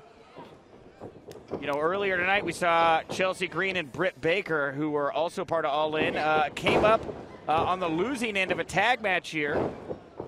Well, no excuse for that here, Rich. Both of these women in part of some huge athletic contests last night. Tessa Blanchard in recent months has put on quite a bit of muscle. And I think maybe Jordynne, you wonder if she's underestimating the strength of Tessa Blanchard. Listen, I've seen Tessa Blanchard pick up Brian Cage and deliver a go-to-sleep. Hey. So Tessa has perhaps, she's stronger than she maybe initially appears. You say that, absolutely. And if we're going to use the Brian Cage standard of strength, Jordynne Grace deadlifted Brian Cage last night in that over-the-budget battle royal. So tit for tat there, Rich. I mean, I think what we're getting at here is these are two women that are really the definition of what the Revolution is right now. I mean, they're hard-hitting competitors. They'll hang with the best women in the world, and they'll hang with the best men. That's just what's expected of them. And if Tessa Blanchard were to become the Black Label Pro champion here in this match, she would, of course, have to go on to defend that belt in Black Label Pro, where there is only one championship. She could find herself on the receiving end of a match with PCO, Filthy Tom Lawler, Nick Gage, Mance Warner. Oh! Blanchard with a vicious slap right across the face. And that just fires up Jordynne. Oh! Wow, almost pulled that into a bit of a package driver there at the end. It was incredible. Tessa's not afraid to dive. Instead just puts on the brakes and, oh, wait a minute. This may cost her. Oh! Face first right across that ring apron there when Tessa Blanchard and Jordynne Grace walking it off like it's just another day in the office. You know, and that's the thing, is you talk about the strength of Tessa, but she also can fly. Jordynne can fly. Jordynne has that strength. You know, it's really hard to pick a woman here in this bout that has the one-up on each other. I mean, what for you, Rich, is the deciding factor in a match where both opponents are so closely matched? Oh! Determination and heart. That's what I think it's going to come down to, Nick. I guess momentum, too, right? Physically in that case. Into the cover here and a kick out at 1. Listen, this is not going to be an easy battle for Tessa. I'm much more familiar with Tessa than I am with Jordynne. I think you may be slightly more with Jordynne. Would you get? I mean, who would you give the edge in this match to? You know, and that's right, Rich. I think it comes down to familiarity, and I don't know how familiar these women are. You know, they weren't even in the same bout last night. They were on different ends of the spectrum. You know, Tessa was in that women's contest, and Jordynne was in there with 20 of the top male performers in the industry. I don't know who went through more wear and tear. Oh! Blanchard going to deliver the elbow, and Grace out of the way. Fireman's carry. Oh! Like a palm strike right to the base of the skull. You know, and oh, what a drop kick! You know, I've seen Jordynne. Cover! Blanchard for the win! With the Black Label Pro title on the line, and Grace, the champion, able to kick out. I've been fortunate to see Jordynne in so many wonderful matches at Black Label Pro, and I've seen her in this position before, down and out, seemingly against all odds. You know, who would have thought that Jordynne Grace would have beat somebody like Filthy Tom Lawler for the Black Label Pro Championship? I got to give her the edge here just because I've seen her come from behind so many times, Rich. You know, the more I think about it, I think you're right, except for the fact, and I mentioned the edge that Tessa's sharpened up here over the past couple of months. Maybe the Tessa Blanchard of 6 months ago, 8 months ago, would be at a disadvantage here. I really believe that momentum is on Tessa's side. Yeah, and it's not just momentum here. You know, there's the elephant in the room every time you're dealing with Tessa Blanchard. Is, you know, this is somebody who grew up under the learning tree of some of the greatest professional wrestlers in all of history. And perhaps the daughter of one of the most devious bad guys in professional wrestling, Tully Blanchard. And, of course, her stepdad is Magnum TA, so she got to learn from two of the best. Yeah, absolutely. You know, and that's the thing is when you're dealing with somebody here like Jordynne Grace. Oh, I don't know what type of training is going to prepare you for that, though. No, it's hard to get trained to go face Hands first. up for Jordynne Grace! Oh! My God, she might have broken Tessa's neck. Thick mama pump using what the good Lord gave her as she moves that way around. Springboard! And that is the Grace Bomb. Cover! And no! Out of 2.5. Air Jordynne. I'm sorry, that was the Air Jordynne there. Jordynne Grace's variation on the Vader Bomb, the Air Jordynne there.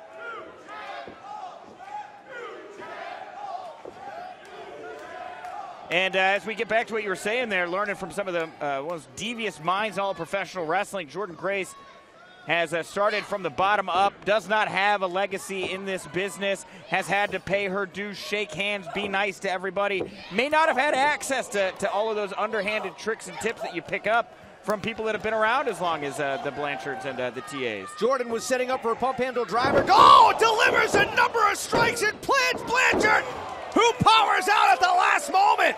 Wow! And the look of exhaustion on Jordynne Grace's face there. She was clubbing away at Blanchard, both in the front and the back, no doubt, taking away the wind. And then crunched her, compacted the spine. Yeah, and that's what Jordynne Grace is good at. Old-fashioned bear hug.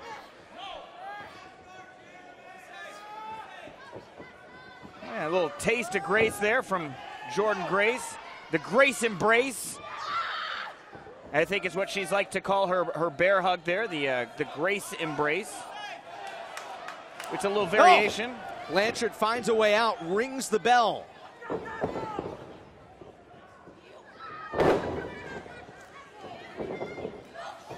Blanchard again. Oh! Double knees right to the grill, into the cover. And we go. Oh, I got caught there, Rich. I thought we were going to have a new Black Label Pro champion. And that changes your whole life up. You know, Rich, when you automatically become a champion, especially with another promotion, if it happened here, all of a sudden now we're going to see Tessa Blanchard in Crown Point, Indiana every month. She's got to adjust her schedule for that, make room for the top competition there. Tessa's left knees bothered her. I've noticed that too. She's limping around here a little bit, hobbling. And Jordynne Grace takes advantage. Old-fashioned scoop slam. Oh. Oh. Oh! And another big scoop slam there from Jordynne Grace, and she seems to be feeling it right now. The crowd behind her wings, the wind in her sails. Whoa! Oh my! Almost! Almost, but not quite! And I think Jordynne Grace had been doing those scoop slams, really just making her nice and tender, waiting for that big scoop bomb there that she did at the end of the pinning position. I mean, there's certainly a method to the mayhem that Jordynne Grace has going now. Now that she's exhausted those scoop slams, does she go back? Does she find something else? Well, think about the strategy of Grace. Bear hug, take away the wind, soften up the ribs, Absolutely. body slam, body slam, body slam, and it was like a Minoru driver, wasn't it, that she nailed her with? Yep, I believe you're correct there. Oh, hold on here. Muscle buster on the way. Oh, no. Blanchard knows what's coming and knows, oh, she's has to desperately fight free. Anything to keep her at bay. Jordynne Grace is wobbly and Blanchard going to the top. I think she's setting up for the Magnum. Magnum delivered! Magnum delivered! That's going to be it! Oh!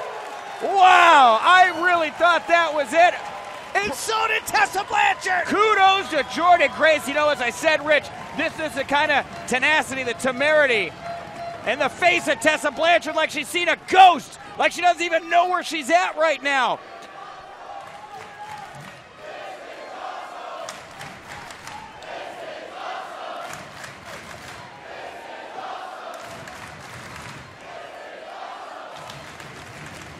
And now the look of determination even more fierce on the face of Tessa Blanchard.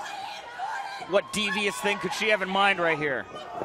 She is fired up and angry, and that is, oh, bad news for Jordynne Grace. Oh, and Jordynne Grace grabbing her by the throat. Ooh! Oh, no, that just fired her up. Fired up Jordynne Grace, and she is raining down the forearms and the fists. And now we got Tessa Blanchard in the top position here. She's the one throwing those big punches at the forehead, the face of Jordynne Grace. The referee trying to get in here and gain some control. Oh! And you can't do that! Oh, no! Tessa Blanchard, you threw it away.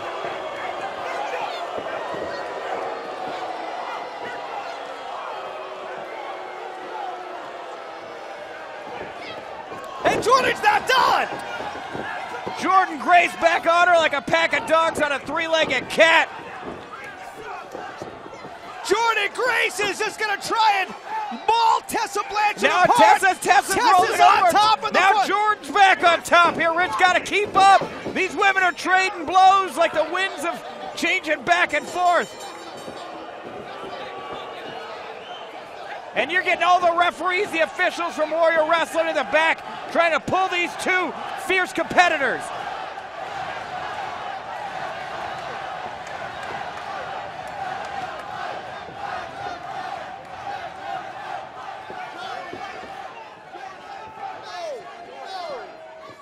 Mayhem here at Chicago Heights, and Blanchard's not done. She wants more. Blanchard wants more. Grace. And Grace is now on top. And again, it's hard to see exactly who's getting the better of who. This is broken down into a bar fight.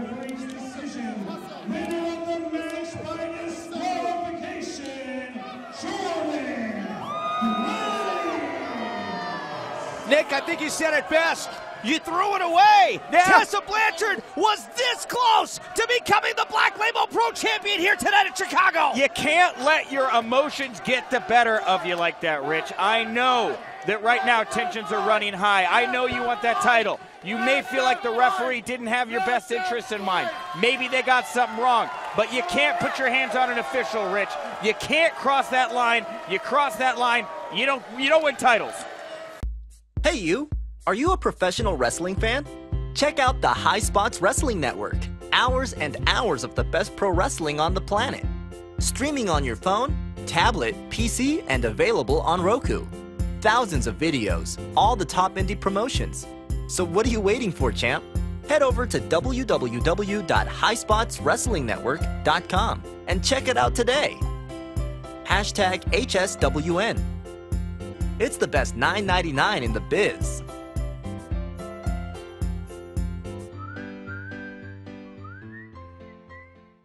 Number 8 in our countdown comes to us from Warrior Wrestling Stadium Series Night 2. An epic title clash. The hottest star of the independent scene, Warhorse, coming off a cameo on AEW Dynamite, challenged our very own Brian Pillman Jr. for the Warrior Wrestling Championship. It was an epic clash with an epic finale.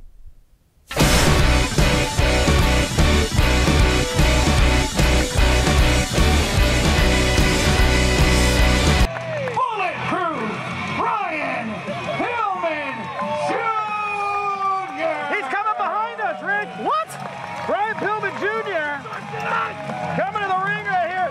Go get him, Pillman. Yes. The Warrior Wrestling Champion, Brian Pillman Jr. He's coming from the end zone to the ring. He's not using the ring ramp just like everybody else.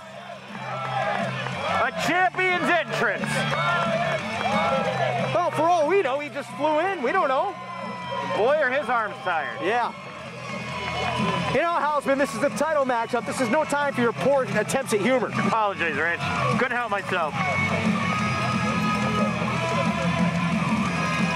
Yes, there he is, the Warrior Wrestling World Champion, Brian Pillman Jr., set to take on arguably the hottest unsigned talent on the market today, Warhorse.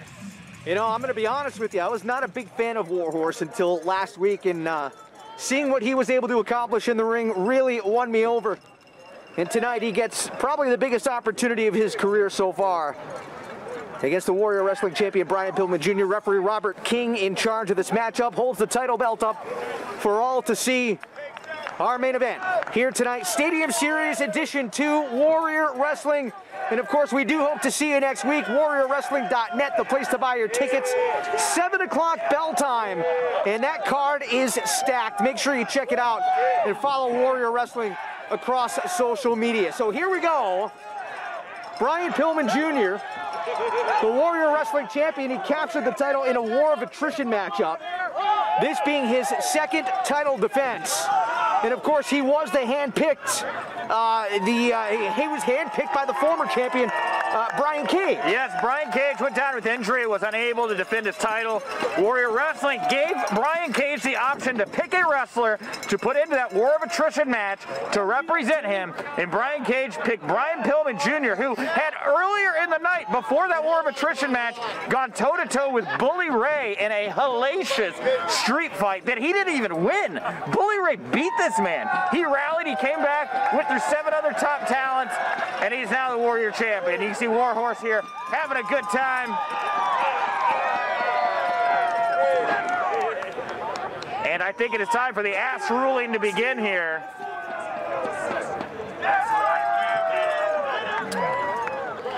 Brian Pillman Jr. And we are underway. Title matchup, our main event. as the temperature continues to dip here tonight in Chicago.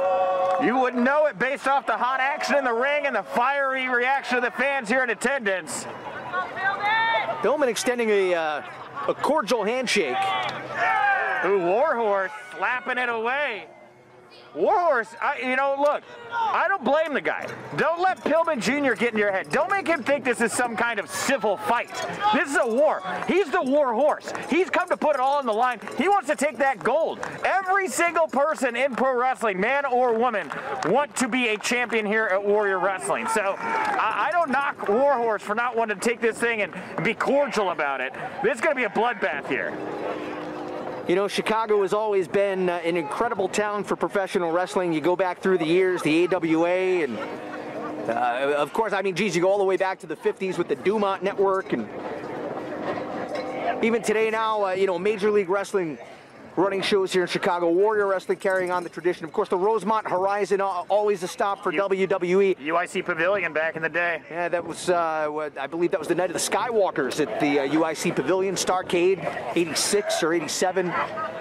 You are correct, sir. Yes, but the point is, of course, that Chicago has always been a red-hot town for professional wrestling, and I got to tell you, Nick Hausman, I'm excited to be a part of it here with Warrior Wrestling, and what a better representative than the heart and soul of Warrior Wrestling. We talked about Brian Cage, but Brian Pillman carries that on. You got Brian Pillman Jr. in the best shape of his entire career.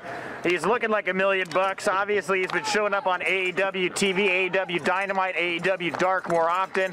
You know, he's got a big match with Eddie Kingston this Tuesday night on AEW Dark.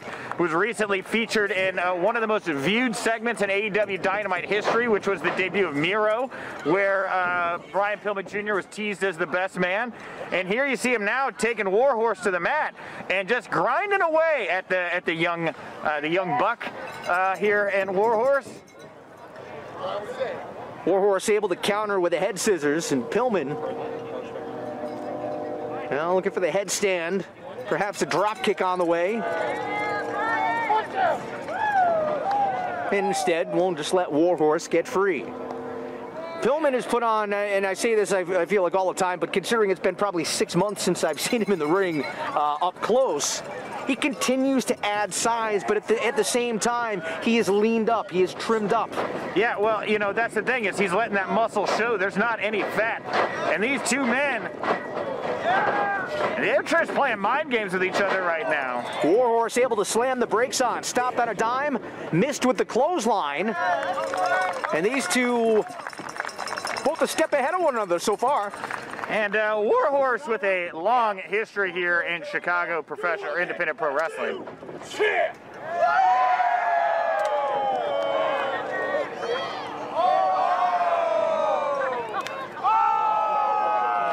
Yeah, Warhorse with a long history here in Chicago independent wrestling. Before he was Warhorse, a lot of headbanging and clanging. There's the Warhorse. Not sure if you heard what Warhorse said. Oh, yeah. Double arm suplex there. He said, "You really want to bang heads with me?" Yeah. Warhorse, as I've been trying to say, wait, never mind. Another big hit there. I'm just trying to get a little background in on Warhorse, and he just can't stop beating down on our current Warrior Wrestling champion. That was a meaty chop, and perhaps, yep, there's another one. Yeah, this is not somebody to trifle with. Warhorse does not hold back. Pillman on the reversal, charges right ahead, left no room. No, and you know, I saw Pillman earlier today when he showed up wearing that 4 Horsemen shirt. Oh, it's some mind games of his own here. A little slap to the back of the head. But it was just something seeing Pillman show up in those jean shorts, with that 4 Horsemen shirt. You know, I just get that tingle down my spine when I think about the work that his father did and the way that he's been able to connect so much with his father's legacy and history. It's really incredible to see Brian and seeing everything that he's doing right now in pro wrestling. You know, you see Pillman anytime he wins a matchup, you see him look up. Honors his late father, of course. Every time, every time.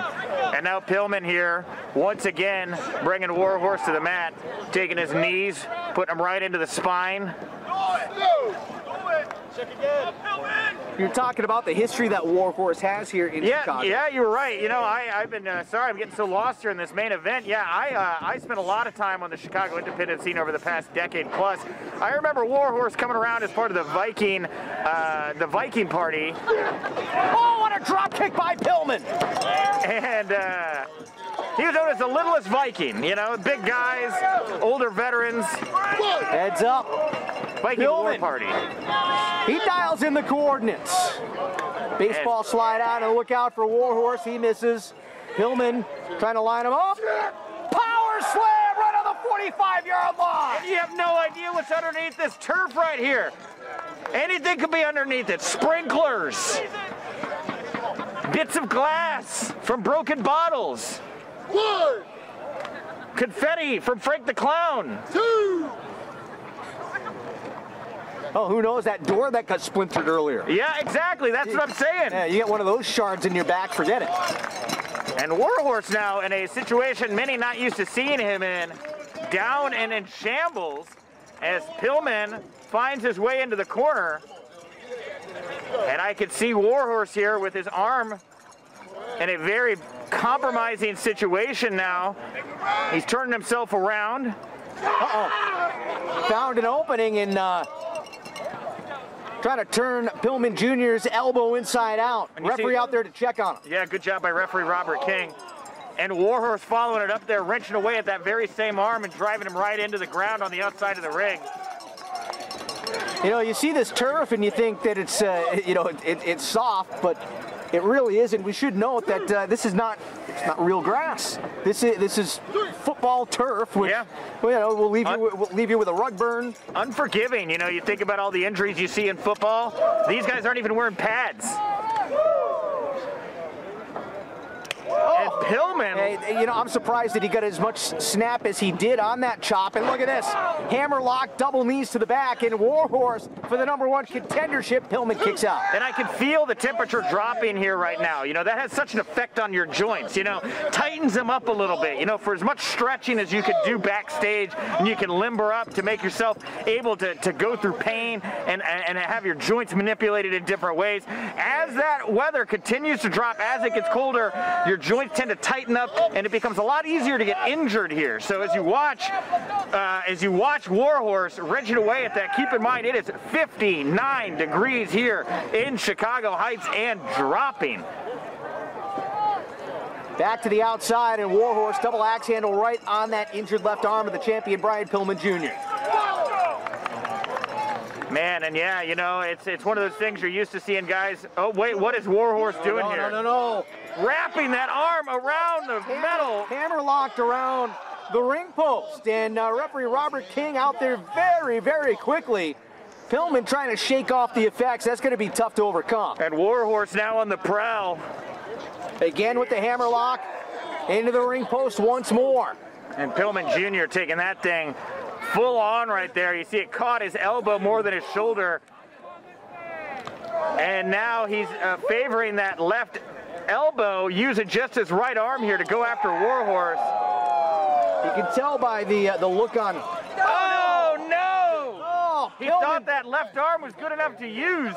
And Warhorse again now headbutting at the injured left arm down to the turf they go. And I just saw Pillman Jr. just collapse like a sack of potatoes there on the outside. I was gonna say, Nick, you could tell just by the look on Pillman's face. I've called so many of his matches. You can just tell by certain facial expressions, by body language, Pillman's in a lot of trouble right now. Yeah, 100%. You see him backing off here, really trying to create some distance between himself and Warhorse. That's definitely a sign that's not good, right? I mean, when you're trying to fend away from your competition in order to re-engage yourself there. And Warhorse now back on the attack, knees, fists. You know, I got to give Pillman credit right here. He could have just gotten himself counted out. The title would not change hands on a countout. Obviously, he could have stayed out there. That is not the Brian Pillman way. Brian Pillman is not some coward who's going to have this belt retained by a countout. Is that cowardly or is it smart? It's within the rules. Well, and it's a rule for a reason. Well, he may want to think about it at this point. Cover here and a kick out. It's really scaring me. No, Pillman able to get his left shoulder up. Look at Warhorse with the arms wrapped around the elbow, trying to get the hammerlock in. Oh, Pillman counters, rolls him up in a 2 count. It's really starting to worry me how Pillman can't keep his feet up underneath him. Even there, he was on his feet for just a moment before he lost control and had to back off into the corner. I think something could be really seriously wrong with Pillman Jr. right now, Rich. Hammerlock body slam. I'll tell you what, this Warhorse really is pretty crafty. Cover and a kick out. He has won me over in the past 2 weeks. You know, much like Jonathan Gresham, who we saw earlier, who taken on the foundation, the octopus, really coming into his own as a performer in the world of pro wrestling. Warhorse the same way. Never mind a performer, a competitor. Yeah, competitor, but I'm just saying the showmanship, the confidence that it takes to really stand out in a business like professional wrestling, that was that missing piece for Warhorse, just like it was Jonathan Gresham. And now that these guys can go out and hang not just in the ring, but in the entranceway and everywhere in between, the light bulbs have gone off, Rich. You know, initially I saw Warhorse, and I felt that, you know, you talk about the showmanship, to me it was a little goofy. It was a little tongue-in-cheek. He's making fun of heavy metal, the stuff I grew up on. But, you know, you talk to him, you see that he really appreciates it. It really is who he is. This is no joke to Warhorse. No, this is him. This is him turned up to 10, turned up to 11, if you will. And now Brian Pillman doing his best. All right there, Nigel Tufnell. Get back to the match. Doing his best to keep Warhorse at bay. Double axe handle. Pillman with the clothesline, still favoring the left arm. And Pillman now, he is feeling himself. And he is feeling this crowd here at Marion Catholic High School for Warrior Wrestling. Warhorse trying to dump Pillman out over the top rope. Warhorse trying to skin the cat. Is he going to be able to? Look out for Pillman. I don't think Pillman. Oh, wow! Running drop kick off the momentum as Warhorse tried to pull himself back up into the ring, skinning the cat. But instead, Pillman. What happens when you stop skinning a cat halfway? I think you get a very upset cat. Yeah, indeed you do. An angry cat. Well, Pillman, regardless, seems to be in charge. We'll see how angry that cat, a la Warhorse, and turns out to be, but a flying clothesline. Shades of his father right there, flying Brian Pillman. Cover, legs are hooked. Warhorse out of 2. And Brian Pillman now seems to, at long last, be getting his wits about him here.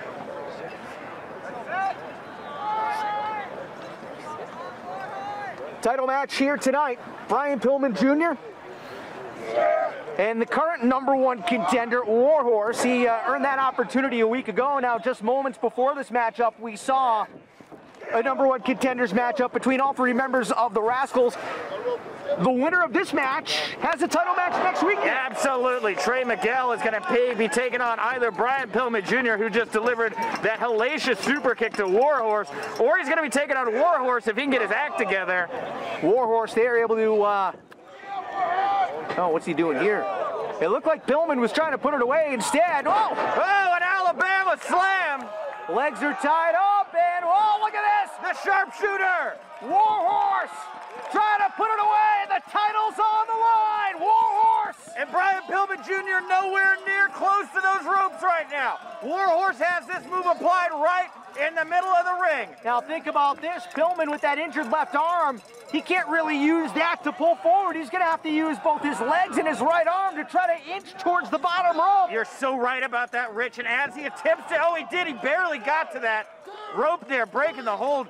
What incredible perseverance shown by Brian Pillman Jr., the heart of a warrior, a true warrior wrestling champion.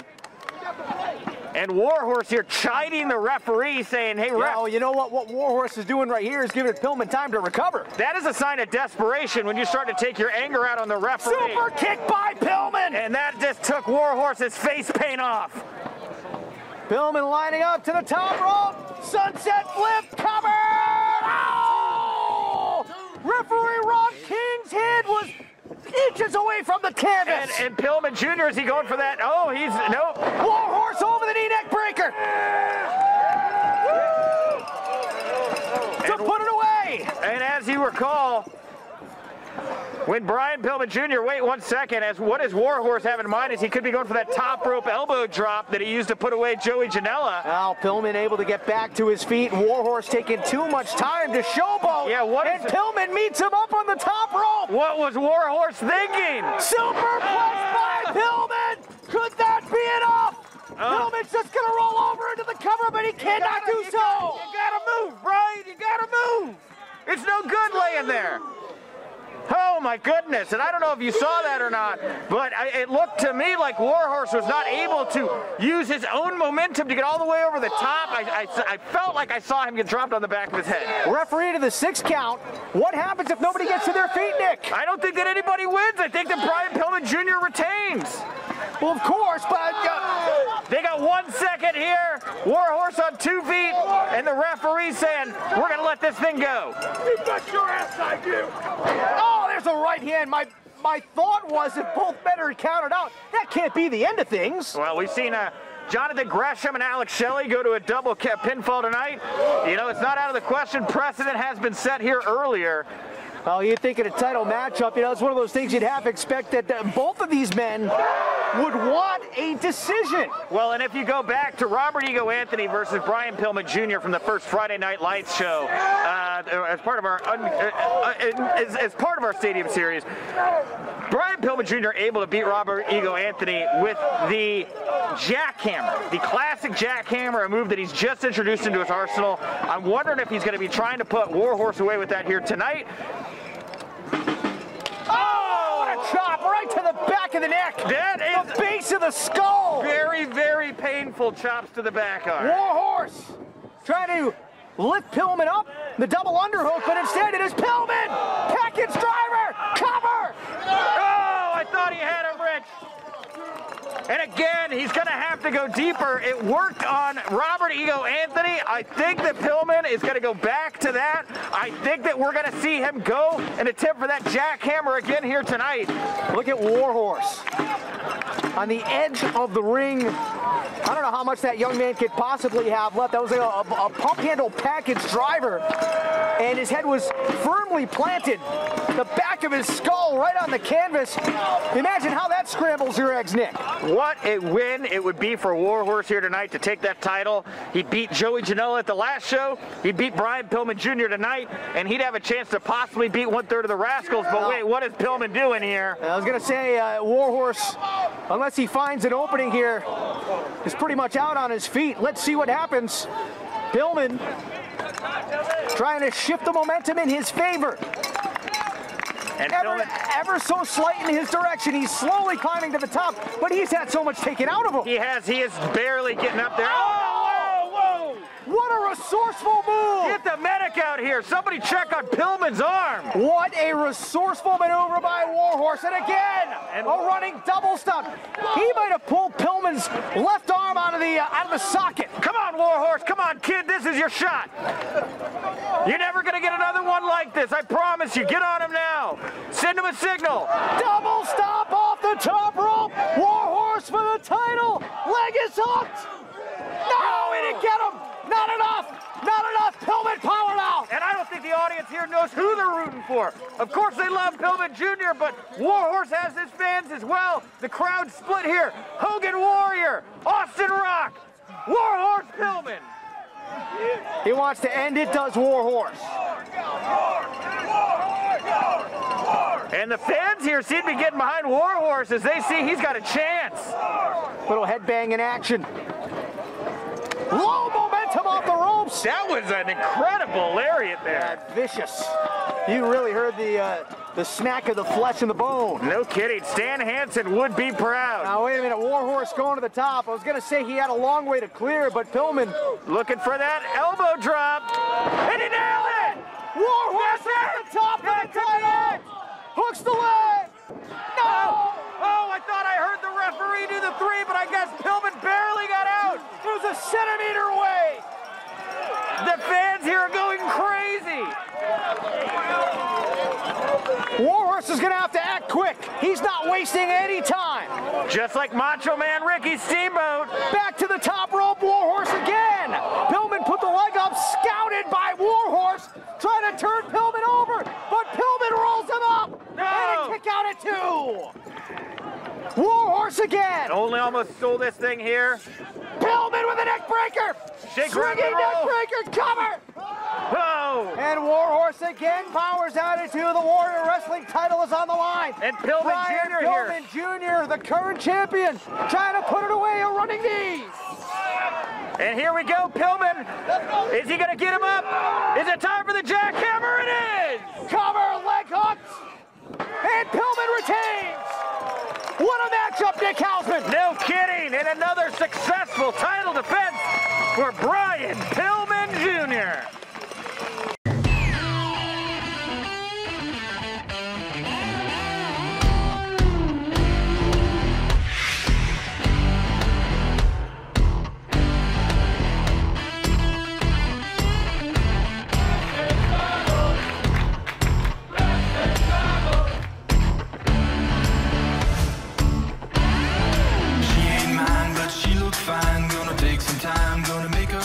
Come and live the dream with wrestling travel. I'm the man, I got the plan. When it hits the fan, do all I can, do all I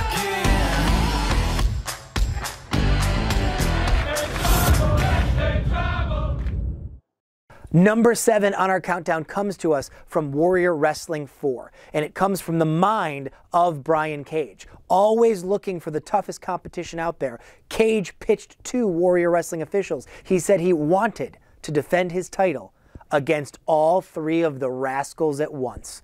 Number 7, Fatal 4-Way, Brian Cage versus the Rascals.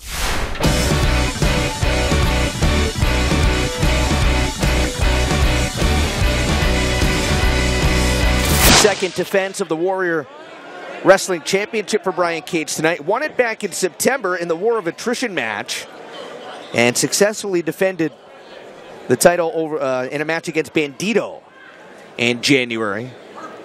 But a very, very different challenge for Cage. Obviously, he can lose the title without being pinned. So here's a question for you, Nick. If you are the Rascals, sure, is it all for one for all? Or do you think maybe one of these guys sees an opportunity to break away from the pack? Well, first of all, look at all 3 of them here mocking Brian Cage and his very muscular physique. I don't know if that's a smart idea or not. I've heard of poking the bear, but in this case, I think it might be an actual bear. That's Desmond Xavier getting the start. Oh, man. Trey Miguel just got flattened, as did Zachary Wentz. So plain and simple, I mean, it's a 3-on-1 handicap match. Brian Cage setting up Miguel for a suplex. Miguel with a standing enziguri. Wentz and Desmond Xavier. What happened there? Hop and a skip. Yeah, little mistake. Whoa! And it's breaking down already. Gonna say a little mistimed maneuver, but perhaps that was intended. And Zachary Wentz was the odd man out here in the Rascals, and Trey Miguel and Desmond Xavier looked to square off in the middle of the ring.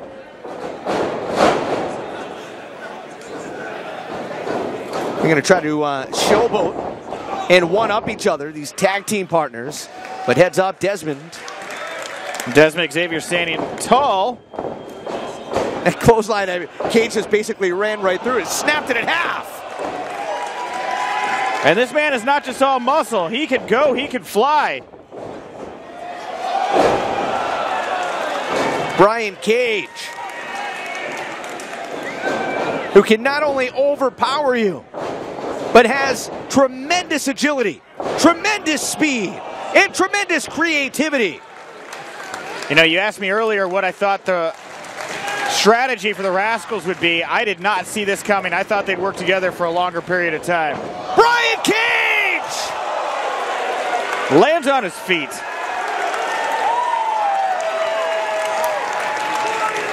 Over the top rope, curled into like a boulder. Yeah, like a rolling stone heading over the top rope there to the outside, and now Brian Cage probably where he's most dangerous, in between those ropes.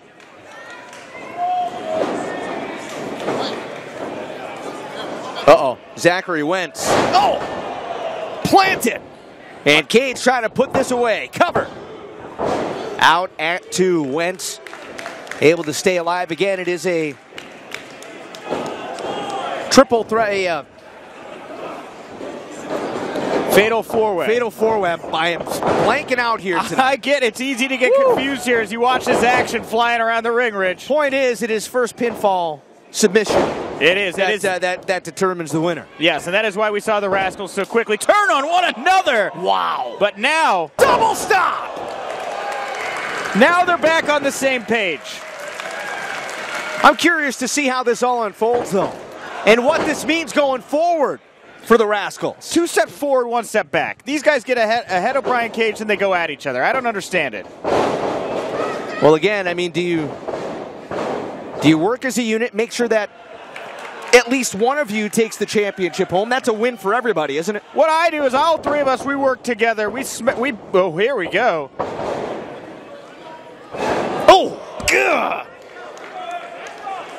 Trey Miguel wrenching the neck of Xavier. Misses with the clothesline. Now it's Wentz winded up. His kick caught. We're on a takedown, and Miguel with a drop kick. He might have hit him with a knee there. Oh yeah, he definitely got a piece of him. Able to swing through. Cage caught him, but gets whipped down to the floor. Very inventive here. Now stay on him. This is where all 3 of them need to get together, drag Brian Cage up to the entranceway, maybe get a pair of handcuffs, attach him to the entranceway. Get him out of the match is what I'm saying, Rich.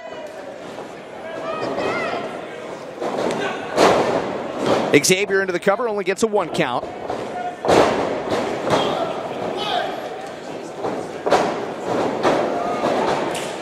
Beautiful drop kick. Now we will see OVE in action later tonight. Of course, all 3 of these guys have had some connection in some form or another with Sami Callihan and the Chris brothers. Oh, for sure. Will be our main event as OVE takes on SCU, but this one for the Warrior Wrestling Championship. All 3 members of the Rascals competing against the champion Brian Cage. Here comes Desmond Xavier over the top rope and wipes out the champ on the outside. Good, keep him down.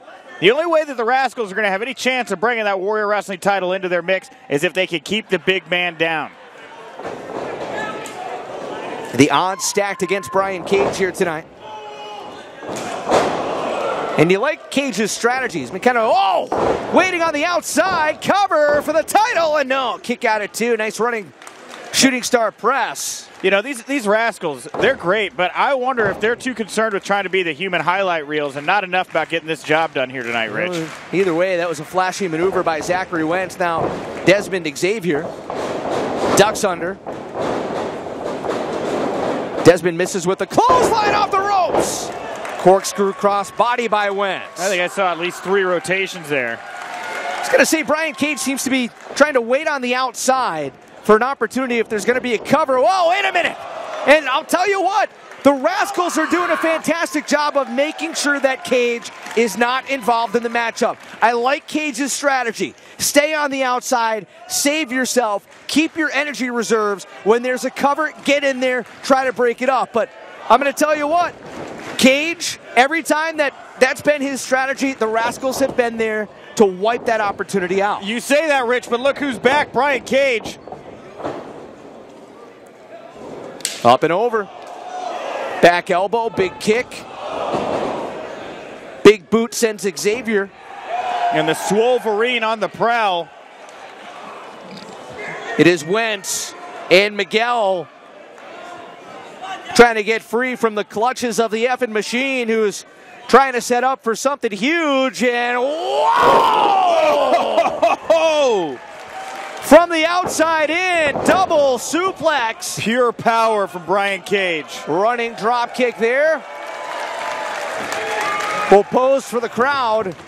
And the Warrior Wrestling Champion suddenly back in charge. And all of the Rascals are down. They need to get up and they need to get back on the same page.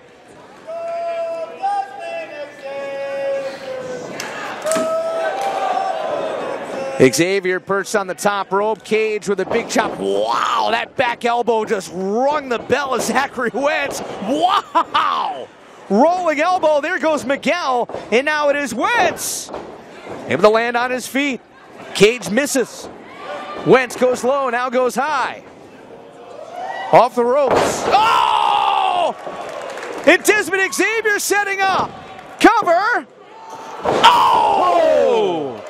Very good on Zachary Wentz's part, having the awareness to see his fellow rascal there Wentz flying back off the into top. the cover for the title. Xavier able to pull him free. Quickly back into the cover, hooks the leg.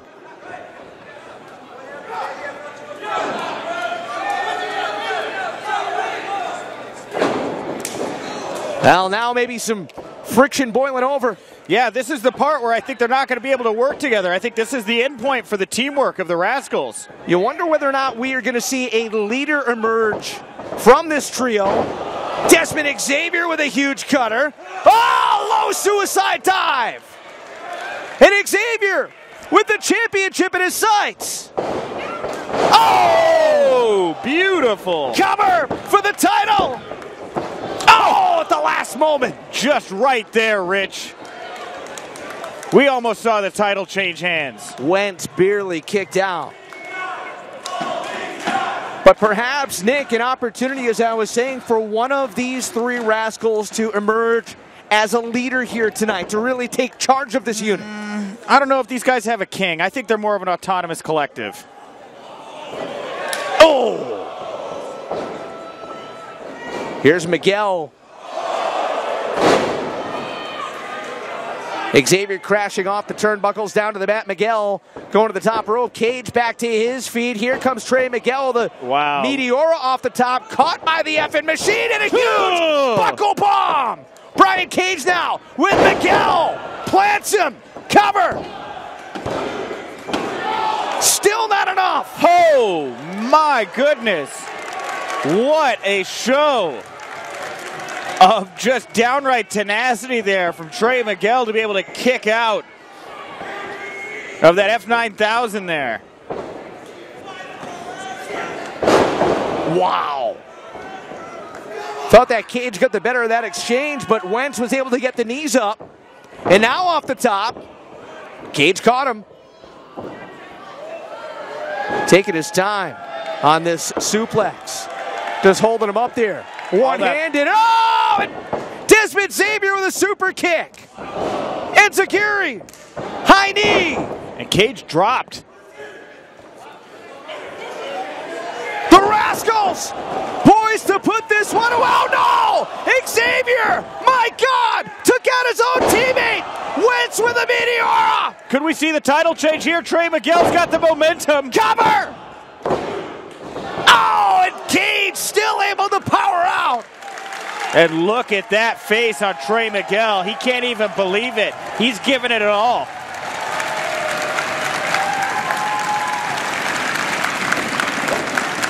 Warrior Wrestling Championship on the line in this matchup. We were milliseconds away from seeing this match end just moments ago. The champion, Brian Cage, misses with the discus lariat. Oh, and now nails Xavier.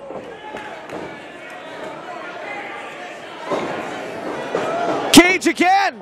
Oh, God, drill claw. And that right there. Brian Cage outlasting all three members of the Rascals to retain the Warrior Wrestling Championship here tonight. What a match, Nick.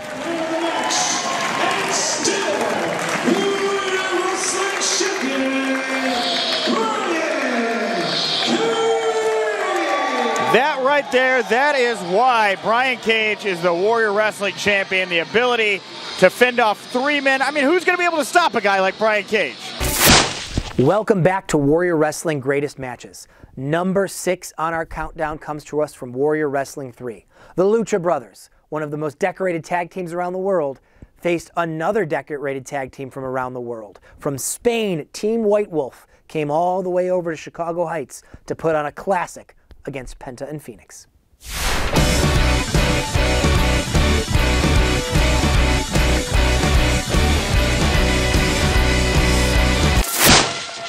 And the Lucha Brothers consider themselves brothers. Of course, Team White Wolf, Carlos Rama and the A-Kid consider themselves to be like brothers as well. These two have become a very popular act over in Spain and the UK. They've been imported here by Principal Steve, our authority figure in Warrior Wrestling.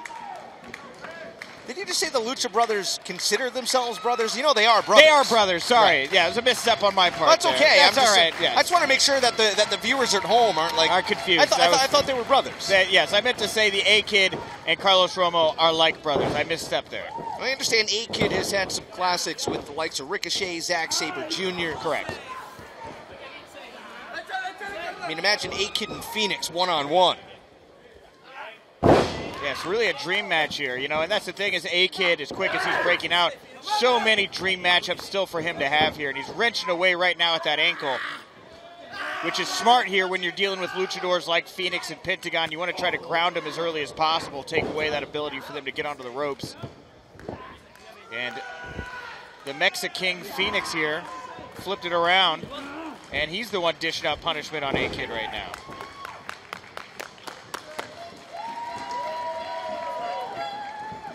Team White Wolf has faced the likes of, as you might have mentioned, Pete Dunne, Tyler Bate, among others. And let's talk about that European wrestling scene for a minute. I mean, you talk about heating up. Wow. Not only, obviously with NXT UK, but quick cover there. And, hold on. Nice show of strength there by A-Kid. Getting the arms up, and now look at the bridge. Yeah, very unique way to get out of that pin there from the A-Kid. And up and over. Wow! Like a gazelle. A wheelbarrow. Standing switch. Phoenix able to break free. Excellent use of that bottom rope from Phoenix. Cover, kick out. Cover, kick out. I got a feeling we're going to be saying that a lot.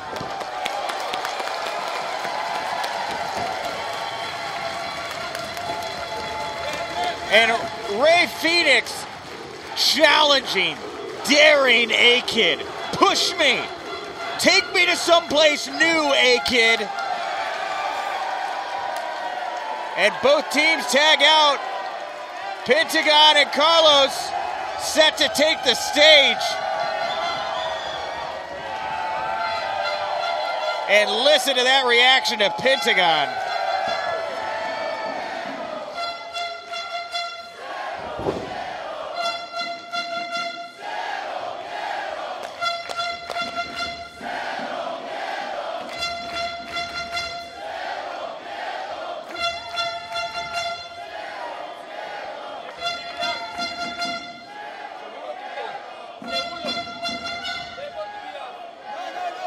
I don't trust this Carlos Romo fellow. Why not? There's a look in his eye. Pentagon, I think, is feeling the same thing. Do I trust this kid? Oh! No fear. I don't think Carlos took too well to that.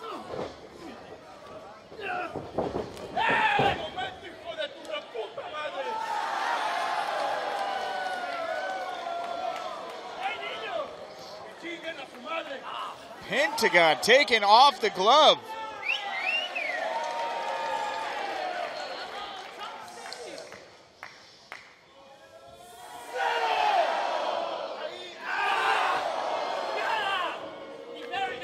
Ooh. That's one thing you don't interrupt.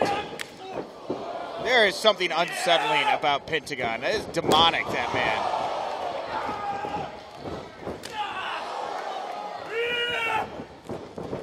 Ooh, Carlos ran right into that super kick. Somehow stayed on his feet. And I like how Team White Wolf is pushing the Lucha Brothers here. I'm very impressed by this. There's definitely...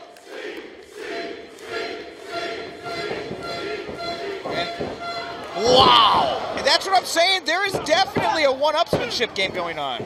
Was there a tag? There was not a tag, to the best of my knowledge. Is this a Lucha Rules match? I believe it could be a Lucha Rules match. I guess that's at the discretion of referee Jeremy right now. Maybe there was a tag and we missed it. That's always possible. Could have been a blind tag. But I understand what you're saying, because usually, wow. team up against, kick out there by Pentagon, you team up against the Lucha Brothers. I don't know that I've seen anybody really challenge them. Well, they're one step ahead. Yeah, they really are. You know, and that's the thing is, you know, they're from over in Spain. They've been trained and brought up in a non-traditional environment. It's not the UK scene. It's not the North American scene. It's a smaller scene here. They've watched a lot of tape. They've gotten to know these wrestlers a different way, you know? And it's almost like when you get put into when you put a boxer and an MMA guy in the ring, and the MMA guy comes at the boxer in a bunch of directions the boxer's never seen before. You know, catches him off guard.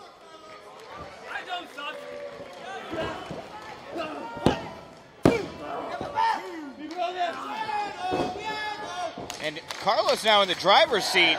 Very unique position for Pentagon to be in here right now. Of course, in 2018, Pentagon actually held the Impact World Championship at one point. Yep, a lot of people may forget about that. You put the brakes on there. That's the experience factor coming in. And like a lot of talent here tonight that is putting injury at risk as they get ready for Impact Homecoming, the Lucha Brothers in another big bout tomorrow night will be competing against LAX in a bit of a dream match. That's going to be something else. Well, before they get to LAX, they definitely shouldn't take Team White Wolf too lightly here. Nice transition there by White Wolf as well. Carlos had some trouble getting Phoenix placed where he wanted him to, but was able to hang on, and you see the way that he kind of pulled the head up to make sure that A-Kid was able to deliver that single leg drop kick. And look at A-Kid here. Nothing fancy, just a rear lock there right now. But it gets pushed off pretty quick by Phoenix. I thought I saw some spittle or a tooth go flying out of Phoenix's mouth there from that drop kick from A-Kid. And that's one of the things I love about Warrior Wrestling here, Rich. You know, you see shows like Allin, which introduced the world to Bandito on a bigger stage. A guy like A-Kid is waiting for that same kind of opportunity. Of course, the Principal Steve here, always looking out for talent that's going to break out and steal the show. A-Kid, Carlos Romo, Team White Wolf, those are the kinds of performers you're going to get to be introduced to and surprised by at Warrior Wrestling.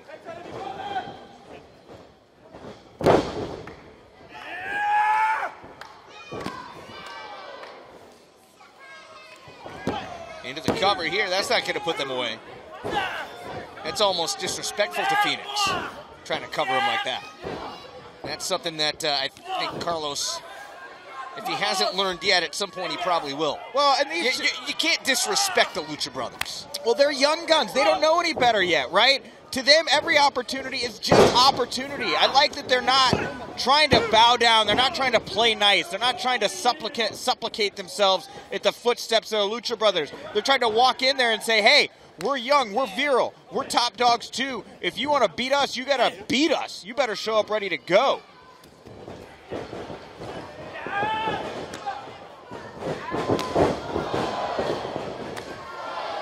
And some monster blows there from Phoenix.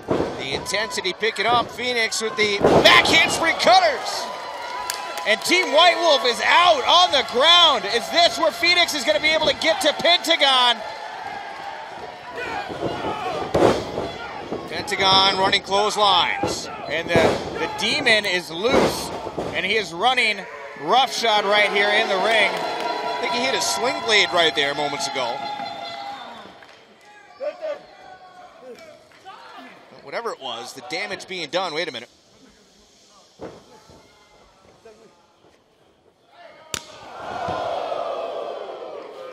You can feel that in every ounce of your being when Pentagon lays in those chops.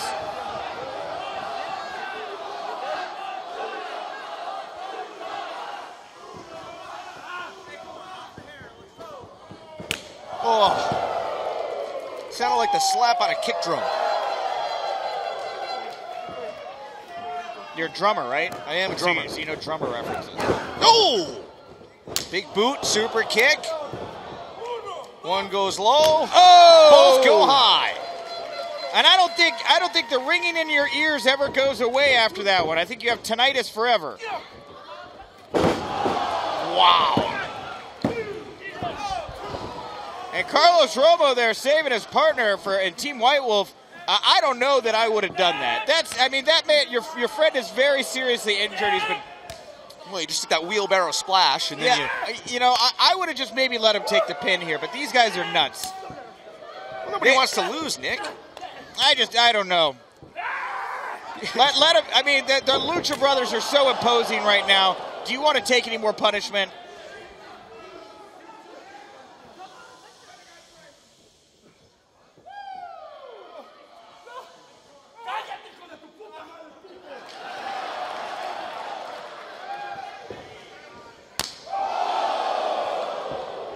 So hard to get a room filled of wild fans quiet, but Pentagon seems to have done it. Oh, that was more like collarbone. And look at how red Carlos's chest is now. How do you keep up? My God. Double stomp off the top. That's going to be enough.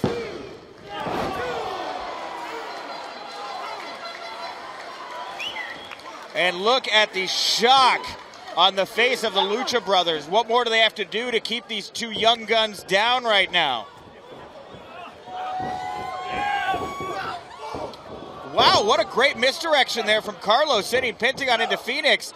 And A-Kid was laying out there, resting up. Is he good to go? Is he going to be able to help out now in some offense? Indeed. German suplex, a nice combination maneuver. And Team White Wolf here. Yeah, were you going to say Shades of the Lucha Brothers? Yeah, I was going to say Shades of the Lucha Brothers. Exactly. Took their own stuff out, you know? Here goes Carlos with a suicide dive. Oh, man. And A-Kid follows up. The Lucha Brothers like a wall. Daring them, dive at us. It seems like it's barely even phasing the Lucha Brothers. This is a fifth dive here. The Lucha Brothers finally a little bit stumbly here. Dive number 6. Big moonsault to the outside. So dangerous. You see his ankles barely miss that steel guardrail there. And not a lot of room to maneuver. No. Between the ring and the guardrails. And if you take your ankles out, well, you can kiss the rest of this match goodbye.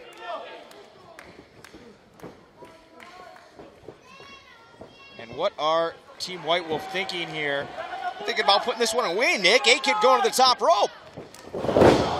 Huge missile drop kick into the cover. Carlos hooks the leg, and there's Penta with a kick right to the face. The Pentagon Jr. just looks frustrated. He looks like he's at the end here. He doesn't want to push himself any further. He just wants to wrap this thing up. That kick was like Charlie Brown finally getting a hold of the football. And that was solid, wasn't it? It was very, very solid. Pentagon and the A-Kid here, a dream matchup here. We're going to get a little taste of it here as it looks like these two are going to exchange some...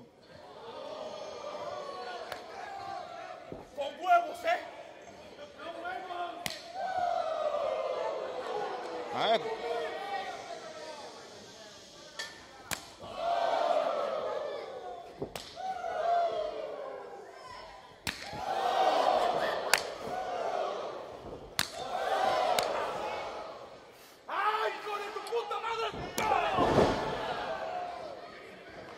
A-Kid's chest is just so blistered and red and raw right now.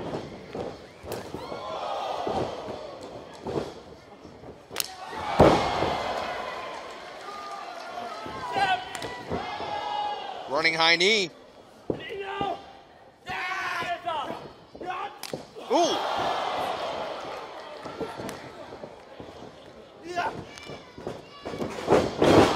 Spanish fly. Carlos with a splash from the top, the moonsault, and whoa! Canadian Destroyer! And that was perfect in synchronicity there from the Lucha Brothers. All the men are down. Who's going to take advantage of this opportunity?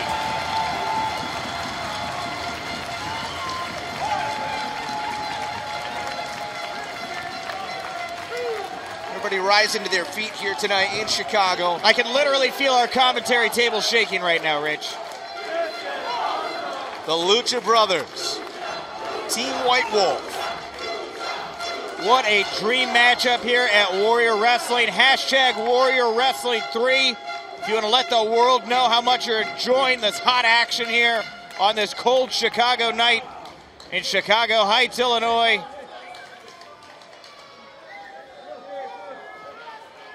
This isn't even our main event. One more match to go, Rich. It's hard to think, where do we go from here?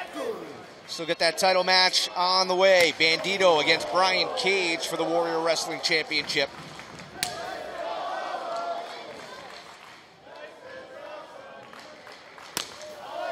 And how many more chops to the chest can A-Kid take? Well, I was just kind of looking here. I mean, this match has been going for, what do you think, probably 15, 20 minutes at least, right? Oh, absolutely. So what do either of these teams, first of all, what do they have left?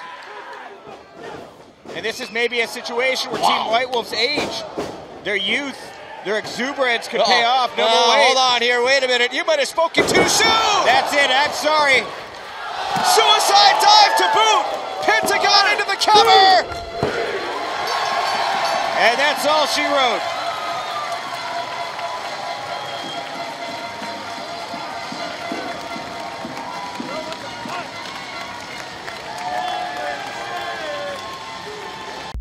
Hey you!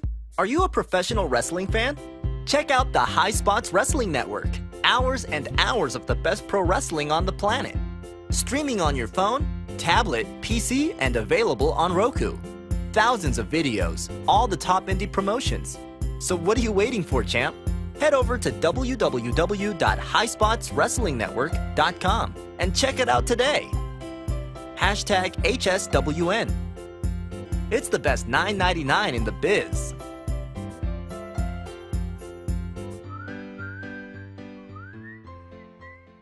Number 5 on our countdown comes to us from Warrior Wrestling 7. A dream match, a dream star to have grace our presence.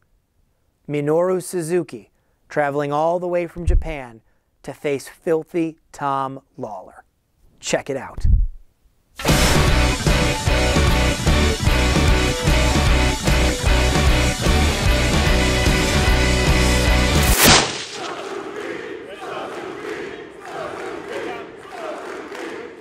Nick, this crowd, the entire building, the entirety of this crowd rose to their feet minutes before Suzuki even made his way out from the locker room. I got on my feet, Rich. I mean, I've been sitting here quietly just trying to take in this moment because it is so huge for a guy of Suzuki's stature who has done so many things. I mean, we're talking a former IWGP Intercontinental Champion, never open weight champion. I mean, this is one of the men who co-founded Pancreas, which is considered to be the origins of MMA as we know it, Suzuki has. So, oh, Tom Lawler.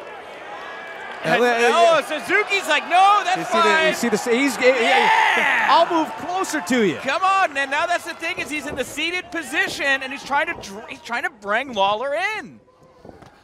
Lawler doesn't know what to make of him. Oh, look, Suzuki got him tied up at the ankle, brought him down. And that's what I'm saying, Rich. Lawler grabbing hold of the bottom rope to break the hold. This could be a technical masterpiece tonight. Baz Rutten, Ken Shamrock, Josh Barnett. These are men that have sat under the learning tree of Minoru Suzuki. You know, one of the greatest technical grapplers of this and any era.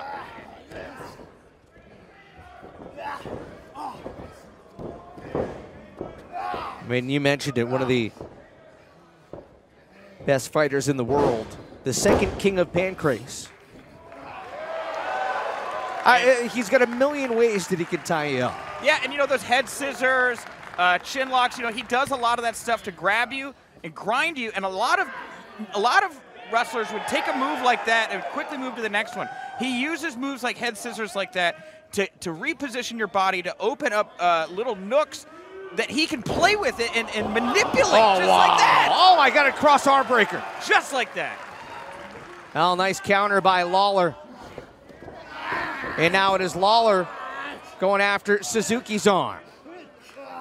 You know, one of my favorite shows of the year every year, WrestleMania weekend, Bloodsport. And Giddy, I watched Suzuki take on Josh Barnett at that show, and it's art. This is art. What we're watching right here, right now. Two men of this level going in there and allowing their bodies to violently be manipulated like this. And Suzuki is going to roll out into the bottom rope there. He's trying to get some feeling back in his left arm and his left hand. You know, think back a while back, the match that Lawler had against, was it Chris Ridgway at Warrior Wrestling 5? Yep. That was another technical masterpiece. And oh my God! And there it is, going for that arm breaker again. Rope hung arm breaker. And now it is the right arm of Tom Lawler that's,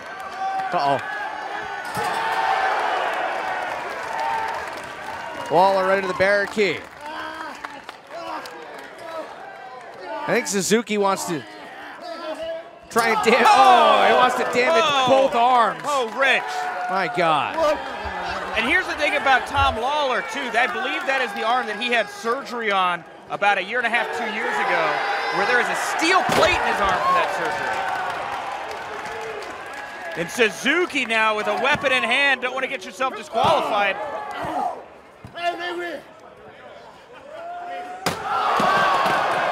And the ref's going to allow it.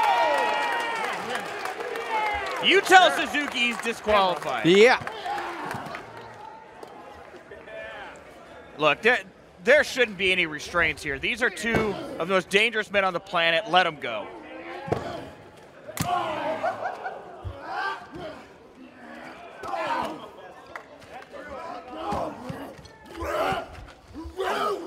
And you think about how dangerous these men are inside the ring, Rich. Now we're outside the ring.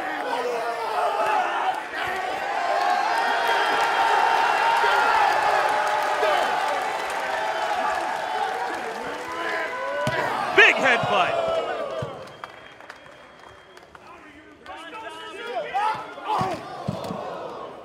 And Tom Lawler throwing himself at Suzuki there, but that's he doesn't know what else to do. I mean, you know, but that's the tenacity you've got from a guy like Filthy Tom Lawler. But it's a testament to Minoru Suzuki, who knows how to go toe-to-toe with a wrestler, a technical grappler of Tom Lawler's caliber. And look at that, just disrespect from Suzuki, slapping him around. Oh, you think you're a big UFC fighter? Come on, hit me. Show me what you got. Offers himself up. Oh, okay, all right. Nice little smug smile there from Suzuki.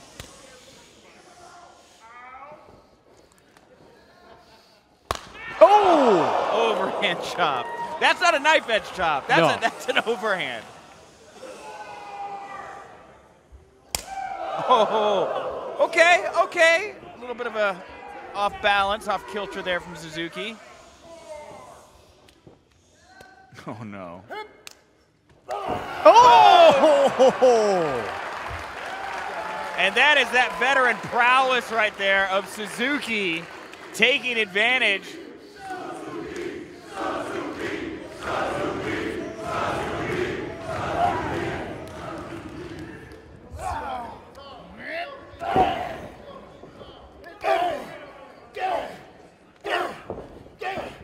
These two trading shots back and forth. Like a game of Red Rover with fists. Filthy Tom Lawler with the right hands. Minoru Suzuki winded up. Oh my God. You notice how he took a second to figure out where he wanted that to land. Yep. You know, he wasn't throwing like a wild punch, lined it up. Oh, that was precision all the way. Laser focused. Oh. Oh. To your point, again. Yeah, you know, and that's the thing, is there's no wasted movement with Minoru Suzuki. And Tom Lawler to his knees just off of a big punch there from Suzuki. And now he grabbed it. Shades of what we saw earlier in the bout with Suzuki taking Lawler from the seating position. Suzuki had Lawler's hair, and now Lawler laying in the strikes. And Suzuki just barely shaking here. Spinning heel kick. And Lawler.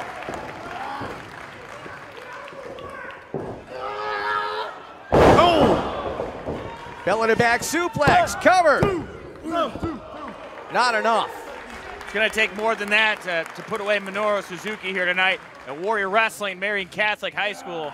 Hashtag Warrior7 if you're watching this match. You want to let the world know what you're thinking right now. Let us know what you're thinking as you're taking in this epic collision course. And nice front headlock there from Suzuki, cutting off that windpipe of Tom Lawler. Lawler able to counter.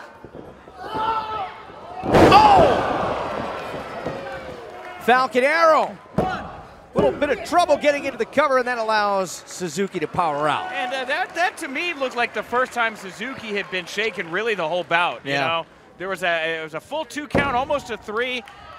You know, clearing his eyes, clearing his head out there as he's coming to his feet. He's still not fully to his feet. Look at that. Can't get to his feet. Fell back over.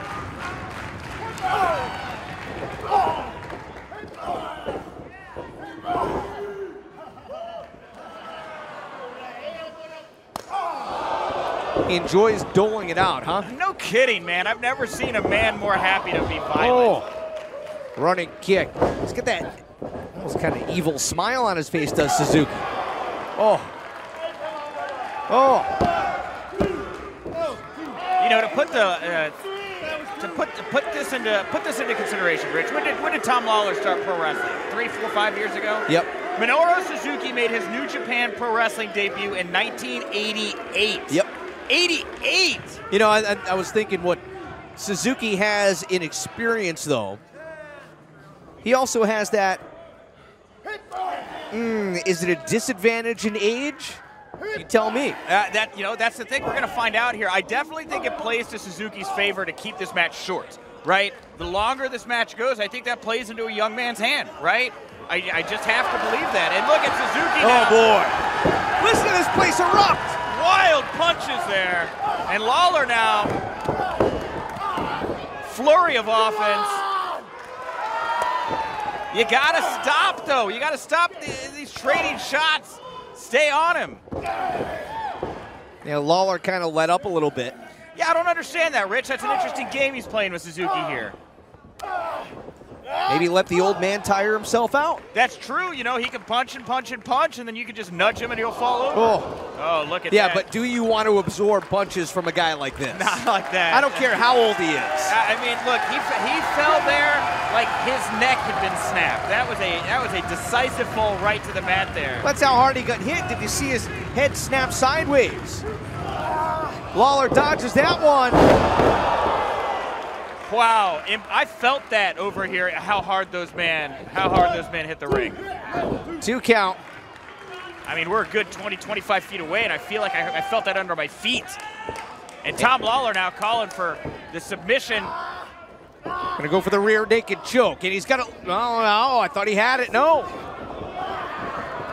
Now he's got it. And he's got to get on his back. He's got to pull Suzuki to the ground. He's got to keep him away from those ropes. Drop him right in the middle, and don't let go. This is not a time to try to prove yourself by letting this man up and go back and forth. Lawler trying to shift his weight backwards and get Suzuki away from the ropes. You can see Suzuki trying so hard. He's low to the ground right now, and he did it. He managed to get to those ropes, and Lawler forced to break it up.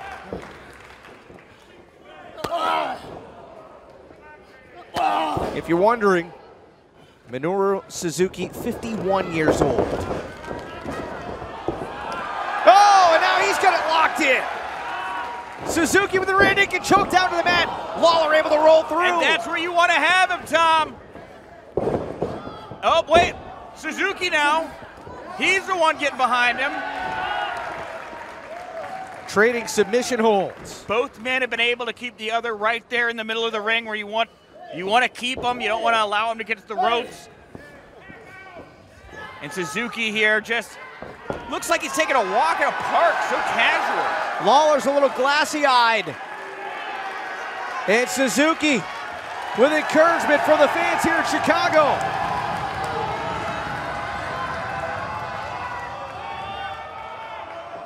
Oh, wow! Suzuki into the cover. Pile driver puts Lawler away.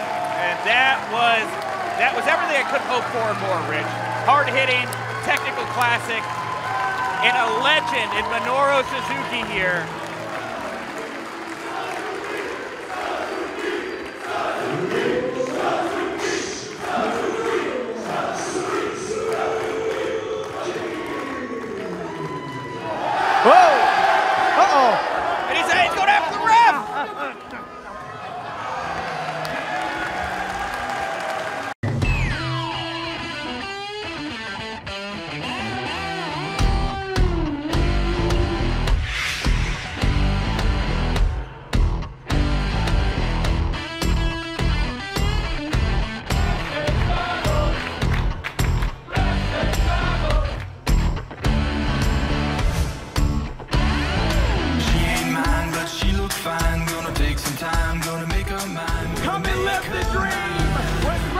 travel.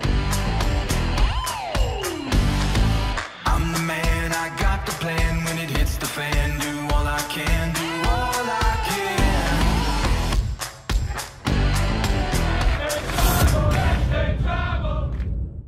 can. Number 4 on our countdown, an epic showdown a year in the making.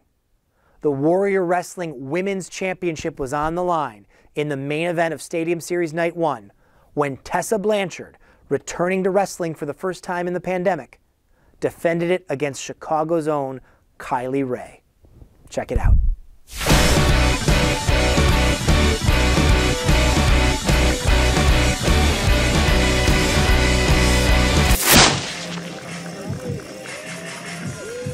And look at that gaze right there. That is the walk, the strut of a champion in Tessa Blanchard. The last time we saw Tessa was in Impact Wrestling. We haven't seen her since. She's been off the grid. This is her return to form. This is her return match to pro wrestling. Is there ring rust? I don't know. I guess we're going to have to find out. Kylie Ray has been definitely in action as of late. Of course, like we noted earlier, Tessa Blanchard just weeks ago marrying Daga, who opened the show here tonight with a victory over Isaias Velasquez, who I will point out, I've seen photos of Isaias and Kylie Ray out there. I think there's something to it. I think those two might be an item. And so for the night to begin with Daga and Isaias, with Daga getting the win over Isaias Velasquez, I got to think there's a little bit of rage in Kylie Ray too here, where she doesn't want her royal couple to go 0-2 here tonight. Not only does she want gold, she wants to send a statement. She wants to win one for her team here tonight, I think. Last time we saw Tessa Blanchard here at Warrior Wrestling, it seems like it's been forever, hasn't it? And you see Tessa's reaction coming out here, the look on her face. She knows that, I mean, it's hard for me to say. I've always liked Tessa Blanchard. I've always gotten along with Tessa Blanchard. However, would you agree or disagree that maybe she has brought some of this scrutiny on herself? Look, Tessa Blanchard sees herself at the top of the chain, right? She sees herself as an alpha. And when you're an alpha, sometimes you treat everyone around you like betas, Rich. And I think that has maybe rubbed some people in the pro wrestling business wrong. But you know what? I'd argue that is Tessa Blanchard's right as an alpha to do and say and take what she wants. And there is a lot of speculation around Tessa right now. I have no idea but I don't know, what is Kylie doing right now, by the way? Well, she's taking the title belt. She put the belt in her back. I think she was trying to steal the title and take off. It's just like I told you, Rich, smile to your face, stab you in the back. She's a thief. Look at Tessa. She's, I think, fierce is probably the only adjective I can think. Maybe scary. Would you want to get in her way? Look at the look on her face. This is Tessa's return to form. This is her first title match in months. She doesn't want to lose. She doesn't want to put up a bad showing. She wants to come back, reassert herself, beat up this smiley Kylie character, and get back to the business of kicking ass, ruling ass.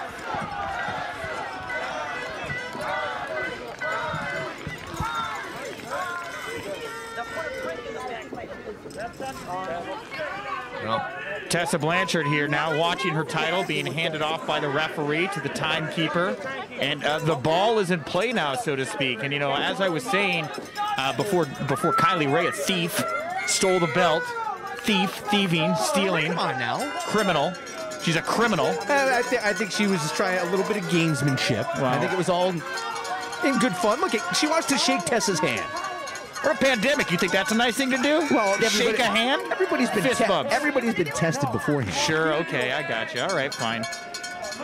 But Kylie Ray here taking on Tessa. Tessa requesting her boots get washed by the ring crew. Well, let's be honest here. If you look in the ring, you know, there you go. I don't blame Tessa. Look at the ring. You can see all the dirt. It's dirty, yeah, 100%. From the previous match. Well, and the thing about Tessa, like I was saying, ever since we saw her vacate her last employment company, what is next for Tessa Blanchard? Her dad's at AEW. There's the vibrant women's division over at WWE. There's the Women of Honor, as Ring of Honor is looking to get back up onto its feet. And then, of course, over in Japan, New Japan and Stardom now sharing the same Bushiroad umbrella.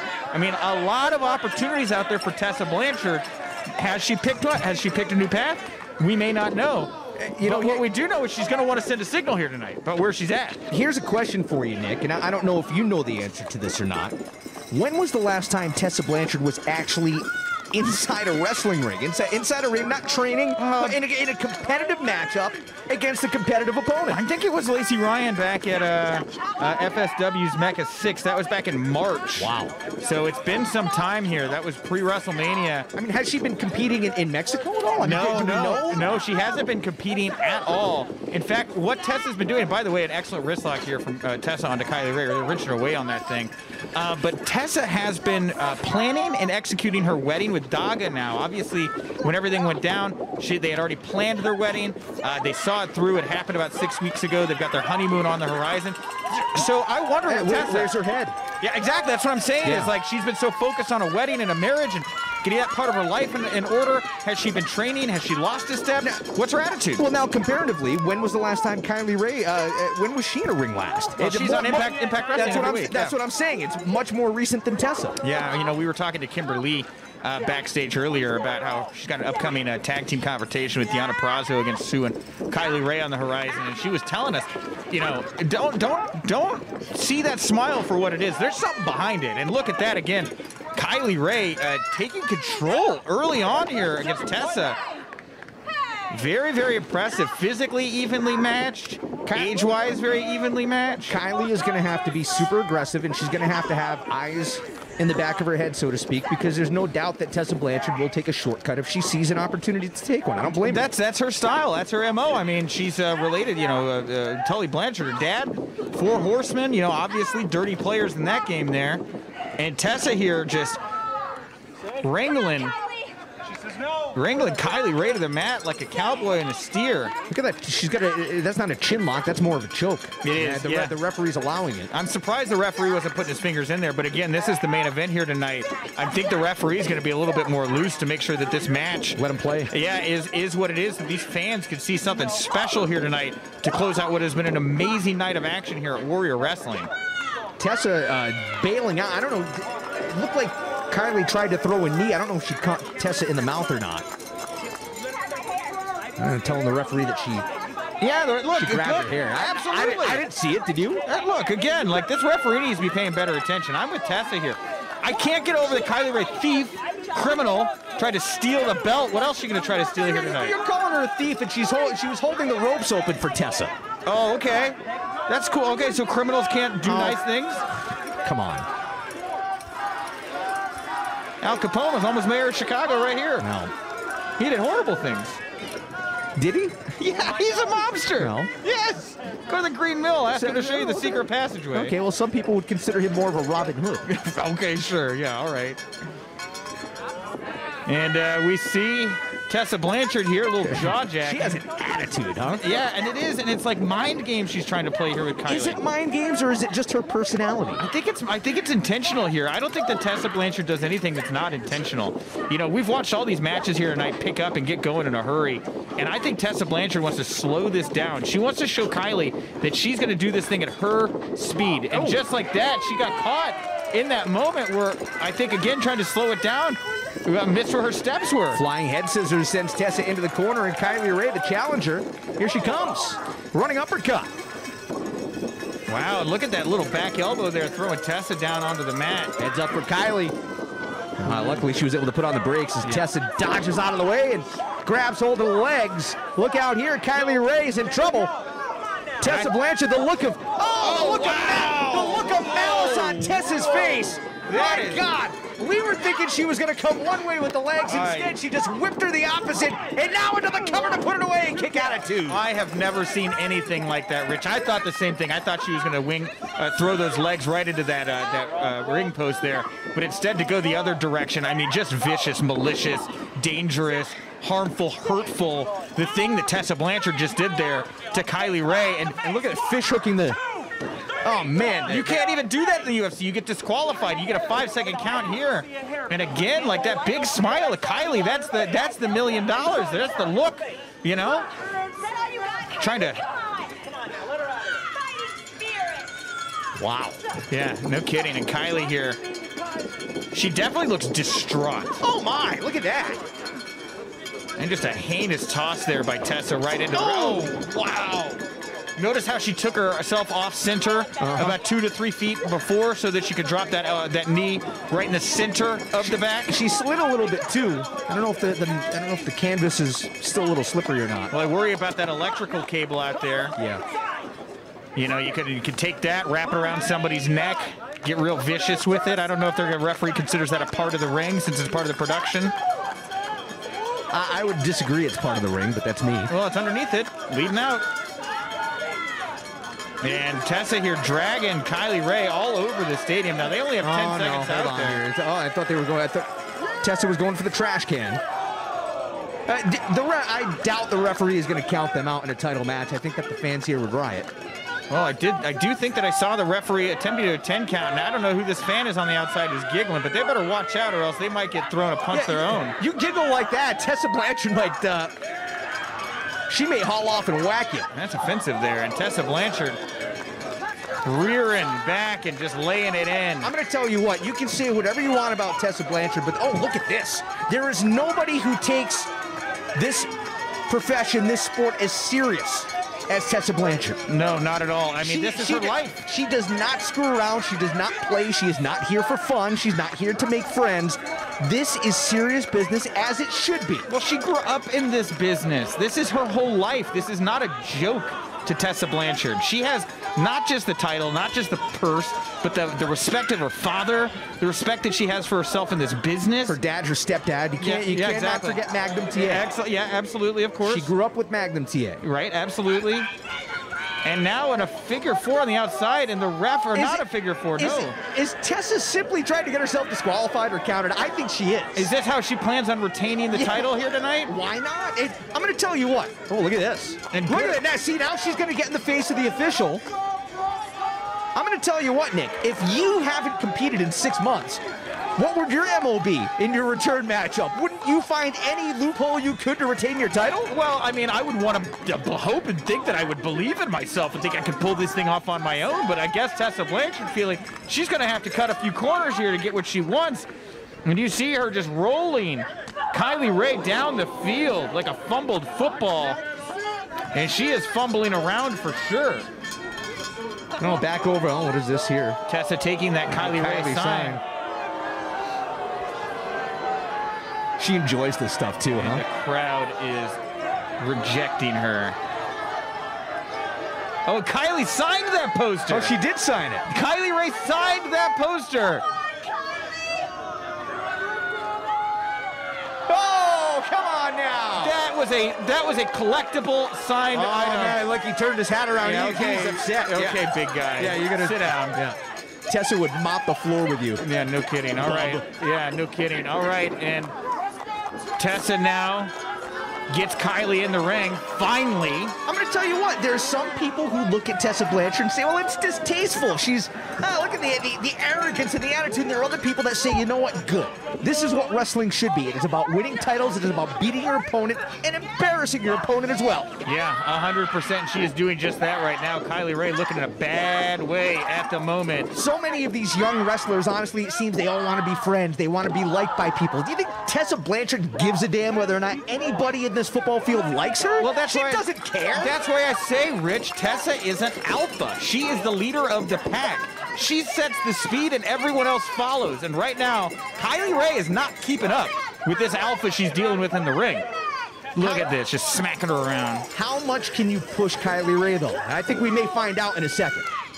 You've seen her much more than I. At what point can you just push and shove and poke at somebody before they explode? What is Kylie's breaking point? That's a great question, Rich. And, you know, I've seen Kylie get pushed to the brink several times in her young career here.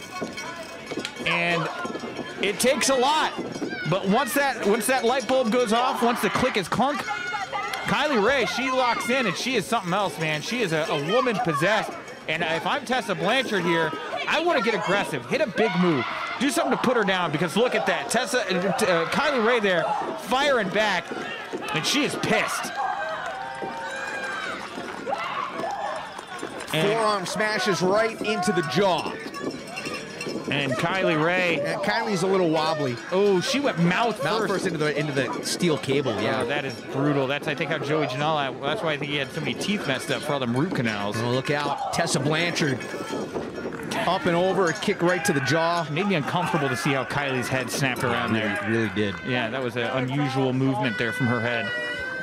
Tessa's just biding her time. Oh, yeah. Oh, yeah. Very cool spit. Gross. Disgusting. And Kylie Ray here. Kylie Ray with an opportunity to capture the Warrior Wrestling Women's Championship here tonight, but Tessa Blanchard has given her everything that she can handle, and it has been all Tessa so far, Nick. Yeah, it really has. I'm waiting for Kylie to... there it is. Maybe you take an inch. Maybe you can take a mile here, Kylie. Let's see what you got.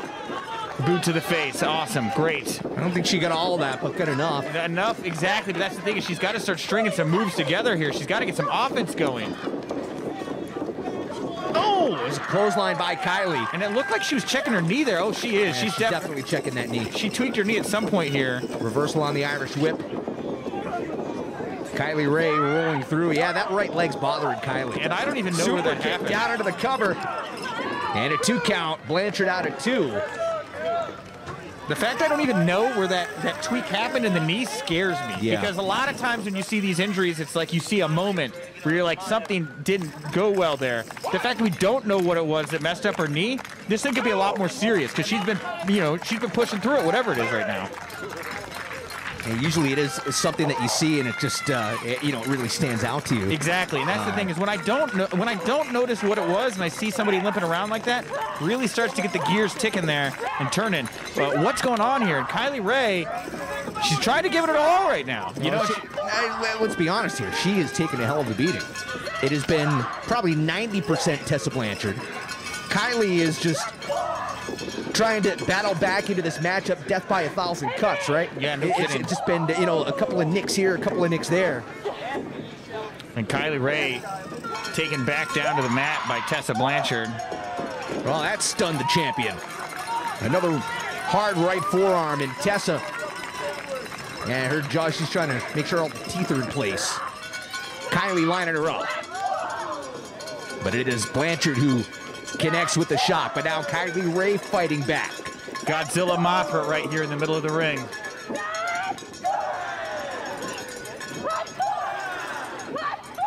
Title on the line in our main event tonight in Chicago. And Kylie Ray lighting up a mega evolution from Kylie Ray here. With the clothesline. Oh, and a short arm clothesline by Blanchard. Blanchard again. Saito suplex. And she's taking this thing away right now. She's running with it. Put it away. Blanchard for the window. What an impressive kick out there by Kylie Ray. I for sure thought that Tessa Blanchard had it in that moment. And Tessa here, of course, she just gave a lot. She pulled out a lot of big moves from her arsenal there. Does she go back? Does she double back? Does she use some of what she's had? Does she think of something new?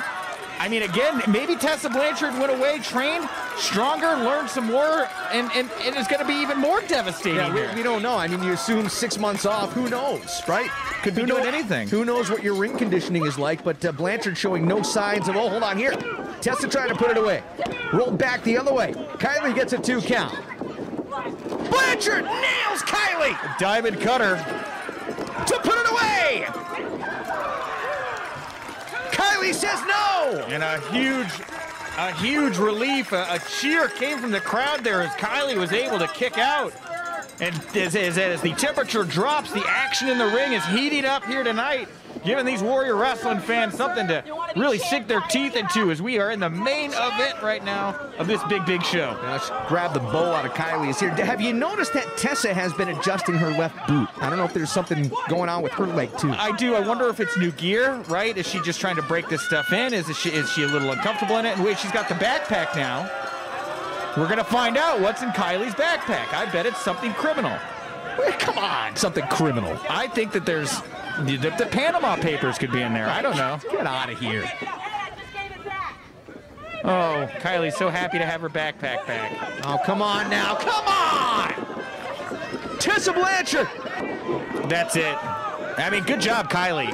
Way to show up here tonight. Whoa, not enough to put away. Tessa distracted the official. The forearm to the back of the head, and then the hammerlock DDT. Look at Tessa laughing. She's going to be kidding me. You kicked out of that? No. And she seems motivated by this, Rich. Yeah, the look on her face. Okay, you want to do something like that? You want to kick out? Well, let me show you what else I got in store for you. Look of smug arrogance on her face, that confidence, and hold on now.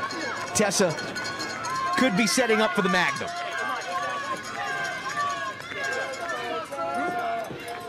And she is walking ever so slowly, carefully to that top row.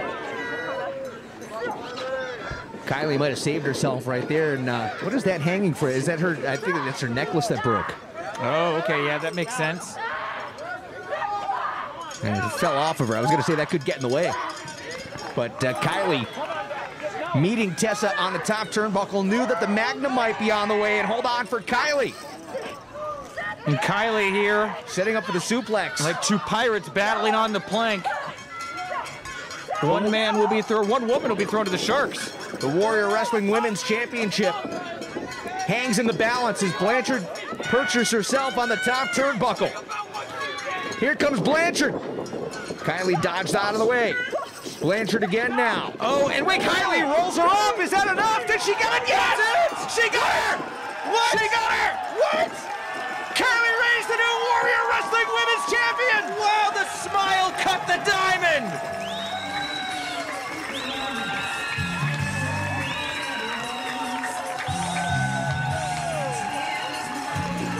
Your winner of the match and new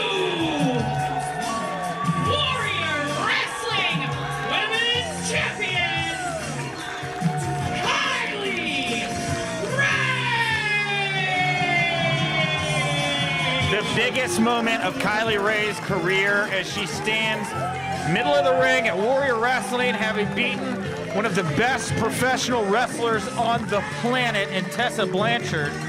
And Kylie Ray here offering Tessa a handshake and another sign of good sportsmanship here as Tessa loses that belt, that championship, to Kylie Ray. To be a fly on the wall, to know what these two women are saying to each other, center of the ring.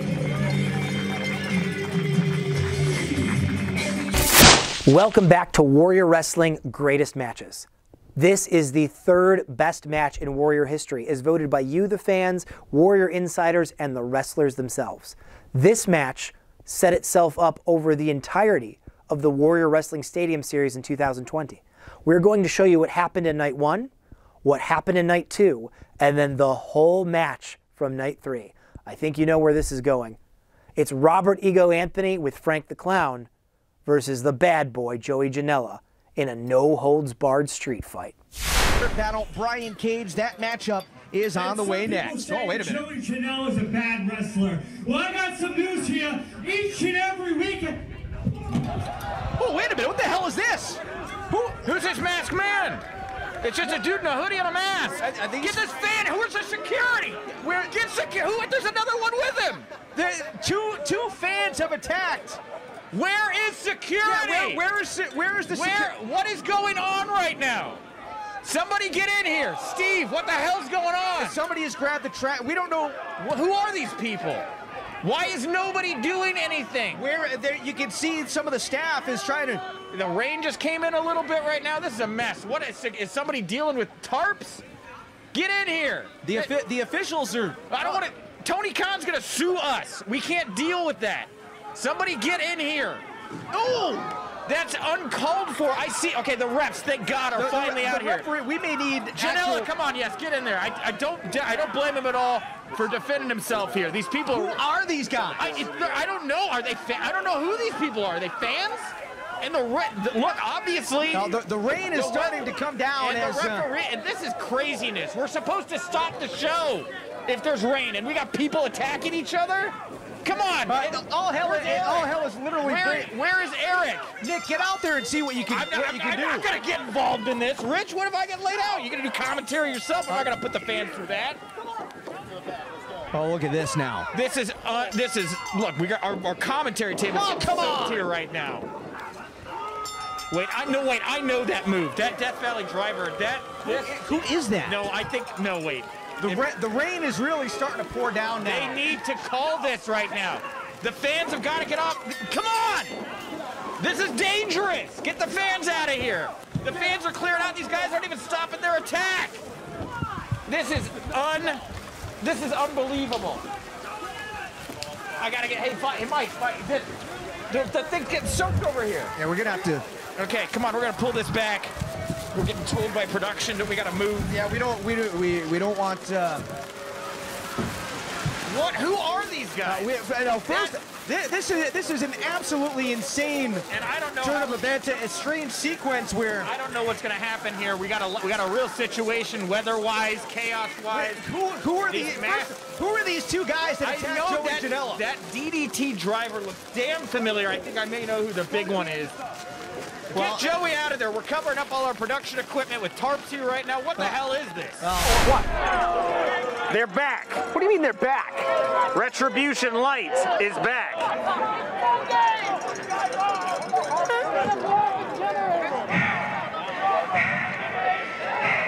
These guys showed up unannounced last week here. It was me, Joey. Oh, get out of here!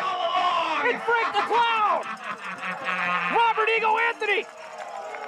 Oh my God, Rich, I couldn't be happier. You know? Joey Janela, you and I have a very long history that these people may not be aware of. For years, you have humiliated me, whether it's on the internet and your stupid little play wrestler shows, or even in public down on Bourbon Street. But see, Joey, you're on your big run through the Indies. Joey Janela's the king of the Indies, Rob. He's having the best run of his life. Well, guess what? Robert Anthony is in the midst of a career renaissance that has never been seen before. And Joey thinks he's a tough guy. He's a bad boy. Well, you're looking in the face of two very bad men. So next Saturday, night 3, the grand finale of the Warrior Wrestling Stadium Series. Hey, Mr. Joey, bring yourself out here, because you're going to have yourself a one-on-one street fight with Robert's Ego Anthony. Wow. All right. Frank the Clown. Tonight, we were not booked. Principal Steve didn't want to book us. So we decided to take this show over ourselves. And since we're here, we might as well come for a fight. What do you say? But who wants to fight? Rich does. Who wants to fight, huh? Yeah, you want to fight? Real brave of you, Hausman. Who wants to fight Frank the Clown and Robert Anthony? Over here! Whoa, I have a no touch clause in my contract. Wait a second. I see you over here. It's Mr. Pre-Show Jordan Cross, everybody. Oh yeah, look at, you want to be a tough guy. You didn't even win the pre-show match, you loser. What are you? You're smaller than me, and I'm like 150 pounds soaking by myself, brother. Give him help, Frank. Look everybody how cute he is. He has his gear on still. He was crossing his fingers for a moment like this. You want to be famous? You want to be famous, Jordan? Huh? You want to make your name on the backs of Frank the Clown and Robert Anthony? Is that it? Oh, you want to be a tough guy. You're standing up real strong, aren't you, Jordan? What are you going to do about it, huh? What are you going to do about it, Jordan? He's not going to do a damn thing because he fears Robert Anthony and Frank the Clown, just like Joey Janela does. So guess what? All of you people, you don't deserve to see us in action tonight. You're going to have to pay and wait till next week because we are prize fighters. Let's go, Rob. Let's go. We're leaving. Toodles, everybody. Whoa! Look at Jordan Cross. All hell's breaking loose. And he's laying into Robert Ego Anthony. Give him hell, Jordan. Look out for Frank. Frank the Clown from behind. Heads up. Look out. Oh! Oh, confetti cannon in the face. And Anthony with that kendo stick. Oh, man, right across the back of the skull. Oh, wow. And Robert Ego Anthony, you made a big mistake there, Jordan Cross, in my opinion. And Frank the Clown getting his in too. Oh my goodness, these two are having fun. Oh man. Dan the Dad enjoys throwing a football around. Ego and Frank enjoy throwing the old kendo stick around. A little bit of a father-son relationship here with Rob and Frank, I believe. Oh, and Ego with a stiff shot right across the upper shoulders. And Frank the Clown now. Oh, right into the gut. A kendo stick pink belly. Now, Nick, these two, a week ago, if you didn't happen to see last week's event, Nick, why don't you catch us up what happened? These two attacked. I mean, we assume it was them, right? I have to believe that these were the two masked men that attacked Joey Janela last week. They seem to confirm it there with the comments that Joey Janela made. Oh, and another big shot there by Robert Anthony against the back of Jordan Cross. I'm a professional. Yes, these two men, they had descended after Joey Janela's loss to Warhorse. Joey Janela tried to cut a very passionate promo for the fans in attendance.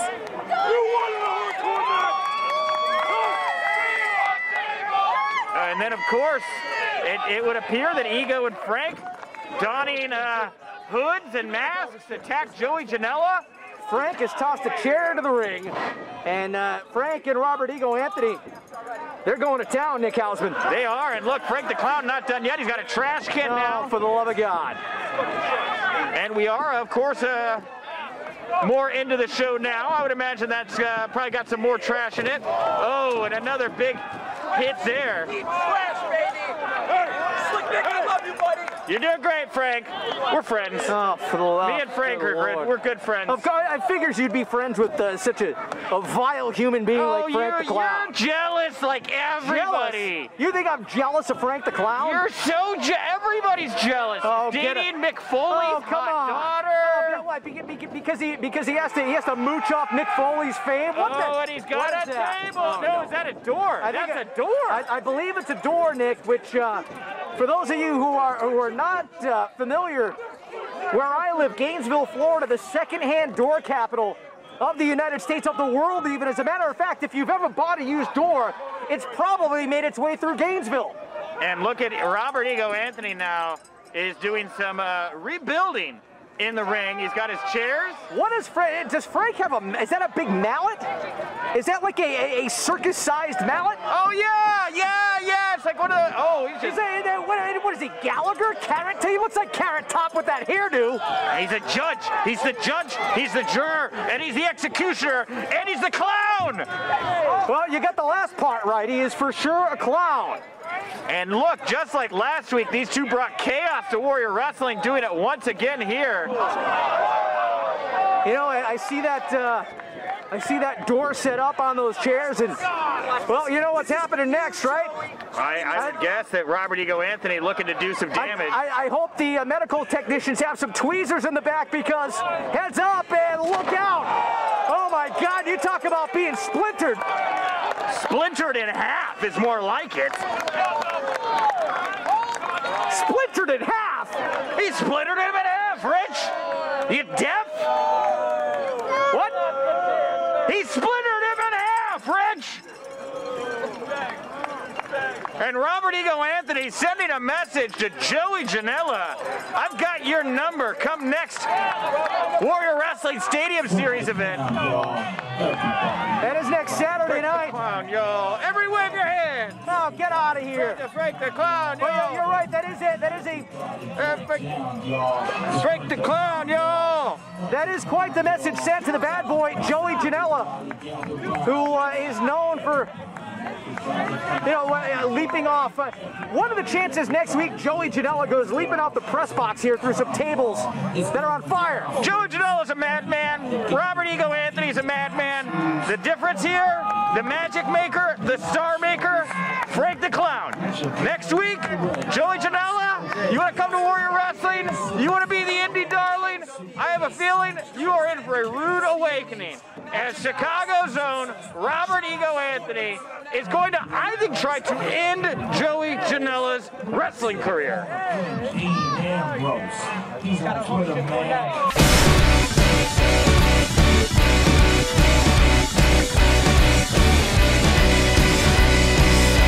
there it is. Look at that. Wow, that is a beautiful piece of machinery.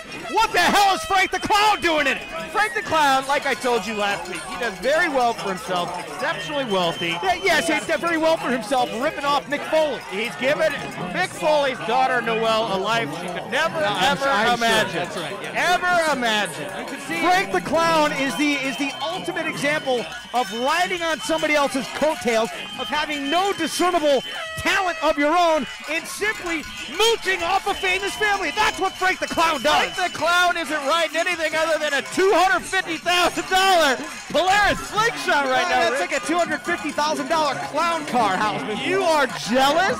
These people are jealous? Confetti? Confetti everywhere. The confetti, yes! Rain down on me, confetti! I think it's poison. Take me home! I think it's poisonous confetti. Take me home as I'm in the confetti wind. Oh, I feel beautiful. Oh my God, that's bad for the seagulls. They're gonna try to eat that and they're gonna be pooping glitter. That's fine. The world needs less seagulls. What do? They go, not a seagull. Kind of like you, always squawking and crapping. Look, another one here, another big confetti cannon. Boom! Yeah, that would have been fantastic if it just blew up right in Frank's face. Apparently, he couldn't figure out that the wind is blowing towards him. Real genius, real smart guy, that Frank the Clown. And you know what, Robert Ego Anthony, I'm going to tell you what, that young man's got some talent. We saw him on AEW, Dark a couple weeks ago. Oh, yeah. Right? He's good. What's he doing hanging around with Frank the Clown? These two have been friends. It brings him down. It brings him down a level. Rich, I could say with pride, I am the man that introduced these two together. I said, Rob, you're going to love this guy, Frank. He's got a lot of money. He's eccentric. He's perfect for the pro wrestling business. And everybody at that time said, oh, no. Oh, I thought he was going to talk. My Frank the Clown in a badass car, Robert Ego Anthony. I cannot believe that Robert Ego Anthony arrived to this matchup here tonight in Chicago Heights in a damn clown car. That is, look, is it a clown tricked out car? Does it have clownish features? Of course it has clownish features. It's Frank's car. But the bottom line is... You're saying Frank drives around in the middle of the... Oh, hold on. What is Ego Anthony doing here? Yeah, these people are trying to be hangers-on. These people are trying to be like Frank and Rob. And Rob's saying, no, you ain't like us. You're never going to be like us. Take off your Frank here. There's only one Frank the Clown, and that's this Frank the Clown, baby. Oh, no, he's not coming over towards us, is he? I hope... Oh, yeah! Oh, that's Rob. No, wait, okay, Robert Ego Anthony. He started walking towards me with that kendo stick. Oh, I know he doesn't like me, so I was ready to duck. Yeah, man, all right, well, you know, hey, I'm friendly with Rob and Frank, but these guys are crazy, and they're off the chain right now. Well, this is supposed to be a no-holds-barred street fight. Well, that's why I came to the ring with a kendo stick, and look at that man meat right there. The what? That man meat. No, you can't say that. Muscle. It's a family broadcast. Are we sure that it wasn't Frank under that Savage King mask earlier?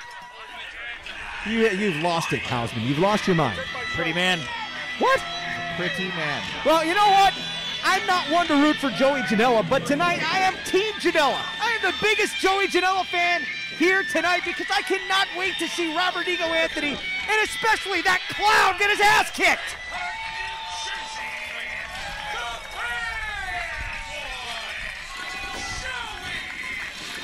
And he means business. Look at Janela. You know, sometimes he's got the reputation for being somebody who's a little goofy, who likes to screw around. But there's the other side of him that has absolutely no problem diving off the top of a tall building through flaming junk and tables. And he's going to bring that to the ring tonight against these two goofballs. Look at him, he's got a door already. Oh, he came prepared. Like you said, this is Joey Janela's wheelhouse. Epic battles with Danzig. You know, Tremont. With Danzig? Yeah. You're saying he wrestled Glenn Danzig. Different Danzig. You mean Zandig. Zandig, yeah. Not Danzig, listen, you moron. Listen, come on now. I'm right, you're wrong. I obviously said it correctly. You misheard it. You misheard it. You just said that Joey Janela wrestled Glenn Danzig. I said Zandig. No, you said Danzig. You misquoted me. I did not. You put words in my mouth. You were trying to say that the guy who sang Mother and was the lead singer. And we're off, and we're to the races here. We got a fight on our hands. Right in the middle of the ring. These two bulls are locking hard. And that door is already set up, and Joey Janela means business. He is not screwing around. Frank the Clown and Robert Ego Anthony have been talking trash, and you think about what happened a couple of weeks back at the first Stadium Series event. Nick, those masked assassins invaded. It turned out to be Robert Ego Anthony and Frank the Clown, those Retribution-style members. And look at Joey Janela here, not even getting to the plunder part of this bout yet, using his fists as the weapons at the moment. And he is pissed. I don't know how else to say it. Embarrassed after his loss to Warhorse at that first Stadium Series show. Joey Janela is slapping the taste out of Robert Ego Anthony's mouth right now, kicking it out just in case whatever's left. A couple of doors already set up in the ring, and that's one of those. Oh man, that's like one of those laundry doors. Well, Robert Ego's rocking, and Joey Janela came a knocking. Uh-oh, look out. You know, I may have mentioned before, if you've ever purchased a used door, those have come through the used door capital of the world, which is Gainesville, Florida. There's the used door district. That's on 2nd. You know, I mentioned earlier, Beastman, he was out in the dumpster beforehand. I think he was taking a nap. He's in his happy place. Joey Janela also rooting around the dumpster. Oh! Whoa! Robert Ego Anthony trying to end it early. Driving Janela through the door. Splinters everywhere. Janela's back probably looks like a pincushion. And you look at that. Yeah, Joey Janela writhing in pain. Robert Ego Anthony able to get a big piece of him early. Get the tweezers ready in the dressing room, Doc. Look out here. Anthony winding up and cracks that other door over Janela. And that door now in pieces. Each of those pieces can be used as a weapon of their own. Using the top to break here across the back of Janela. And now almost steel chair shaped. And you think about how you could just pick up a broken piece of wood right there. Oh, you know what? Robert Ego Anthony picked up that door. He tossed the broken door and nearly took out Frank the Clown with it. I would have been okay with that. Look, these two he would never do anything to put Frank in danger. Absolutely not. And Joey Janela and Robert Ego Anthony here now. Joey, I've never seen him this fired up. Neither have I. I've never seen him this angry and this, I don't even know what he is just intent. He's intent on finishing this rivalry off once and for all. I think that Joey felt embarrassed after the way that Rob and Frank beat him down at that first Stadium Series show. Oh! I mean, he had just lost a match to Warhorse, and then to be embarrassed by these two men who couldn't even show their faces, showed up in masks. He's sending a message right now to Robert Ego Anthony, Frank the Clown, and anybody else, whoever would think of doing something like that to him again. But Rob, you got to rally. Where's Frank here? Frank, come on, get something moving. What does Janela have in mind here? Grabbing a piece of that broken door. Look at the splinters flying everywhere, Nick. Yeah, it's as much a danger to him as it is to Robert. Uh-oh. Oh! I'll tell you what, that edge of the door catches you, forget it. And thank goodness that Rob was able to get his hands up there, or else he would be dealing with a serious concussion issue, I'm sure, at the moment. No, or serious laceration is more what I was thinking. You get the splintered edge of that door to carve you up, forget it. And whatever you do, Frank, just stay away from Joey Janela. Let Rob do the fighting. I don't even know where Frank the Clown is right now. He's on the other side of the ring. He's in the same place. Oh, anyway, Janela tried to set up for a suplex, and Anthony able to turn it around. This unforgiving turf here on the outside of the ring. You know, a ring is made of... Well, there's Frank, and he's... what's he doing? He's got a door, he's got a chair. He's doing some house cleaning here is what he's doing. I think Is he sure it's not a shop project? Possibly. He could be making take that door, turn it into a birdhouse, something like that. Key holder, keychain. And we see, I see what they're doing here. They're building some sort of a bridge. Yeah, it's a table type setup here. Are they going to have lunch? No table. No, I think they're going to use this for violence. I think the idea here would be to set up a couple of beers. No, I think they're going to try to put Joey Janela right through that table, sitting on the outside. What does that say? He wants Frank the Clown to sign that in blood? Is that what that sign says? He says it's a death certificate for Frank the Clown. Oh, okay. Now, you see, I would be fine with that. if it were signed in Frank's blood. Look at this idiot. And Robert Ego Anthony getting frustrated at the chair. Where did he buy that rope from? Like the second-hand Joseph and the Technicolor Dreamcoat? I have seen Rob do this before. Get ready for this. Now he's gonna get some momentum going. And what Rob's gonna try to do here is he's gonna use Frank as a gauge to try to set his height. And he's gonna leap over Frank. And he's gonna take it out. Oh! Janela! And Frank lost his wig! Get it on! What a clown! A clown without a wig is no clown at all. Where's he? He doesn't have a clown nose, does he? Well, anyway, Robert Ego Anthony just a flying clothesline or elbow. I couldn't quite tell what he hit Janela with, but whatever it was effective, and Janela is out cold. Look at him. He is laying prone. Yeah, you see him starting to shake a little bit. And Robert Ego Anthony. And see, this is smart on Rob. Rob is trying to stay on Joey while at the same time dictating orders to Frank the Clown. That way, these two stay on the same page and one step ahead. Now, again, this is a street fight. No holds barred matchup. Frank the Clown, the second of that man there, Robert Ego Anthony, and of course, the bad boy Joey Janela. This stemming back several weeks, the first Stadium Series event, as Janela trying to peel himself off the football turf, but what we thought were masked assailants attacking Joey Janela. Only later did we find out that it was Frank the Clown, Robert Ego Anthony, and there may have been another one or two of their minions along with them, if I remember correctly. And Joey Janela going face first there right into that ring post. If you remember back, Nick, that was when that, what did you call it, the derecho hit? The derecho hit. Yes, that, if you go back and watch that first Stadium Series event. And it's incredible here to see Joey Janela down. You know, I do have all the faith in the world that Frank and Rob are going to get this thing done, but it'd be hard to just, pinfall attempt on the outside. Yeah, falls count anywhere. Stay on him, Rob. But you think about Joey Janela, you think, I talk about the great death matches he's had on the indies and at GCW. Of course, he was in the first ever Lights Out Unsanctioned match in AEW history, went toe-to-toe with John Moxley just this past Wednesday. Oh, look out here. Whoa. Robert Ego Anthony taking out. Whoa. Oh, man, dude, come on now. What the hell is this? What is this? Take him, Rob. Beat him like a pinata. He's taking out even more. A couple of fans came in. And that's a photographer. That's a Wrestling with Unicorns guy down there. They're trying to, oh, come on now. And the wind here going crazy. Somebody else just got whacked. Wind outside here just cranked up to 20, 25 miles per hour. It's getting really chaotic out here. Weapons flying, shards of wood flying. I'll tell you what, I hope the insurance policy is a good one because I get a feeling there might be a couple lawsuits after this. That was uncalled for on the part of Robert Ego Anthony. You do not touch a fan. I would not be surprised if there are charges that are filed here tonight, Hausman. I absolutely wouldn't be surprised either, but Robert Ego Anthony, I think he got too distracted with all these photographers and security people.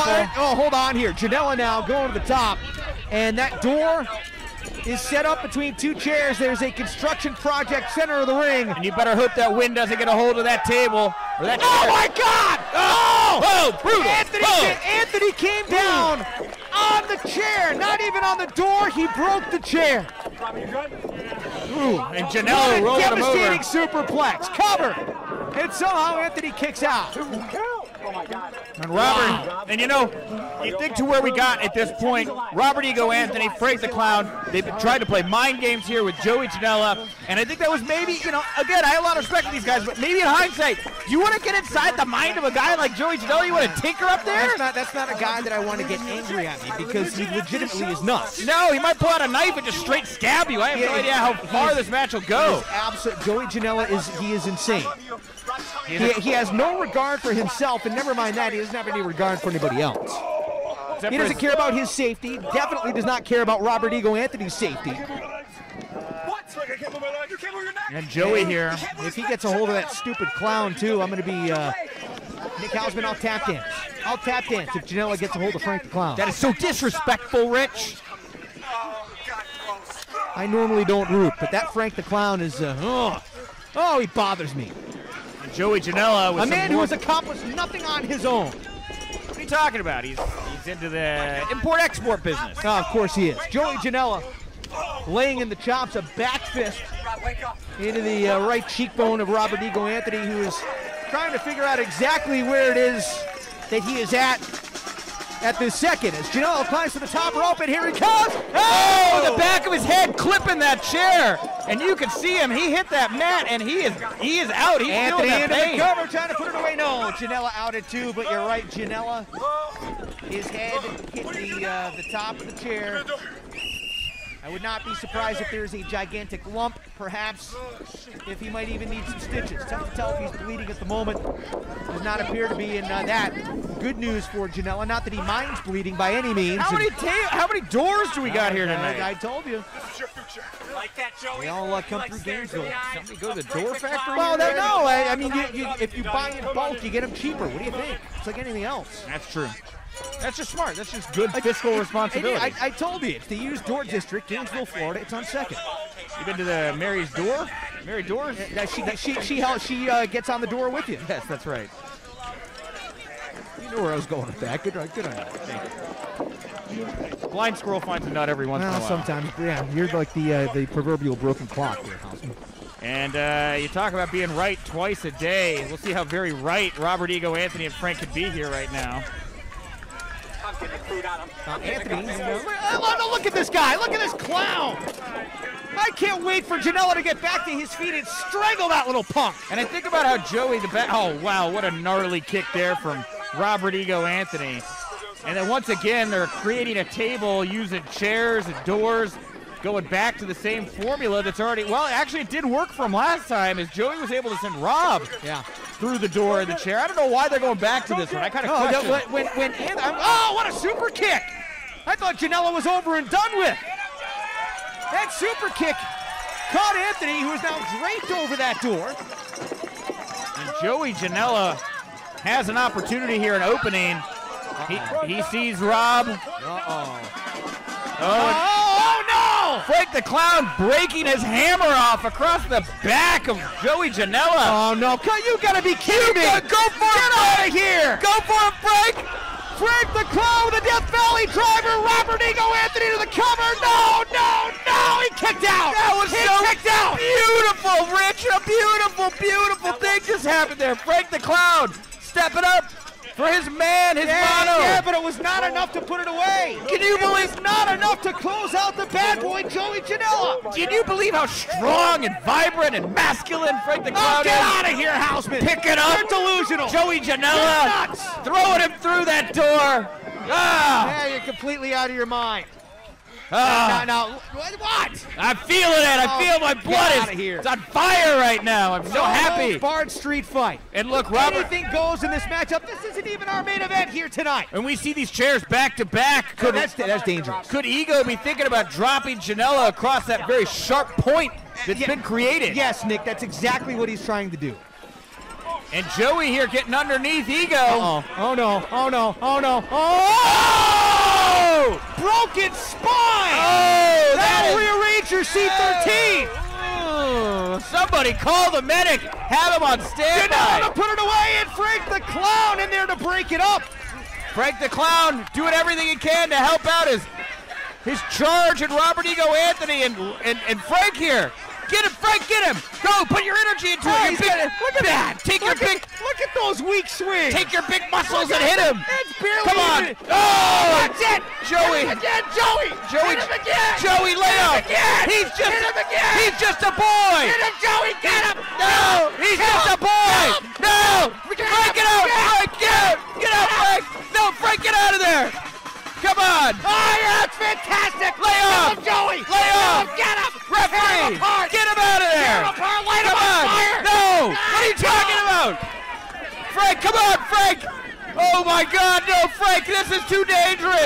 Get rid of that clown once and for all! Joey, please don't! This is my friend! Light it on fire! Joey! Light the door on fire! Get rid of this clown once and for all! Don't do it! Yes! Death Valley driver! Frank! Come on!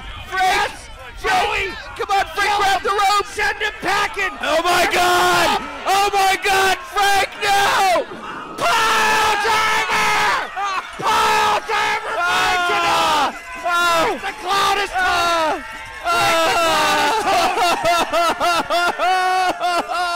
My friend! No! Frank!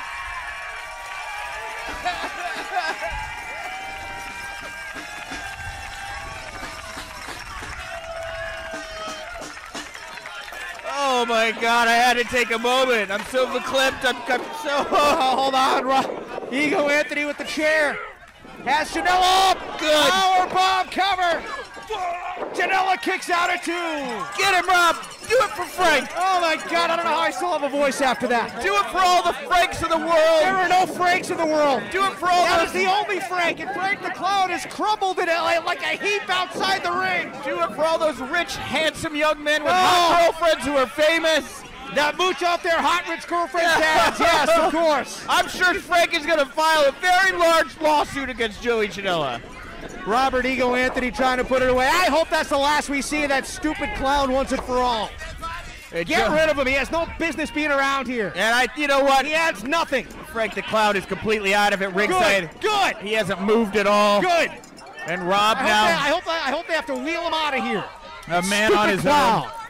Picking up that piece of door. Well, this is getting dangerous now. Oh, and they're walking over towards or making their way over towards that. You know what I want to see? I want to see Joey Janela get in that clown car and run the damn clown over. That's what I want to see. No, I want to see Rob. Matter of fact, I will forfeit my pay if I can see that. Okay, good. He's getting Frank. He's taking care of him. I'll match my pay back to the school. Move him somewhere safe, Rob.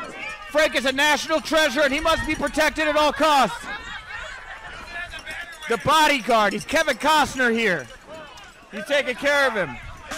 So you're saying Frank the Clown is Whitney Houston? Frank the Clown. Whitney Houston wishes she could be Frank the Clown. Whitney Houston wishes she had the legacy of Frank the Clown. Where are they going? Are they heading to that clown car? Or maybe they should just take off. I'm with you, Rob. I'd be so upset. Frank the Clown doesn't deserve to be treated like this. Hold on. Where'd Janela go? Janela is, he's oh, there he is. He's on the ground. Where? He's on the ground in front of the car, and I think Rob's going to run him over. Thank goodness. Yeah. Oh, there's Janela. Okay. Well, somebody just threw something at Frank the Clown, which I'm all for. Well, behave yourselves, these monsters here at Warrior Wrestling. What is Anthony? Robert Ego Anthony, no holds barred street fight. I think he's gonna. It's got Joey Janela, and they're going over to that. How much is that clown car? That's gonna be like a $200,000 car. I think it's $250,000, maybe not. It could be more. Anthony just dumped Frank the Clown on Joey Janela, and he's getting in the clown car. Oh, take off! Where are they going? Look at those. It's got neon lights. Rob is okay. That's good. Rob, what are you doing here? This is dangerous. And Robert Ego Anthony, he's firing up that car. I'm not sure that I care for this. And he's backing it up against the fence there. Everybody, get out of the way. Yeah, if you're even near this right now, the fans are very worried about it. Get out of the way, fan. I need everybody to move out of the way. Where is he going? Did he just blow the horn? He did. He's taken Joey. He's taken Frank to the end zone there. What is happening? What exactly is going on here? And he's pushed the bodies out of the side, mob style. Why did he drive them over there? Hey, look, I don't know. I'm not trying to get inside the mind of Robert Ego Anthony right now. I'm just trying to call the actions. My job, Rich. Wait a minute. Where's Anthony going? He's going over there. It looks like there's some bleachers. Oh, and he's got a table. Okay. Oh. See, that's the thing is these guys, they planted their little weaponry all around the arena here. And Ego had to have known that table was underneath those bleachers there in the end zone. And he set it up right there in the middle of the end zone. And what does Robert Ego Anthony have in store for Joey Janela here? He's going back behind that bleacher, and he's getting another table. Another table, huh? 2 tables here. I want to know where he found. Those tables are like gold. They're hard to come by these days. They are. Well, obviously, they were trying to swerve Joey. They had a bunch of doors and chairs in the ring. Oh, hold on, Janela's fighting back. Knowing they had a cache of tables in the end zone. Janela's fighting back here, Nick. I think you were counting Janela out, and that is clearly not the case. And Janela with those wild punches, landing one on the side of the head of Robert Ego Anthony. I'm going to tell you what, this Janela is reckless, he is dangerous, he is scary, and this does not bode well for Robert Ego Anthony or that damn annoying clown. Well, Joey Janela here moving the furniture around now. He's got these tables. He's setting up this other table here now. And still wondering what are these guys planning on doing with these tables. Is he going to stack? No, I thought side by maybe side. Stacking tables. He's creating a. You don't think Joey could be thinking? Wait a minute. No, not that. No, it's too windy. It's way too windy. It's way too windy. yeah. It's way too windy. Way too windy for him to be thinking of something crazy.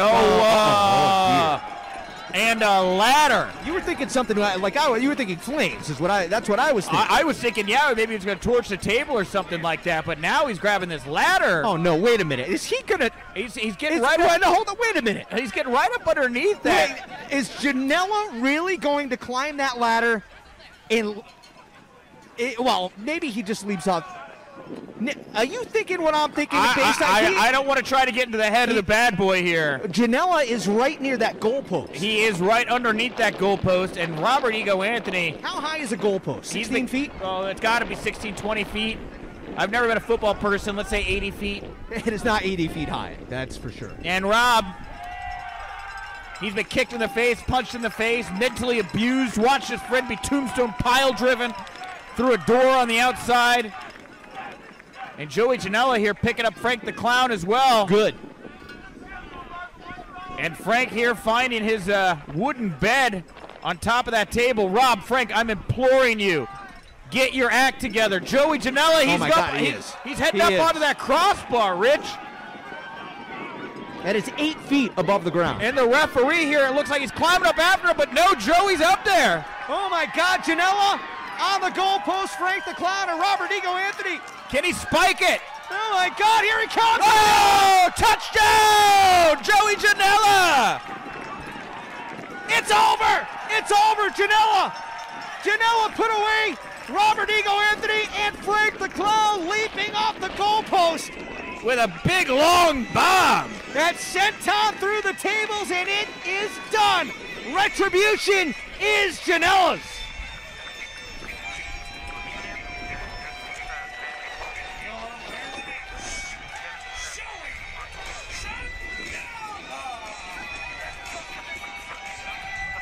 My God. You know, we've seen a lot here at Warrior Wrestling, a lot of crazy things happen. We've seen the Rascals defy gravity, but I don't know that I've ever seen anything like what we just saw Joey Janela do to Robert Ego Anthony and Frank the Clown. What an epic feud and what an epic conclusion.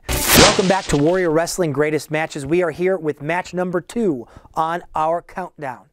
It comes to us from Warrior Wrestling 2, and it is a unique creation of Warrior Wrestling, the first ever War of Attrition to crown the first ever Warrior Wrestling champion. As the match starts, take a look at what we were looking at. How much gold is in that ring? Champions from all around the world, 8 of them, came together to clash, and only one would survive this War of Attrition.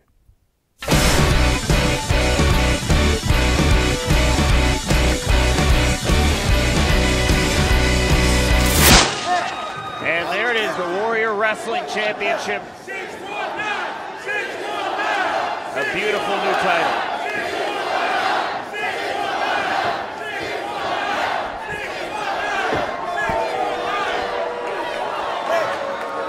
That's what they're competing for, Nick. Obviously, that championship. All getting to touch it, lay their hands on it. Only one of them's going to get to walk away with it here tonight. Just to recap everybody, or refresh everybody, we've got Team 1 here. The team of Phoenix, Pentagon, Brian Cage, and Sammy Guevara taking on the team of Rey Mysterio, Austin Aries, Rich Swann, and Jeff Cobb. So much talent, hard to believe that in one foul swoop, 4 of them are going to disappear from this match, Rich. First ever War of Attrition match. And we set to okay, let's see, that's Aries with the shirt. Who had the mic?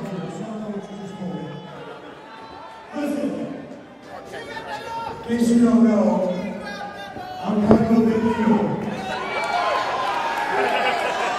And we need a team captain. I see I got all these bells.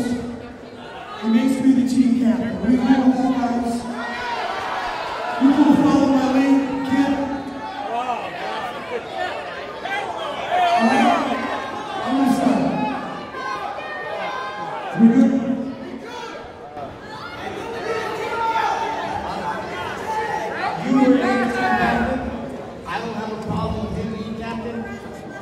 I just want to hit a 619.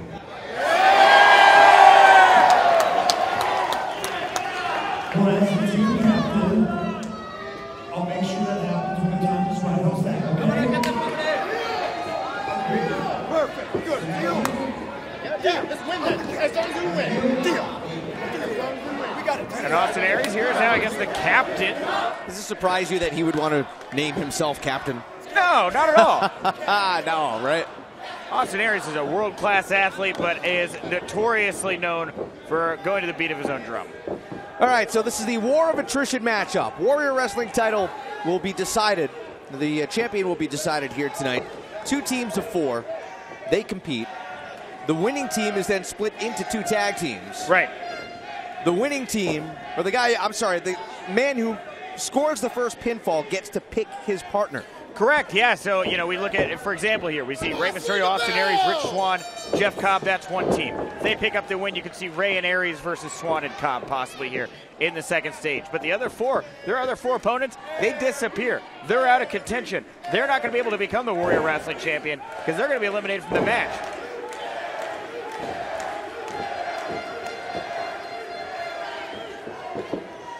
And Sammy Guevara starting things off, and Austin Aries and Penta certainly were exchanging words pre-match. Oh, Penta was exchanging words with everyone. Well, it looks like Austin Aries in particular seems to have drawn his ire. Well, there's the tag. And Penta's going to get his request. He's going to get a piece of Austin Aries here to kick off this War of Attrition match.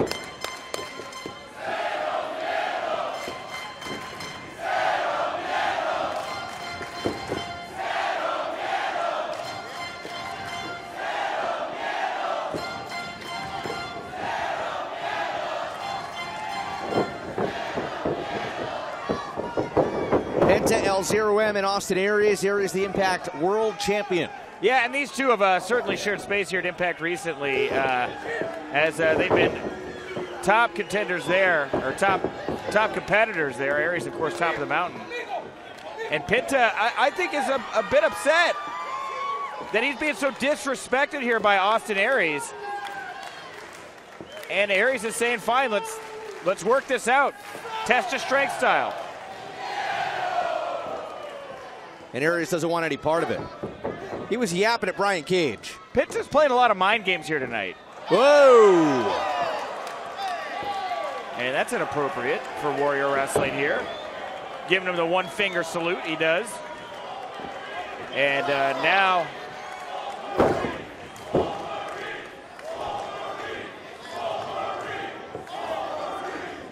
you can hear the crowd chanting Swolverine as Brian Cage has started to shave his sideburns to look like Wolverine, and he's, of course, very swole. Aries trying to match up. And Cage saying, now you want to test the strength? Let's go. Well, and this is really a dream match here. You know, you're talking about X Division present versus one of the greatest X Division champions of all time, Austin Aries. But very different athletes. I think in a test of strength, Brian Cage obviously would have the one-up here. He's a freak of nature.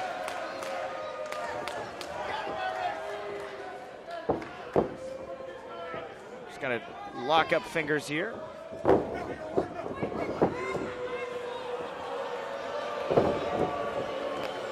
Aries is begging off everyone. Well, it's tough to say. Is this part of the game plan, or is he genuinely intimidated by a guy of Cage's size? I don't think he's intimidated. You know, Brian Cage recently took part.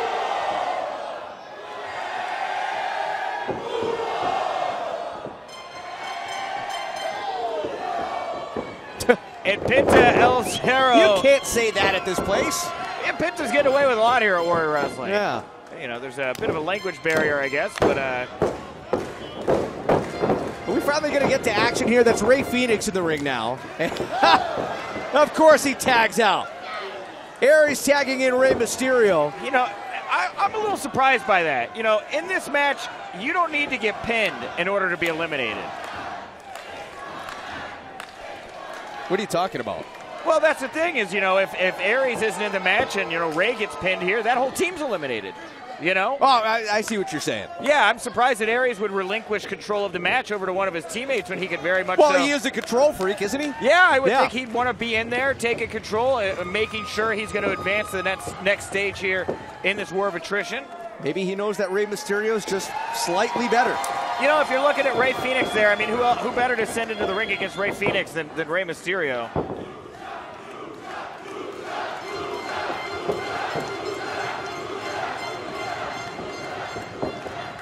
I mean, really, Rey Mysterio, the blueprint for current luchadors. Oh, 100%. And Rey Fénix definitely influenced, of course, by Mysterio. And whoa, Mysterio didn't get all of that. Fénix standing moonsault. Mysterio misses with a kick. And they both pop right back up. Such respect there between these two men.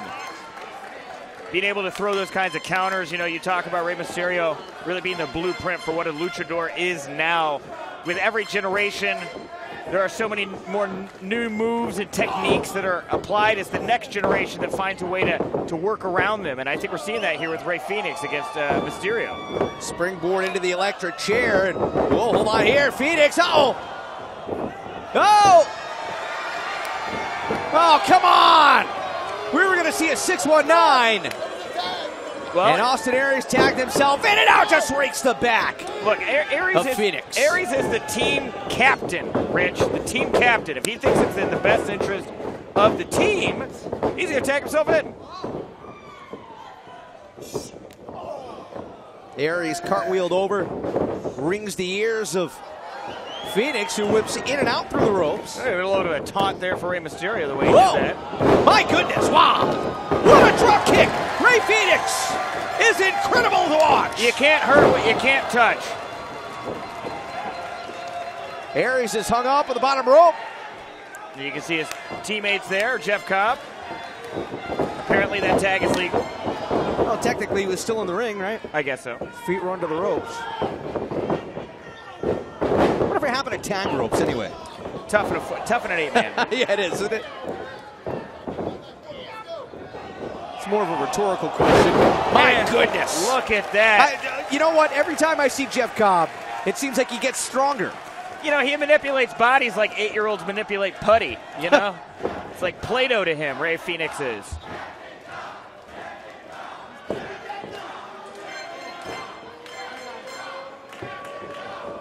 The former Olympian. Oh, it was all a ploy. I guess he didn't reign supreme there. Uh-oh. Jeff Cobb. Oh, my God. An F5,000 there from Jeff Cobb. You got F5s and you got F5,000s. Jeff Cobb does it. It's 1,000 times more impactful.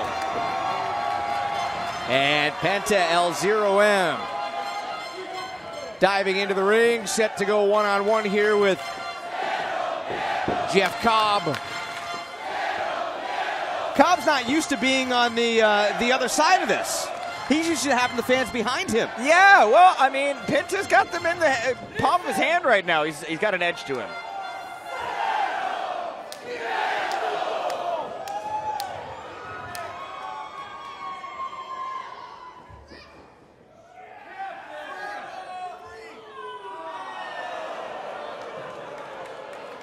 Give him the old Hawaiian salute there.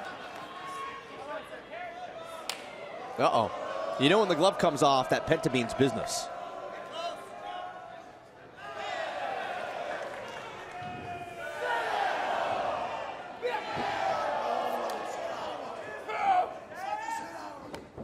Jeff Cobb doesn't get intimidated by much. Oh, man! Penta punting Cobb's cheekbone and then delivers a devastating sling blade. And Cobb's out on his feet. My God! Canadian Destroyer! On a man of that size, the mass you have to manipulate and move around there. But here's Rich Swann. Fresh legs in the ring.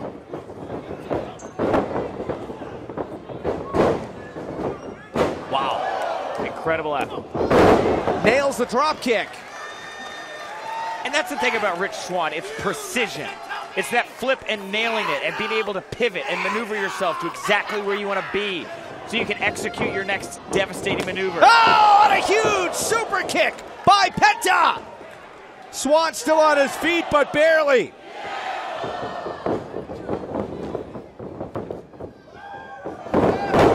Somehow Swann finding the strength to whip Penta across the ring, and now here comes Sammy Guevara. Now Sammy Guevara, arguably the freshest man in this match. Whoa, nobody home.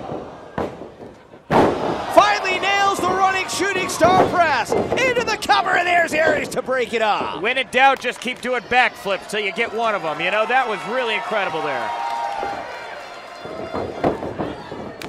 Guevara standing face to face with one of his idols growing up in the Houston area. That's right. Rey Mysterio gets nailed with a high knee by Sammy Guevara. And the youngster full steam ahead. Counter by Mysterio. Spike DDT! Vintage Rey Mysterio there.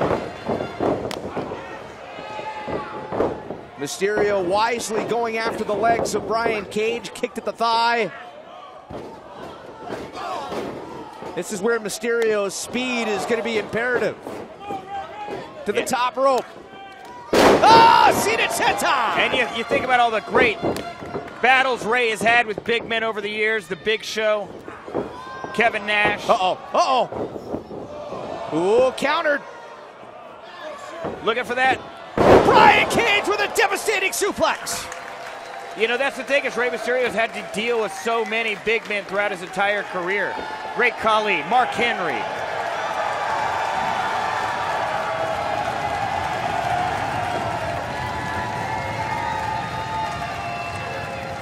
And now the two big men from each team set to go toe-to-toe. This is what the crowd's been waiting for, it sounds like. Brian Cage to your right, Jeff Cobb to your left. Irresistible force meeting the immovable object here. Thank you, Gorilla. You're welcome, Rich.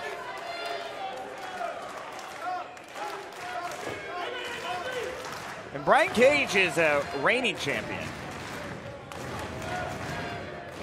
Cobb giving Cage a free shot, connects with a forearm.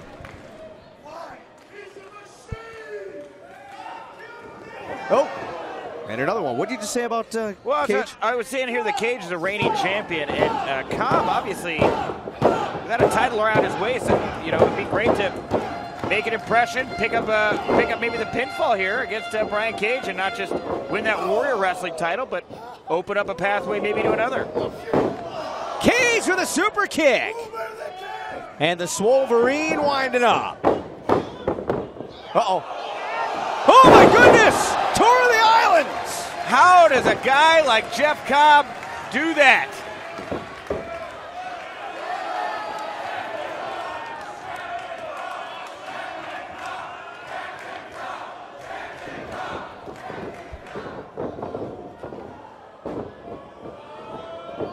Cobb going for the people's moonsault. Cage has seen it one too many times and is able to get out of the way. And look at that. The way Brian Cage moves around, a guy that size should be able to move like that. Full speed ahead, freight train collides with the other coming down the same track, and now a German suplex by Brian Cage, but Jeff Cobb says, no sir, here's one for you!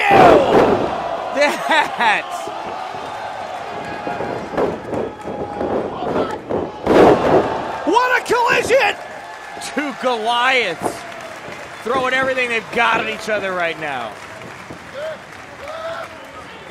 If you are just joining us here on High Spots, we're coming to you live from Chicago, Illinois. Warrior Wrestling 2, and this, the main event tonight. First ever time we're seeing a war of attrition matchup. Right now we are in stage 1 as the tags are made to two fresh men. That is Rich Swann on the right, Sammy Guevara, who is on your left. Yes, and Guevara again representing the team of Brian Cage, Penta, and Phoenix. Oh man, Swann with the run-up.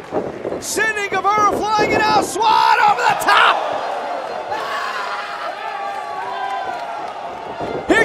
Phoenix. Swan able to get over there. Oh, dive at the, or poke at the knees, I should say. And now Phoenix, like a tornado. What's he got in store here? Penta trying to take Cobb out. Well, somebody's got to do something here. Jeff Cobb's on a warpath at the moment. He can't be thinking of doing what I think he's thinking of doing here right now. I think he is thinking of doing what you're thinking he's doing. Cobb winding up. Uh-oh, Brian Cage in the way. Oh, a spine buster so close to the ropes there. Wow. And now I think Cage is thinking about doing what you think. I think he's gonna. I think Cobb was gonna. Oh, Brian Cage cleared the top rope, takes everybody out, and lands on his feet. They're skipping rocks and they're throwing boulders in the pond, and that was not skipping rocks.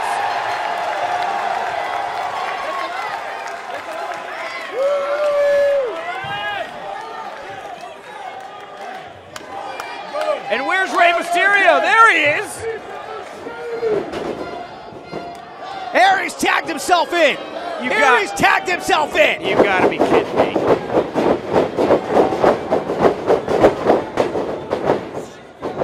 Here comes Aries. He runs right into a kick. No, Mysterio. Rey said all he wants to do is hit that 619. To his own tag team partner. What is the logic in that, Rey? Mysterio seated senton on Penta. So much respect for Rey, but why attack your teammate? There's too much on the line. And now Cage might be the recipient of a very special 619. No, Rich. My God. A 916, that got reversed right there. And now Rich Swann. Oh my God. And Brian Cage stacking him up like garbage. Oh, double stop by Phoenix. And Rich Swann's head smacked off the Sammy Guevara. Shooting star. Oh my goodness. Oh my God. Rich Swann, Jeff Cobb, Austin Aries, and Rey Mysterio eliminated, gone, kaput, done, out. They don't exist anymore in the Warrior Wrestling title picture. That is incredible. Well, good job, Captain Aries. Your team's eliminated. That is stage one. Stage one completed there with Sammy Guevara picking up the pinfall victory. So he will get to choose his partner for stage two. Absolutely. Here's the announcement.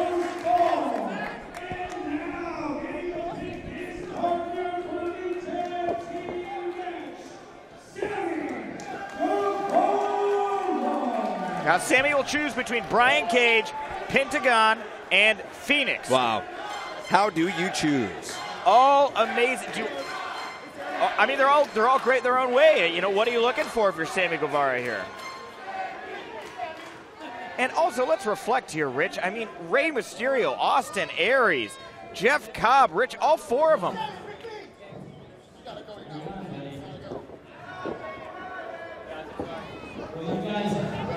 Including you guys leaving the ring. Hell, let's hear it for Rey. Let's hear it for Cobb. Let's hear it for Swann.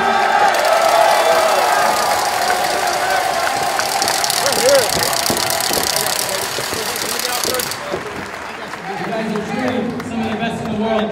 But tonight was not your night. I got Gracias, Rey.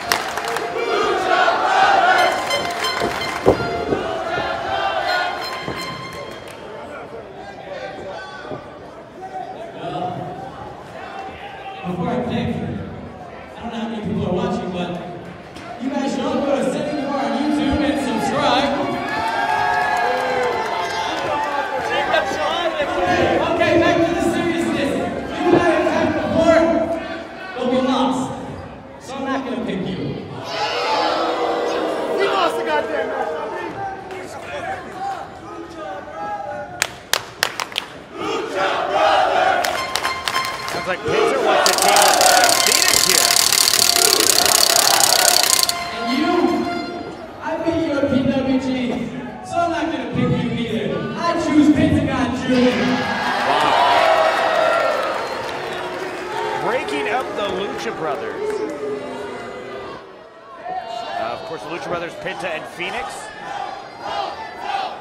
You know, I was kind of half hoping that the other team would win so we could see Mysterio and Aries go at it. You know, I think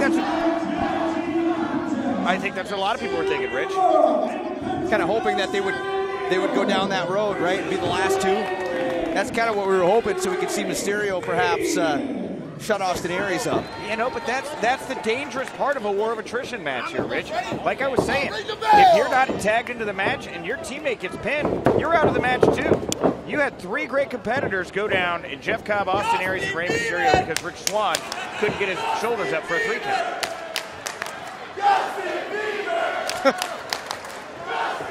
They're chanting Justin Bieber at Sammy Guevara, which I don't know if he caught what he said. Subscribe to his YouTube channel. Does a lot of YouTube stuff. So yeah, okay. You know, I would say he used to be a nice kid. In the last year or so, I think his relative success has maybe gone to his head a little bit. He's become very brash and arrogant. Undeniable, Rich. You know, he went down to Mexico. He's been doing some great work, like you said, for Crash, for AAA, and he's really found himself down there. And I think maybe he's gotten a bit cocky with the way he's being treated down in Mexico, where he's a real star there. Only a matter of time till he's a star here in the U.S. as well. Certainly on that path. And Brian Cage enters the match. And there are men that enter a match, and then there are men that enter a match. Yes, they do. That's how you enter a match right there. Stage 2 of our main event. War of attrition matchup as Guevara gets whipped into the turnbuckles. Traditional tag team matchup. Guevara picked Pentagon as his partner. As the winner of the first fall, Guevara had the right to do that. Oh, wow, what a clothesline. You know, but I mean, it's a smart move here. Quick cover here to advance. No. It's a smart move, in my opinion. You don't want to let the Lucha Brothers team up. They know each other too well. It sets them up. It's such an advantage over Cage and Guevara, who really haven't tagged together. Just stand, right? Just stand. So.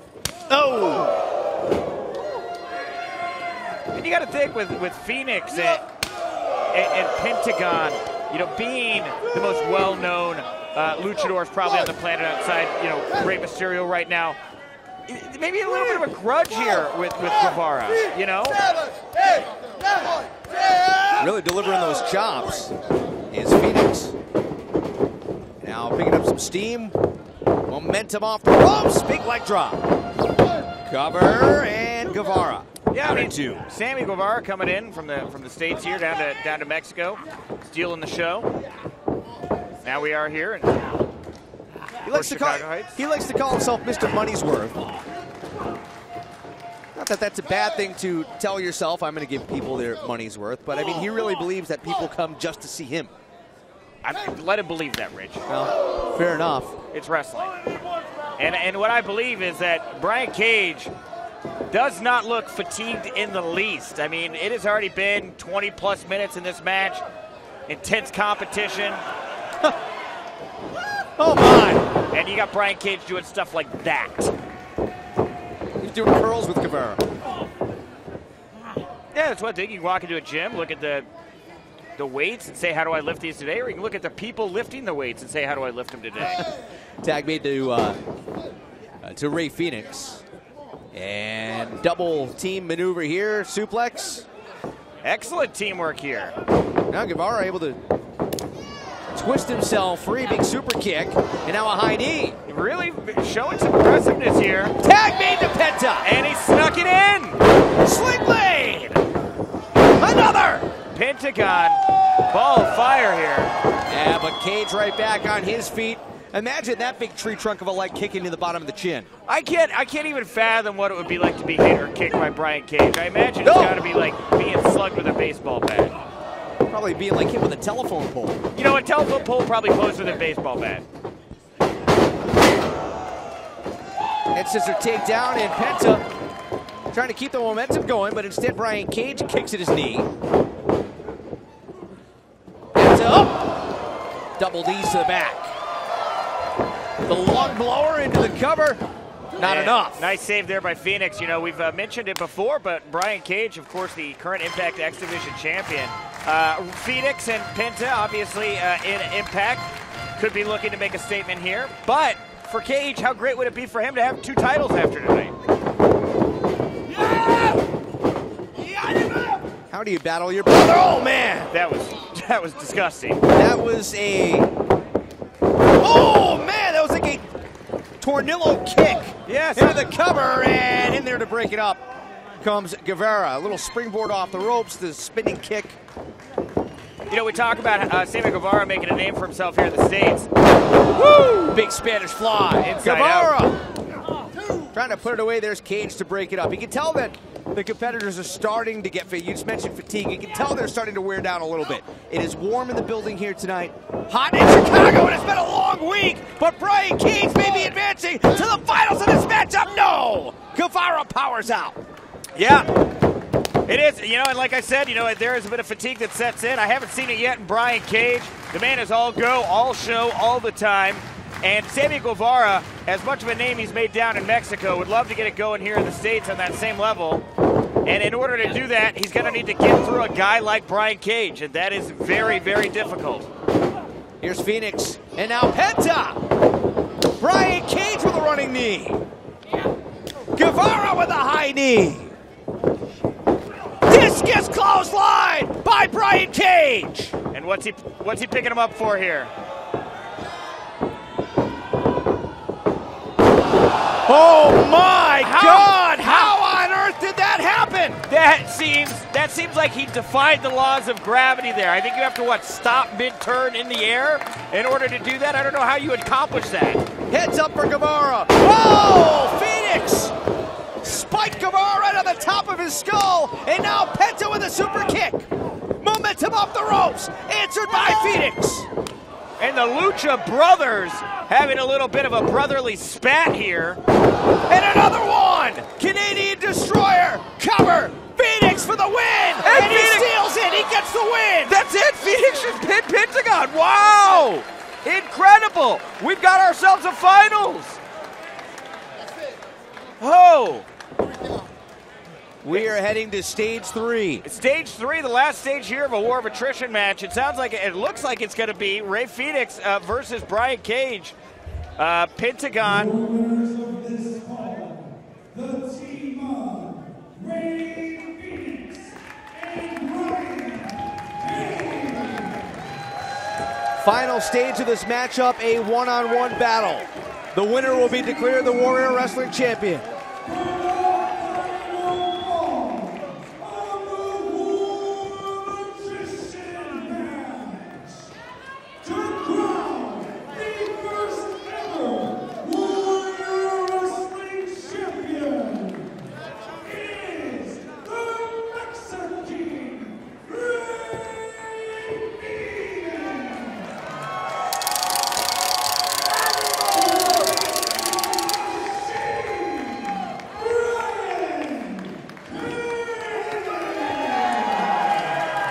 And the stage is set, Rich. We have our final 2 competitors. We've seen the eliminations of Pentagon, of Sammy Guevara, of Rey Mysterio, Austin Aries, Rich Swann, and Jeff Cobb. All great competitors, but one of these 2 men is going to walk away with that beautiful new Warrior Wrestling Championship. You see a bit of hydrating here. Phoenix and Brian Cage both getting in a last second bit of electrolytes there. Seemed like they were getting some Gatorade into their system. You're going to need that last boost of energy.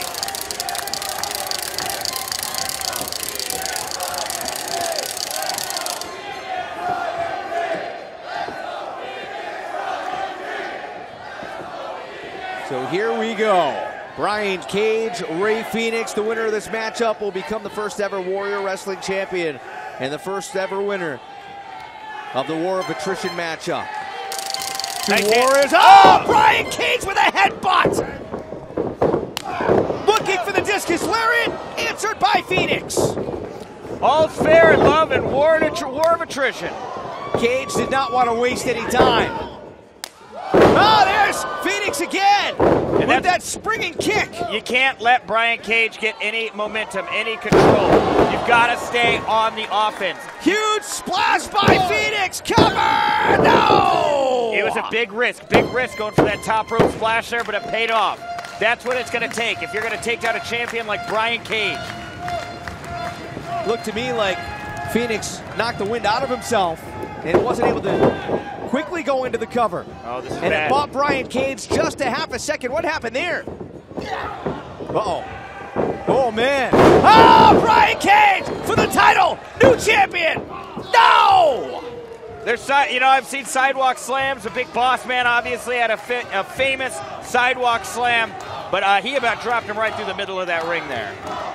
About a second before that. I don't know if Cage just got sweat in his eyes or looked like something stunned him, but was able to catch Phoenix coming off the top, and now Cage setting up for the pump handle. No! Phoenix able to counter. Now Cage trying to roll Phoenix up. Misses with a kick. The action frenetic here in our main event. Brian Cage with a power bomb. That's one. Buckle bomb by Cage. And that has really got the bell rung of Phoenix. How he found it in himself to kick out of that, I'll never know. I thought it was it right there.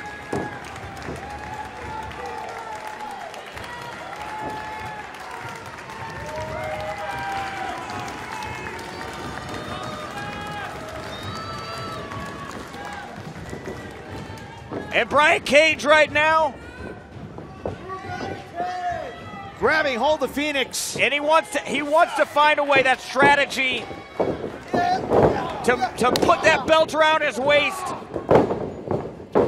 Cage misses with the clothesline. Handspring cutter! Handspring cutter by Phoenix! But look at how worn out Ray Phoenix is. The same can be said for Cage. Phoenix draping the arm over Brian Cage, who gets the shoulder up. Wow! It's been nearly 45 minutes of action. These guys have already been through 2 matches. And a drop kick by Phoenix sends Cage to the outside. Dangerous position for Cage. Here comes Phoenix flying over the top rope. My God! How does he have the energy for that? Most guys will wrestle in 8-man tournaments, 3 matches in one night. Phoenix has found somewhere a reserve well of energy and could be staring at becoming the new Warrior Wrestling Champion. Swanton off the top. And he hit it perfectly, Rich. Cage popping the right shoulder up. So close to crowning the first ever Warrior Wrestling Champion. And I think Ray Phoenix thinks he is on the track to success here. You see him knowing he is so close. He can taste that gold. He can feel it around his waist. He sees Brian Cage down, out. Digging deep, trying to find the energy to go up top one more time. Took too long, and Cage is there to answer. And Cage finally getting back in a little bit of offense here. Oh my God, we're gonna get, yes we are! That is some freakish strength for Brian Cage. Into the cover for the title, and no, Phoenix refusing to give in. Yeah, you can't come this far and come up short, Rich. You never want to look back at the Super Bowl you lost, knowing you only had 3 yards to go. This is it. This is the dance right here. Brian Cage, it's your time to shine. Fireman's carry. Cage caught him, high knee. Drill claw! Into the cover! Here we have a new champion! Brian Cage has outlasted all others! Wow! The winner of the first ever War of Attrition matchup, Brian Cage! The Swoverine is the crowd chants.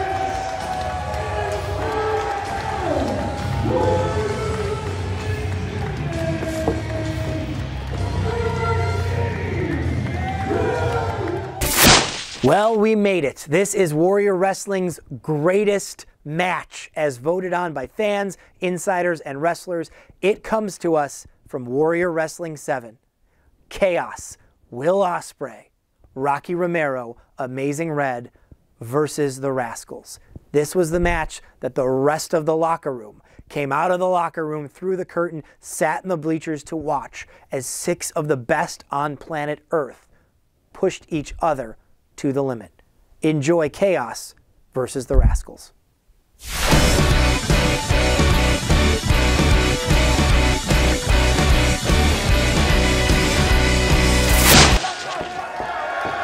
Rocky Romero looks like he's going to start it off here for Chaos. Matter of fact, was supposed to play basketball at Notre Dame, but blew out his knee in the final game of his senior season. Let's go. Here we are. Let's focus on the match, Rich. As much as I love your punditry. Get it? Rocky Romero here started off for his team. Against Zachary Wentz. 6-man tag team action. First pinfall or submission determines the winner. Now, Romero here, I mean, he looks so young, but you got to remember he made his debut in '97, right? Yep. Trained by Inoki at the New Japan Dojo in LA. Can you imagine being able to say you were trained by Antonio Inoki? I can imagine it. I mean, well, I don't think I'll ever live it. Right. Rocky Romero has the crowd in the palm of his hands here at the moment. He is a former IWGP Junior singles and tag team champion, so he's held a lot of gold. And that's going to come in handy here. Rascals and Impact have been a lot of fun to watch. Ton of fun. And Zachary Wentz here taunting Rocky Romero. Just took a page out of the Ravenous One, Randy Myers' book, with that little exchange there. Yeah, that's their thing. That's what the Rascals do.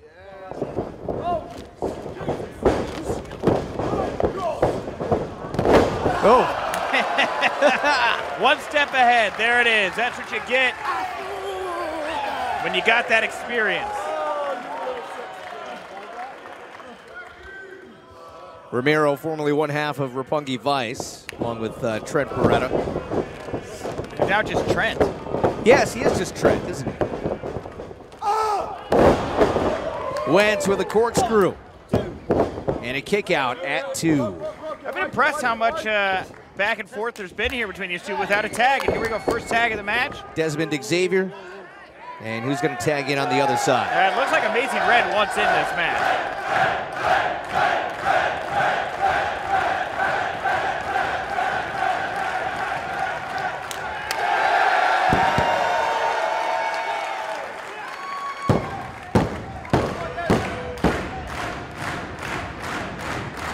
And you can literally see the cameras shaking right now on screen. The crowd, you know, this is the last match of the night. I think 10th match of the night. You'd think it was the first one from the energy in this room right now. Fans have been waiting all night for this. Let's be honest. Yeah. Well, Suzuki as well. We don't want to sell that short. But It's been a stacked card the whole show. I mean, a true all-star night of action here in Chicago. this is just the cherry on the top of what has been a delicious pro wrestling Sunday here tonight.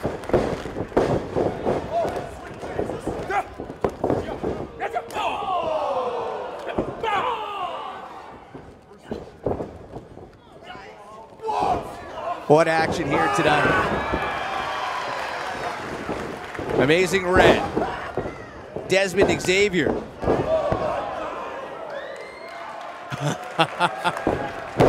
Whoa.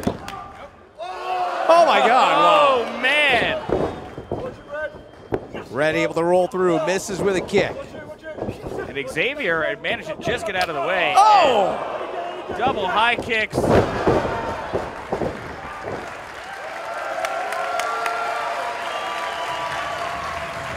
Look at Will Ospreay on the apron here. Again, this room is just always electric right now. I don't know that I've ever felt this kind of intensity in a pro wrestling show before.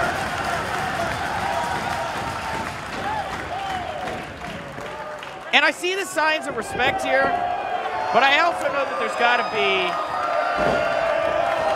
Oh, we're going to get it. Here he comes, Rich. Trey Miguel, the legal man for the Rascals. Let's just listen.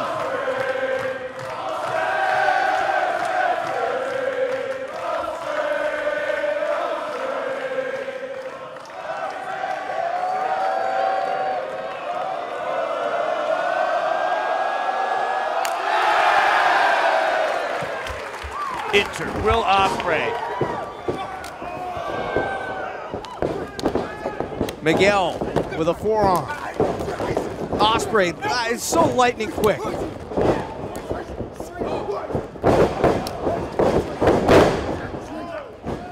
Classic bouts with Ricochet, Vader.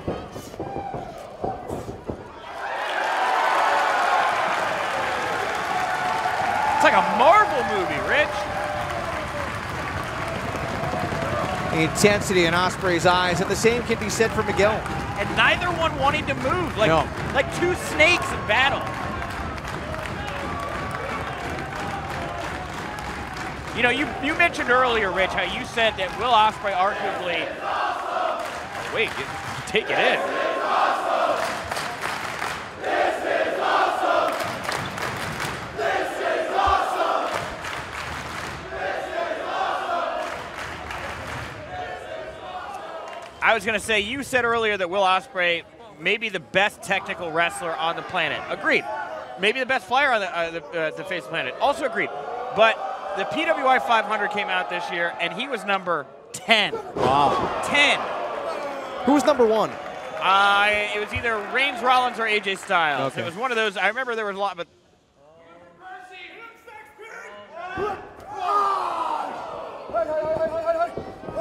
And here we go. Will Ospreay now having to start rethinking his strategy a little bit here. He seems to be losing the wave of momentum, and oh, a quick snap in the neck there from Trey Miguel.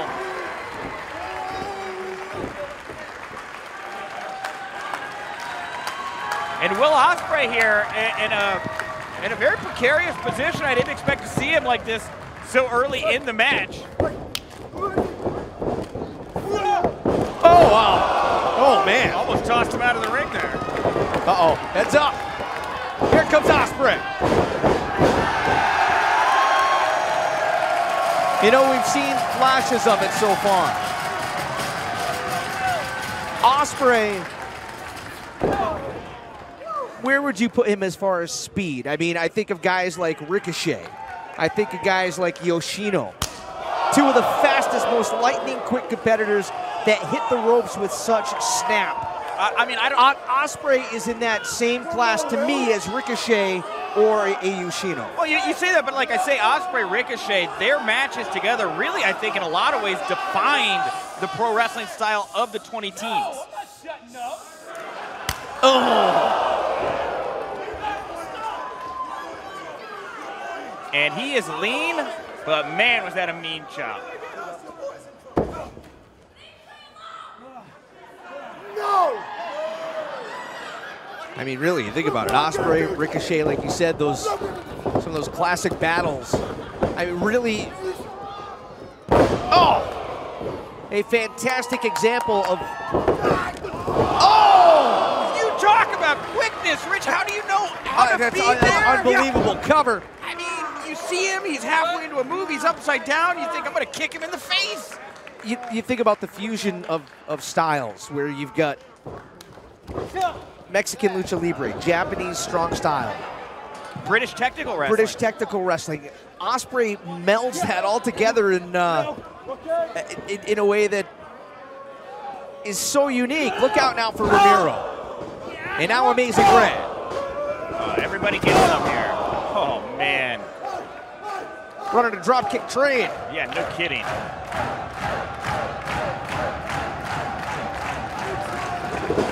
Oh! The train came in.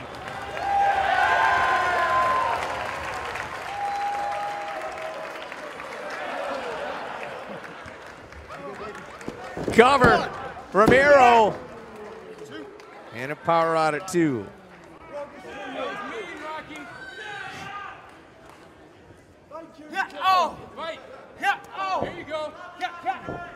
And the Rascals here now trying to get something going. You know, the thing that's always been an advantage of the Rascals is that they are a group. They work as a pack.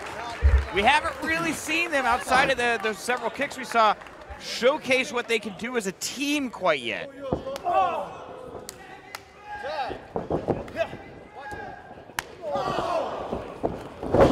Well, and here it is.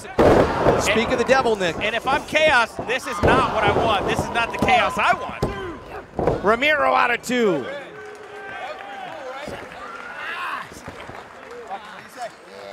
And Wentz here trying to slow it down, grinding away at Rocky Romero. Big overhand elbows right to the chest. One errant elbow to that chest. You can stop your heart with something like that, Rich. It's true. You think about Jerry the King Lawler, what happened to him? Yeah, you're right. And here comes back in Desmond Xavier. And another taunt right to the face of Ospreay in red. The Rascals, a young group of up-and-comers that they've held championships. PWG, Pro Wrestling Revolver. And look at that. A quick tag, and now who's legal? And hit tag, and now. All right, hold on. Yeah, no, this is good. This is what the Rascals need to be doing. Xavier. Oh, look at that. With a sheer drop. But you want to pull one of these members of Chaos away. In this case, it's Rocky Romero. You want to keep him away from his corner. You want to stop him from able to making that tag. Total disrespect to Will Ospreay here. And you want to keep him in your corner. Look at Rocky Romero here. They've done such a great job, this triangular formation, pushing him back into that corner. Quick tags in and out, a lot of offense, a lot of brutality. If they can stay on Rocky like this and not allow Will or Red to get back into the match, they've got this thing in the bag. Cover. And again, Romero out of 2. Main event here tonight, Chicago, Illinois. Warrior Wrestling. And now, here we go. Last chancery. And there it is, yes. Well, Aries isn't here tonight. Somebody's got to do it. Romero writhing in pain. Trying to work his way out of this predicament. And get over to his corner and make a tag.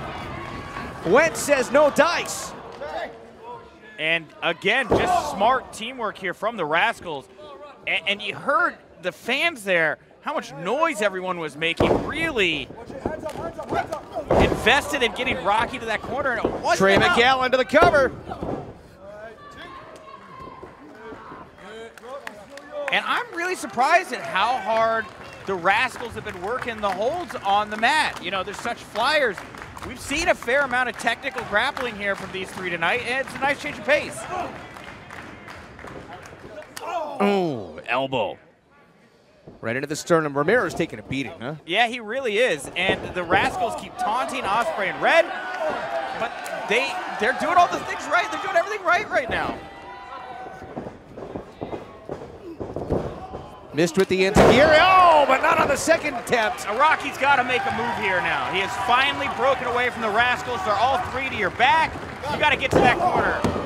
Oh, and it just couldn't put it together. Zach Wentz, they're taking out Red and Ospreay in that corner. And now Rocky Romero is set to get more punishment. No! Able to counter. And wow! Double head scissor takeover.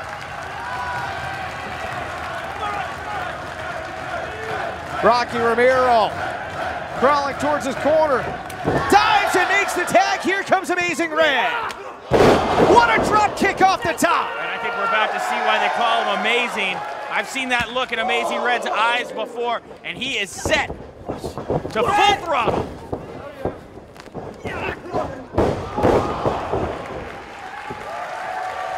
Miguel went flying. Amazing Red. Tornado DDT. That seems to discombobulate their Red for a second. Wentz running right into a big kick. And Will Ospreay, did he get the tag there? I think he may have. Electric chair senton. What? Ospreay to win it. Oh, a kick out at the last moment. Did he have an invisible skateboard and skateboard ramp that I didn't see? Not even sure what that was. A running corkscrew splash. I'd call it a magic eye. I think it's whatever you saw in it. Ospreay again! Huge flying forearm there. And he is feeling this crowd here tonight at Warrior Wrestling. Hard not to. They are loud, they are boisterous. An electric atmosphere here tonight. And this is an inter-promotional war, not just a win, not just a payday on the line. New Japan versus Impact.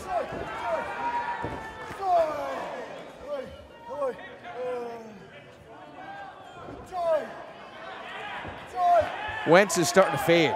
Yeah, Wentz looks out on his feet. I mean, I don't know why Ospreay keeps kicking him. Oh! Well, I guess he... Open-handed slap, high knee. Oh! Spinning chop, Wentz. And Ospreay just had his head down for a half second there. I think he was prepping to do something else. He got caught with that knee to the face. And Desmond Xavier now, again, clearing out that corner. I've been so impressed with the ring awareness here of the Rascals. They know where every one of their opponents is at every given moment, and they've just done a great job manipulating the space in that ring. I mean, they've matched chaos and speed. Uh-oh. Uh-oh. Xavier able to get free. Ospreay had him, momentarily in a full Nelson. Wow, ran up him like he was a wall. Straight up, the Enziguri. Toppling. Desmond Xavier, now Ospreay again. Dumped to the outside. Lucky caught himself on the ropes. Wentz running ready to a head scissor takedown by Romero.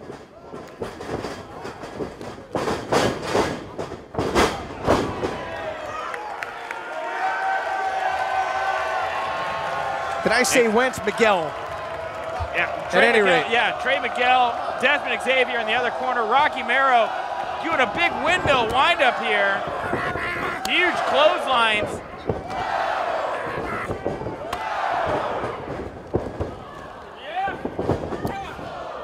Xavier with a running uppercut. There's Wentz with a drop kick. Yeah, amazing. Oh! He's getting in on the action here. Missed with the first kick, connected with the second. The action so quick. Oh! Handspring kick. I mean, my God, it is breakneck pace. Ospreay again. Oh! He was looking for that double Os cutter there, right there. That's twice now he's gone for his finisher, only to be cut off by the Rascals. And Rocky Romero, he's the one that's able to turn his opponents inside out. Double clothesline, everyone's down. Everybody's down, Rich. Everybody trying to catch their wind as the crowd rising to their feet. Our camera's doing that thing again where it's getting smacked around like it's in a hurricane.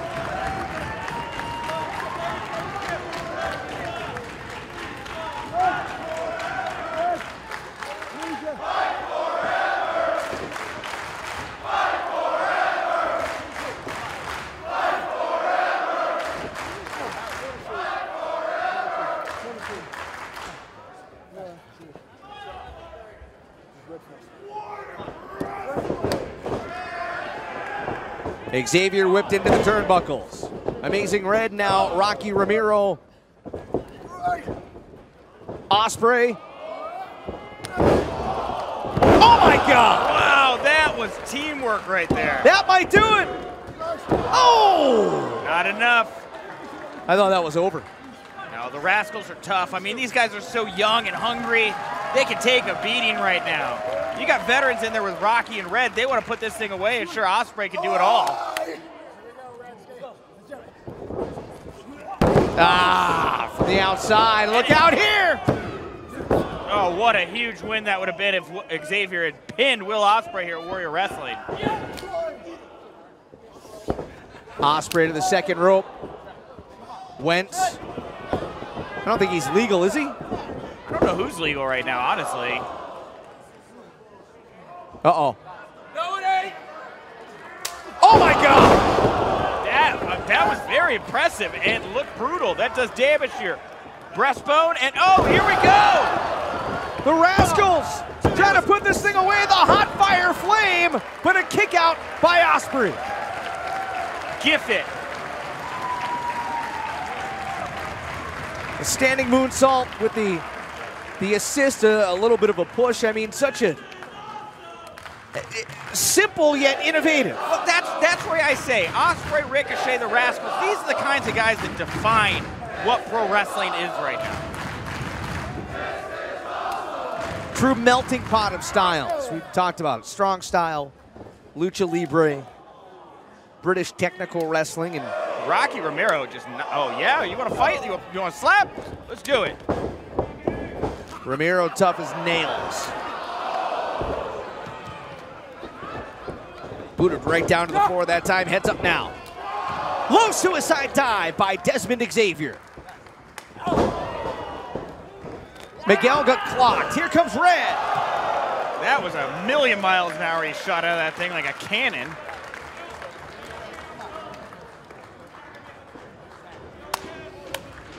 And what is Zachary Wentz thinking here?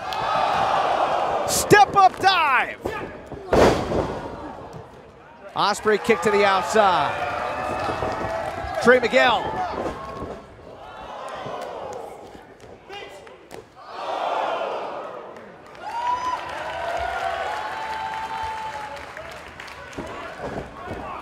Amazing Red back in there.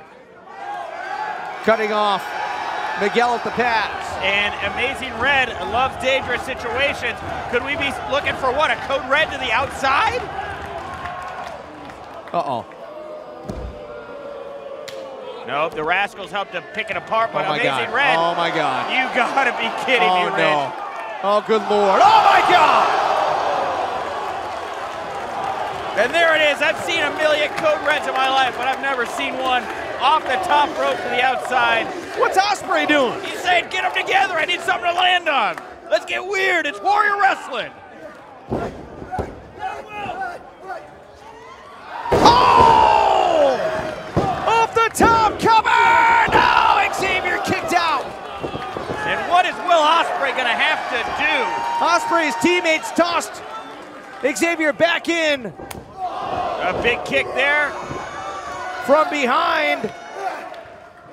Right in the face. Oh my God! Could sever a man's spine like that.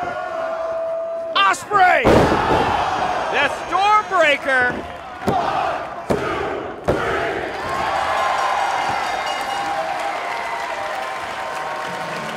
What incredible action here tonight in Chicago. And Will Ospreay did not disappoint. Chaos did not disappoint. The Rascals did not disappoint. Everyone in this room right now, everyone at Marion Catholic High School on their feet. An embrace there with Amazing Red, who Will Ospreay himself has called Amazing Red an inspiration to him for everything that he's done. A hugely emotional moment here with Ospreay, Romero, Amazing Red celebrating this victory over the Rascals, over Team Impact. A huge victory here for these three men. A huge victory for Chaos.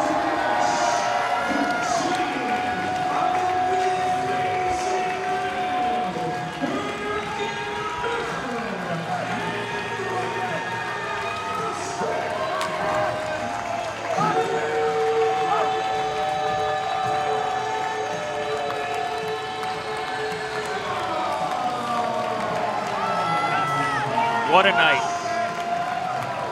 You know, Nick Hausman, I hope you and I did that match justice. Me too. You know, Rich, I'm not going to lie. This is a bit nerve-wracking tonight, walking in, calling the action. Such great talent here tonight, but honestly, this was a blast for me.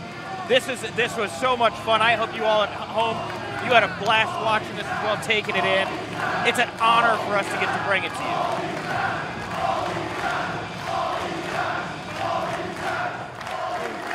And look at that. And that is how you want a show to end. Beautiful, heart-touching moment.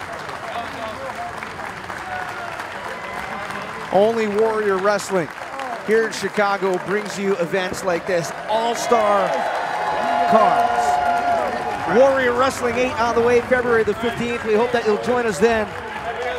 Tonight, Rocky Romero, Will Ospreay, Amazing Red, getting the win over the Rascals, Trey Miguel, Desmond Xavier, and Zachary Wentz. The moment belongs to these 6 men. Well, thank you so much for joining us throughout this countdown of Warrior Wrestling's greatest matches so far. We hope to add to this list and lists like it going forward into the future. We thank you, and we look forward to seeing you at the next Warrior Wrestling show.